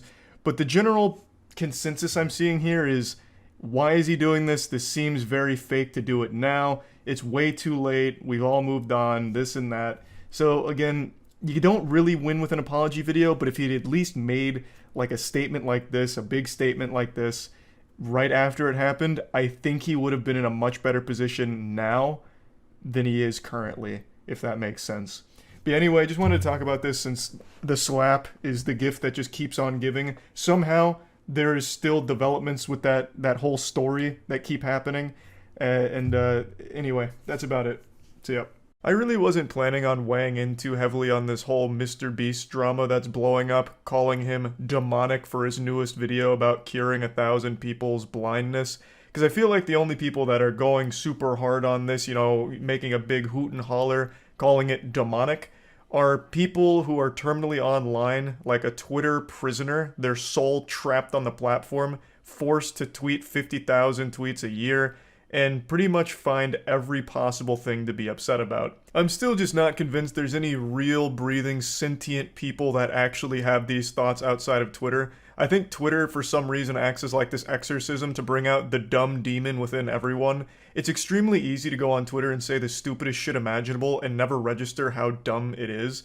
I don't know, that's just the Twitter brain rot in a nutshell. It's very easy to do things on there and feel like you're being productive, like you made a mean tweet or you complained about something, thus you're improving the world. Anyway, I'm already getting lost in the sauce here. I'll break down the situation.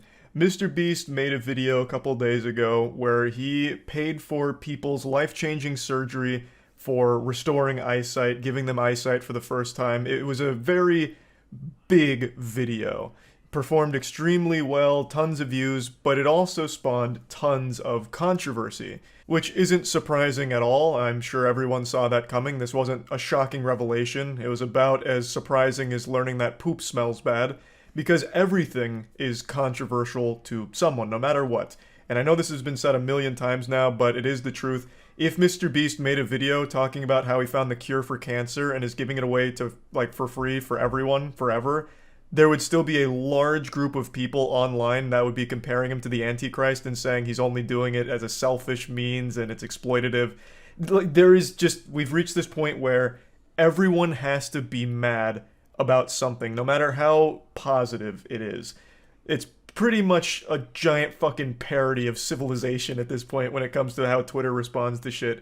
But anyway, he makes this video, he pays for all of these surgeries, and he gets blasted on Twitter for it by a large group of people. I'll just go ahead and bring up probably the biggest tweet that people were talking about. It's this one that talks about it being demonic and not being able to explain why, which is always such a beautiful argument. This thing sucks, but don't ask me why, because I can't explain it. It just does, because everything sucks to me. Fuck everyone and fuck everything. Everything's negative. It's a really great point that they're making here. But anyway, this led to a large discussion and people debating, is it even a good thing what he's done here? So let me weigh in here.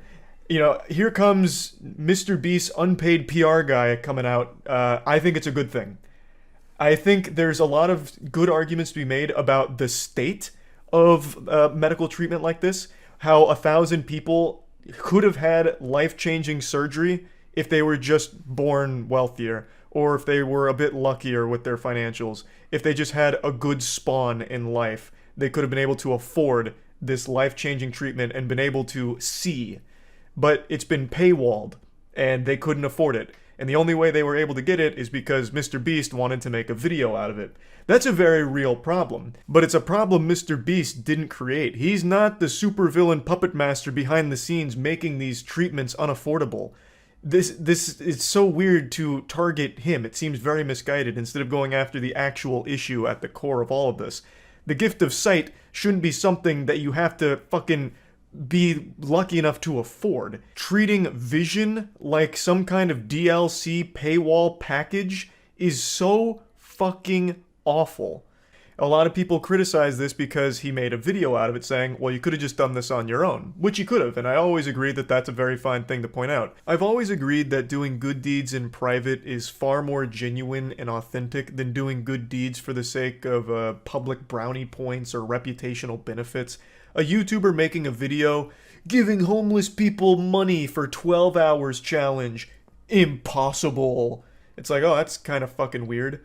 But I've also always maintained the stance of, yeah, the motivation may have been selfish, but those people did get money that is no doubt going to be helpful for them.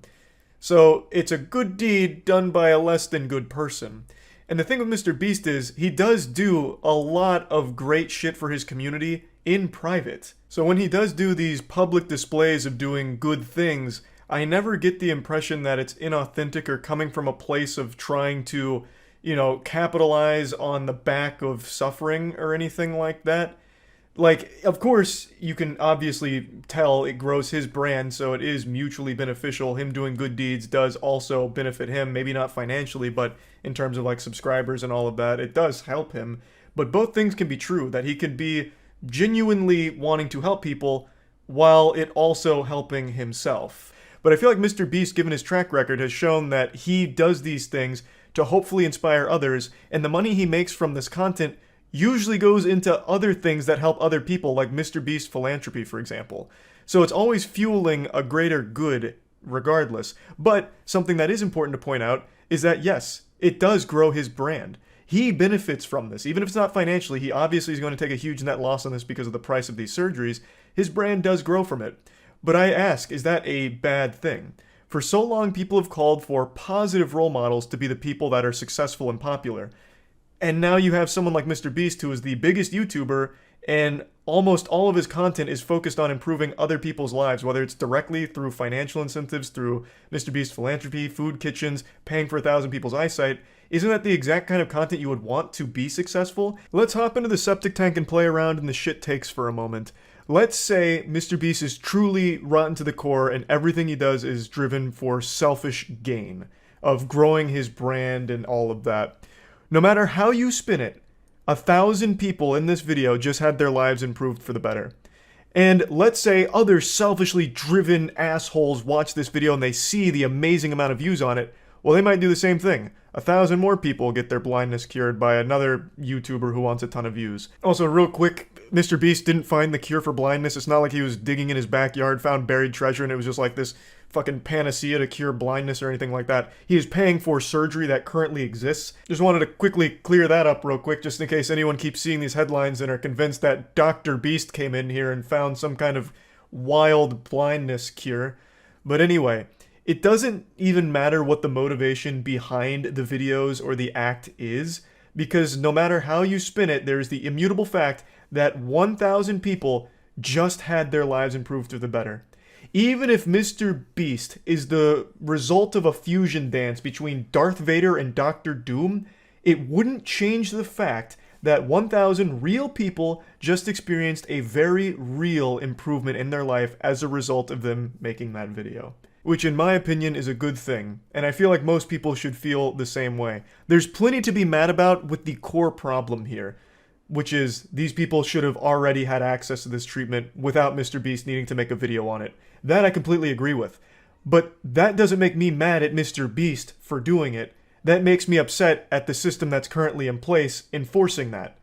That is the issue, not what Mr. Beast has done. And I'm so fucking tired of hearing this term poverty tourism tossed around when talking about Mr. Beast. It just shows such a gross misunderstanding of what that even means. To try and slap that label on what Mr. Beast does is so fucking off the mark. The worms in your brain must be suffering from parasites. Like, there is so much wrong in your noodle to possibly even think for a second this could be considered poverty tourism. You know what is poverty tourism, and something that a lot of YouTubers have done and is exploitative, is the people that go to, like, when Phidias went to the poorest country in the world, and it's just showcasing, oh, look at how poor they are, and treating everyone there like props for his own video. That's poverty tourism, and I will fully agree that there are cases of people trying to emulate Mr. Beast, like the example I just used, Phidias, and just completely missing the mark and ending up making a video where it's just, hey, look at all these poor people. Wow, they're so poor. Can you believe they're that poor? Maybe we should do something? Like, that's an issue. Yeah, that content sucks. I don't support that. Fucking nobody supports that. When Phidias posted that video, he got dunked on by everyone on the internet. It's not something people like. But what Mr. Beast does, I think, is very far removed from poverty tourism. Now, there is one very legitimate complaint directly at Mr. Beast that I will agree with, and it's the thumbnail. The thumbnail is weird. I definitely think this is one of Mr. Beast's weirdest thumbnails here. It's like alarming, almost. Like, there's like 1,000 words told in this single picture here, and none of them make any sense. So yeah, I think the thumbnail is very odd. But yeah, thumbnail aside, I think what he's done is a good thing, obviously. And I don't really know how you can even justify through mental gymnastics why it's bad and why you hate him for it. It just doesn't really compute with me. What you're actually mad about is an issue he had nothing to do with. Again, I don't think people should have to rely on a YouTuber looking to make a big video in order to get life-changing surgery. That is the issue. It's not so much the YouTuber that pays for that surgery. That I think is just, no matter how you spin it, a good thing for the person. I'm really tired of people speaking on others' behalf, getting offended for other people that they're not involved with and they don't know. I've seen a lot of people attribute feelings to the 1,000 people in these videos saying, man, they must feel so used and exploited. They must feel so violated that Jimmy used them here for a viral video. Well, I'm going to make a counterpoint. What the fuck are you talking about? Do you know them? Huh? Was that you in the video? Your family member? Your friend? I doubt it. Highly doubt it. How are you going to speak for them? How are you going to be mad for them and try and tell everyone what they were likely experiencing? I would wager a guess they're experiencing a high level of happiness. I bet they were thrilled to have eyesight, would be my guess. So yeah, anyway, that's really my take on the whole situation. I think this drama is one of the sadder ones I've seen in quite some time, because I feel like this is just something most people should be celebrating. Like, hey, the biggest YouTuber is doing good things, as opposed to degenerate shit, like most people online. I think that's something to be happy about. There's 1,000 people whose lives have just been improved. I think that's a good thing. Like, I think that's a big thumbs up. There are issues you can talk about as a result of this, and there is a really good discussion to be had about like the actual core thing regarding the surgery and the cost of these kind of procedures. I think that's a good conversation to have, but I don't know why it comes back to Mr. Beast being a bad guy for paying for the surgery. So yeah, I just wanted to talk about that. That's about it. So yeah. Wow. What a crazy day this has been. So I'm sure pretty much all of you that clicked on this video already know about what's happened with the Dr. Disrespect situation. To catch you up to speed with the briefest previously on Dragon Ball Z recap, Dr. Disrespect was the face of Twitch. In 2020, he was mysteriously banned from the platform and not a peep had ever been uttered about why. This was a secret more guarded than the Krabby Patty formula. I really thought we'd never know the reason that Dr. Disrespect was banned. I thought that'd be taken to the grave. I thought we'd crack faster than light travel before we ever learned what the reason behind it was. But then from out of nowhere on just an average quiet Friday night, a former Twitch employee dropped a bombshell allegation claiming that Dr. Disrespect was banned due to sexting a minor through the Twitch Whispers service. Now, there was never any screenshots or evidence provided to support that claim. However, some other parties came forward saying that they had all heard a similar reason behind the ban. Dr. Disrespect then made a response to that statement, which was less than satisfactory for most people with a functioning frontal lobe because he talked very vaguely about it and didn't actually outright deny the claim at all. So then he made a follow-up statement which aimed to provide a little more clarity, but it was still pretty vague, and both of these seemed to have like a lot of legalese talk to him to try, like, kind of tiptoe around the topic itself. So both of his responses, like the tweets, weren't received overly well. It was like he just kept stepping on a rake like in a cartoon and hitting himself in the face. He wasn't doing himself favors with his statements. But then the credibility of the source of behind this allegation started to be called into question because people did digging through their Twitter and found out they'd actually been dangling this carrot in front of their audience about they know the reason Dr. Disrespect's been banned, and if you buy tickets to their concert, they might reveal it. So then people started to question that, and then today, Dr. Disrespect released another statement where he admitted to the claim of talking to a minor through Twitch Whispers inappropriately. However, he denies that there was any real intent behind the messages, which is a crazy thing to say. Like, if any of you have watched To Catch a Predator, you'll recognize that tactic, that little maneuver right there, because that's something that was pretty frequent on that show. When a predator went down and talked with Chris Hansen, a lot of them said that same thing pretty much. Like, oh, no, I didn't mean any of that. I was actually just teaching them a lesson about talking to strangers and the dangers of it. There was never any real intent behind the things that were said. Like, that's a very weird thing to try and say. So let's just go through his statement first, though. The Twitch ban. Hello, I'd like to make a statement. Let's cut the bullshit. As you know, there's no filter with me. I've always been upfront and real with you guys on anything that I can be upfront about, and I'm always willing to accept responsibility, which is why I'm here now. First and foremost, I do want to apologize to everyone in my community, as well as those close to me, my team, and everyone at Midnight Society Game Studio.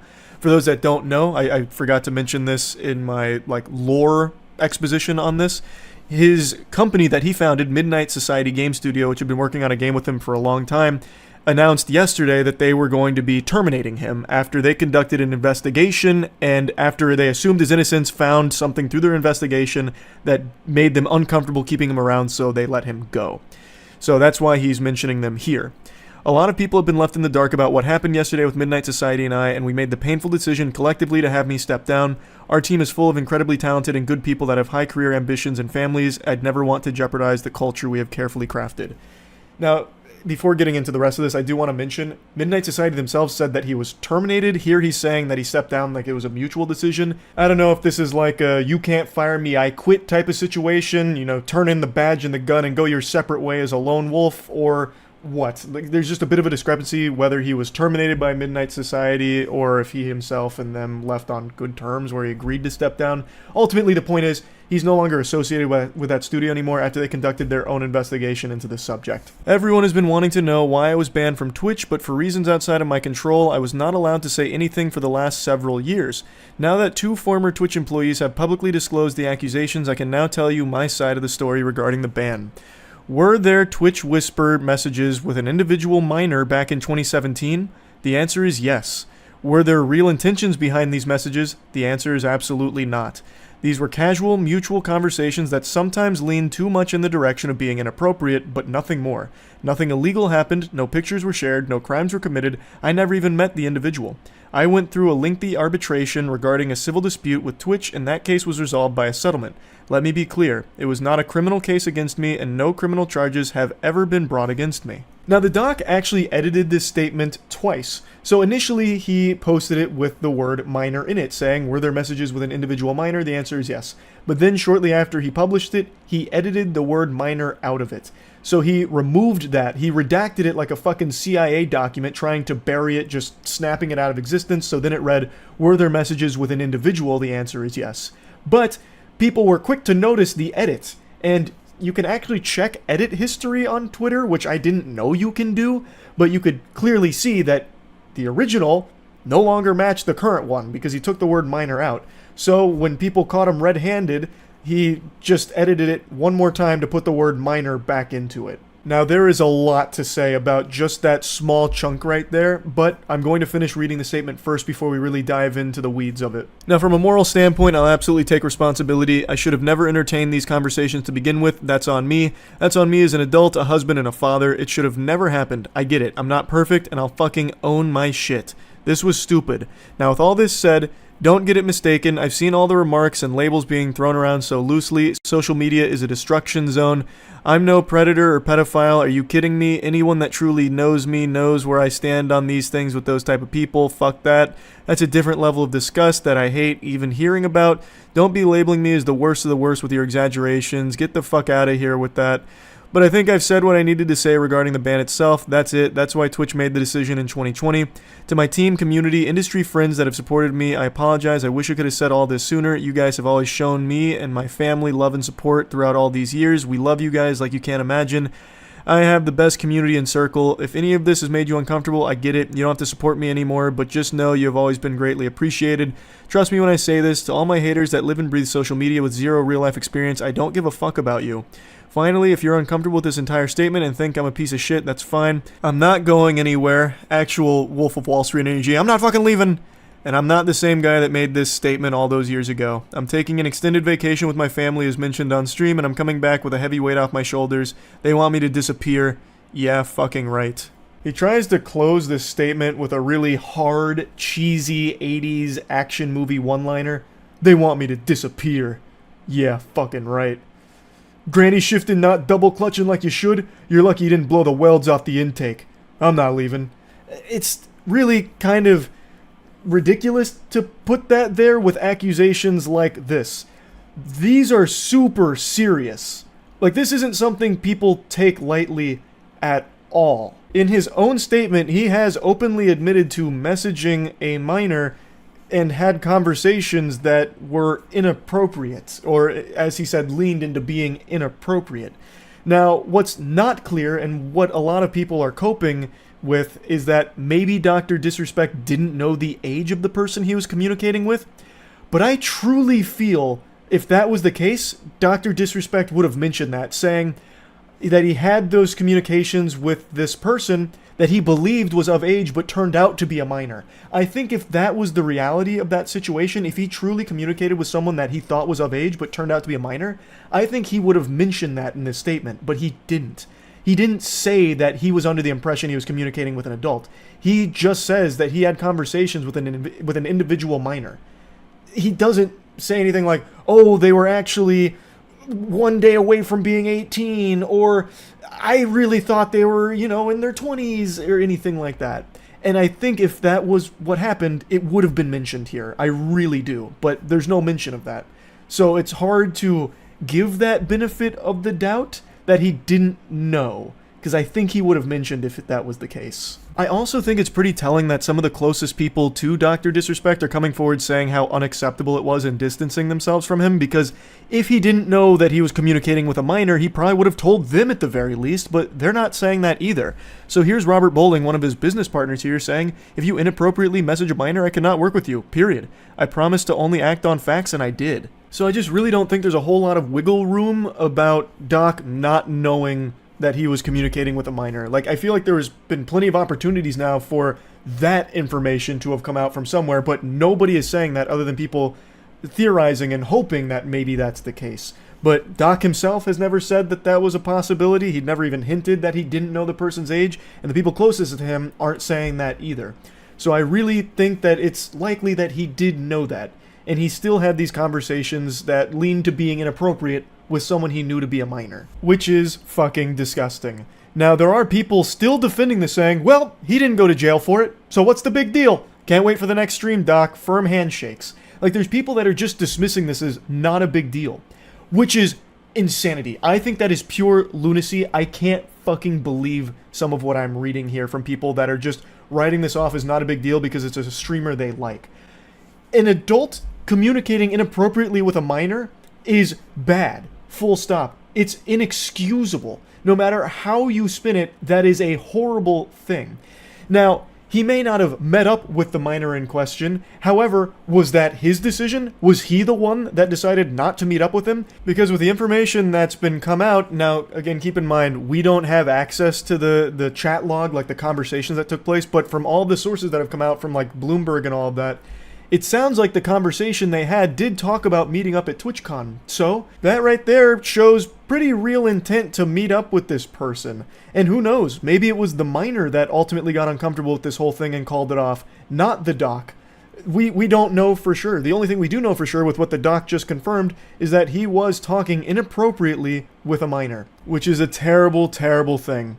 And even his closest friends are saying they can't defend it, it's inexcusable. And they're right. It is inexcusable. But there are still people trying to defend it, as pathetic as that is. And Dr. Disrespect claims that he's going to come back at some point. And I have no doubt when he does, he's still going to have a massive audience. I can already tell, based on the amount of people jumping through hoops trying to find ways of justifying this and spinning it in ways where he doesn't look evil. Which is impossible, but they're doing their best. So I know when he comes back, he will probably have tons of viewers and tons of donations out the fucking wazoo, saying things like, keep your head up, Doc, don't let cancel culture get you down. It's just a fucking cancel culture mob that came after you. You're a victim of that mob, that's it. Which is just so unhinged. He has openly admitted, in his own words, to inappropriately talking to a minor. It's just craziness. So, that's the update to this whole Dr. Disrespect ban situation. That's really about it. So yeah. Over the years, I've made fun of a lot of YouTube pranksters, but the truth is, they're risking a lot to make cringe. They really are putting their life on the line for the worst content on the site. There's already been like 5 or 6 major cases where YouTube pranksters have gotten themselves shot and killed. So it's like they're soldiers, but the only thing they fight for is clout. So I'm being genuine when I say that the bravery and commitment to put a smile on the face of absolutely nobody is admirable.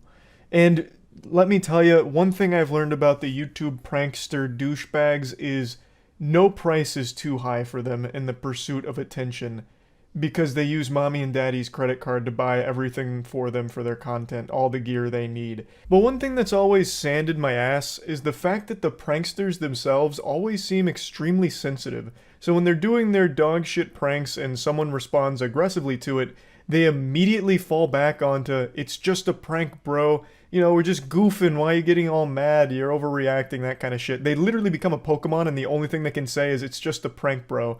And then they start to, like, try and shame the person for being upset, even though some of the pranks are just downright crimes, like the fake stabbing prank where they go up to someone with a knife and pretend they're about to kill them, literally murder them, and then when the person gets like panicked or fights back, they're like, what are you doing? We're just kidding, it's just a joke, what are you, oh my, this is so, you fucking goofball, we were just making a good TikTok video. It's just so embarrassing. Then watching the prankster try and play the victim here, they get offended that someone got upset at their prank. So today there's a video that's going viral from a prankster where he was doing some stupid shit on the beach. It's ultimately harmless, it's just not entertaining, like it's just a lame prank. But someone did respond negatively to it and ended up snatching the mic out of his hand and throwing it into the ocean. And the prankster got so butthurt about it that he called the police, and then the police took the guy's side who threw the mic, so then the prankster and his friend got trespassed, and he still won't stop fucking whining about it. Sorry, I just seen you over here, and I just like thought I had to stop and just ask you if I could get your phone number. Sorry. This is my husband.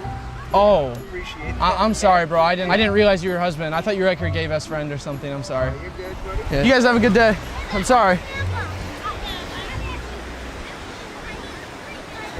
That's really the gist of this Galaxy Brain prank here. It's just wearing stupid shirts like "Your man is a pussy," or the other one they wear is "threesome," and then they just go up to random people and say dumb shit.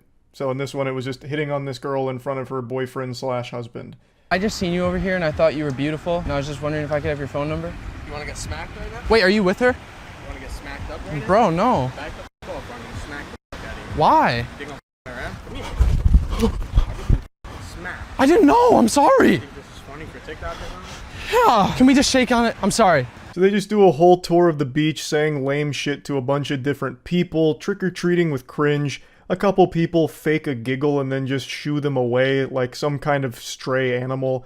And then a couple people respond negatively, like this guy and the previous guy, who are pretty tired of them just bothering everyone and being a general nuisance on the beach. Camera and get the fuck out of here. It was just a joke, sir. You're bothering people. Why? Why? Yeah. You want us to call the cops? For what? You're harassing people. Was it because of my shirt? No, dude, get out of here. Hey, you can't.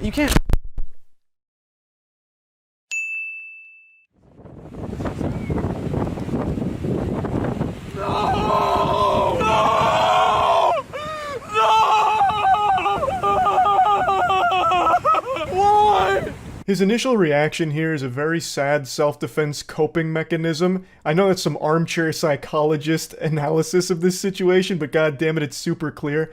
He is upset that his mic just got thrown in the ocean. That shit is expensive. And his first response is to try and sarcastically throw a temper tantrum so that way the guy knows it's not bothering him. That's why he's super over the top with that, like, sophomore year of high school drama club thespian kind of shit, you know, screaming. Which is even more embarrassing because, again, it's in public. There's a lot of people looking at him now. It's just so shameless. But anyway, a lot of brain rot takes came from this where people are saying, well, actually, the prankster's in the right. What just happened there was assault and battery. You can't just snatch something out of someone's hands and throw it away. That guy should have been arrested. Getting so upset over words that you'll assault somebody, it's sickening. And I've just got to tell you, that is some pussy shit. I'm going to hit you with the cold water. That is some bubble-blowing double baby Weenie Hut Jr. nonsense there. He was provoking people on the beach. The whole point of the content is to do these lame-ass incendiary pranks to try and get a rise out of strangers for the sake of your content to capitalize off the ad revenue. That's the entire gross little machine of clout that they try and peddle. So this guy just swooping in and throwing the mic in the ocean I think is a totally fine response. Again, they started this shit and he just finished it. Now they're out $600. He didn't push anything too far. He didn't start throwing hands or like trying to poke their eyeballs out Captain Insano style. He just threw their mic in the ocean. You started some shit and this man came through and he cleaned it all up. Fed them their vegetables. And I understand the prankster's doing his best to mask his hurt feelings, but he quickly drops that facade. I'm bleeding. This guy assaulted me. He took my mic. $600. Hey, you know, okay. You're the one that's wearing the shirt. You're the get the away from me right now. We're either gonna press charges or he has to pay me $600. Damn, his whole tone and attitude really changed here. I think this is footage that you probably should have scrubbed from the video. This shouldn't have made the final cut because you're looking like a real whiny bitch right now with this part. You're threatening to press charges on this guy, the guy that you started bothering, and then you're asking for $600 to pay for the mic that he just ruined. You are the prankster. You have to accept some level of responsibility, right? The whole point of your gag is to make people upset at you. So you really can't be acting this way when something like this inevitably does happen. So I think that's some real goober shit. But I also want to point out something very important. This man's hairline. Now, he himself points this out in the beginning of the beach section, so he tries to wear his insecurity on his sleeve, but I'd like to really call attention to it real quick. The thing that I hate about the beach, I don't have the best hairline, so me and the beach don't always get along, but ignore that, okay, guys? How am I supposed to ignore this when I can hear the agonizing cries from your permed hair, screaming out in pain from all the heavy lifting it's doing, trying to hide your 40-year-old receding hairline? Especially with this facial hair combo going on here. You've got that chin strap beard, that fucking toilet seat fuzz going around. It does not work well when the wind blows in. That's gotta be your worst enemy here. I can now fully understand why you're not a huge fan of the beach, but honestly, anywhere the wind blows is pretty much going to be a battle between your hair and nature trying its best to show the public where your hairline actually starts. So I don't know if he treats the outside like a vampire refusing to go out in the sunlight because there might be a gust of wind that blows by, but goddamn. Now I know many of you might think I'm being awfully harsh here, but I truly think it's an invaluable service to insult people that do this kind of content because it's just lame and unacceptable. I hate that public nuisance content is becoming so trendy on TikTok in particular that a lot of these clout-obsessed losers feel that the best way to get fame and money online is by being as disruptive and as douchey as possible to just complete random strangers just trying to go about their day and enjoy their life. I hate that kind of content, so I really do think that insulting it is legitimately doing a good deed. Especially because it's so saturated when it comes to shit pranks that it's become a bit of an arms race where a lot of people just keep amplifying the danger of the prank, which is why people are getting shot doing them. In order to stand out, they have to be getting more and more extreme, which is leading to more and more dangerous pranks. So I really think this shit deserves to be insulted.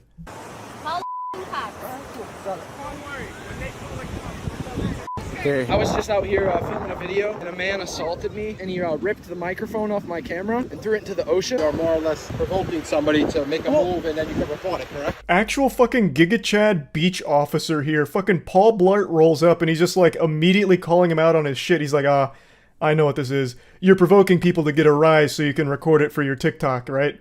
And he's just like immediately hits the nail on the head, so much so that the prankster even puts in the, it was at this moment he knew he fucked up thing because the guy is privy to this kind of content. I imagine this isn't his first rodeo with douchebags like this, so he's just immediately going in on him. I think I need repercussions for my damaged property. I mean, the wrong way. Repercussions is what actually happened. Hey, I wouldn't be a YouTuber if I was a great grammar.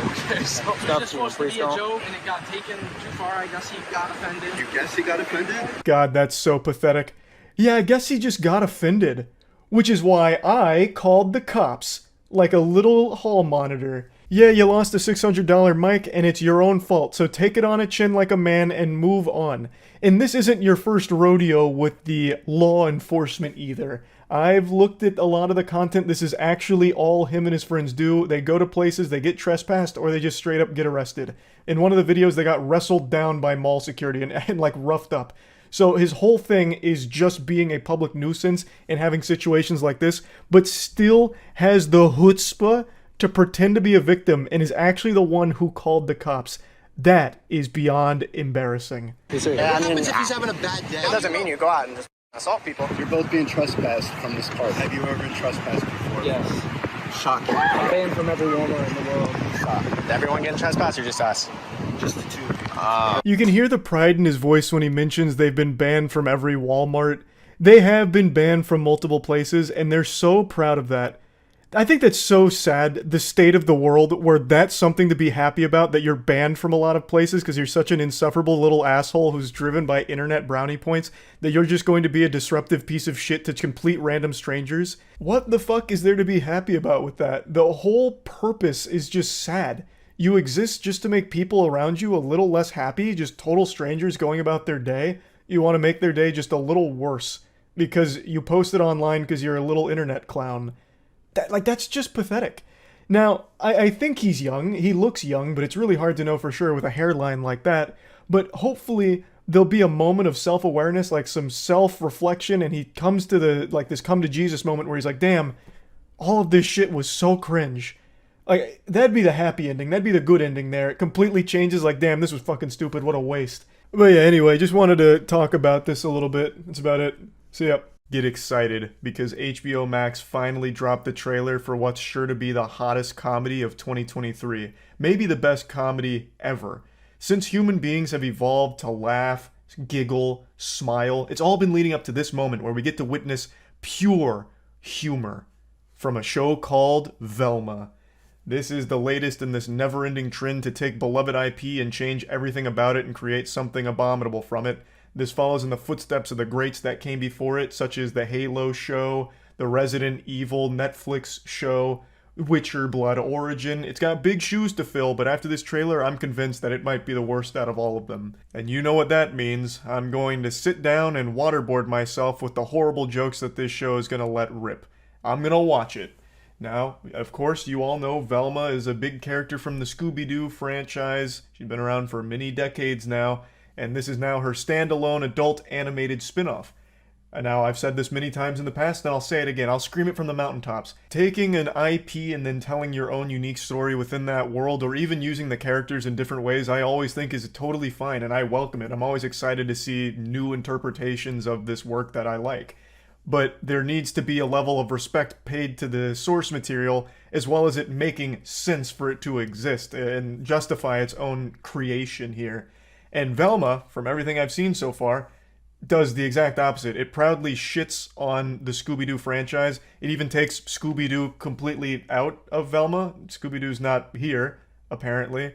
So it's about as far from being respectful to the IP as you can possibly get. Now, even before this trailer dropped, Velma was catching more shit than my toilet, and this led to a lot of debate and controversy. People were upset that all of the characters have been completely changed in every possible aspect imaginable, and it didn't help that the first promotional material was Velma proudly, like, insulting fans. So it almost seemed like a Two Girls, One Cup situation where they were just proudly eating the shit. But regardless, when all of this controversy started stirring in this cauldron here, this stew of hostility, a lot of people were just calling everyone who disliked it racist, which I always find to be an extremely scummy thing to do. There's nothing wrong with just asking, why not make this an original cast of characters instead of taking the names of characters that have existed for fucking decades and then changing everything about them. It could have just been an entirely different team set in the Scooby-Doo universe. Like, let's say they didn't call this Velma and they just took all of these same character qualities and everything, and they just had it be a completely different set of mystery solvers in the Scooby-Doo world. You have Scooby-Doo and the crew going around solving mysteries, boofing Scooby snacks in a bathtub, whatever. That's all very family friendly. And then this follows the more adult crew that's also solving mysteries, maybe a rival of the Mystery Inc. gang. You know, this could be the Murder Master Ass Blasters Detective Force, and they're very, you know, adult-oriented, no-nonsense kind of shit. It's gory, it's bloody, they say bitch, they say ass, tit, fuck. Like, all the things that they're clearly striving for here. Why take all of that and then put it on characters that have already existed for so long? Like, you could have just told something original with these same characters, and it would have been totally fine. But regardless of where you stand on this stuff, the biggest problem with Velma is the writing, at least judging by the trailer. If the humor in the trailer is indicative of the quality of the show, they need to fire all of those writers ASAP. Cause my god, that shit'll rupture your eardrums from pure fucking cringe. It is miserable. Yeah, so I did want to watch the Velma trailer. I saw clips of this on Twitter. It's about as horrible as I think everyone expected it to be. This is like HBO Max's version of Big Mouth. Told my way. She has no brain! Oh, I'm not dissing her. She has no brain! So that's the clip I saw first today. I have to wonder who the fucking audience is. Cause it's supposed to be like an adult cartoon, but that's a joke you'd hear out of like Ed, Edd n Eddy or something. I don't know who this is for. Yeah, this has nothing to do with Scooby-Doo or the characters at all. They have a completely rewritten history, background, everything. They only share a name. And Scooby's not even in this. So it shouldn't even be compared to anything even remotely associated with Scooby-Doo. That's clearly them just slapping this name on it for a cash grab. 100% they're going to have the original cast in the last episode. You're giving them so much credit, Dankin. 0% chance. I'm willing to bet on it. This show, I guarantee, hates Scooby-Doo. The people behind it fucking hated it. They probably were forced to by the network because this IP wouldn't have sold on its own 2 feet. So they were forced to roll with Scooby-Doo. I do not think they will include them. I would normally agree with you because that seems like a pretty predictable thing that they would do, but not for this one. You have to remember their very first trailer was literally shitting on people that like Scooby-Doo, so I just don't see it happening. But I'm willing to be proven wrong. Maybe they will go with the basic one there. But yeah, it's fucking rough. Starts with a murder, bitch. Thing to do with drugs, which I hate. Hey, Fred. Do I know you? It's Velma from school. I have a disease where I can't recognize people who aren't hot. Is it called rudeness? I have an illness! Hey, Daphne. I need a Yeah, stop. yikes, Jesus. Think I'm a huge bitch. I don't think anyone was expecting it to be good, but I also don't know if anyone was expecting it to be this awful either. It really feels like they went to ChatGPT and asked it to generate jokes for it. Setting aside all of like the wild changes for no reason, the actual humor of it is horrible in the trailer. Like, even if you set aside everything else, the actual comedy of it is miserable. It maybe is better in the actual show and they just chose the worst jokes to get people hype, I don't know, but if nothing else, it can be absolutely destroyed for how awful the writing is. Danger. Oh. Whenever I see this, whenever I see like twerking in a show, I know the person who wrote that is like 50 years old. What do kids like? Twerking. What if she does it poorly? Oh, that's good. That's good, yes. Write it down. Please, write it down. That's gonna be a hit. Huge. All our classmates are idiots, so What a let's banger. assume they're high. You know what 420 is, right? Yeah. It's code for adults who still watch cartoons. I have no doubt that's gonna be a hit. I feel it in my bones. Look how excited Kate is. Velma's coming! It premieres tomorrow. They forgot about Scooby-Doo. No, they proudly celebrated that Scooby-Doo won't be in this. So, they took Scooby-Doo out of the Scooby-Doo. Again, if you set aside every dumb decision that they've made with like taking Scooby-Doo and just not using anything even remotely associated with it, at the very core, it is so awful with the jokes in this trailer. Maybe the show's better, I highly doubt it, but you bet your sweet bippy I'm gonna watch. We need a moist meter. Oh, I'll moist meter. Oh, I probably won't. This is gonna end up like She-Hulk where I don't finish it, I already know. I have a very difficult time pushing through horrible comedies. So I probably won't finish it. But I will make a very stern effort. It is getting so wild just how frequent they just use IPs and then change every single thing about it. Just don't use the IP. Just make something original. Just make something of your own and then you don't have to worry about like angry fan backlash. Let's say this wasn't called Velma. If this just didn't even have the name Velma, no one would know this was supposed to be Scooby-Doo. They could have called this High School Blows. Or, you know, and nobody would have known it's Scooby-Doo and it wouldn't have got nearly as much pushback. But they use these IPs because they think it has a built-in audience. Yeah, I saw that review. There was a scathing review that some people were posting as the synopsis. The review was like there was a big focus on Fred's small penis or something. I think the exact words were, Fred is the personification of white richness and his small penis or something. I don't feel like pulling it up, but yeah, it was a review, not the synopsis. SNL humor? I'm gonna say something I never thought I'd ever utter. SNL humor is better than this trailer. I said it, and I mean it. I'm not exaggerating. It really does feel like every joke in this was something that was like calculated with an algorithm that only studied TikTok and Tumblr trends. You've gone too far. Yeah, that may have been a little too hot, to be honest. Maybe I flew a little close to the sun with that statement. Right now, there's a Twitch streamer getting tomatoes thrown at him all across Twitter for a clip that's going viral of him having an embarrassing and horrible response to one of his community members answering a question that he asked them. In Spanish, and it's chef's kiss. All right. Curvy, where the fuck have you been? Oh my God. Well, tell you what, Miss Dirty Curvy, you know what we're not going to do? We're not going to talk about it in my chat. Because it's Friday. And that is a whole big bucket of bummer. And his response is a big barrel of butt cheeks. So to give context to this situation here on the lore, this was a regular viewer of this streamer, an avid supporter who had taken a bit of a hiatus and was unfortunately going through a very hard time with her mother passing. So When he saw that she was back, he asked her, "Oh, where have you been?" To which she just answered honestly, her mother had passed away, so, it was a bit of a tough time. That's why she was taking a break. And then for some reason, this must have input a cheat code into the streamer's brain that just sent him into, like, debate club. He, for some reason, then just goes into, like, this TED Talk about how you shouldn't answer his question if your answer is something sad, because it brings down the vibes of the stream.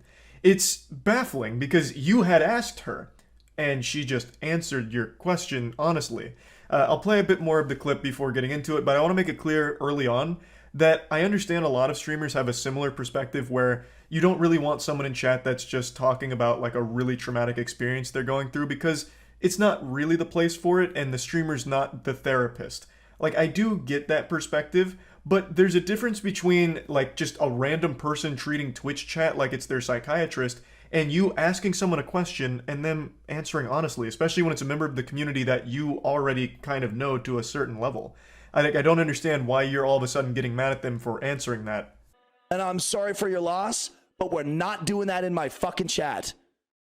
Thank you. Well, okay, Miss Dirty Curvy, you said, no, that's fine. You asked, so I told. No, I didn't ask you to tell me the biggest fucking bummer news in the world. I said, hey, what's up? How are you? You know what? Let me give you a little bit of a lesson, Miss Nerdy Curvy. When something really, really bad is going on in your life, and in a public forum, someone asks you, hey, what's up? How are you? There are two acceptable responses.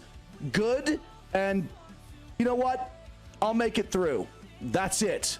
So you want to just talk to NPCs that only have two dialogue options. Okay? Then why bother trying to communicate with a human being?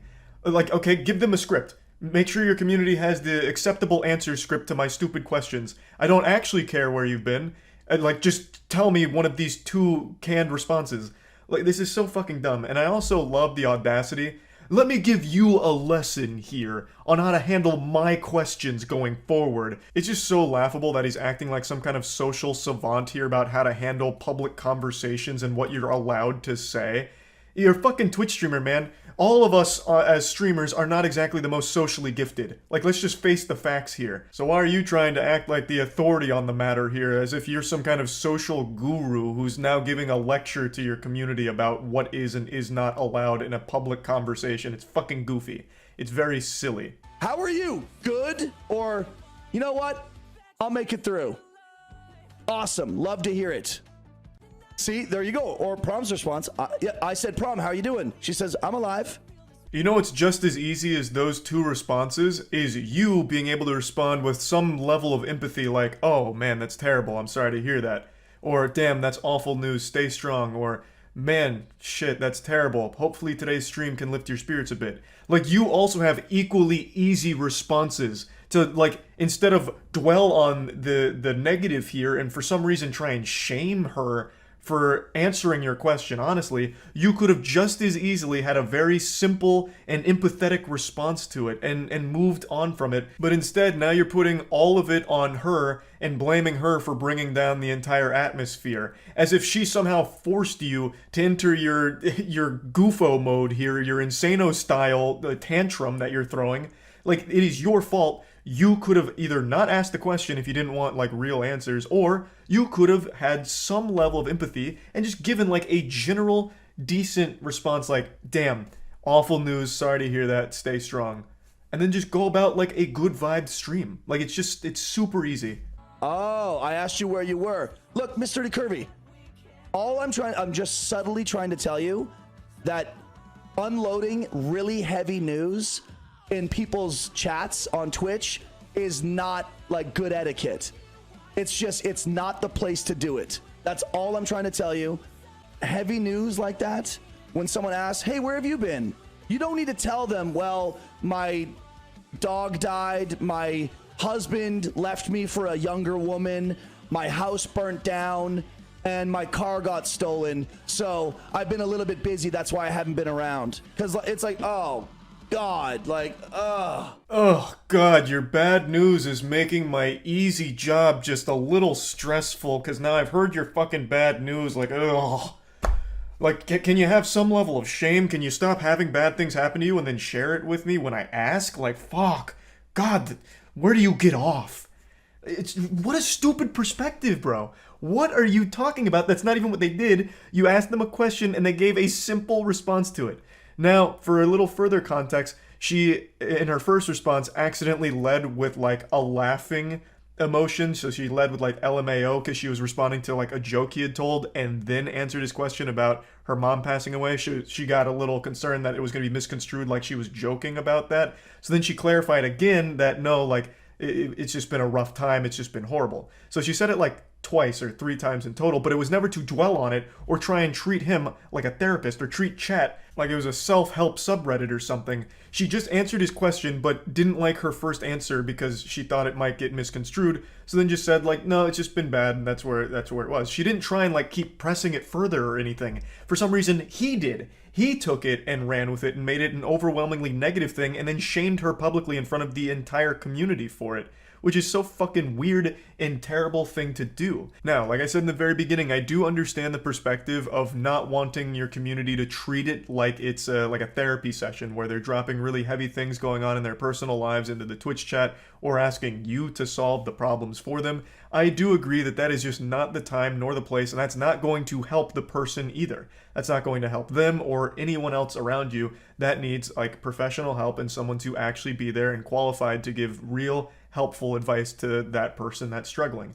And Twitch chat is the last place you'd want to go for anything real. So I do agree, like, that is never a good case, like that's never a good situation to be in, but that's not the situation this streamer was in. He had asked a community member that he knew a question, and it was a personal question. Where have you been? Now I'm waiting for your answer. And they explained, well, it's just been a bad time because her mom had passed away. And that's it. She didn't like keep going forward about it, like to try and like make it all about what she's going through. She just answered his question point blank.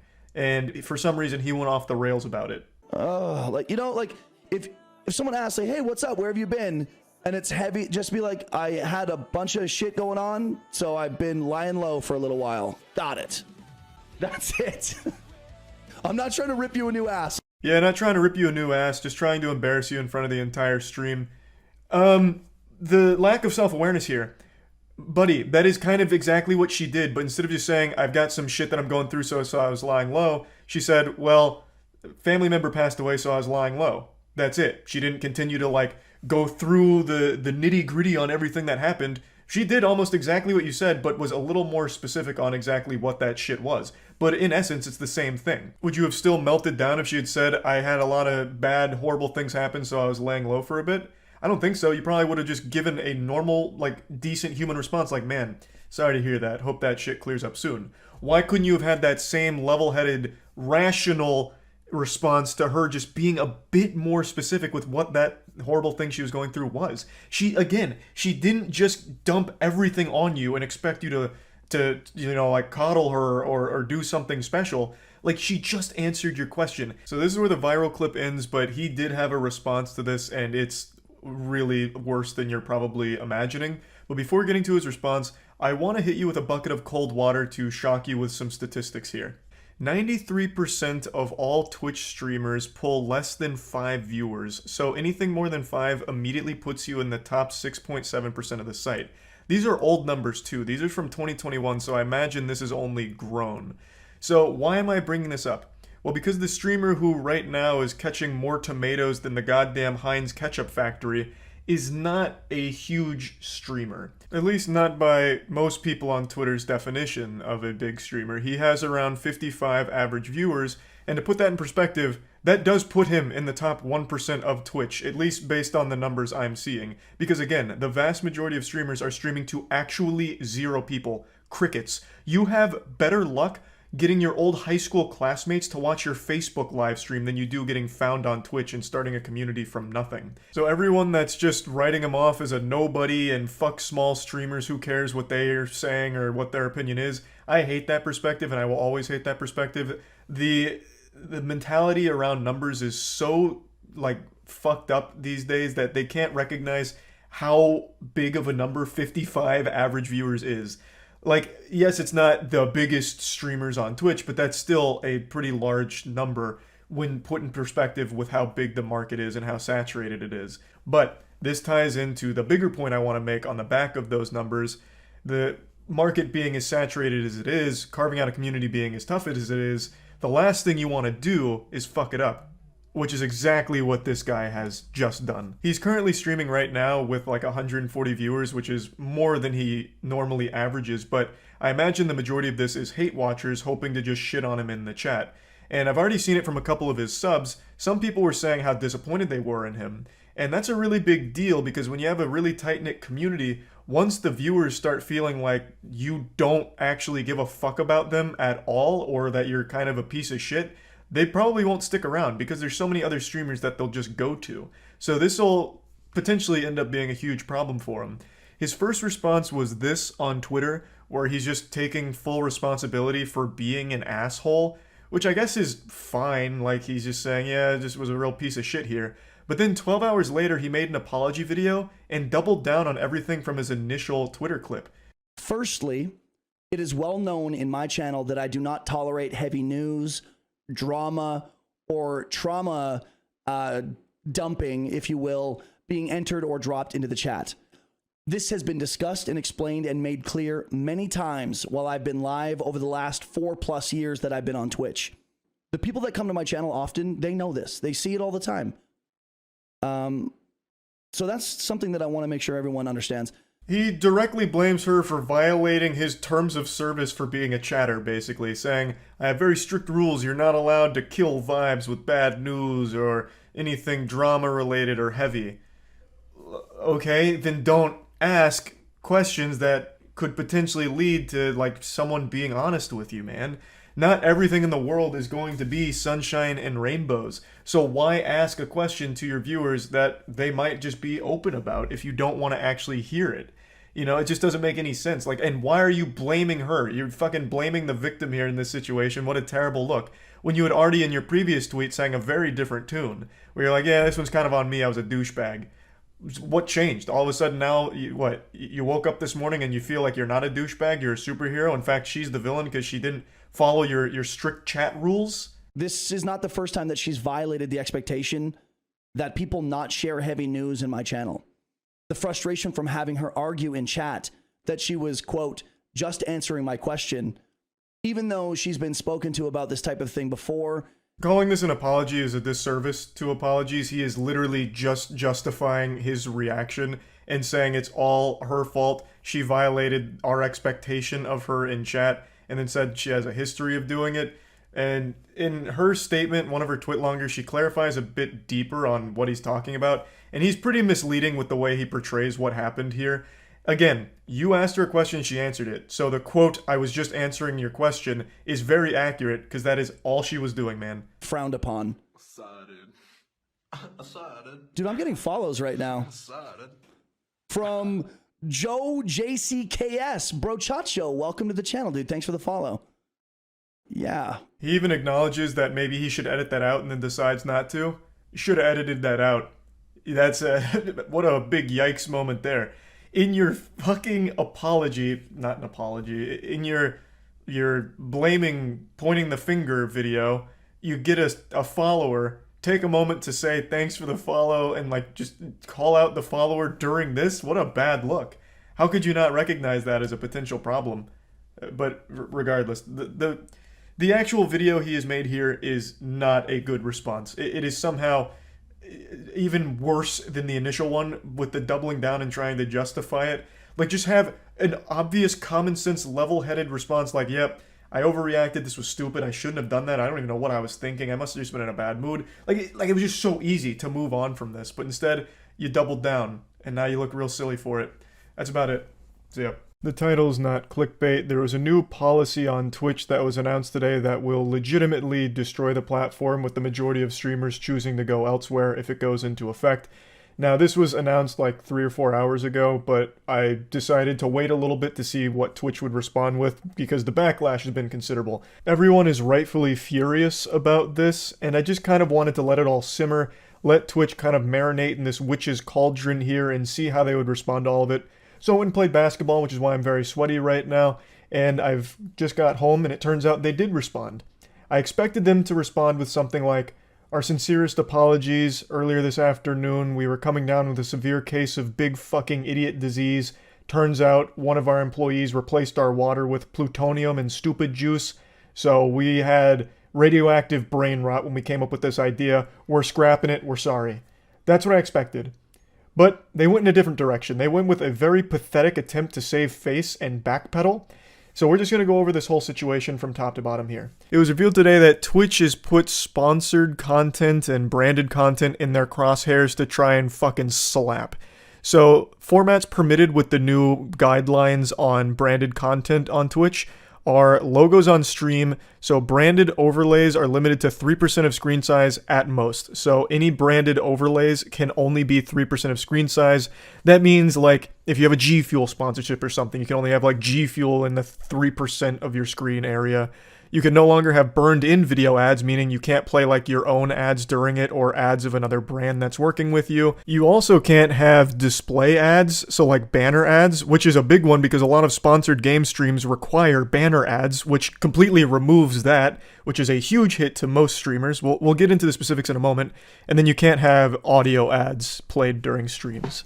Now they clarify what is allowed, which is branded panels on the channel page or showcasing products in the stream background or links to other sites that promote things, discussing, endorsing, or unboxing products, and playing sponsored games. The last one's a little silly considering that when you play sponsored games, part of that package almost always includes at least one of the things that is now forbidden with the new policy changes they're toying around with.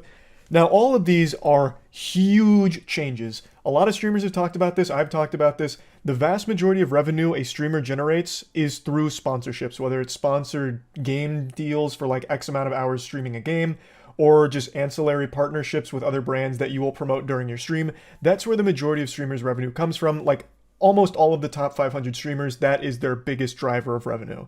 Subs and donations are a small part compared to sponsorships. So Twitch targeting that is like the only decision they could make that legitimately would drive all of their top 500 streamers elsewhere if they can no longer pursue partnerships comfortably on the platform. This is a platform destroying moment. This is up there with Tumblr banning porn, or that day that OnlyFans decided they were going to ban porn. It is it's Armageddon for the platform. This would sink Twitch, without exaggeration. Let's talk about some more specific examples. Tournaments, video game tournaments, or even just any general events could no longer function on Twitch because for those tournaments to exist, they have sponsors. And as part of those sponsorship packages, the events, like a Smash event or a Valorant event, are obligated to play those sponsored ads during the event, which has now entered Santa Claus's naughty list here on Twitch. It's illegal. You're going to the fucking slammer, you're going to jail if you play a sponsored ad during your stream from these policy changes. So let's take, for example, Valorant. Valorant has an eBay deal. So during intermission in between games and Valorant broadcasts, they play eBay ads. Not anymore. Not anymore, Buster. You can't do that shit yet, you outlaw. Listen here, Bubba.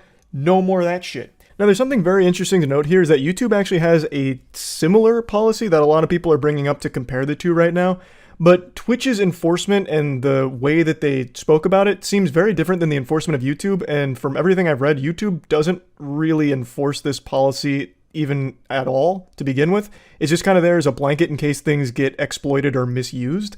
But either way, there is something comparable on YouTube, but not nearly as egregious or as frightening as what Twitch is proposing. Now, when this policy change first got announced, we immediately tried reaching out to as many people as possible for some clarity because the way that it reads seems like it's going to have a massively detrimental impact on our esports org, MoistCritikal, thanks to the way we do our watch parties. And from all the information we've gathered, it seems like we're in some fucking hot water there, which is not good.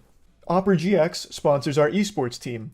And as part of that sponsorship deal, during our watch parties when we're cheering on our teams, we play our own custom OperaGX ads that we made ourselves with green screen, like where I'm a pirate or a fisherman, those kind of really goofy over-the-top ads, we play those. But now that whole concept is more forbidden than human transmutation in Full Metal Alchemist Brotherhood.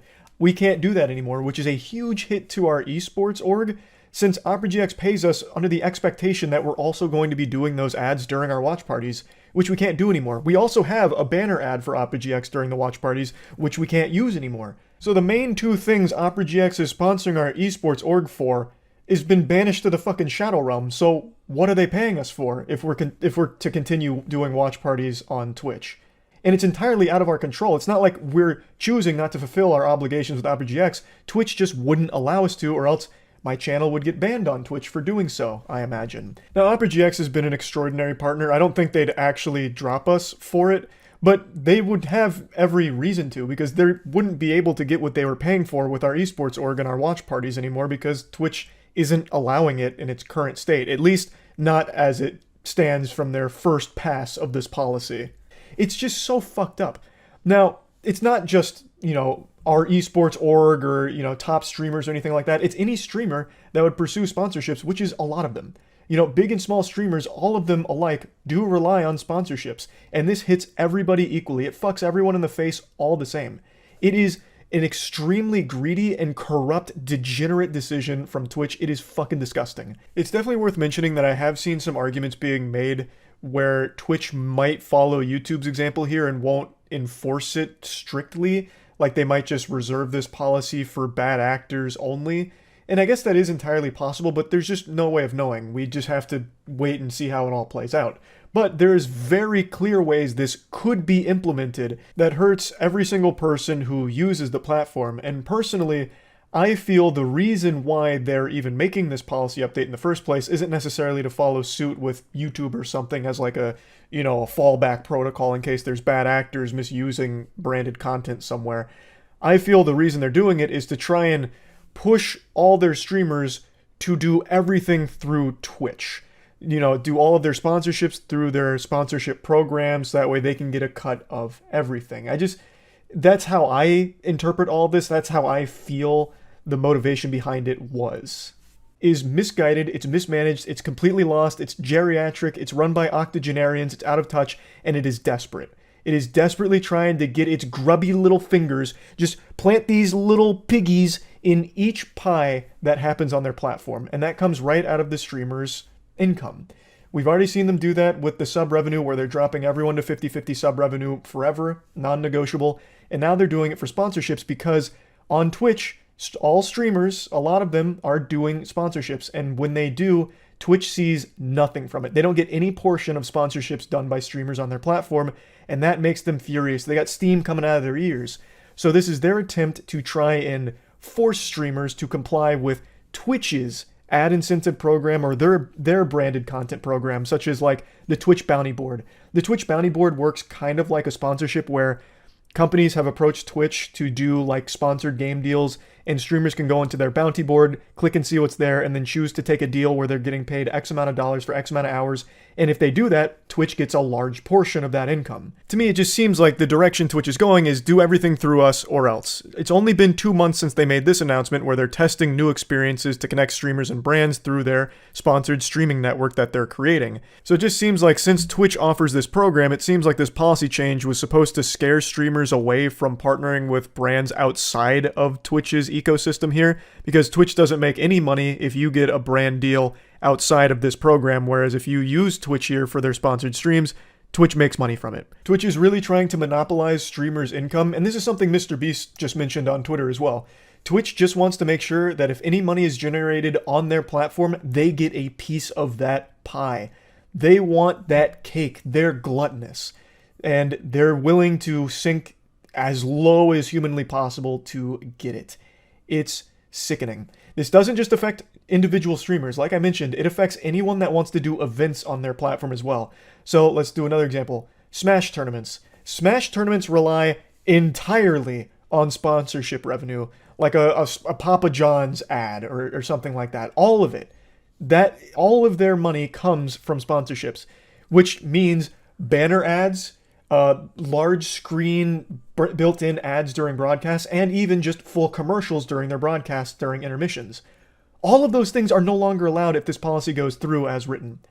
That ruins every single gaming event that happens on Twitch right now, and generally just every single event ever. So like a music festival. Music festival is another great example. Music festivals rely heavily on sponsors too. If you watch a music festival that sometimes get broadcast on Twitch, you'll notice they have their own built-in ads as well that they'll play sometimes, depending on which one you're watching.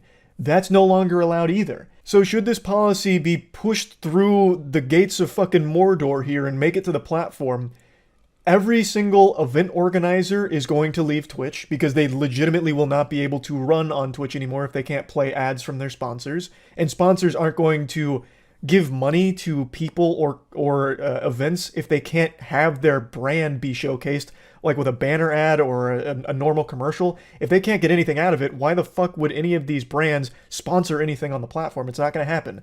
So all of the event organizers are probably going to go to places like Kick or YouTube, and I imagine most of the streamers will be going to other platforms as well, at least part-time. They won't fully invest in Twitch anymore because it's not safe or reliable to do so. Again, Twitch themselves have said, like, most streamers are getting most of their money through sponsorships, and now Twitch is hitting sponsorships. Like, they're reducing their ability to make money through sponsorships, like directly impacting them, even after recognizing how important that is to the ecosystem. So most streamers, there will be a mass exodus, I imagine. A lot of streamers have already said that they're going to do that on Twitter in response to this. So streamers are going to go to other platforms so that way they can continue to have these sponsorship opportunities. Like, Twitch is really on the deathbed here. This policy change is the end of the platform if it goes through.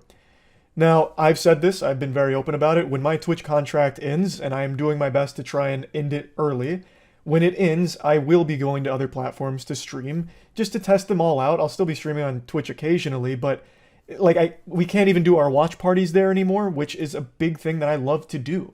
So I would like to try streaming on YouTube, for example, which is why I turned on memberships on YouTube here, just in case.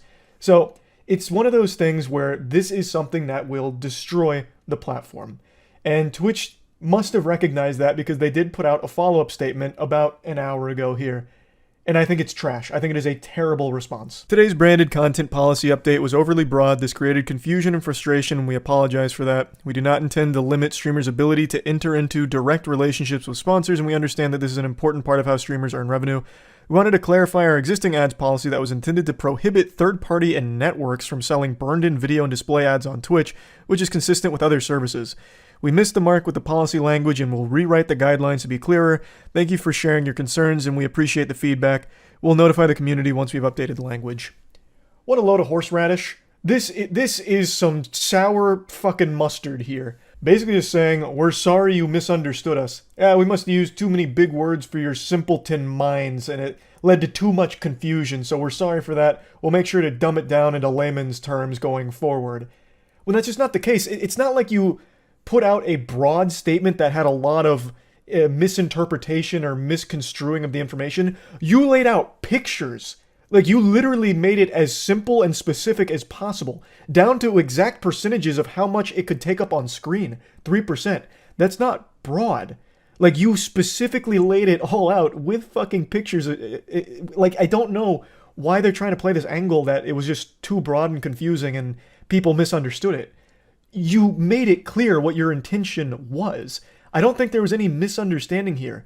This is just a really sad attempt to try and save face, like, oh, no, we didn't mean what you guys are saying. No, we meant something totally different. Brother, you laid out a picture book of the new policy changes. Like, it doesn't get more clear than that. Now, again, this is just very obvious backpedaling here, but at least just own it. Just be like, hey, guys, look, we fucked up. We're lost. We don't know what we're doing at Twitch, guys. Look, everything's on fire over here. Employees are getting let go left and right. Our CEO's 96 years old. He's a fucking fossil. Like, we just don't know what's going on. You know, we can't steer the ship correctly, so we fucked up with this idea. We're just desperately trying to get a couple more doubloons out of the platform and don't know how. Like, at least that would have been honest. As opposed to going down this path where it's like, sorry, it was confusing and you guys didn't understand us. And then the ultimate cherry on top of the shit cake is they still, in their response, don't explain what they're doing. They're still not explaining what the new policy is doing. They're just saying, okay, we'll rewrite it. Okay, but so what did we get wrong? What did we misunderstand then? The only thing they add even a little bit of clarity to is that it's supposed to target third-party ad networks. Like, I suppose there's some companies that have programs that will pump branded content onto some streams, and it kind of competes with Twitch's own built-in display ads. It's something I've never heard of and had to do some serious digging to find because it's not exactly a prevalent issue on the platform from everything I'm reading, but there are a couple of companies that will pump their own ads onto streamers' streams, like burn-in ads onto their streams. And when those pop up during a stream, that makes money for that third-party company. not Twitch, and sometimes the streamer gets a kickback from that as well, but it's not like a true sponsorship partnership deal. It's like a ad network having their own, basically having their own display ads on Twitch without it being Twitch display ads, if that makes any sense. It's very niche. Like, if that truly was what they were trying to target, this is a very overblown response and exaggerated reaction to it. They went nuclear on it with this whole song and dance they've made out of it. It's very clear Twitch wants to facilitate every sponsorship deal through their platform so they get a cut of it. They've announced like the ad incentive program, as well as they even have their own new branded content program to get sponsorships through them. And they get a portion of all of that. So they want to make sure that streamers are kind of coerced into using those programs so that way Twitch can get more money out of them, as opposed to having their own agents, their own managers, or their own connections to these brands to work directly with them, where Twitch doesn't see any money from those sponsorships. It's very clear why they want to do this. It's just a fucked up thing to do. And it ruins the whole platform by trying to implement this policy because no one's going to stay there. There's competition. Twitch isn't the only platform for streaming. You can go elsewhere, and many streamers will and are actively. Even with a full walk back here and they like completely just eat shit publicly and say like, look, we're not going down this path anymore. Everything's going to stay the same. You can still do sponsorships, no problem. Even if they do that, the trust is gone. Most streamers are still going to look elsewhere because Twitch has shown their hand. They've shown their whole ass here. Twitch is more than comfortable not only taking money away from streamers' sub revenue, but just taking money away from streamers in general across the board, even on things they have no part in, which is sponsorships. Like, if a creator gets their own sponsorship, they should have full reign, full rights to do whatever they want with it when streaming. Twitch shouldn't be getting a cut of sponsorship deals that you yourself are getting, or your manager or team or whatever is getting. That is outrageous. That is such a fucking overreach, and it's disgusting. The greed has single-handedly destroyed Twitch. I don't know how it bounces back. Like, the reputation is beyond ruined. And like I mentioned, even if a full walk back on everything here takes place, I still see a ton of streamers streaming elsewhere. Maybe not full-time, but they'll dip their toes into plenty of other platforms just to try them out because it's not safe to commit fully to being on Twitch. There's no reason to be exclusive on Twitch anymore. That's just not something most people will want to do going forward, I bet. So yeah, I just want to talk about this a little bit. That's it. So, yep. There's been a lot of horrible stuff happening over the last week or so in particular. Even if you're not someone that's like jacked into the mainframe, hyper-focused on cyberspace news updates or anything like that, you've probably still seen a lot of the stinky stuff that's been going on because it's been really bad. So I wanted this video to try and just be uplifting, some positive news here. Spray a little bit of Febreze, put some deodorant on to mask the odor for a bit, and just give you something to smile about. And that mission failed almost instantly. A journey of 1,000 miles begins with a single step, but I couldn't take that first step. I went looking for positive news stories, and all I found was more agony and despair, doom and gloom and death. It's like smiling is illegal right now. Every single day there's something fucking horrible happening. It's baffling how common the worst things imaginable are happening on a daily basis. But I was able to unearth two very good, wholesome stories, and it was like finding the Infinity Stones. This was difficult. I felt like Indiana Jones having to go exploring and finding these treasures, but there are two very wholesome stories that had me grinning from ear to ear that I'd like to share with you today. The first story is very interesting because it involves someone that I've talked about before on the channel. In fact, the two of us used to have some beef. Beef so raw that you wouldn't see him eating it during one of his mukbangs. I'm talking about Nikocado Avocado. Over a year ago, the two of us were feuding, going back and forth on the playground, having a bit of a tiff. And now I've recently learned that Nikocado Avocado has been actively losing weight. He posted a new video kind of briefly going over how much weight he's lost, which he claims is roughly around 89 pounds, and I think that is incredible. The weight announcement does come during a pizza mukbang, but 89 pounds down and there's a noticeable difference, he's fucking earned the right to splurge like that. I think that is fantastic. The whole genesis of our controversy stemmed from me finding it sad that he was literally eating himself to death and even making jokes about, like, very morbid stuff revolving around the way he was eating for content. And I've always maintained that it would be amazing to see him start losing the weight. And now to see him actually start taking steps down that path, I think that's fantastic. And I have nothing but amazing things to say about that, and a huge round of applause, because there's a lot of hard work that goes into this, especially for the way he's been eating for so long.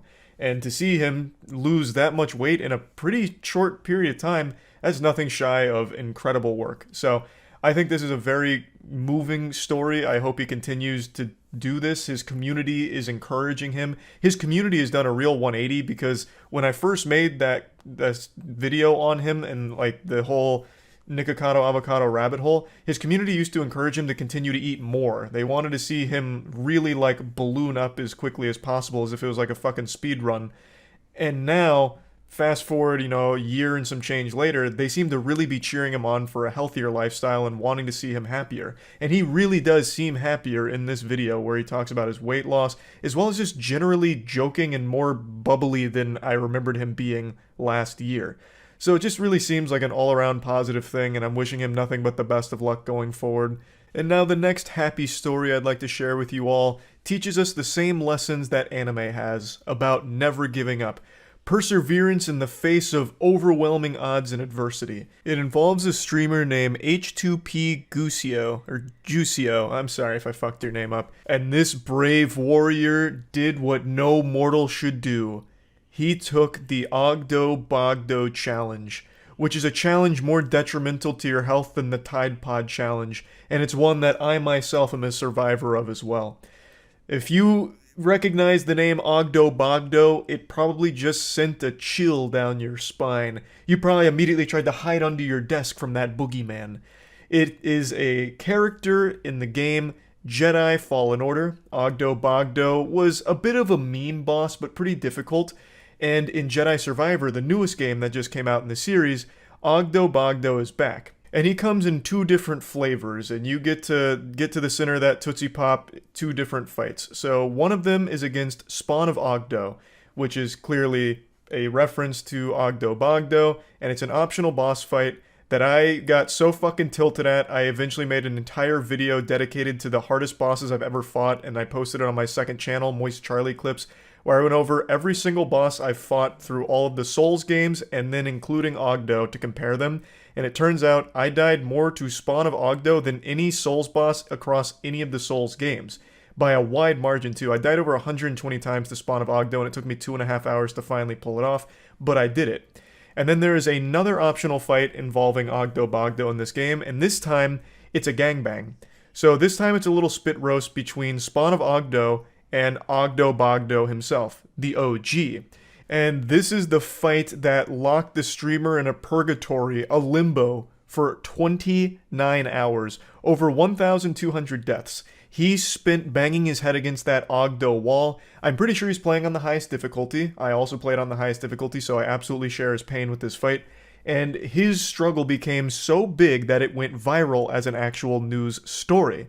So it actually got picked up by mainstream outlets, and the frog became a meme. Samsung even used the frog in one of their Twitter advertisements.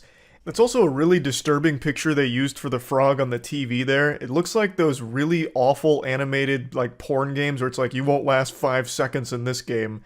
I don't know, that shit's just weird. They could have just used like Crazy Frog or something, really. But Ogdo, the frog, became a meme.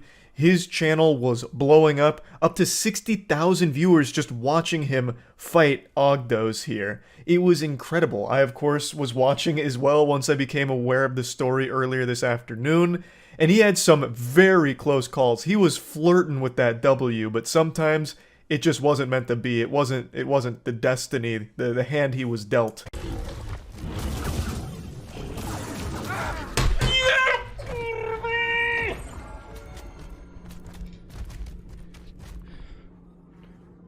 What an absolute heartbreaker. The boss had a single pixel of health left, actually less than 1 HP. Just a single tiny little pube on a bumblebee's bush worth of health there, and just unable to squeak out the dubski. That one almost made me cry because I had the exact same thing happen to me during one of my runs. What should have happened is he should have had a finisher that goes off when the health was a little more than where it left off. You usually have that finisher come up when there's like 2% health left or something, but for some reason it didn't for him, and it didn't for me in one of my runs too, and my reaction is almost identical to his.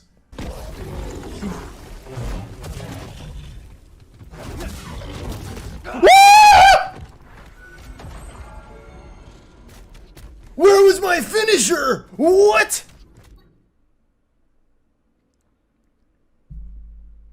No luck, BD. Hey, that's alright. Run it back.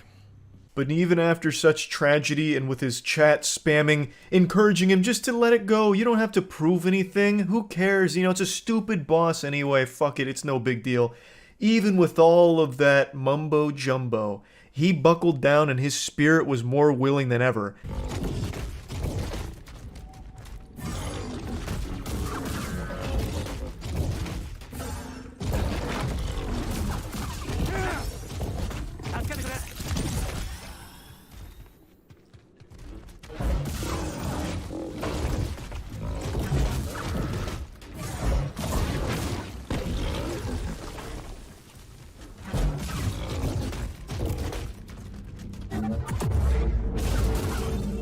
Jest! Kurwa, w końcu! W końcu i nareszcie! Póki nie wyskoczy trzecia. Póki nie wyskoczy trzecia. You love to see that. 29 hours well spent. 1,200 deaths of data collection later, and he pulls it off easily. I'd say damn near first try, honestly. Incredible work. This was a really fun thing to watch. I, of course, didn't watch all of it. I really only caught the tail end of all of it. But man, it must have been such a relief for him to finally be done with that challenge. So huge congratulations to him and his whole community for sticking by his side through thick and thin and eventually getting that big W. So yeah, I just wanted to share some uplifting news, and this is what I found for the last week or so. So that's really just about it. Oh, also, I did beat Ogdo and Spawn of Ogdo as well, by the way. I just want to make that clear, so I'll just show the clip of me finishing them off as a nice little positive place to end the video.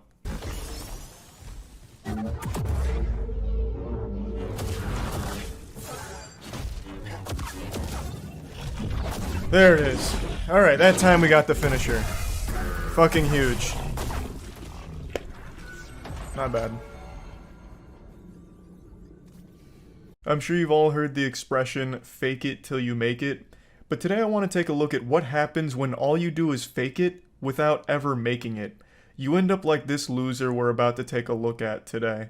A guy who has become a complete parody of self-confidence, but without any level of self-awareness. He portrays himself as an extremely successful, extremely rich guy that would have no problem at all stealing your wife right out from under your nose. It's beautiful stuff that he talks about. Take you, for example, and me, and we both pull up and we go to your girl. Odds are I'm gonna take that bitch. If you compared me to you, you're not gonna win that battle. Bro's out here rocking that man-dark body type and acting like he for some reason be able to take your girl just because he rolled up in a rented McLaren. This guy's entire personality is money. He's like a real-life Mr. Krabs, but with even skinnier arms. So he believes because he has money that he's entitled to women and women find him irresistible. You can tell by looking at him this was no jock in high school. This wasn't exactly the prom king. Yet he pretends that he is now. He talks about how successful his businesses are now. He has a 9-figure business. He has all of this money. Though I don't necessarily take him at his word because I just don't believe a fucking word this guy says. So the next time you think that your girl's on lock, I got the keys to the castle, motherfucker. I have no doubt he spent hours trying to cook up that finishing line right there. The keys to the castle. Now, why I don't believe him about the success of his business is because the only thing he shows that's worth money is his car, the McLaren. He's made like 1,000 shorts about how much money he spends filling up a McLaren's tank, or how often he drives his McLaren, and that is the only thing worth a lot of money that he's ever shown, at least that I've seen. So that leads me to believe that it is 100% rented, or he really dumped all of his money into that one vehicle in order to portray himself as a successful businessman. He did a little house tour, and it's very humble living. It's a nice place, but it's not exactly like a super mega mansion you would expect someone with a 9-figure business to own. And he's not wearing a ton of ice or anything like that, and he's clearly a guy who loves to flex because he's always talking about his wealth and his success, yet the only thing you can ever see from that is that McLaren.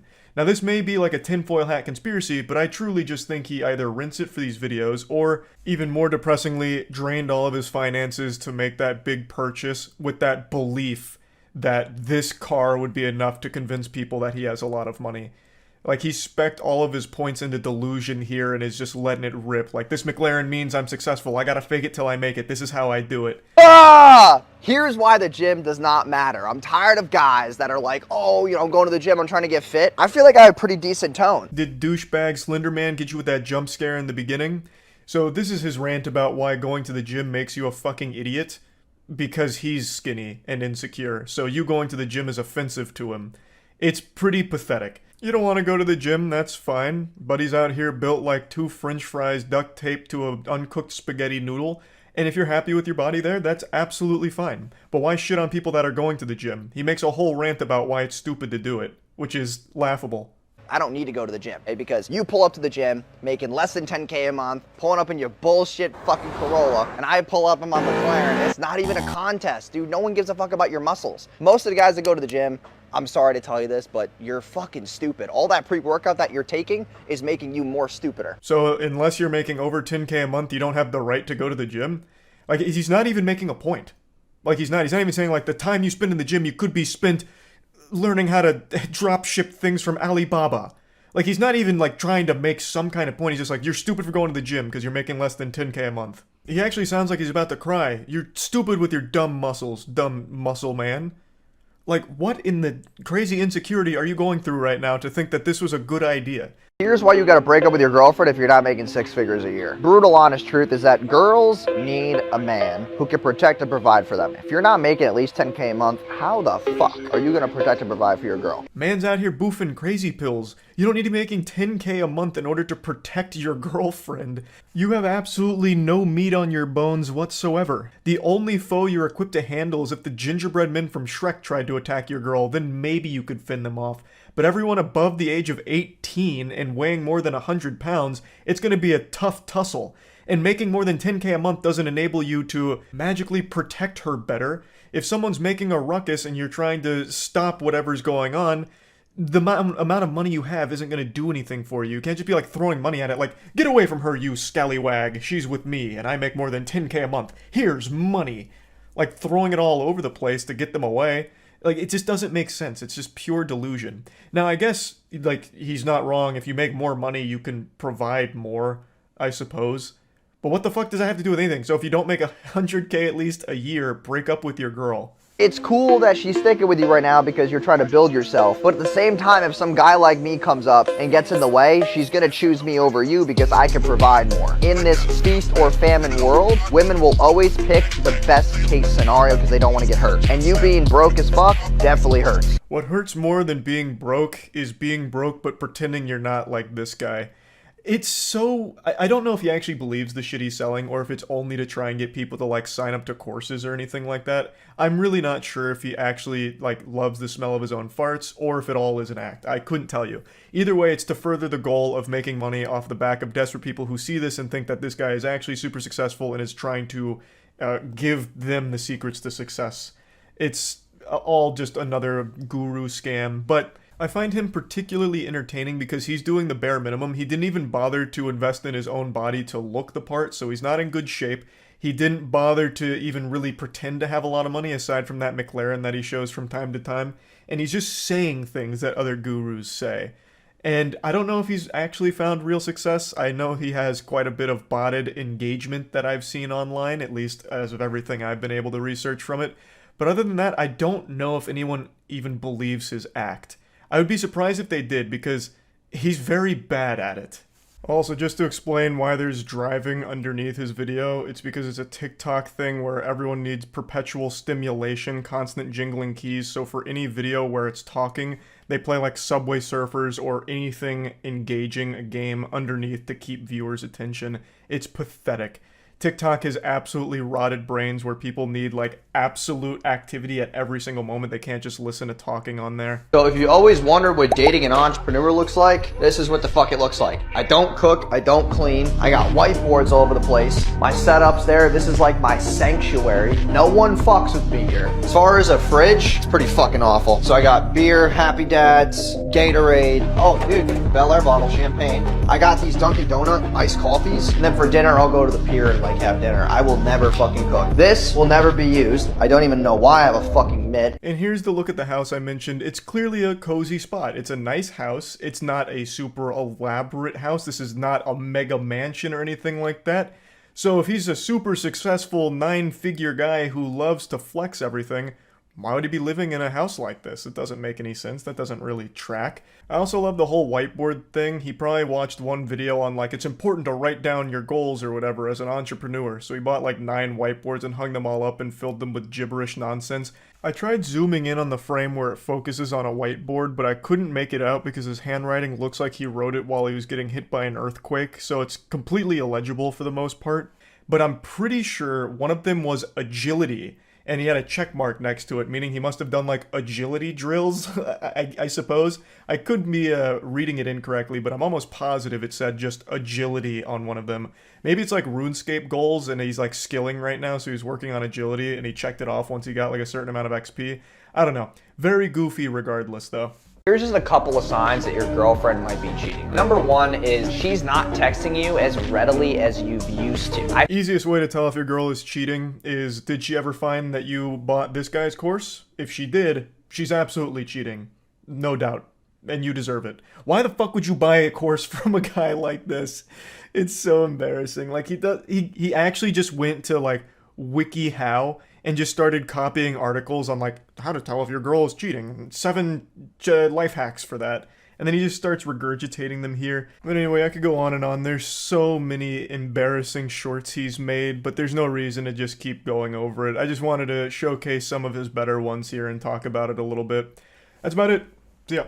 Yesterday, one of the biggest moments in human history finally happened. This is up there with the discovery of fire and the invention of the wheel. Dream did a face reveal.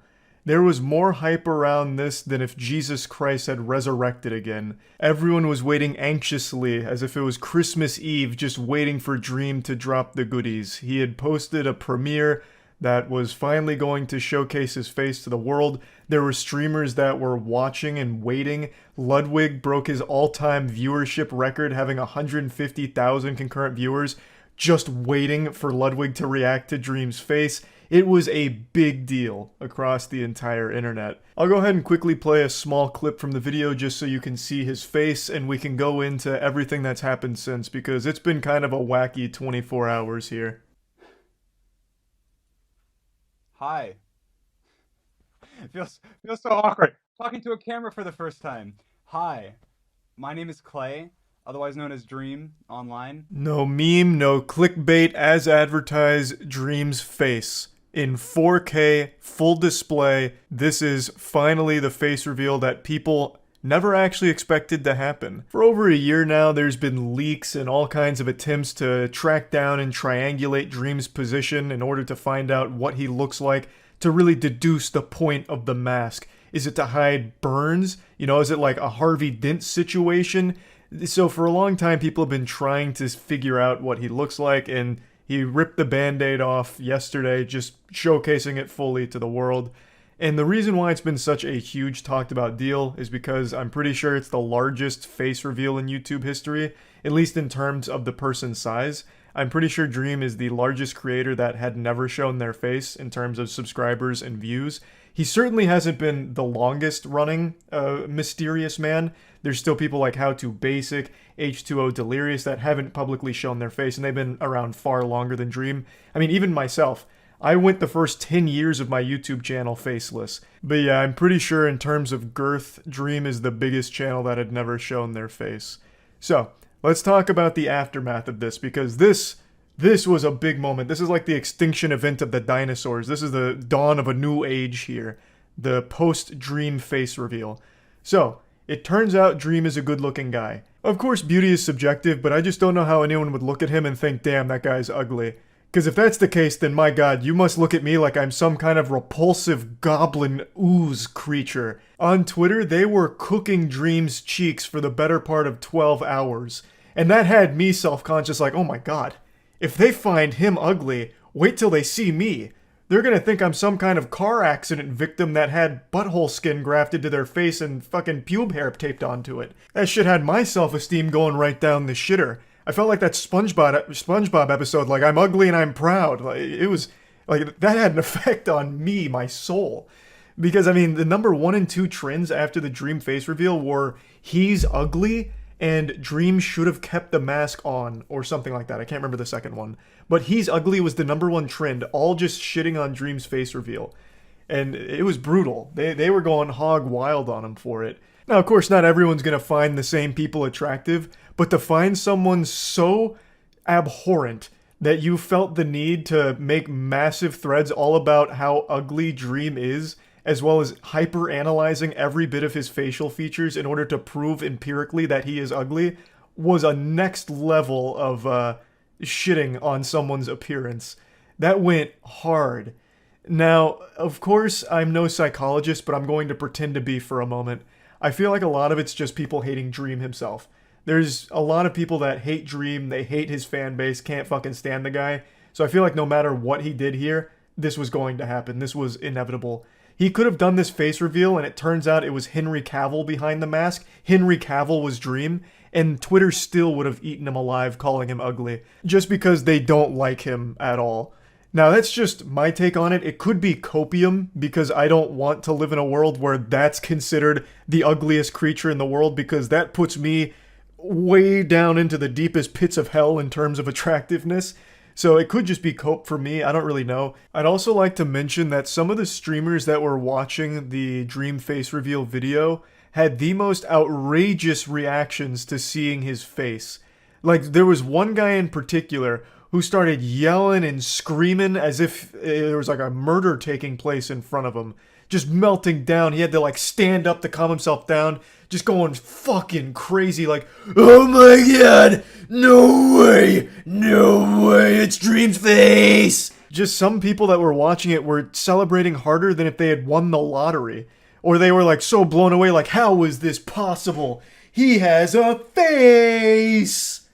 I don't know, I just wanted to at least point that out, that some of these reactions were nutty. But yeah, things got crazy online after this face reveal. Wubby posted a very interesting photograph that I wish I could share with you, but I can't, so I'll explain it. It was a picture of Dream's face in a cup with cum on it. So Wubby gave him a nice cum tribute and called it #WetDream, which is just so flattering and sweet. It's just been a lot of goofiness going on now since the Dream face reveal. I wanted to quickly say, like, my take as someone who didn't reveal their face for 10 years.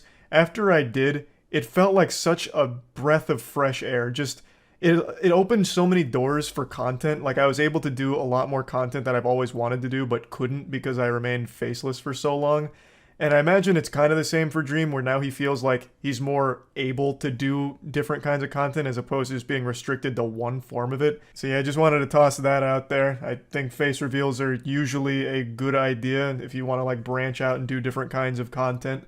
And yeah, I just wanted to briefly talk about all this, and that's about it. So yeah. There's no chef more famous than Gordon Ramsay. He's worshipped as a culinary god, a superhero in the kitchen, the Tony Stark of starch. But I've never been lucky enough to try one of his delectable cuisines, so I'm only going by word of mouth and how revered he is as a chef.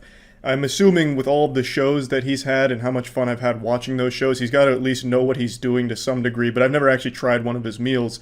And then he posted a video on YouTube last year, almost a year ago exactly today, that was a recipe for his special grilled cheese sandwich. And this immediately made me discredit everything he's ever done in his life. All his accolades, all that prestige. I think he wiped his ass with it when he posted that video. He posted that fucking grilled cheese video and it showed that even Superman can bleed.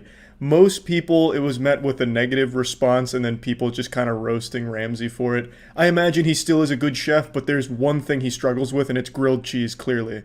But I didn't want to just judge a book by its cover. I've watched plenty of Darman videos. I know that that's not the way to do things. So I decided I was going to cook this grilled cheese and try it for myself. Cheesies. A Romano with pepperberry and Asiago. I'll tell you what, I've had many a grilled cheese in my life and never once did I think of trying either of these two cheeses in there, and I've never even heard of a Romano with pepperberry. That sounds like some forbidden cheese Ramsay himself whipped up in a laboratory like Frankenstein. I also couldn't find this playful little cheese anywhere at the grocery stores. I'd ask for the fucking Corky Romanos and they'd look at me like I was a lunatic. They'd never even heard of Romano cheese in their goddamn life. They seemed like revolted that I'd even ask, like as if I was asking for propane to put on my sandwich. So I had to settle with the closest thing I could find, which is grated Romano. Slices. So I can take off the rind easily. I mean, so beautiful. And then with the Asiago again down, and literally. With the precision of a surgeon, I was easily able to cleave through the Asiago and get a nice big strip just like in the video. And since I'm basically speedrunning a shitty grilled cheese, I used the any % Romano skip. Since mine's grated, I didn't have to bother cutting it like Ramsay does. The secret behind a great grilled cheese is to make sure the bread is not too thin. The beautiful, locally baked country bread. I was able to find the exact giant chode bread that Gordon Ramsay uses for his grilled cheese, and let me just say, it's not really a great idea to use this kind of bread for a grilled cheese. I'd never had it on this bread. In theory, I think it could work, but I think it'd take a lot more time and care to make a good grilled cheese using this bread. Typically, just use some fucking Wonder Bread or some shit. You don't need to reinvent the condom here. From there, a little bit of butter, okay? And always butter heavily on the outside. You'll see why, especially when you get that nice, crispy texture. Now, I'm a classically trained chef, so I'm employing a technique called the rubby scrubby with the butter here. Gordon uses just spreadable melted butter, but I took it a step further. I really wanted to make this shine. Also, I didn't have any like actual spreadable butter, I just had sticks. So I just really laid it on there. I slathered it there. I even tried to wrap it like a little blanket on the outside of the bread. I made sure it was a good distribution. It's a pretty advanced technique. Maybe even Gordon Ramsay isn't familiar with it, so. Tailor make it in a way that it becomes somewhat almost fitted to the bread. This is where the grated Romano really came to bite me in the ass. I couldn't get that good fit in there, so I just kind of have fucking sawdust of Romano here next to some chunks of Asiago. You know, just the way Mom used to make here. It's kind of hard to follow the recipe to a T because I couldn't find one of the crucial cheeses, but we're gonna make do. The flavors should still be about the same, I would imagine.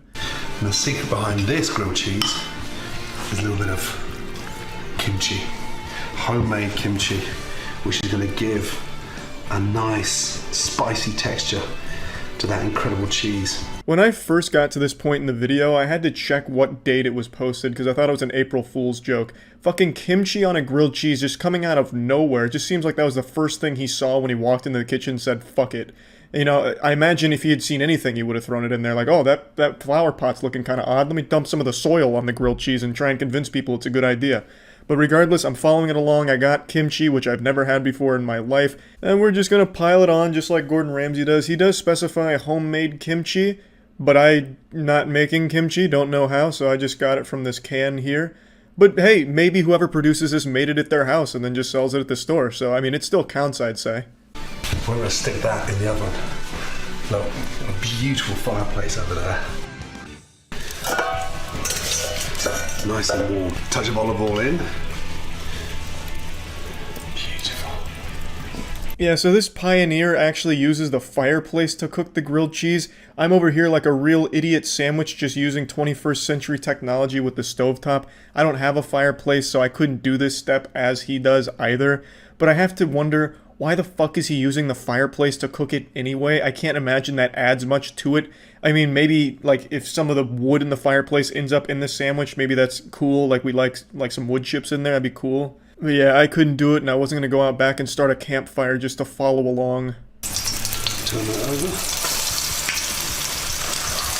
Push that down. And push down. And that helps to get the cheese nicely melted. Turn that over. And look. Beautiful. The cheese is melted. Yeah, Gordon, the man who calls half the chefs he ever encounters a fucking donkey, somehow burns the grilled cheese. He just burns the bread and doesn't even manage to melt the cheese. If this is how it's done, then everyone's been fucking up. You know, if your cheese melts, you've ruined the grilled cheese by Gordon's standards, it seems. It's really confusing because this is a video. We can all see the cheese is not melted. It's still blocky. It still looks cold. But he's saying that it's melted. I don't know if Gordon thought he was on a podcast or something where we weren't able to actually look at his work so he could just like lie about it. But it's pretty laughable that he's just going against what your eyes are clearly telling you. But anyway, I didn't want to burn mine, so I actually did a better job of cooking this than Gordon does, but everything else is still a disaster. That sound means it's time for a flip.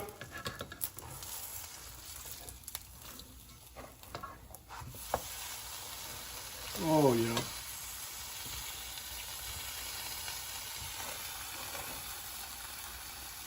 The cheese is starting to melt. Fuck, I ruined it. You just pulled it off the heat entirely. Yeah, I'm trying to save the cheese before it starts melting.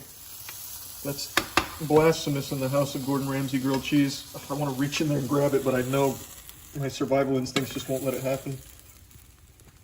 Okay. Saved. Oh my goodness me. Oh my god. That's incredible. If someone served this to Gordon on one of his shows, he'd flip a table and piss his pants. You can't even melt cheese! You fucking donut! The cheese isn't even melted! And yet here it's like, oh my god, this is one of the best cheeses. Oh my god, this is incredible, amazing, remarkable what the pepperberry does with the acidity of the kimchi. Oh my, it's like, it's just crazy. I don't understand what happened here. There's no chance Gordon actually thought he made something good here. Because the cheese isn't even melted. You failed the only step in grilled cheese, which is melting the cheese. The final product isn't even a grilled cheese. He ended up making a Lunchable. It's just some cold cheese with like some meat in the middle there. But hey, I followed the steps, so maybe it tastes better than it looks. Whoa! Now that's a grilled cheese. Man, Gordon Ramsay gets it done. Somehow he came up with the worst grilled cheese recipe ever, and I made it worse. Alright. See if it lives up to the hype.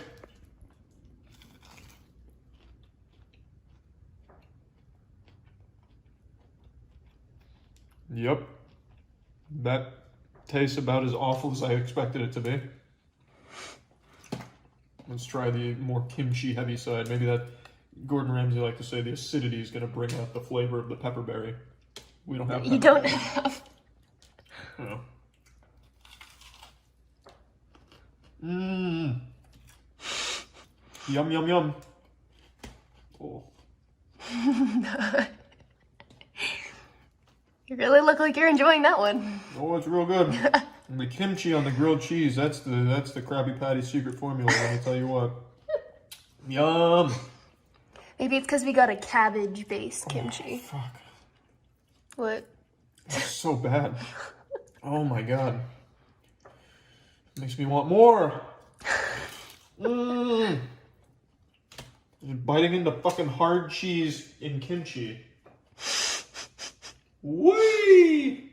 I've been debating talking about this topic for the last couple of days, but it's such an awful situation I really didn't want to. I was hoping that it would have settled down by now, but it's only been getting more popular, so I figured I might as well at least discuss it before it gets fully out of control.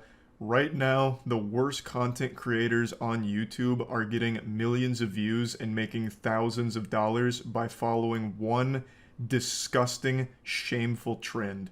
And I know that sounds like one of those old banner ads on porn sites. This ugly piece of shit's fucking hot moms in your area, and you can too. Doctors hate him. Click here to find out how. But unlike those ads, I'm not making this up or exaggerating. Right now, there are tons of degenerate loser scumbags that are trying to use the passing of Technoblade as a way of gaining subscribers and making lots of money, either by clickbaiting videos with Technoblade in the title, or by making 10 or 20 plus videos all about the passing of Technoblade in order to get the maximum juice for the squeeze from the AdSense.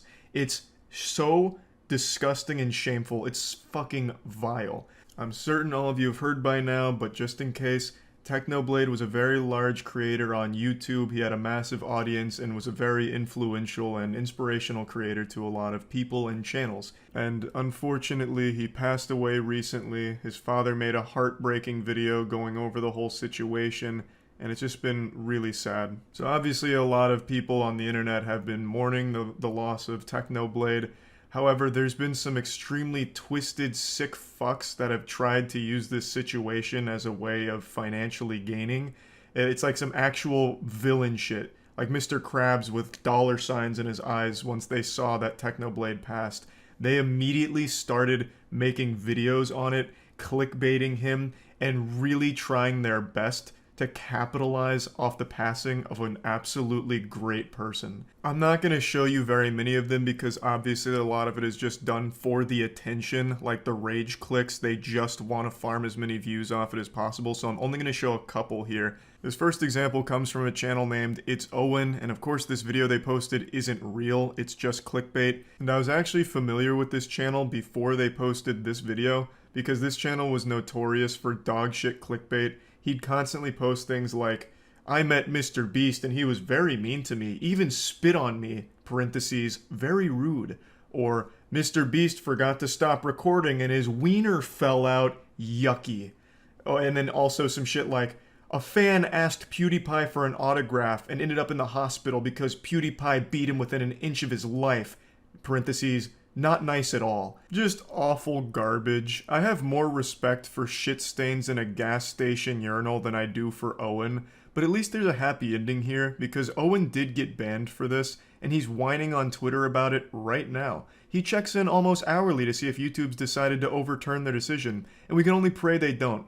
Justice has at least been somewhat served with Owen being off the platform, but from what I understand, he actually has another account, or even a couple other accounts. Going back on his Twitter timeline, it seems like he has a side hustle of creating YouTube accounts, posting absolutely abominable clickbait on them in order to gain subscribers quickly, and then selling those accounts, as well as the play buttons associated with them.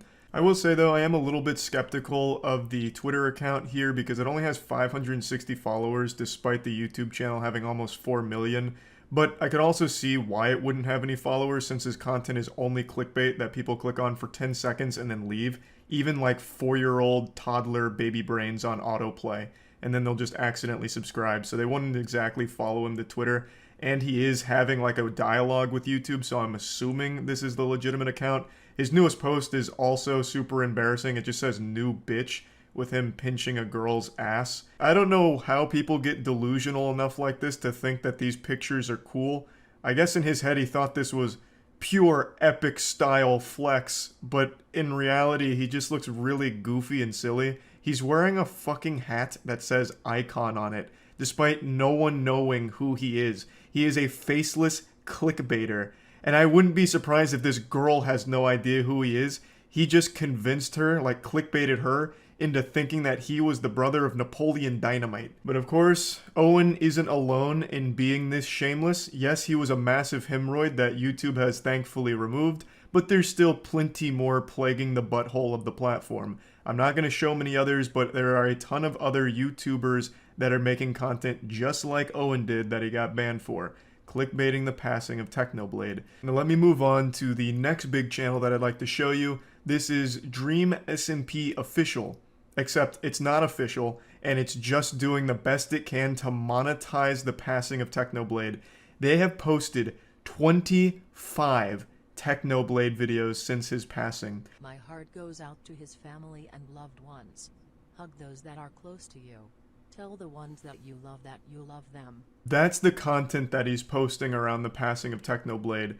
A screenshot of Dream SMP member posts being read by text-to-speech.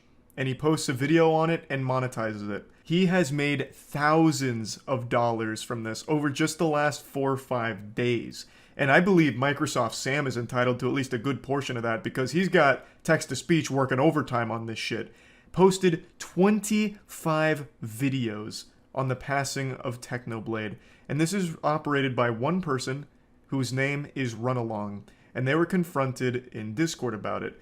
This is confirmed to be run by Runalong because if you click the Twitter associated with his account, it goes to his Twitter and the Discord. So it is not actually owned and operated by Dream SMP. It is just someone that's piggybacking off it and profiting big time. So in a Discord interaction, a user says, why don't you have the charity link to the side? Like, look at this video by Techno. And they mention the feature where you can add fundraisers to videos, which immediately put a donation option for viewers, which is right to the side of the video. It's used by a lot of people. And when asked about this, Runalong says, people can donate with or without it. I'm still giving a portion of my money away. Going a bit deeper, he says that he'll provide screenshots as well when he receives it. To which they respond, but I have another question. Why so many videos about Techno? I counted 17, so this is probably like 4 hours old because he's already posted an additional 8 videos since this interaction. I understand it's important in breaking news, but 17 is so many. He says, the more I get, the more I can give back. And to which they respond, and the more goes into your own pocket too. Which is absolutely correct. Since he's only giving a portion away, the more videos he makes taking advantage of Techno's passing, which is such a fucked up thing to even say out loud, the more he does that, the more money he is making. And yeah, I suppose by extension, the more money he gives away to charity, assuming he even does that, which I highly doubt. But regardless, this is dog shit. Every person right now, YouTube commentators who have made 9 or 10 videos on Techno's passing, all of them are hiding behind this, I'm giving the money to charity though, so I'm a good guy thing. All of them are using it as a way of deflecting criticism, when in reality it's blatantly obvious all of them are vultures trying to use this situation as a way of gaining subscribers and engagement. That's just the pure, factual meat of it right there. There is no way of justifying making 9 or 10 or 25 videos on a tragic situation like the Technoblade situation. There's just no way of ever convincing me that what you're doing actually has a noble cause. There's one commentator in particular who's been in some hot water recently, being called out by a lot of different channels. I'm not going to show them because, again, mainly they do these things for attention and just cheap clicks, and plus I don't want anyone to go over and harass them or anything. But they've posted, I believe, 9 or 10, maybe even 11 videos all on Techno, and they have been trying to take this high road of all of the money that these are generating is going to charity. And then they gave an update saying, we've raised like $1,000 for charity thanks to these videos. But the videos have like, in total, like 3 million views. So bare minimum, that should be like 2.5 to 3K. So they're already being disingenuous with what they're actually making off the situation. All of them are using this as a way of milking a very great YouTuber's unfortunate passing. And they know it, the audience knows it, but they're trying their absolute best to spin it in a way that helps them sleep at night or doesn't make them look like an irredeemable piece of shit to their audience. As this was rendering, I think it's only fair that I mention that the YouTuber I'm referencing posted a video showing that they donated 3K to the charity in the Technoblade tribute. The videos actually earned about 2.7K, which he showed, and then he put in an extra 300 of his own money to get to 3K. And that's cool, that's good, money going to charity. But it doesn't at all change my opinion of him or what he was doing. It doesn't matter if you give every penny that those videos generate to a charity, because that's not the only way you're profiting from the situation. This commentary channel I just mentioned has gained 16,000 subscribers over the last 4 days, where usually they experience 1,000 subscribers per month. So in 4 days, they have 16x'd their normal monthly gain. That's fucking wild. What are you gonna do? Start donating subscribers to a charity as well to make up for it? You're not the good guy, no matter how hard you pretend to be. It's more than just profiting like actual dollars from AdSense. You have gained so many subscribers off of this situation. And even if all of the videos were not monetized, like if all of the Dream SMP videos weren't monetized, all 25 of them had no monetization at all, same with the commentary videos, even if none of them were monetized, you are still directly putting your mouth on the teats of this and milking it and capitalizing off of it. It's always great to celebrate a donation to a good cause, but that doesn't mean you have to celebrate the person that did it. Now, I want to make it clear before things get mixed up here, I don't think there's anything wrong with making a video on Technoblade, like a tribute to Technoblade, talking about them, going over what they meant to you, as well as just the internet as a whole. I think all of that's very positive and wholesome and can be great. And donating the money that those videos make through AdSense to charity is even better. But there is never a situation where you're gonna do that 8, 9, 10 times genuinely. Like, there's just no reason for it. That's milking it. That's taking advantage of it for your own personal gain. There's being respectful, and then there's being shameful. And it's very clear where most of these fall. Videos like what I just showed you from Dream SMP, from Owen, as well as touched on from commentators, where it's exceeding like this crazy amount of content all surrounding a tragedy, that's absolutely milking it and being disrespectful. And while we're already on this topic, there's another really awful trend that I want to bring up in this same general ballpark, and this happens with every celebrity passing ever on YouTube.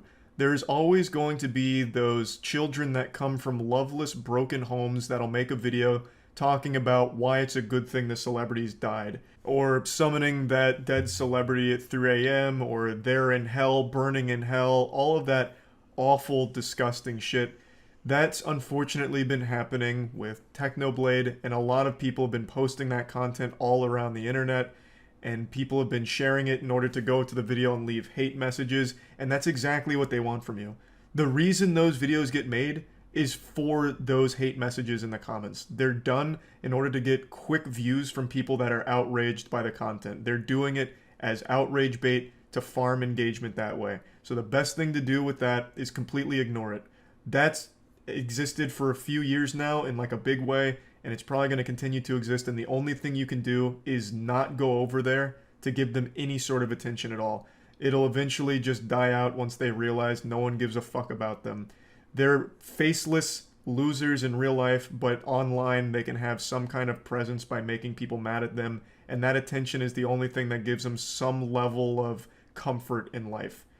It's sad, it's pathetic, but you have to just be strong enough to resist the temptation to insult them on the video, because by going to that video, giving them that view, giving them that comment, you're doing exactly what they want from you. So I just wanted to put that out there. I hate that shit, but you have to just ignore it.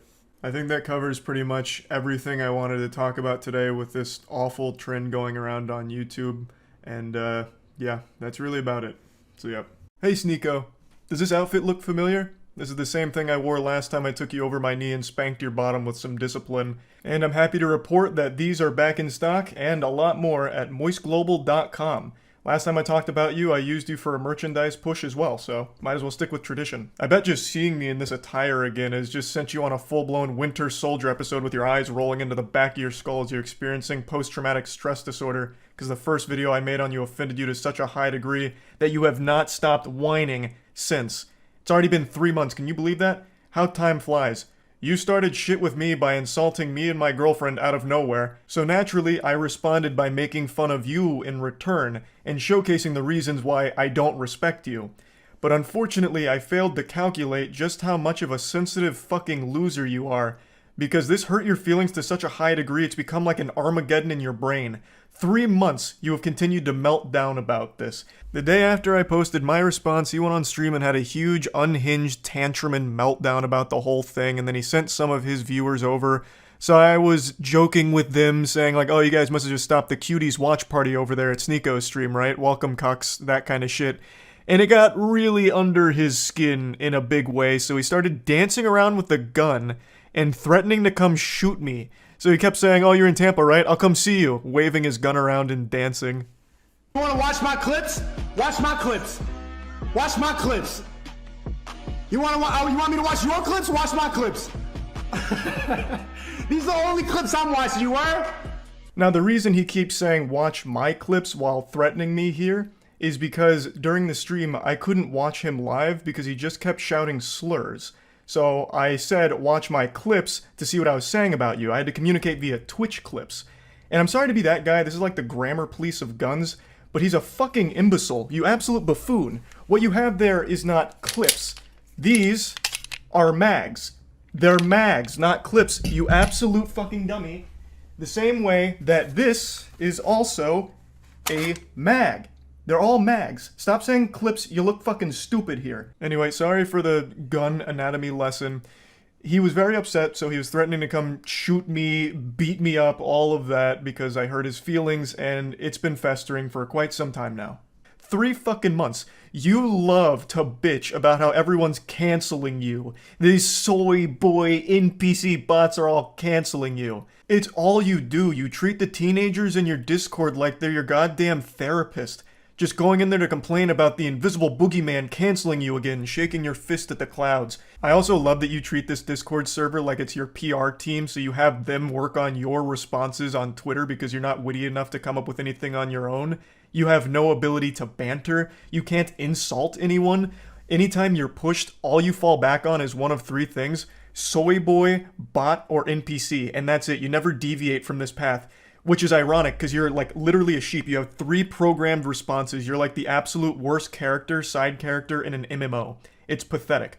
But I'm getting sidetracked. You love to be super public about how much you hate antidepressants and you shit on anyone who takes antidepressants, but with the way you talk in your Discord server, I'm pretty convinced that you're only 2 or 3 messages away from asking your community to source antidepressants for you under the table to help with all this mental anguish you're going through. And I think that'd honestly be a good idea. It might help you. But I'm putting the cart before the horse here. How did we get to this point?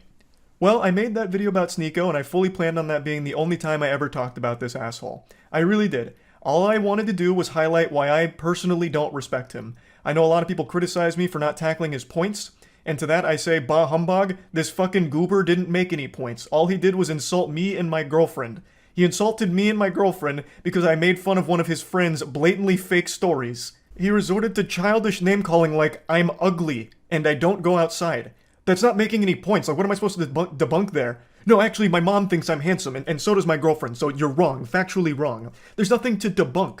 The whole point of the video was highlighting why I don't respect him. I'll go ahead and briefly give you a previously on Dragon Ball Z lore recap to bring you up to speed on the points I was making for why I think he is a pathetic piece of shit, and his opinion holds no value in my eyes.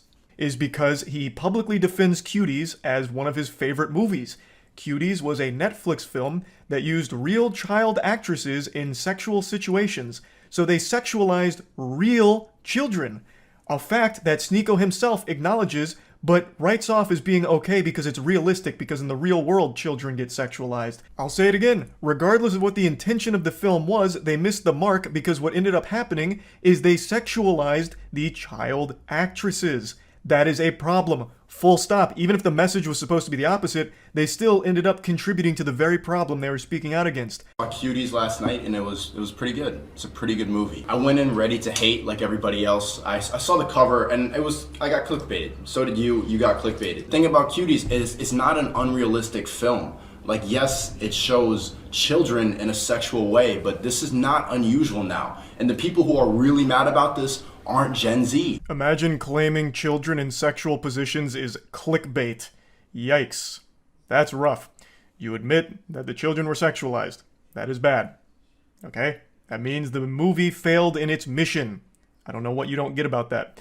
But regardless, I'm not here to just keep hammering home the same points. Another thing that I talked about for a reason I don't respect him is because he battles with his own sexuality. He is very public about how he used to go to these swinger parties, I think he says 4 in total over the course of like 2 weeks, where he watched his girlfriend get fucked by other men. Even telling the story of how he was literally in the bed watching his girl get fucked by a different man, moaning intensely, and it was traumatizing. Yet he recommends that everyone should try it at some point for some reason. Because this was, imagine seeing the girl you love, like, get fucked. Get fucked. You love her? Yeah, I do. I love it. Yeah, I love her. I was about to say I love this bitch. I'm like, nah, let me not say that. I love my wifey, my queen. And you allowed the love of your life to get fucked by another man. What happened to the other agreement? I'm crazy. The first time, as soon as I saw it, like 3 pumps in, I just got up and walked out. I'm just like, I can't do that. Like, feeling traumatic thoughts, like seeing her with another person. It's a lot. But I think it's something everybody should do just to test. You know what? So my point with this was, why is this the guy that's lecturing everyone on their relationships, shitting on people's relationships, when he himself is in one that makes him very upset and he can't come to terms with it? Now, if he's open about being a cuck and happy and proud to be a cuck, that's fine. But he's not. It makes him mad every single time. So why the fuck is this insecure guy the one that's the moral authority on healthy relationships all of a sudden? That was the point of me bringing up that clip. Now, That was basically the whole video. I summed it up real quick. All I pointed out is I don't respect his opinion because he defends a movie I consider to be child porn. I think any film or any production that has real children being sexualized should be classified as child porn. That's how I view it. Maybe your definition's different, but that's how I personally view that kind of content. So him defending that was beyond reprehensible to me. And him being very public with his cuckoldry and how scarring it has been, it should be a lesson and an example that he himself is not great when it comes to relationships and all these things. And I posted that and it made him extremely upset and he hasn't stopped fucking crying about it for 3 months. So, fast forward to 2 days ago. I was streaming a Moist Esports tournament and I went up to go to the bathroom. I had to take a shit. It was a double flusher. So I was on the toilet for quite some time and I saw a Sneeko post that he's posted quite a few times now and I thought, you know what? Fuck it. I'm not doing anything else right now on the porcelain throne. I'll play in the pig pen. So I did. For 3 months now, Sneeko's had this adorable little collage that he made that looks like it's straight out of a 16-year-old girl's diary with pictures of boys from her class that she doesn't like. All about people that have hurt his feelings. This is his wall of shame for people that have insulted him online. What's even sadder about it is he purposely leaves out people that he's afraid of. So Turkey Tom, for example, made a whole video talking about Sneeko and how pathetic he is, and Sneeko tried to talk a big game to him, even challenged him to a debate, which Turkey Tom accepted with jubilation. He was ecstatic. And then Sneeko kept ducking him, ghosting him. So he leaves Turkey Tom off of this list because he's afraid to actually talk to him. And he also leaves off quite a few other people, but the most notable other one that is comical for the absence is Brandon Buckingham. Brandon Buckingham is an internet content creator that Sneeko lied about for a long time, and they had a lot of beef, and Brandon Buckingham actually challenged him to a fight. And Sneeko is very fearful of him. We'll get into that more in depth in a moment, but I just need to set the stage a little bit here with this collage. So after seeing this for the 100th time in the last 3 months, I finally just said, holy shit, you pathetic, sensitive, soy little worm. I made fun of you for watching your girlfriend get fucked by numerous other men and also insulted you for defending child porn. That's not cancellation. That's just spitting on you for being a pitiful, sad cuck. And this puppy really blew up on Twitter in a big way. Now, I will say it again. What I did, and what I am doing right now, is not canceling you, Sneeko. I am insulting you. I am making fun of you. Something that you were supposed to be a huge proponent of, right? Wasn't like one of your big things like bullying needs to be brought back. So now that I'm making fun of you, what, all of a sudden now it's off limits, now it's canceling? You have become the SJWs that you criticize so much. I don't know how you don't realize that. We continue. He says, you know in your soul you would never say that to my face. To which I respond, you literally have a collage of people that hurt your feelings on the internet. You haven't stopped whining about me for months now, you goofy NPC. Even if you beat my ass in a fight, it doesn't change the truth. You're still a cuck who also defends child porn. I think this is important to talk about, and I just talked about it recently. When you are getting your feelings hurt and your immediate response isn't to fire back with insults, jokes, whatever, it's to challenge someone to a fight, you've taken a huge L. You've shown that the person has got under your skin, and the only thing you can resort to is a caveman brain of, I'll beat you in a fight. Sneeko, you beating me in a fight doesn't unfuck your girlfriend from the numerous men that had sex with her in front of you. It doesn't do anything. Everything I've said still stands. Nothing changes. It doesn't even salvage your ego. All it is a pathetic fucking attempt at attention. And I don't think you believe half the things you talk about. I really think Sneeko just panders as much as possible. He himself doesn't even stand by the things he talks about. I really don't think he has any beliefs of his own. He just echoes what he thinks is going to get him the biggest audience / the most money. That's what I think. So this puffing out his chest of challenging me to a fight is clearly attention. That's what it feels like. Because you don't have the same energy for Brandon Buckingham. Brandon Buckingham is more than willing to fight you any day of the week. But with him, you don't want to do that for some reason. Why? Do you not stand by your beliefs when it comes to Brandon Buckingham? He has said all the same things about you that I am saying about you. So why is he exempt? Why don't you want to fight him? That's so weird. This is what you said about Brandon Buckingham and fighting him.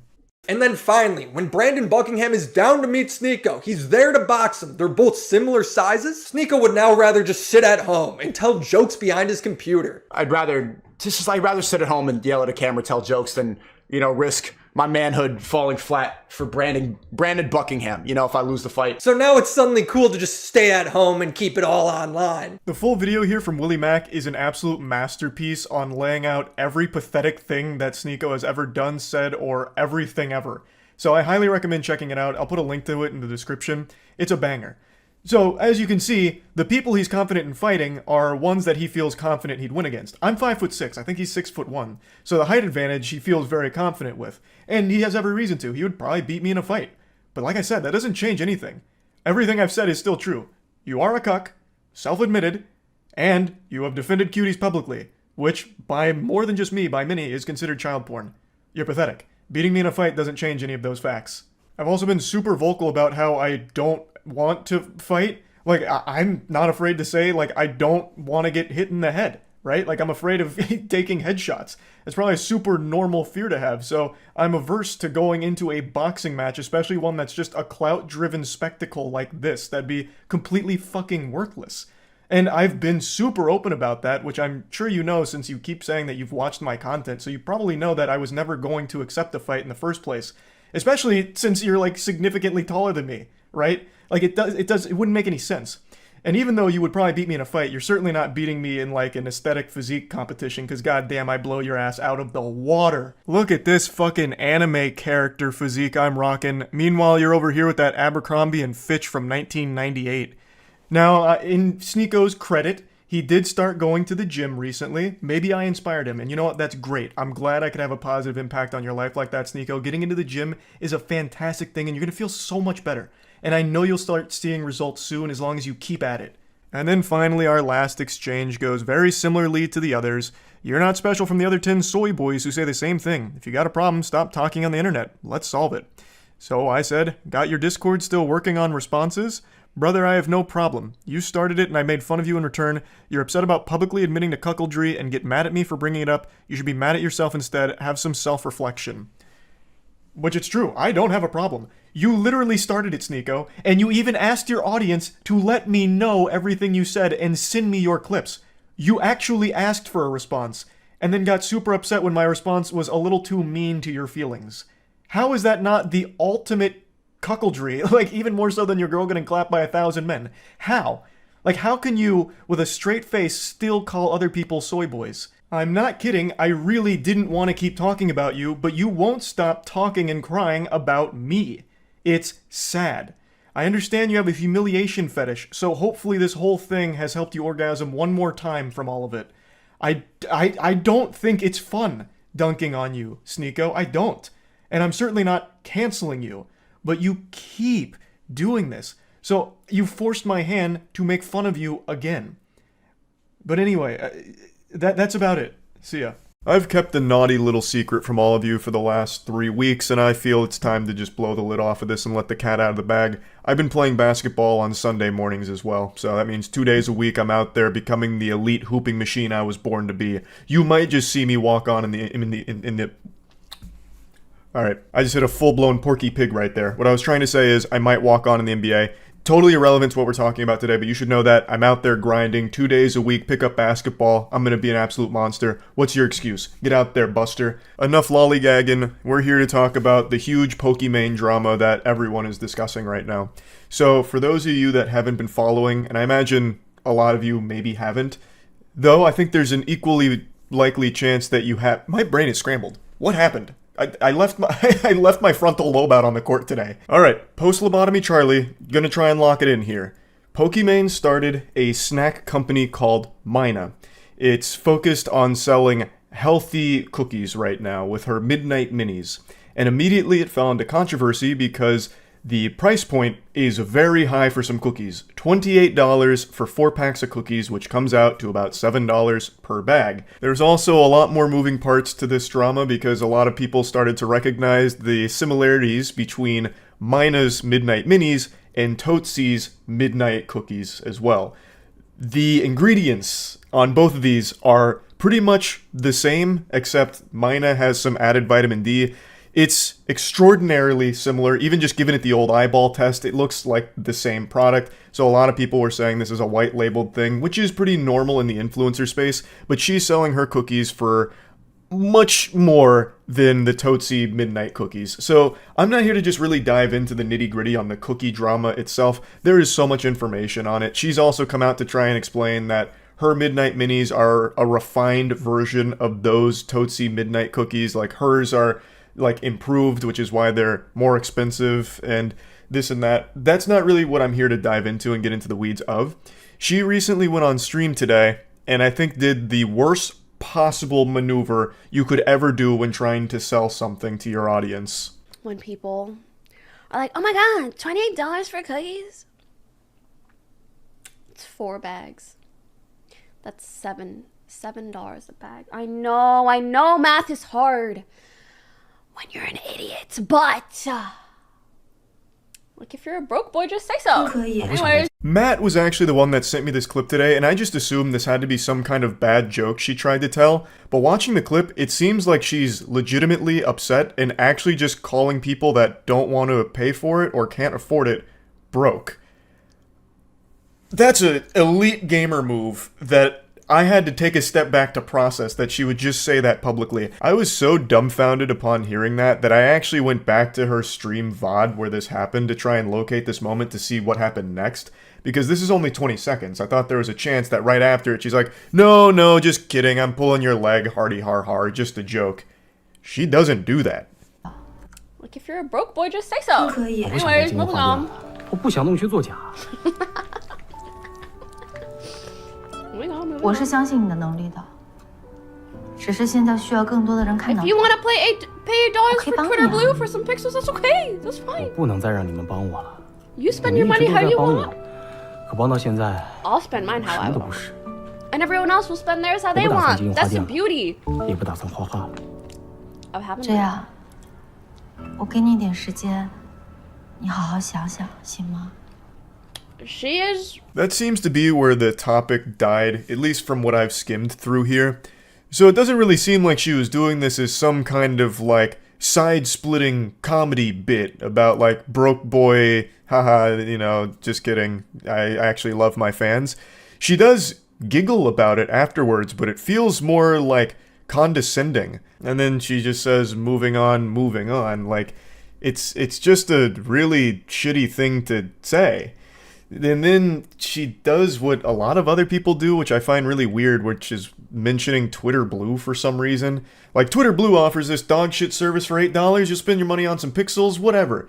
You spend your money how you want, and I'll spend my money how I want. Well, yeah, nobody's forced to purchase your product or anything, but they were having a legitimate discussion on the price just being a little out of their comfort zone for what they'd want to spend on it. Like, it's a discussion her own community was having, and then she just, out of nowhere, out of left field's like, if you're broke, just say so. It's like, what the fuck? I have no doubt her manager and her whole team saw this clip and just together took off their hat, stood up, hands on their hips, and they're like, you know what?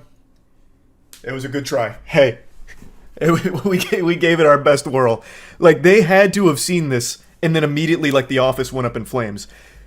I don't know what would possess her to say something so rude and nasty to the audience she is trying to sell this product to directly shame the consumer that you want to buy into your product is a galaxy brain tactic. A strategy that I'm not sure the success rate of. Like, $28, no matter how you spend this, is a lot for some fucking cookies. And I think the way she keeps trying to break it down and rationalize it is pretty disingenuous. It's $7 a bag, and that's still expensive, but then you also have to factor in that the bags aren't even big to begin with. It's 4 ounces per bag. 4 ounces of cookies for $7 is still a lot, especially when you compare it to the product that they're basing it off of and supposedly approved upon, the Tootsie Midnight Cookies. Those were $10 a bag for 14 ounces. So even though the Tootsie Midnight Cookies were $3 more per bag, they offered you 10 ounces more of product. And they were sold in Costco. A lot of people really enjoyed them, but most people didn't like the price. That was a pain point of that. $10 for a bag of cookies is a lot. So $7 for a smaller bag of cookies, significantly smaller, is a lot too. Like, it doesn't matter how you boil down this math. All roads lead to this being an expensive product. That's the brass tacks of it. That is the hard pill to swallow. There's really no way of spinning this where $28 for a 4-pack of these cookies isn't expensive. It is. And to try and call people broke for not buying it or not being able to afford it is really some out-of-touch shit. And the really foul part about all of this that my little noodle will never be able to wrap itself around is a streamer calling their audience broke or poor. Bub, your wealth was built on their backs. Them watching you supplied you with money through the ads that get played to them. Them directly donating to you took their money and gave it to you. If they weren't watching you, you would be getting no sponsors, which make up a lot of streamers' income. You need them, and you are dropping trouser and shitting in their mouth right now by just insulting them over them having legitimate criticisms over the price point of the product. It makes no sense. Your wealth was accumulated because of these people you're now calling broke and poor. It is incomprehensible to me. You were made from these people that you are now shaming. It's so weird and so fucked up. Now, again, $28 for a 4-pack of cookies is a hard bargain. This is already priced out a normal consumer. This is purely for your fans that want to support you. So they are the only ones that will likely be buying this. $28 is not going to be like mass adopted by just normal snack shoppers and enthusiasts that want a good healthy snack, I don't think. It is a lot, even compared to other healthy alternatives. Because I do get healthy snacks. I know what a lot of these prices are. This is still an expensive product. I wouldn't be paying $28 for a 4-pack of cookies unless that came with 5 strippers and legitimately every vitamin and nutrient my body could ever need, and then guarantee that I'd get 3 inches taller by the time I finish the 4 bags. Now, that's not saying that the quality of the cookies is bad or something. Like, they look good. They might be extraordinary. I probably would enjoy them. They're probably pretty tasty. But they are an expensive product that I probably wouldn't pay for. This is definitely something that is 100% geared and marketed towards her audience of fans that want to support her, and now she is publicly shaming a big chunk of them, I imagine, who don't want to spend $28 on some cookies. Like, it's a very fair thing for people to talk about. Like, hey, Pokimane, this is kind of a lot for the cookies. And for her to go on stream and boil it down to people being idiots who can't do math or a broke boy is just, it's so mean and just bad. Like, not only just from like a personality perspective to say some shit like that and shame people that support you, but it's also just bad from a business perspective because this is all sold off of your reputation and people wanting to support you, and now you've done a huge disservice to that here.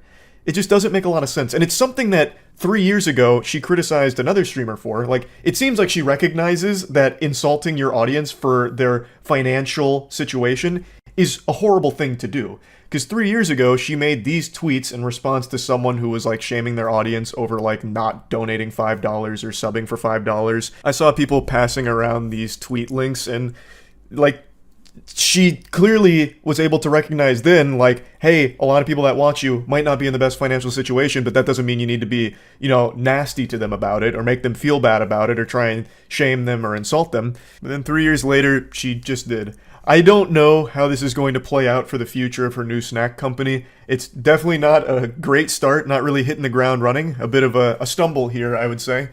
But I guess who really knows? Maybe her audience responds really positively to this kind of thing. I'm not certain. Personally, I feel it's a terrible look. I've never really respected when people try and look down on others who have less money than them or insult them for not being as wealthy as they are. I think that is just absolute trash behavior. So this was a pretty surprising clip to see floated around today. That's really about it. See ya.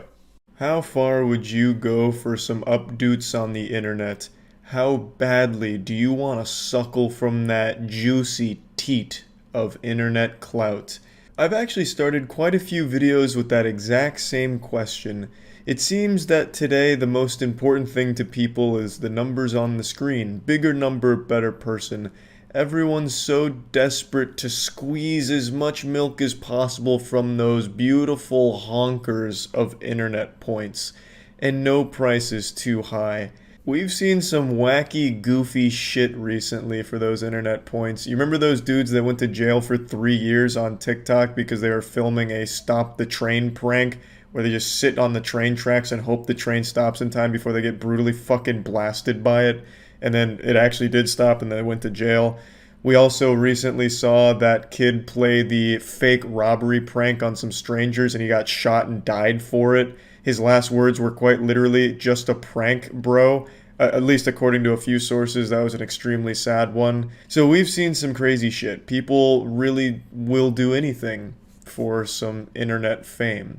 And today I want to talk about a pretty special case. It's someone that I'm sure you've heard of. I've talked about him before. A lot of people have. He's been a big name on YouTube for a while. His name's Nikocado Avocado. If you're on Twitter, you've probably seen his asshole floating around pretty often. For some reason, it was a big trend in meme to just post Nikocado Avocado's OnlyFans content all over Twitter. So I've seen his butthole more times than I've seen him doing his mukbangs. For those that don't know, Nikocado Avocado is a mukbang YouTuber. It's primarily what he does. Mukbangs are when you just eat on camera, and that's about it. I'm not really here to get into the lore of Nikocado Avocado. There's a ton of videos that do dive into it. I want to talk about what's going on recently with him. In fact, I'm just going to go ahead and take my swampy ass out of here for a second and let Nikocado Avocado kind of take it away. This is from his most recent video. This is kind of what his content has become.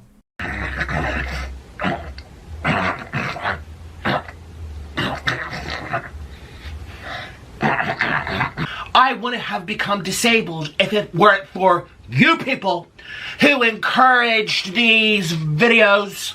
This is the $6, this is the $10. Ouch! My ribs! How many months are we gonna have to endure this pain? Alright, let's go for this. Ooh. This definitely looks cheesier. This one. And I'm allergic to this one too. Oh. But sometimes in life you just want what you can't have. I'm not allowed to have garlic. Or lots of onions, or durian. Now, to anyone that's familiar with this creator, you'll probably think that this is nothing special. This just looks like every other video he's ever made, just with less crying. You've probably even seen Nikocado Avocado around other parts of the internet. If you don't even know who he is, you've probably seen some of his clips. He usually will eat something and then just start breaking down into tears and crying about something. He's notorious for constantly crying. So then why did I decide this video and these clips to show you? Well, as you can tell from the title of that video, he now claims to be a disabled person, which I'll get into in a minute, but I want to focus on what he said at the beginning, outside of making some of the most revolting noises I've heard in quite some time while undergoing some kind of exorcism. He said, "It's your fault for encouraging these videos." Now, he says shit like this pretty often, and it shows me that there's still some self-awareness deep within him somewhere, locked deep away. But that rational side of him he keeps buried, locked in a cage, and still does this content, even knowing better, even knowing that it's a complete detriment to his overall health and well-being. He continues to do it while still having that small glimmer of self-awareness. He says it's your fault for encouraging it, and he's absolutely right. Nikocado Avocado didn't start as this kind of channel. Even 4 years ago, 2017, so 4 years ago now, he was a very healthy person. He seemed to be pretty mentally, sound. He wasn't breaking down on camera all the time and going wild and crazy from what I remember. He was even extremely good at an instrument. I think it was the violin, if I remember correctly. He was a vegan. He was just preaching some really positive stuff. But then he started to notice that the videos that gained a lot of traction were videos where he was just fucking gluttonous and eating 1,000,000 calories per sitting. So he stuck with it. And now he has a couple of channels where he does this pretty much every day, and it's been like this for the last 4 or so years. This is what he used to look like in 2017, and then when the videos really started to gain traction, he gained over 200 pounds in the last couple of years. And it's absolutely true. It's the audience's fault for this. They created what Nikocado Avocado has become. Obviously, it's not all their fault. He is making the conscious decisions to completely throw away his health and well-being, which has now led to his disability, which he claims to have. Again, Nikocado Avocado is not the most reliable narrator. He makes a lot of shit up sometimes. So whether or not he actually now has a disability, it's anyone's guess. He claims to have 3 broken ribs, which is attributed to his incredible weight gain. Incredible being the wrong word, really just astonishingly upsetting weight gain that he's been putting on recently. He claims that the weight of his body has now broken a few of his ribs, which now has him bedridden. I think he also claimed to now have to have a full-time nurse in order for him to just engage in day-to-day activities. And he also has been diagnosed with sleep apnea, I believe, which is why you'll see on his most recent thumbnails, he has like that machine hooked up to his nose that makes him look like some kind of like cyborg from the future or something. It seems to really be going downhill quickly for him. People have been saying for the last couple years that Nikado Avocado is literally killing himself for YouTube views, and it's absolutely true. He is slowly killing himself and documenting the journey the entire time while having an understanding of exactly what he's doing. He's well aware that he is throwing away his health, his well-being, his happiness, for the sake of some YouTube views because his audience continues to eat it up, much like he eats up a million fucking cheeseburgers every couple of days. For almost the last 4 years, almost every day, he has done mukbangs like this, where he's eating 6 pizzas, 8 pizzas. He'll get like fucking McDonald's and he'll order everything off the menu and then ask if they can just tilt the grill over to get a little extra grease in a cup for him to drink on camera. It has been an extremely sad thing to see. He's also been saying for a little while now that he's going to be losing some weight. His weight loss journey has begun, but what ends up happening is for every pound he loses, he gains 10 more. I didn't play much of the video here, but he even mentioned that. He even goes on to say after the "your fault" speech that he started his weight loss and he lost a pound but then gained 3 more because he wanted to please his audience with more videos or something like that. So it's just truly a pretty awful thing to see. As you probably noticed from the screenshot, the last 6 days he's posted a video each day talking about his disability and his new diet with it, and each one he has tons and tons of food from different places, and it's not clickbait. He really eats all of that food. Very rarely does he not finish his plate. He usually finishes it or gets very close to it. Almost nothing goes to waste. It goes right into Nikado Avocado's guts. And one thing you may have also noticed from that screenshot is his views are high, which is exactly why he does it. Yeah, most of them have more dislikes than likes, but even on the one I showed you, that's still like 4,000 likes, so there are 4,000 people dropping a fat like, leaving an encouraging comment, and he's usually peddling some merch, so the shirts you see him wear, he immediately pins in a comment for you to buy them, and I imagine he sells quite a few shirts. Even the people that get in there just to dislike or just tune in to watch the train wreck, that's more views for him, that's more engagement, that helps him, and that keeps him on this wagon, keeps him going. So overall, it's just a really shitty cycle. And I tune in occasionally just to see if Nikado Avocado is making any strides in helping himself, because it seems like he really wants to sometimes, and then he goes right back into going to Chick-fil-A to literally eat fucking food off the floor like David Hasselhoff. Like, it's just really sad. Obviously, I'm exaggerating. He doesn't usually visit the restaurants. He just orders it and then eats it from either his bed or his own like table that he sets up for it.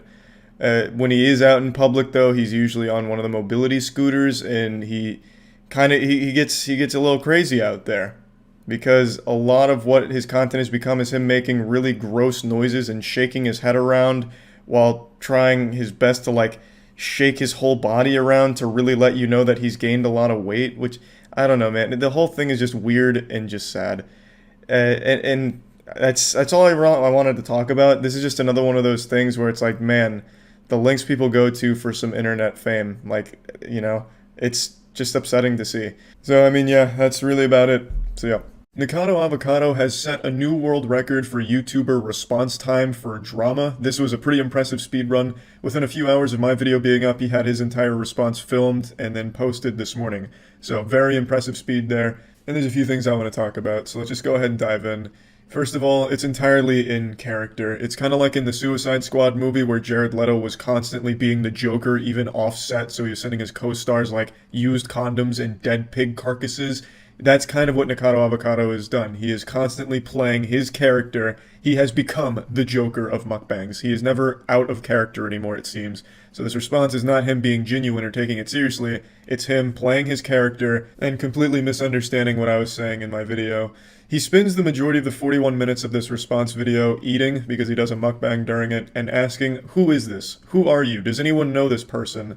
If I had $1 for every time he asked, who is this, I would have enough money to afford 1,500 pizzas and do my own fucking nutty mukbang. I never really understood that perspective of, this person's not famous enough for me to care, therefore everything they say is worthless. he makes it sound like because he doesn't know who I am, everything I've said is completely irrelevant. And it's fine that he doesn't know anything about me. I expect that. I'm a fucking YouTuber. I'm an actual Z-lister, an internet content creator. I don't expect to go into a room and all of a sudden everything goes quiet as people drop champagne glasses that shatter on the floor because they're just blown away by my presence. Like, oh my god, do you know who that is? That's Charles White. Did you see his newest video where he was holding a rubber penis and throwing around a fleshlight? Holy shit, that's Charles White. I don't expect that. So I just don't really get why that's like one of the main things he keeps reiterating in this video is he doesn't know who I am. I don't know why that's such a strong point. Like, I don't know who this is. Do you know who this is? This guy's just so fucking, you know, not famous. Ugh, gross. Not famous guy. Who is this? But anyway, aside from him constantly mentioning that, there are some things that he does bring up that I think are definitely worth talking about. But first of all, I'd like to say congratulations to Nick. It looks like his broken ribs are healing pretty well because he starts this video by stomping into the room. And I also checked his TikTok. He's been going kind of hard, so it looks like his broken ribs seem to be doing better now. Cheers. Oh, fiddlesticks. Who is this?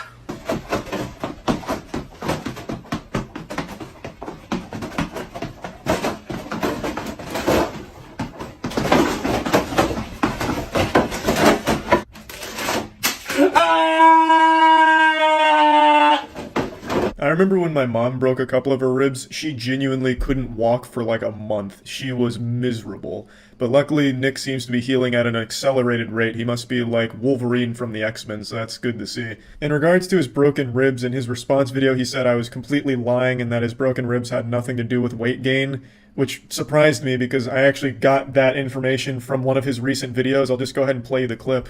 And before you make fun of me, please try to put yourself in my shoes. I cracked my ribs. Bitch! Fuck this fucking air sack from coughing excessively for over 2.5 months and my obesity, all 350 pounds of force. Ouch! I didn't reach into my butthole and pull this out of nowhere. I got the information from him, so I don't understand why in his response video he makes it sound like I'm lying about so many things.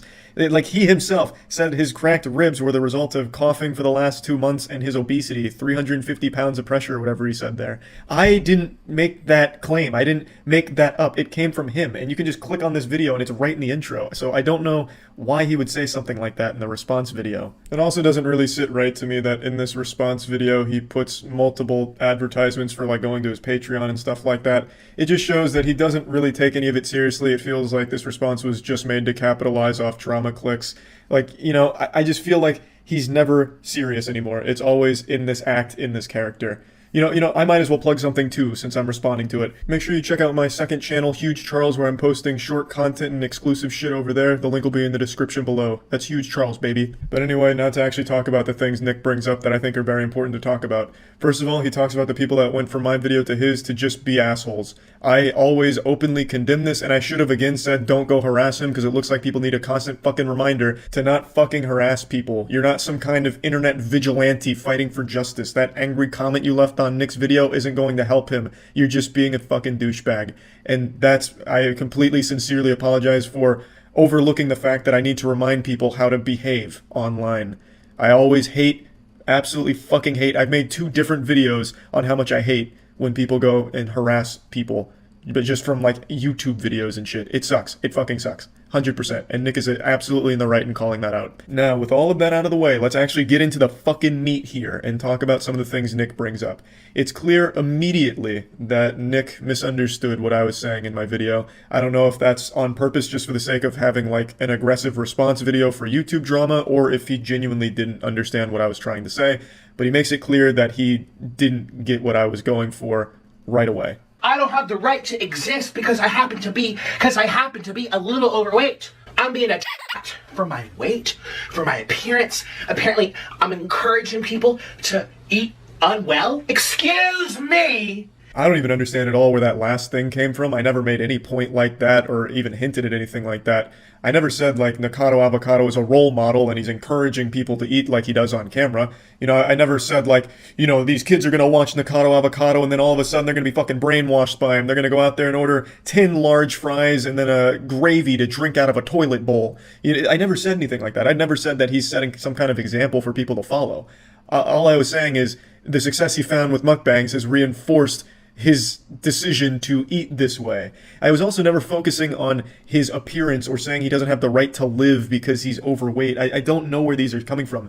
As far as appearance goes, me showing his 2017 body compared to his most recent one was used to show what the food is doing to him. If he was skinny and eating the way he does on camera, I would have the exact same criticisms. Because even when you're skinny, you can be very unhealthy, which is a point he makes. I wasn't saying skinny is the gold standard. He also brings up some demons from his past that I didn't know about. I didn't get the full extended lore of Nikado Avocado. I was under the assumption that he was healthier back then because, contrary to what he says in the video, I am very familiar with him. I've watched his content for a while. I've watched the transformation, but apparently I've missed some arcs along the way in his anime. He mentioned back during those days with the photos I showed he had an eating disorder, even mentioned a tooth rotting out, and that he generally didn't feel like he was healthy back then. And I didn't know any of those things. What I saw on camera was him eating healthy food, preaching about healthy food options and lifestyles, as well as fitness and stuff like that. So I was under the impression that he was healthy during those days, but maybe he wasn't. But he's also not healthy now. I'm not Nick's dad. I'm not here to slap the fucking cheeseburgers out of his hand or anything. I showed these photos because it shows a complete transformation from one body type to another, and it shows that there is still an eating disorder present. And I feel like it's reinforced by his audience on YouTube that encourage it, which is something he mentions in his videos from time to time. He says things like, you guys are doing this, and I think he's right. I think seeing those numbers grow and seeing those big numbers has completely reinforced the idea that in order to be successful, he has to keep eating this way, so he feels trapped to do it. That's the point I was making. It is a very unhealthy lifestyle. It doesn't have to do with his weight or his appearance. It has to do with what he's eating on camera and how often he's doing it. Take, for example, Matt Stoney. Matt Stoney will do these incredible food challenges. He'll eat fucking 20,000, 30, 40,000 calorie meals in a single sitting in under an hour for a YouTube video, and they're fucking awesome. That's nuts to butts action. Matt Stoney eating the fuck out of 20 burritos at a time, double fisting 1,000 tacos per hand. It's incredible stuff. And it's so much food and so many calories, but Matt Stoney does that once every few weeks, once a month maybe. Nikado Avocado is doing something comparable almost every single day. Over the last week or so, he's posted a mukbang every single day pretty much. So he's eating these thousands and thousands of calories every day. It's very different. The frequency is completely different. Or let me rephrase this. It seems like he does it almost every day since he is posting them almost every day. Now, I do know, at least on a few occasions, he's done multiple mukbangs in one day. And that's still a lot. That's still a ton. So the point is, it's very different. I'm not targeting Nikado Avocado because of his weight or anything. I was talking about him in this whole situation because it feels like his audience has reinforced his eating disorder, which is taking a negative effect on his overall health. If Nikado Avocado did not find success on YouTube and be known for eating such massive meals, he would not have gained the 200 pounds in 3 or so years. Gaining that much weight in that amount of time is not healthy by anyone's standards, no matter what doctor or what website you check. It is extremely rapid weight gain, and I don't think it would have happened had he not found success with this kind of mukbanging content on YouTube. He would probably not eat like this. And like I said, if he was skinny and still doing this exact content the exact same way, my criticisms would remain exactly the same. It is an unhealthy diet and an unhealthy lifestyle, as evident by the 200 pounds he gained, which is a lot in a short amount of time, and also the amount of times that he is crying on camera and breaking down. It seems like overall, this content has led him down a path where he is unhealthy and unhappy. My focus wasn't, look at Nick and all of this weight he gained, ewy. It was, how has Nick completely transformed over the last 4 years, and what role did his content play in that transformation? He is completely different now mentally and physically than he was 4 years ago. Nowadays, he's known for crying all the time on camera while eating. It's become one of his big things, like a staple in his content. He is constantly breaking down and crying while eating, which seems like he's much more unhappy now. And physically, he's completely different. He requires a mobility scooter now when he goes out in public. You'll see it in his TikToks, you'll see it in his videos. When he is at a store, he requires a mobility scooter. So what I was looking at in my video was how his content and his YouTube success played a role in this transformation. Making some of the most revolting noises I've heard in quite some time while undergoing some kind of exorcism. And me. Who are you? I haven't said anything that you're revolting and you're disgusting. Yeah, I didn't say that about you either, Nick. I was talking about that shtick you do in your videos where you make a yucky noise. That's what I was talking about. And I think you know that, but you tried to use that as a way to spin it like I was calling you revolting and disgusting for your weight or something like that, which I absolutely wasn't. I was talking about that ongoing joke you have where you make noises and faces like that. I was just saying I find that to be off-putting. He calls them a hairball, which is obviously him kidding around, and I just called it gross because I don't really like those noises. And I'm sure he knows what I was talking about here, but just found it to be easy ammunition to make me look really shitty. So he was able to spin it like, look, he's calling me revolting and gross, he's being a big asshole, which I wasn't. I was just talking about that hairball thing that he does. This video is going to be really long if I keep going through every point he makes, to be honest. We're not even like half of the way through the response, so I just want to focus on the next few big things that he brings up that I think are very important to talk about. He says that I am incorrect about like the nurse, like the full-time nurse to take care of him, and that's entirely possible. I've tried to keep up with his videos recently to make sure I get the full story, but for me it is very hard to sit through a full mukbang from him because it's just sad to see. I'll just be straight up honest. It's hard for me to watch all of them, so sometimes I'll go to Twitter to read threads about Nikado Avocado to be kept up to date, and I recalled reading about a nurse that had to be on standby in order to make sure that he was able to go about his activities. This, he has said, is incorrect, so I do apologize for that. That information that I got there was wrong. 100%, and I'll take full responsibility for being incorrect on that point. Now, one thing he is blatantly wrong about, and I don't know if this is on purpose to make me look bad or something, he keeps saying that I call his viewers fat, or I am constantly talking about him being fat and gross. Two things I've never said anywhere in that video. I never said his viewers are fat or insulting his viewers. I was saying his viewers are enabling him to keep doing some of this content. And that, I stand by 100%. You can even see it on this response video. There were so many comments saying, don't listen to him, and when are you doing your next big mukbang? I love to watch you eat this and that and that. Like, that's enabling. That's the very definition of enabling. It's enabling a bad habit. And it keeps you doing these same things which have had a negative effect on your health. But that's not me all of a sudden saying all your viewers are fat pigs that are gross and yucky, ooh, cooties, yucky, gross pigs in your comments. I never said anything like that. And I don't know why he tries to hint like that. And I think I don't know if it's on purpose or by accident. I think it's supposed to like make his viewers mad at me, like, can you believe what this guy is saying about us? Which I never did. What I was saying about your audience is that they keep you doing these unhealthy things, which they absolutely are. I wasn't calling you gross. I never said any of that. I said that they are keeping you doing this unhealthy kind of content, which you've done for a few years now, which has negatively affected your health. And I'll say it again, because that was the point of the video, and that was the point I was making. It's not all your audience's fault. You are making the conscious decision to continue this content and really focus on those numbers, but they do obviously play a role in it. The next thing he talks about is this machine that he's had in every thumbnail for like the last 2 weeks. He says he's actually had this since he was a kid, and it's nothing new, unrelated to mukbangs and all that. Okay, fair enough. Let's say that's true. Maybe it is. It probably is. I don't see why he'd lie about it. But then why all of a sudden now are you putting it so prominently in every thumbnail and every title talking about being disabled and doing a disabled mukbang? Why are you just now showing this off then? It leads your viewers to believe that the situation's a lot more dire than it is, and you're doing it on purpose. You're trying to garner more sympathy out of the situation by having this machine here. It makes it seem like your health is on a really rapid decline. And I think the reason you're doing that is to get more views on it, because when people see that you're in distress, they want to see what's going on and want to make sure everything's okay. So if you truly have had this machine for that long, why are you all of a sudden now showing it off like this in the context of being disabled?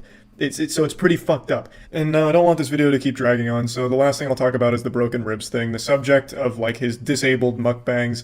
As I mentioned, he's been kind of jumping around just fine. In this video, he comes stomping in, jumping around just fine. He's not coughing at all in this video, which he's coughed in all the other ones, and then like cried out in pain, like yelling about how much pain he's in. On TikTok, he's doing just fine, moving around, jumping, stomping. Either way, that whole situation seems to be all honky-dory now, so that's great. Anyway, I just wanted to talk about this. I feel like he completely missed the point of what I was saying with my video. I wasn't trying to call him all kinds of disgusting names or anything like that. I don't even know where he would have gotten that from. Maybe just a complete misunderstanding. I'm not sure, but either way, I still find the entire situation sad. His response didn't change my perspective on everything going on over there. I still think it is all a very sad situation. I feel like if Nikado Avocado was not a successful YouTuber, he would not be doing these kind of mukbangs or eating this way. I feel like that's only there because of the success he's found with these videos, and his response did not change my perspective on that. It didn't change my opinion on it, and yeah, that's about it. So yeah. This week, a creator on TikTok began selling their own special homemade dipping sauce, and it got extremely popular, not only on TikTok, but across the entire internet. It's called pink sauce, and it became a sensation because it's so concerning. Even just its appearance is alarming. It looks like runny Pepto-Bismol. It looks like Majin Buu donated blood and it got turned into dipping sauce. It looks like the paint they use at glow-in-the-dark mini-golf courses. It just doesn't look fit for human consumption. And it turns out it's not exactly safe to eat. So let's get into it because this is a wild rabbit hole. So TikTok creators started making these posts promoting the pink sauce, and then it eventually went up for sale for people to buy. And right away people noticed something was really peculiar with the bottle because it said there were 444 servings per bottle, which is obviously wrong, unless of course it's just the smallest serving sizes of all time. Like one tiddlywink of sauce is all you're supposed to consume before you like actually die from it, like cyanide. And not only is like some of the shit on there mislabeled, but some of the ingredients are misspelled. But the thing that really stood out to me is one of the ingredients in the sauce is milk. And this is shipped over state lines, and it's packaged in just these baggies, like these small bags. There's no like ice or anything to freeze it, no dry ice to keep it cool. So you're just getting shipped hot milk. Also, there's no preservatives in it, so it has nothing to keep it stable. There's no way it survives the shipping process intact. It just becomes unedible. There's no shelf life here. The second this thing leaves a refrigerator, it's on a tight clock. You have maybe like 1 good hour with the pink sauce before it just turns to nuclear waste. It's just a disaster. So no doubt by the time you receive your pink sauce, the milk is already spoiled. So you're basically just buying poison. Like fundamentally, this is the Tide Pod challenge all over again, but in a bottle. By the time it reaches you, you've just got yourself like a goddamn container of rat poison. You may as well just go down to your local Walmart and just get a can of Raid Wasp Killer and start chugging that, or dipping your chicken in that. You'd get the same flavor out of it. Need to talk about pink sauce and why a lot of people are concerned for the people that have bought this sauce from the lady that makes it on TikTok, because the hue of the sauce keeps changing. Every photo, every video, the sauce color looks different, and also she doesn't describe what it actually tastes like. I don't know if it is to promote it, get people to buy it just to see what it tastes like, but she will not describe the taste. She says it's because she cannot describe the taste. I've been hearing it kind of tastes like ranch, not exactly ranch, but basically ranch. I think it's important to note that the pink sauce that they're eating in the TikToks is probably safe. Like that was probably refrigerated and kept at the proper temperature, so that way it didn't just turn into a bottle of rancid sludge. But the pink sauce people are receiving are the bottles that were just shipped through the mail in the hottest summer on record. So I think they're getting a very different sauce here. So they're probably fine in the videos you're seeing, but if you're one of those poor souls that ordered this, I mean, Godspeed to you. You're gonna really be training your immune system, have that shit working overtime, because this is a recipe for disaster. Like, this shit seems like it would give you botulism and COVID at the same time. Also, fun fact, I decided to look into this a little bit more, and a food safety expert weighed in on it, and actually confirmed what I was just joking about, that you can actually get botulism from this product. Imagine paying $20 just to get murdered by some viral sauce you saw on TikTok. This shit is just basically paying $20 for an assassin in a bottle. Now that people have purchased it and received it, they're noticing that there's a lot of stuff that's really sketchy with the bottle. The nutrition facts seem to be off. It says there's 444 servings. Some of the ingredients are spelled wrong. The website also just seems so poorly put together. Like, what is this? Why does it say this? It's literally like $20 for a bottle, and a lot of people are now worried that this creator is going to be facing a lawsuit. Yeah, if people keep reporting that they're getting violently ill from the pink sauce, I think there probably is grounds for a lawsuit. But I also think it's entirely their own fault for being stupid enough to buy sauce from a complete stranger on TikTok. The sauce was also arriving in the mail in these bags. They were not like boxed up with bubble wrap, and we're talking about liquid sauce here. So obviously some people were receiving them literally exploded. It's honestly so sad. I'm really rooting for small businesses, but when it comes to food, you need to be careful with what you're buying and the safety and everything. I see a lot of people putting the focus on the wrong thing here with the shipping, talking about how it would always spill and all of that. And while it's true, since it was packaged so inefficiently, the spilling should be like the least of your concerns. That's a blessing. If all of your pink sauce spilled into the box, that means you can't consume it, which means you won't die from it. The most important problem is that they shipped it without any like refrigeration to keep it cool. And if the ingredients are accurate, there's no way that that can get as hot as it would during transit to get to you. Like, by the time you get it, it is no longer safe to consume. So, yes, it is true that it was packaged so poorly that all of them spilled. Like, here, I'll show you a couple more videos. Pay attention to, like, the color, too, and also look at how they always, like, arrived spoiled in most of the videos.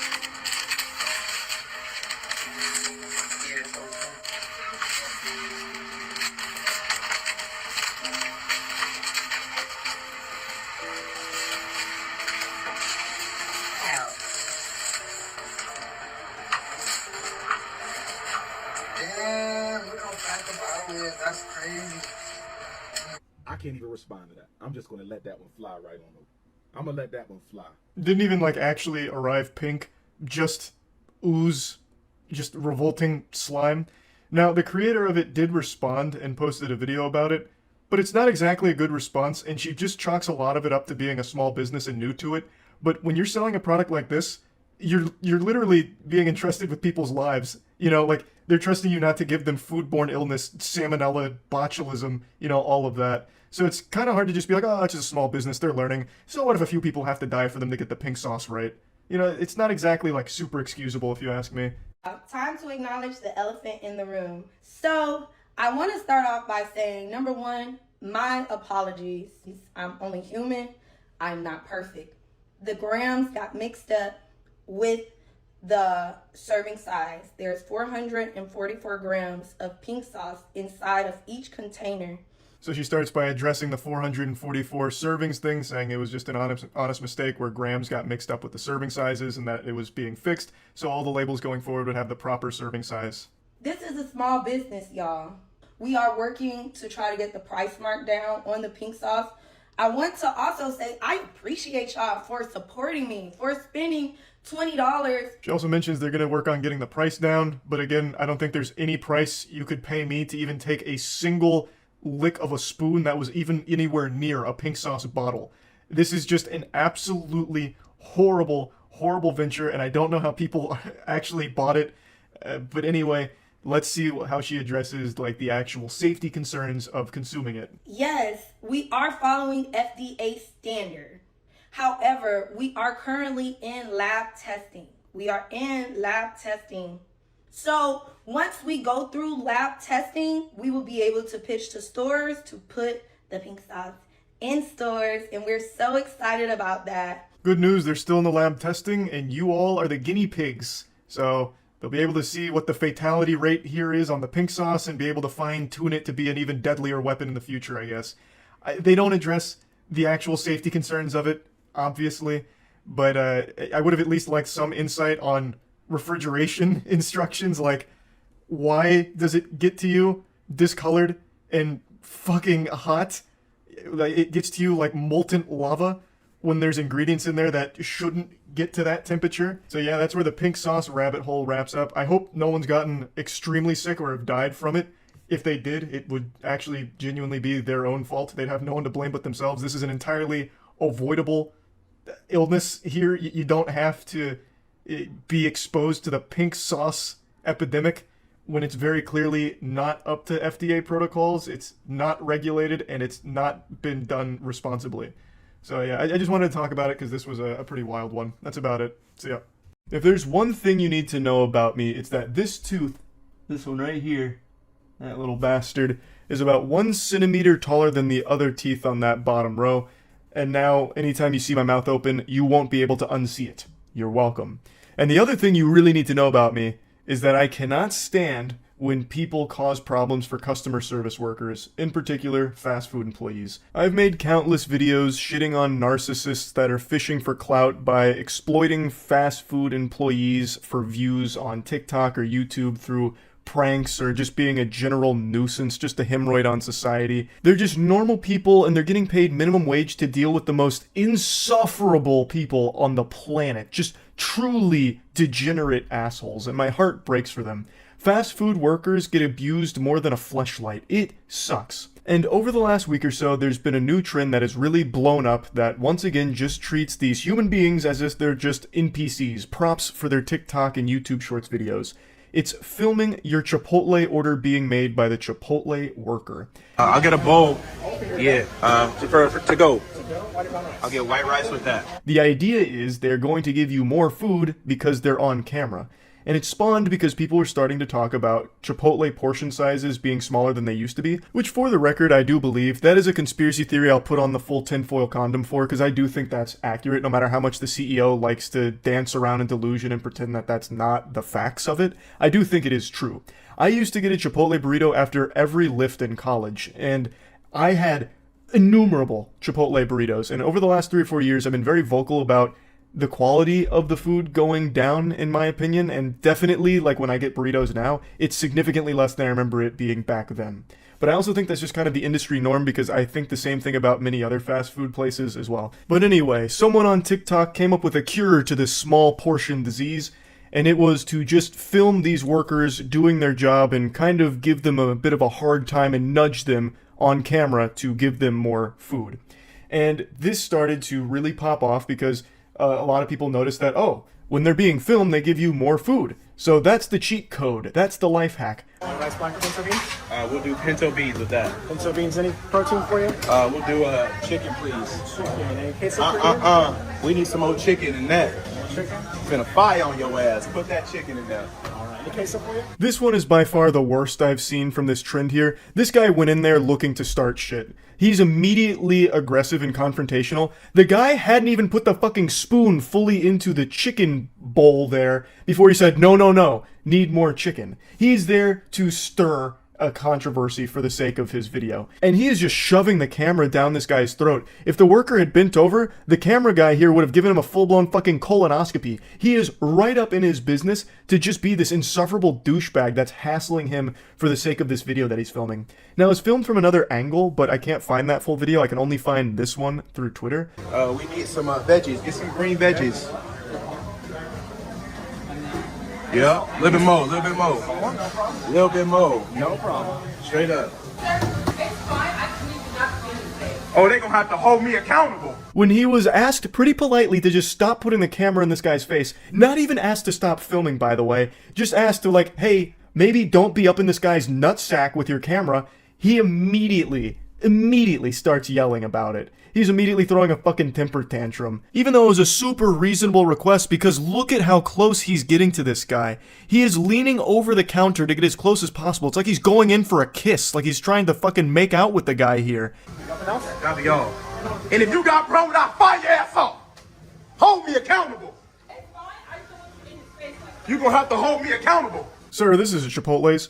Why are you yelling and screaming? Why are you hooting and hollering here? Goodness gracious, it's like a hostage situation here. The worker did everything you ask. Leave them alone. All they requested is that you take the camera out of that guy's mouth. They didn't even ask that you stop filming, even though they should have. They should have walked over and slapped that fucking phone right out of your hands, douchebag. That's what should have happened. But it didn't. You still got to have your TikTok video, and you're still huffing and puffing about it. It's incomprehensible to me. Even when people who did this trend weren't harassing the worker making their food, I still don't like it. I think it is still dog shit. You're just being a nuisance to just average everyday people just going about their lives. They're getting paid minimum wage to make your food, and you're making it a huge headache for them by putting them on camera when I know for a fact they don't want to be.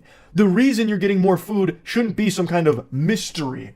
The reason is because no one wants to deal with being shamed online. It's not like these people are just drones, AI, that are cut off from the rest of the world. These people have access to the internet, same as you. They know what this trend is. And they know if they give you anything less than fucking colossal proportions that could feed a family of 8, then they're going to get insulted in your TikTok video. So obviously they play along with it. Like, it shouldn't be surprising that you do get more food when you film the workers here and put this big spotlight on them. Because now you've turned it into a huge song and dance, and they want to do everything possible to avoid a negative situation with their life here that you have now thrust upon them for your own, TikTok or YouTube short. I think it sucks. I think it is sucked from the very beginning. I don't like that the portion sizes at Chipotle have shrunk, obviously. But what I would never do is blame the workers for it. They're not making the corporate decisions for the portion sizing or anything like that. And if you do get less than you want, you can politely ask if you can have like another scoop or something. Like, that's just normal socialization 101. You don't have to resort to the nuclear option here. And that ain't no issue. Anybody in here can get it. Straight up. You can call the police. I ain't break no law. Wait, what? Why you lying like police? This guy's fuming so hard that he immediately gave himself amnesia and forgot that he just threatened the entire restaurant. She said, all right, I'm gonna call the police because you're threatening people. He's like, you're fucking lying! Who did that? Where? When did that happen? You're telling a fib! That's a tall tale! And I don't appreciate it, Buster. Even though, literally 5 seconds ago, he just threatened the entire restaurant for some reason. He's just having a full-blown voice-cracking conniption here in front of the entire Chipotle for this trend. And I still don't even know what there is to be mad about. He got big portions on his bowl. Mission accomplished. And he successfully made everyone in that restaurant's day a little bit worse. Yippee! Wahoo! That's great. So yeah, overall, I think that this filming Chipotle workers trend is garbage. I think it is just trash.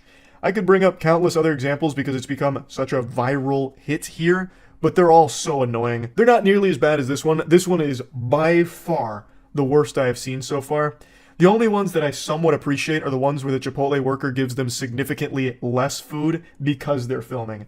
I fuck with that. I think that's great. That should be the gold standard going forward here. You come in and you start filming the workers, well, I hope you enjoy 5 tiddlywinks of rice and 1 little glob of chicken. And that's it. Put a smile on your face and get the fuck out. But anyway, yeah. Don't like the trend. Hopefully the trend is over soon. That's about it. So yeah. It's always adorable when a villain or clown from a previous season of YouTube drama pokes their curious little heads out from the shadow just to remind everyone that they're still out there and still an insufferable loser. That's what we're dealing with today. It's a YouTuber named TechLead, and a couple of years ago, CoffeeZilla threw him into the Thunderdome and smacked him down and exposed to the world that this guy is a superstar scammer. And this week he tried to puff out his chest and spread his invisible, non-existent lats by copyright claiming and taking down a video another YouTuber made about him that hurt his feelings. Internet Anarchist made a video kind of just going over the CoffeeZilla vs. TechLead saga from a while back, and TechLead decided to copyright strike him and openly, on camera, with 4K video evidence, admit to falsely flagging him and abusing the YouTube copyright system. This delusional douchebag attempted to take a victory lap over Internet Anarchist's corpse, gloating about his abuse of the YouTube copyright system. His sensitive little feelings led to the hatred blinding his eyes like cataracts, and him not realizing that he is openly admitting to something you are not allowed to do and can get into big trouble for. As I've mentioned in the past, there is a very popular case where YouTube themselves actually stepped in when someone was notorious for false flagging other YouTubers' content, took them to church and put the fear of God in them. Like, the false flagger back then got slapped with massive fines per instance of their abuse of that copyright system. So it is something that is taken very seriously, and this dumb, insufferable asshole is openly admitting to it on camera. That's not even doing it justice. He is so proud of it, he was wearing that like a Boy Scout badge on his jacket. But I'm assuming the stupid potion that he drank must have wore off, or maybe someone in his life kicked down the front door and told him how terrible of an idea that video was, because he has deleted it as of this afternoon. So the only footage I have to show you is from the Internet Anarchist, who was kind of just cutting the most shocking bits of what he openly admits to. I tend to copyright strike down any expose videos on me because I understand that these are not real exposés. There's no journalism involved in here at all. Journalism is probably the boogeyman that keeps him up at night, haunting his nightmares. Because any journalist that ever looks into TechLead will find the most filthy and foul resume ever. This guy super sucks, and any journalism that's ever done on him only further exposes how much of a scumbag he is. I also just have to mention that the title of his video where he talks about this actually gave me a bit of a belly laugh like fucking Santa Claus. He had the chutzpah to call the YouTubers he's referring to in the video scam-tubers and put it in his title. Marinate in that for a moment. That's like Justin Timberlake calling someone else an alcoholic. Welcome to the world of business where people are afraid that they're going to be doxxed. Well, if you're going to come into business and do business in this world, yes, you're going to be doxxed. You better have an identity. And so then he takes to Twitter complaining he's going to have to dox himself to the TechLead. So you're saying I have to share my personal information to TechLead or let my video be taken down? He's afraid he has to be doxxed if he wants to counter the dispute. YouTube jumps in and says, well, you can also hire an attorney if you want to represent yourself. Well, yeah, this is business, right? People have a complaint against you. You can't just be a nobody and hide behind anonymity, right? You don't even have a real complaint. You have hurt feelings and thinning hair from the stress of being such a whiny loser. This is a ridiculous statement that just because you're in that field, you need to be doxxed. It's just, the way he talks about it, it just comes with the territory. You're out of your fucking gourd. Like, you've lost your marbles. I also can't stand the way he talks. He actually just sounds like what I imagine every Reddit mod who thinks their job is the most important thing in the world sounds like. One of the main reasons I will actually copyright strike a video, though, is I want to know who's behind the video, right? I want to know who these people are. What if it's somebody I even know in real life? Oftentimes these haters are people who know you very well, actually. I mean, this could be a real physical threat to me. That's called paranoia. Like, that's an actual mental disorder that you've got here. You might want to get yourself checked out for that one. You think that someone just making a video on the history of CoffeeZilla spanking your cheeks red could have been someone that you knew in real life that could lead to a physical threat against you because he made like a video essay about it. Come back to reality, tech lead. Snap out of the genjutsu that you're trapped under here. I don't know what world you're seeing. Like, that is a crazy perspective to have on it. Like, legitimately, that is unhinged. Now, I don't think he actually believes it. Like, in all honesty, I think the only reason he's putting that there is like a cover your own ass token as like a, oh, well, that sounds reasonable to like the mind of a Neanderthal, perhaps. But anyone who thinks about that for even like an iota of a second would immediately recognize that that is a ridiculous thing to actually believe, and I don't think he does. He's using that as some kind of justifiable reason for why he does that, but even he backpedals on that so quickly. Like, he gives up on that facade almost immediately. Really, these scamtubers exist only because I allow them to exist. And I can shut them down anytime I like because I own all of the copyrights to the images and audio that they're using. A complete fundamental misunderstanding of how anything in the real world works. What the fuck are you yapping about? What? No, let me go ahead and set the record straight here. They are your videos, sure. But anyone can take those videos and make their own creative pieces about them using clips from them. That has been argued in court 100 times at least, and every single time it is always ruled that that is completely okay to do, fair use, as long as they're not taking your entire video and using it, or doing nothing transformative with it, then they have the legal right to do so. They can take your video and highlight moments from it, talk about moments from it, the same way I'm doing right here to throw tomatoes at you. What I'm doing isn't journalism. I'm just spitting on you and making fun of you for the absolute clown that you are. And I can do that, and there's not shit you can do about it legally. You're more than welcome to try. I will 100% use every single resource available to the entire legal firm that we have at our agency, Mana, which I am an owner of, to absolutely take you to court and embarrass you if you want to go that route. Though I don't think you want discovery to happen on your end, just a little hunch there, tech lead. But the point is, you're just completely wrong. Like this little supervillain monologue you're giving, like pinky to the mouth like Dr. Evil, they exist because I allow them to. Like your dumb little fucking speech has no teeth to it because it's completely fucking wrong. I will issue these copyright strikes on these new YouTuber, scamtuber videos. And I don't really care one way or another, I guess, but it's more of a hazing ritual for me, like a welcoming ceremony, just to let them know what they're in store for and who runs the show around here, who owns the content around here. Oh god, Jesus, stand back! Whoa, whoa, this guy means business, holy shit! He's going insano style. Gee, wow, he's going fucking swag mode. He runs the show, he's the big dog, he's the big shot, the sheriff on the block, watch out! Damn! Yeah, this all seems like the actions of someone who really doesn't care. Whining in a YouTube video about why you're falsely copyright striking other YouTubers, and then openly admitting that it's not even legitimate, it's a hazing ritual for you, a welcoming ceremony. That's the lamest shit I've ever heard. I have no doubt that you got wedgies growing up, and now this is your way of taking some of that power back. That's what I feel with this shit. So this is my welcoming ceremony. What happens next in these copyright strike cases is typically we go into court proceedings where I have 30 days to file a legal action, which typically I'm not going to waste anybody's time doing. This is really just my welcoming ceremony, hazing ceremony for people, and so the video will probably be back up after a while. Now, regarding these copyright claims, the truth is, I don't really care.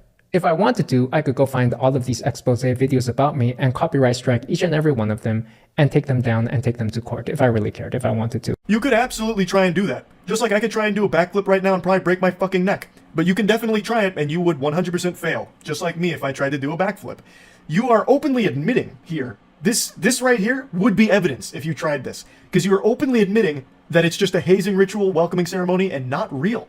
They're fraudulent strikes that you're issuing, blatantly abusing the copyright system. So, if you did actually take these to court, like the big shot you are, you would probably incur huge fines as a result of it, just like the last guy that YouTube beat down financially for this exact thing that you're talking about here.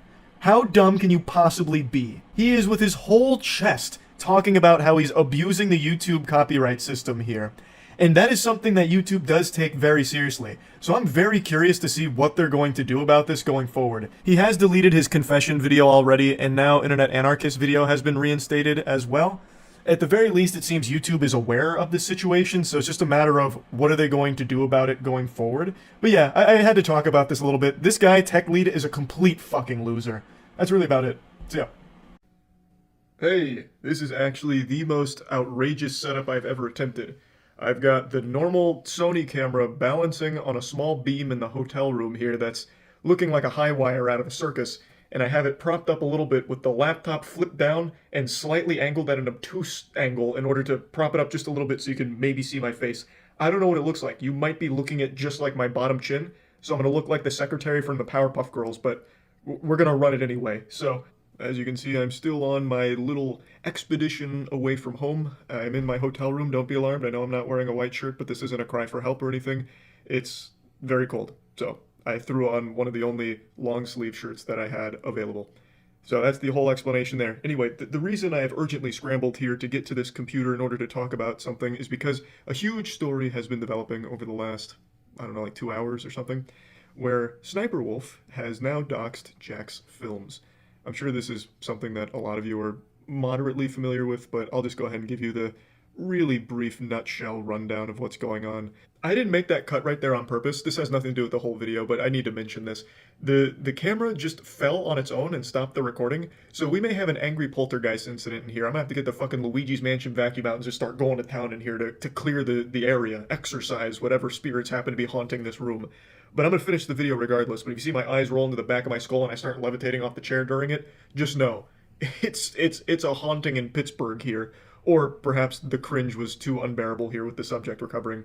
But anyway, back on topic. Sniper Wolf, huge channel. She mainly does TikTok reacts, which has made her the punching bag of the internet recently. She's caught more fire than the sequel to the Hunger Games because a lot of people have been stating that what she does isn't really reacting to content, it's mainly just stealing it, freebooting it. And the entire internet has come together like this giant singularity and all collapsed onto Sniper Wolf as well as some other react channels as well for this type of content. And by far the biggest soldier on the front line of this battle is Jack's Films. Jack's Films made a whole video going over why what she does isn't acceptable and even made an entire channel dedicated to making fun of her and her content. And he even has an entire bingo game that takes the piss out of her content more than a catheter takes the piss out of a hospital patient. He has pretty much daily uploads of just making fun of each of her daily reacts. This ongoing feud has been escalating and continuing for quite some time. We're in like season 5 of this anime arc here, and it's only popping off more and more.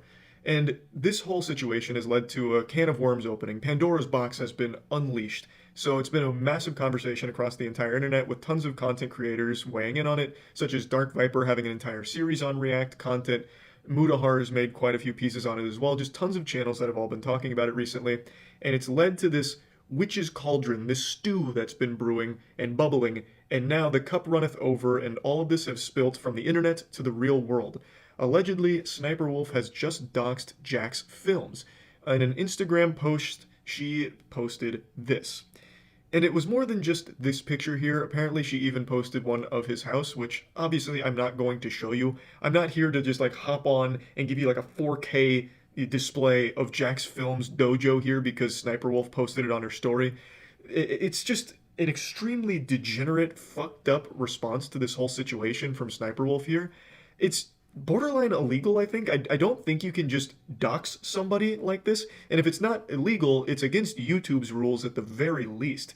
And it violates the Geneva Convention of Internet Content Creators, where you never take internet beef into the real world. It's just going too far with this whole thing. Jack's Films was just making critiques on her content as well as making fun of it, which is something everyone does all the time, every single fucking day. And to go to this extreme, where you dox him for it, is just an incomprehensible, insano-style step. Now, Jack's Films posting about this on Twitter obviously gained a lot of traction. This isn't exactly some kind of like whoops-a-daisy moment, you know, a mistake that could happen to anyone. This is some pretty malicious shit. There's not really a defense of it. You can't just make the claim like, well, I just wanted to kind of talk it out face to face. Like, no, that's not how this works. You don't go up to someone's house like you're about to try and sell them solar panels in order to hash out your internet beef unannounced, especially not in the middle of the night too. That's threatening. Like that is not a normal, sane way of handling things. So when this started getting traction, Sniper Wolf herself caught onto it and deleted the post and then said this. She said, accusing me of doxing is defamation. I have no idea how to dox. He literally posted his address on Google and said I threatened him and doxed him. Jack's Films said, you posted a video tonight of you outside our home to your 5+ million followers to see while my wife and I were inside. I can't make it any simpler than that. If that's not doxing, why did you delete it? That's kind of a checkmate moment right there. He got her with the scholar's mate. Like, you showed up to his house unannounced in the middle of the night, and then when people started to point out how that's not acceptable behavior and is very much in line with doxing, you deleted it. So you can recognize that it's bad.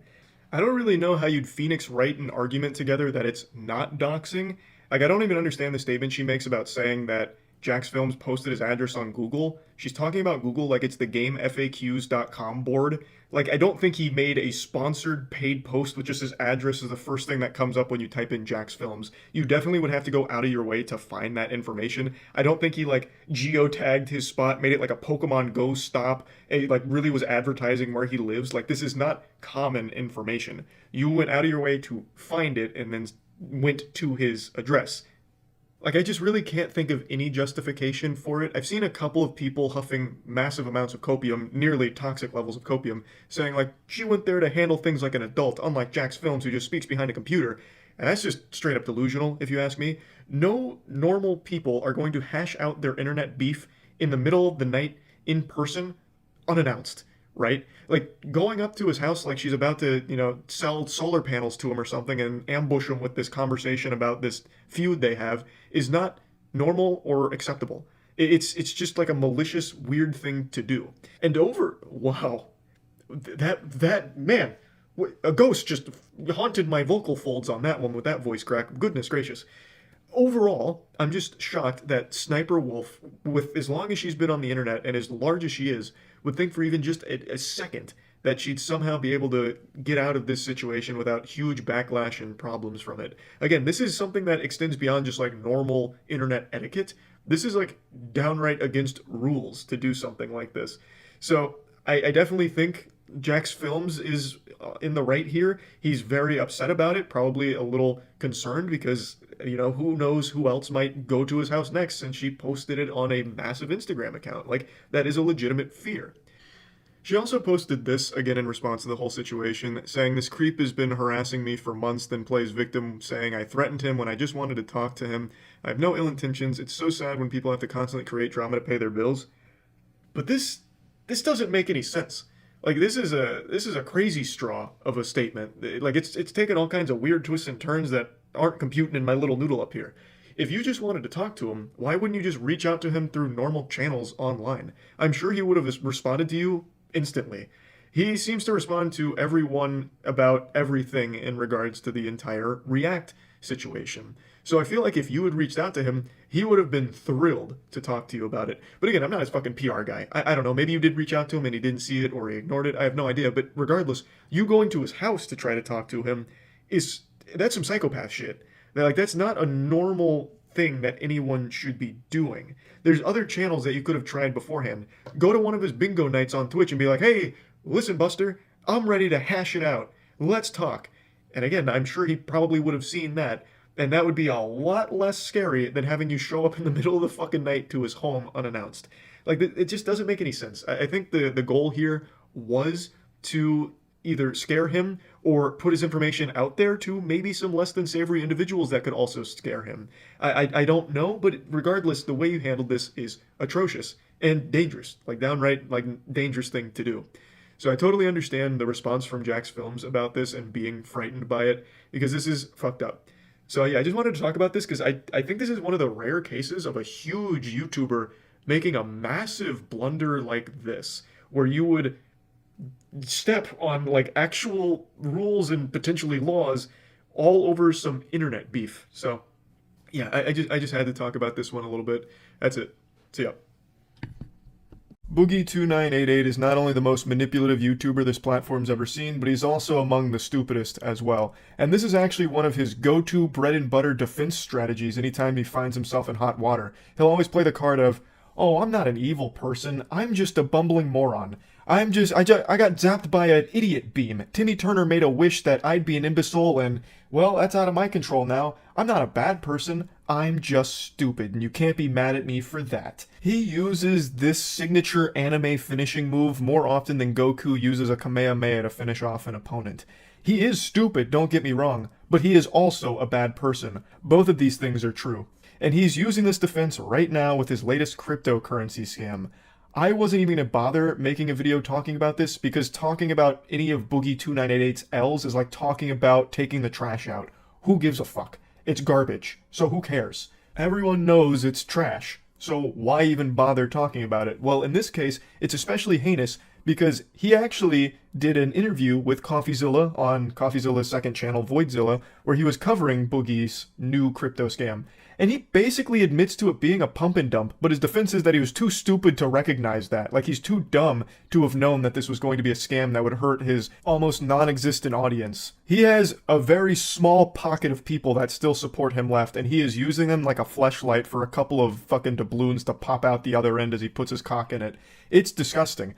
The Boogie298 fan club has less members than the goddamn Balan Wonderworld Enthusiast Society. Like, there's not many of them left, and now Boogie's running a cryptocurrency scam directly at them, yet denying that he's trying to scam his fans, saying that it's obviously just a joke for his fans to point and laugh at. This is mainly meant to target millionaire crypto bros who can kind of just get fucked. It's also worth mentioning that he was paid $10,000 to promote this fatty token meme coin by a very shady group.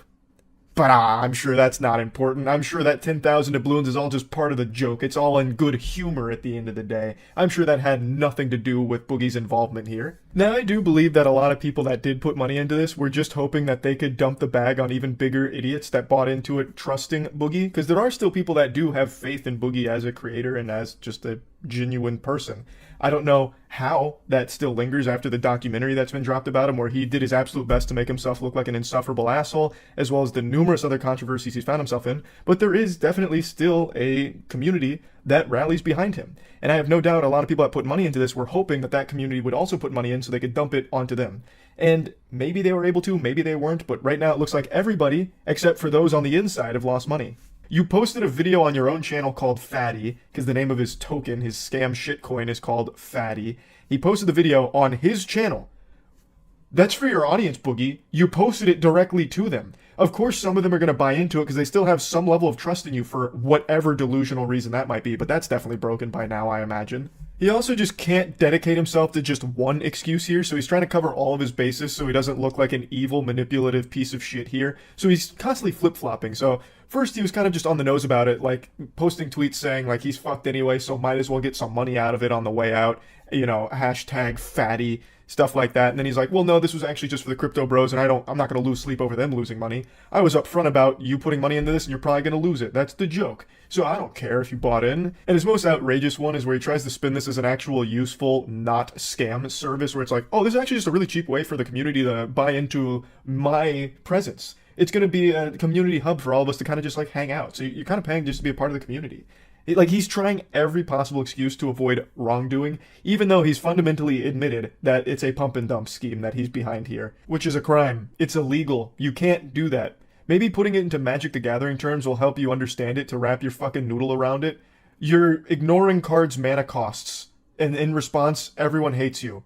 You can't do that, Boogie. I watched a clip of a podcast Boogie's on once, and of course he always rants about how everyone's always out to get him. He's not a bad guy. Everyone else is evil for attacking him. He's not the bad guy. He's not the villain of the story. And my name got brought up. And he then went on to say that I want to see him dead. I'd rather see him buried 6 feet under than see him succeed, or something to that effect. Which is, of course, a load of horseradish, but it's a really interesting take, how Boogie perceives things. And I don't know if he truly believes this, or if it's just a classic Boogie drumming up sympathy kind of thing through lying. But I don't want to see you dead, Boogie, at all.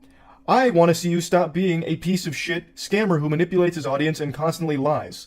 That's what I want. That's what the majority of people would like to see. A triumphant story about how you finally took some responsibility for your own actions, grew from them, learned from them, and actually stopped being the asshole that you are. I'd like for you to come forward and stop lying about everything. So like in this situation, just taking it on the chin and openly admitting that you pump and dump scammed your audience. Just say like, hey guys, I fell in difficult financial times and yeah, I took advantage of you. You kind of tiptoed around that in the CoffeeZilla video, but you're not saying it with your whole chest anymore and making up excuses for it, even though it's an inexcusable thing that you've done. You should then refund everyone that lost money in this shitcoin scam that you've pumped. And then you should be working towards actually making things right and stop being the lying, manipulative asshole that you are. I don't want to see you dead, Boogie, and you know that. That's a very gross thing to say, to make that claim, and you know how fucking disgusting that is, which is why you say it. But I want to make it very clear right now. What I want is for you to stop being a lying manipulator.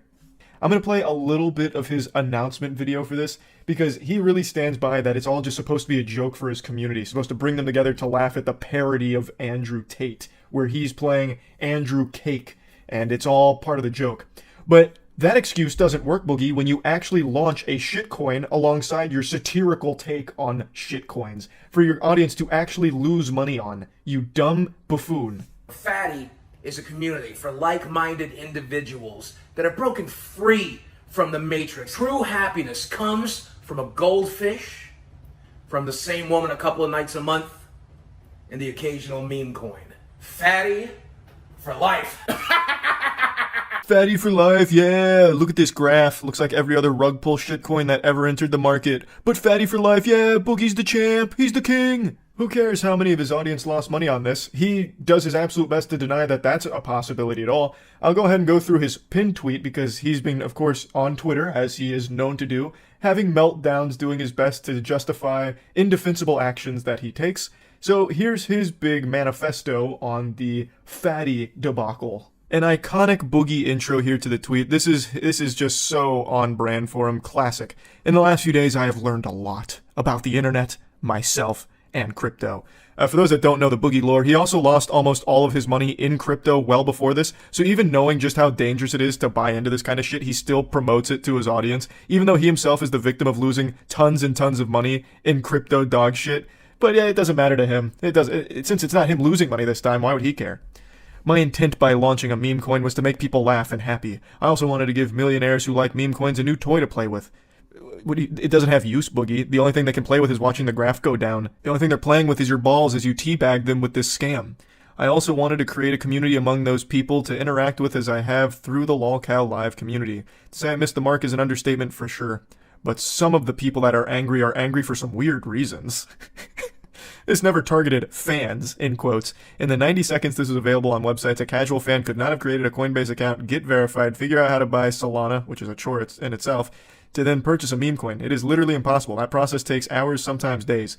You are so unbelievably wrong, you know that. You are blatantly lying. I also don't understand why it's inconceivable for him to imagine that some of his fans already have Solana and have Coinbase accounts, because a lot of people do. Cryptocurrency isn't some like fringe unheard of thing anymore. It's a very mainstream thing people have been hearing about for fucking years, so a lot of them do have accounts and they could easily buy this in the 90 seconds it was available. This targeted my fans only to have them point and laugh at the absurdity of the character, the video, and the idea that anyone would trust me for crypto advice. If the whole idea behind it, Boogie, was to just provide an entertaining video, why actually launch the shitcoin? Why even give them the opportunity to buy into something that you yourself know is worthless? You're open about how worthless it is and that it's just a waste of money. One of his early tweets is about how you shouldn't invest money in it. That's the way that he's trying to like hand wave his responsibility to his audience here by saying, well, he warned them not to put money into it, so it's kind of their fault. Why even give them the option? If the whole point was just to give them something to laugh at, why give them something to immediately lose money on, Boogie? That's so weird. That doesn't seem like it'd be a good part of the joke, having them lose money too. That seems to get rid of the joke. It's almost as if it wasn't a joke to begin with. And you're using that as a convenient excuse to try and make it seem like it was never the intention to make money off exploiting your fans. I did, however, want to target crypto bros who play with meme coins all day, every day. Looking at the wallets that bought and sold this coin, it's clear that is the only people who played with this coin. Many of them holding tens of millions of Ethereum and Bitcoin, they wouldn't miss the tens of dollars they might have lost, but many more made money than lost, it appears. What a hero. You're such a hero of the people, Boogie. Regardless, I still believe those same crypto guys might find value in this coin and community, and I hope they do. For those holding, I plan to keep chatting with you guys and chilling with you for as long as you think it's fun. To the rest of the internet, I am not sorry for getting involved in a dumb shit meme coin. I eject the idea that I was ever scamming fans, and that simply did not happen, period. Look at the wallets for proof of that. I still think a meme coin can be a funny and amusing distraction for people who have far more money than they know what to do with, and I hope we can continue to fuck around with this dumbass coin. That is just chef's kiss standard Boogie meal right there on his Twitter dog shit that he serves on the plate. Just absolute nonsense, lying out of his ass, trying his absolute best to come out of this looking like the good guy. Well, I've learned a lot about myself, the internet, and crypto. Yeah, there were some shortcomings. I missed the mark, but you're actually all wrong because I'm not a bad guy. That was never the intention. Also, those crypto bros that I said can get fucked and I won't lose sleep over, well, actually, I'm hoping they find real value in this because I'm also like a hero to the crypto bros as well as my community because I never targeted my fans. Yeah, I uploaded it to my YouTube channel, but that was only because I wanted them to laugh at the character, not actually put money into it. I mean, that was never part of the plan, but because they put money into it, now there's a great community, which was always the intention the entire time. It's just absolute ramblings of a madman doing his absolute best to try and avoid looking like the bad guy. And in doing so, he always looks even more of a bad guy. In the interview he did with CoffeeZilla, he mentions his cancer diagnosis. Boogie has a form of cancer and he is on hard times financially, a lot of it because of his crypto investments, which now he's running one of his own. And he talks about how the money that he got, like the $10,000 to promote this, immediately went into like his medical his medical needs. And he uses this as a shield, where it's like, oh, you know, this is going on, thus it shouldn't be a problem that I scam people, because I need the money. There's plenty of other ways of making money, though, Boogie, besides just scamming your audience. Like, there was, for actual years, you had so many other opportunities to make money and actually not be a piece of shit. But you have time and time again made the worst possible decisions, not only for yourself, but for those around you, and you have constantly dug yourself deeper and deeper holes. And now you keep posting tweets, deleting tweets, where you're doing this Jekyll and Hyde thing about how, oh, I might be going to jail anyway, so I'm going to take money on the way out. Buy Fatty Coin. And then into this where it's like, actually, I'm such a good guy. Like, we were just making a community, and you guys are getting mad for weird reasons. I'm misunderstood. It's crazy because you can actually trace Boogie's spiral to his Twitter activity. The frequency in which he used Twitter directly correlates with the frequency at which he lost subscribers. As he used Twitter more, his YouTube subscribers went down more and more because he kept letting the mask slip at the really awful person behind the facade that he puts on YouTube. He could not stop himself from saying the most revolting things and being the most unlikable asshole through Twitter. He was addicted to it. And he recognized so many times that if he just deleted Twitter, his life, his online career would have been in a much better spot. But he just can't help himself. And to this day, still can't help himself. Here's his most recent tweet, for example. I learned years ago that if I fart in public, Mudahar will make a video saying I gave people cancer. I'm pretty much free to do whatever I want because even when I try to do something nice, people say I ate a baby or something. In standard Boogie fashion, making himself the victim of everything imaginable. Somehow he's the victim in this pump and dump crypto scam that he's running here because Mudahar made a mean video about him. Oh man, it doesn't matter what I do because people are just going to say that I ate a baby or something. Mudahar is going to insult me no matter what. So what I did a crypto pump and dump doesn't mean Mudahar needs to be nasty and rude about it. I can't even remember the last time Boogie2988 did something genuinely nice without it being something to benefit him personally. I can't think of it. And it's certainly not this crypto scam. There's no way you're going to sit there and actually try and say that this meme shitcoin that you've started is somehow a nice thing that you don't deserve to be getting insulted for. That's absolute lunacy. You yourself have said multiple times how worthless this is and you shouldn't be putting money into it and that you're basically stupid if you do. Like, and you're going to try and sit here and make a claim like, oh, even when I do something nice, they're just going to say I'm bad anyway. You're not doing anything nice. You are literally scamming your audience. No matter how much you want to plug your ears and close your eyes to deny that fact, you are. You have. You are scamming them with this. He also keeps saying that he hasn't sold any of his Fatty Coin. And it doesn't matter. Even if you really haven't sold any, I don't know why you'd sell now since it's completely flatlining, but even if you haven't sold any, even when it was up, it doesn't change the fact that it's still a pump and dump scam and someone made a lot of money from this. The people that paid you to promote this in the first place. You did make 10,000 doubloons from the promotion of it. So you did make money from it. Even if it isn't from the direct sale of the coins that you hold, you still made 10 grand, which is a lot more than any one of your fans that bought into this trusting you. But anyway, I don't need to rant any further about this. If you want actual information about the scam, I highly recommend checking out voidzilla's video or Mudahar's coverage of this. They both did a great job going over everything around it. I'm just here to talk about what a manipulative, stupid asshole Boogie2988 is and how baffling it is that he keeps finding new ways to devolve even further into degeneracy. It's shocking. That's really about it. See ya.